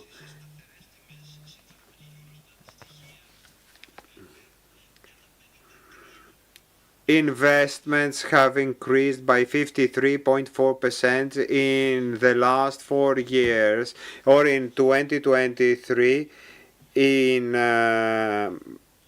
were about 93.9 billion euros. In promoting this progress in investments is depicted in the increase of exports. From 54 billion euros, we have reached 98 billion euros in 5 years, or in other words, from 23% as a percentage of GDP in 2019, Greek exports have reached 43% in 2023, 20 units. From 23 to 43%, it's not a small difference. At the same time, going to quantitative data, the share of goods in 2022 exceeded services, whereas earlier the analogy was 50-50. In 2008, the exports of goods was at 20%, whereas the ratio of services goods was 1:1, but now it has exceeded 1:3. Thanks to the implementation of this policy that Greece has managed to have a growth stronger than the EU average, radical decrease of debt and decrease of unemployment, with the creation of 500,000 new jobs in 5 years. I don't know if one thinks that in a country of 10 million, this government managed in 5 years to create 500,000 jobs.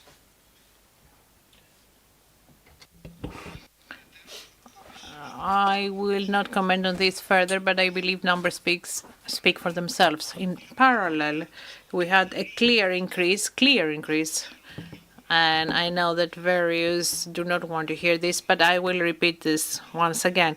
We had a clear increase of the available disposable income by 7.7% in the last 5 years.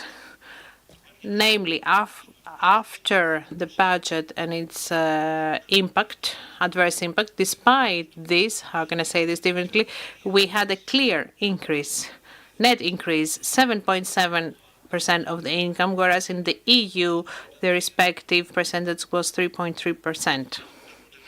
The results of the systematic effort are recognized, as you can see, by all international media, by all international organizations, and believe me,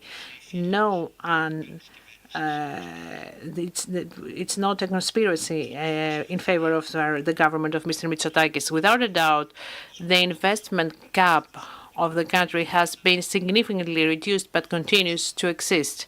However, this also highlights the fact that Greece remains a country of opportunities for Greek and foreign investors in various sectors, because it also combines political stability with a mixture of financial policy, economic policy that produces results.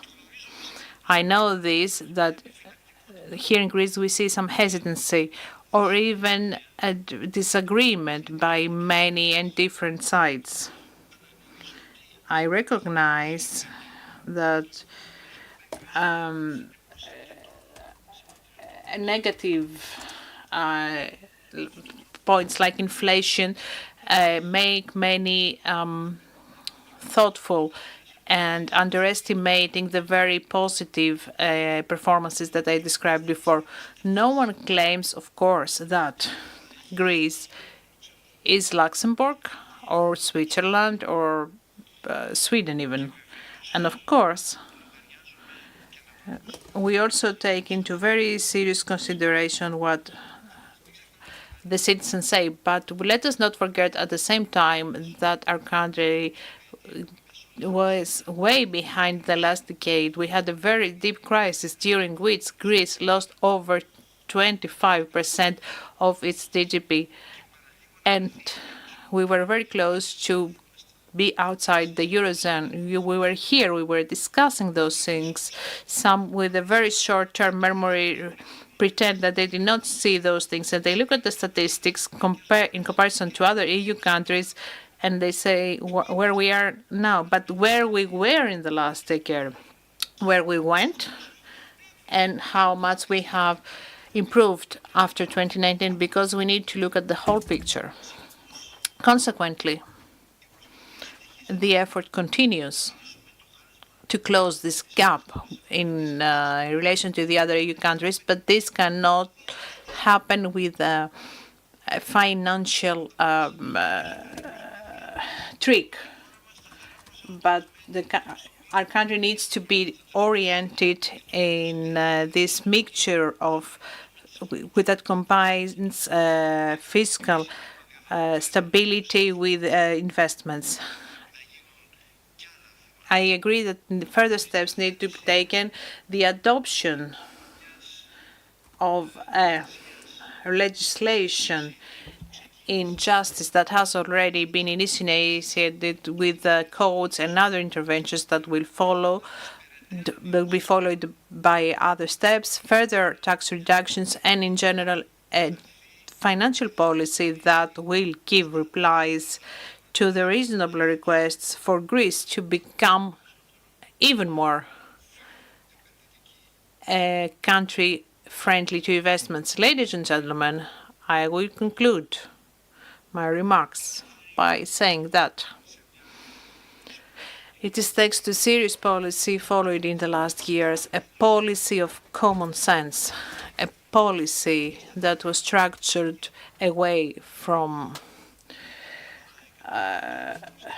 we took steps forward. We're not here to populism. It will be a waste, and it will be all our sacrifices will be spent if we do not continue to close our ears to populism and to change this mixture of our policy. But we are not like that. We always make improvements based on our experience and based on the best international practices. But after our country has returned to common sense, we will not take a new turn and head again to well-known recipes that were tried in their extreme form, in particular between 2015 and 2019, and thus endangering our future and the future of our children. This government has made significant steps forward for this country in the past 5 years.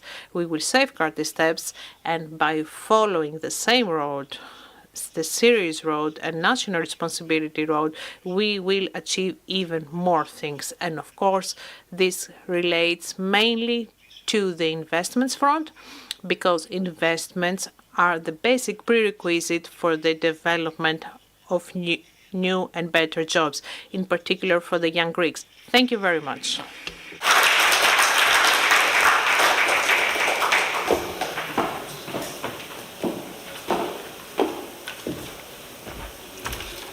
Ευχαριστούμε θερμά τον Υπουργό Οικονομικών. Thank you, Mr. Hatzidakis, the Minister of Finance and Economy. Ladies and gentlemen, it has been 11 hours of works and discussions starting at 9 a.m. this morning. It was an exceptional and interesting day. Thank you all very much for your attention and for your attendance or your internet presence. We renew our appointment for the next Athens Investment Forum in 2025. Stay safe and healthy. Thank you. Have a great night, and thank you very much.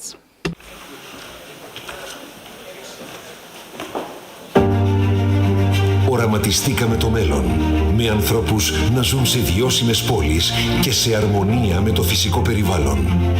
Με σύγχρονες υποδομές για καλύτερη καθημερινότητα. ποιότητα ζωής, πολιτισμό. Οραματιστήκαμε το μέλλον και ανοίξαμε δρόμους για τις μικρές και μεγάλες διαδρομές που ενώνουν τις ζωές των ανθρώπων και κάνουν τα όνειρα να ζωντανεύουν. Πιστέψαμε στην επανάσταση της καθαρής ενέργειας και στη δύναμη της καινοτομίας και τολμήσαμε. Πιστέψαμε στους ανθρώπους μας και ταξιδέψαμε την Ελλάδα σε ολόκληρο τον κόσμο. Πιστέψαμε ότι κάθε τι καινούριο που κάνουμε πρέπει να γεννά ευκαιρίες και να φέρνει ευημερία σε όλους. Όμιλος και Εκτέρνα. Επενδύουμε στην Ελλάδα. Επενδύουμε στο μέλλον.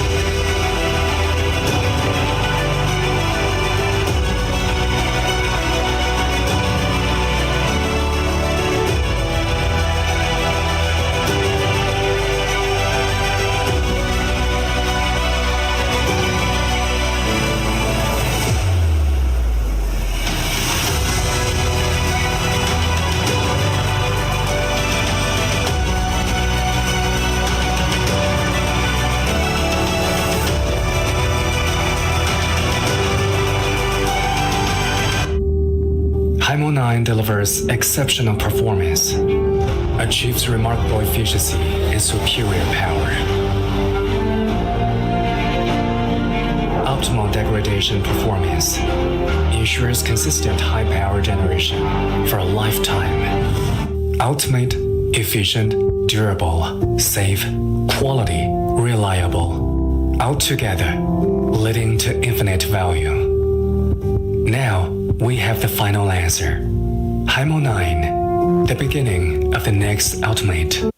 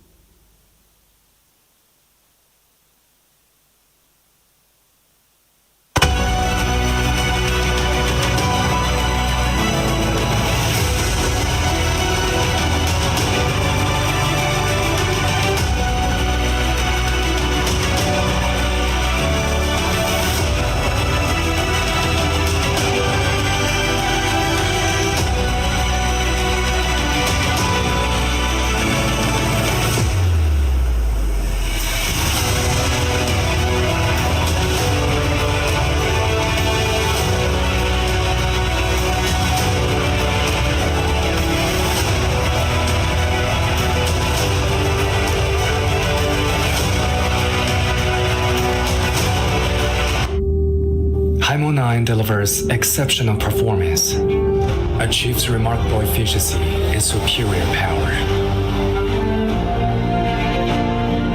Optimal degradation performance ensures consistent high power generation for a lifetime. Ultimate, efficient, durable, safe, quality, reliable. Altogether, leading to infinite value. Now we have the final answer. HIMO 9, the beginning of the next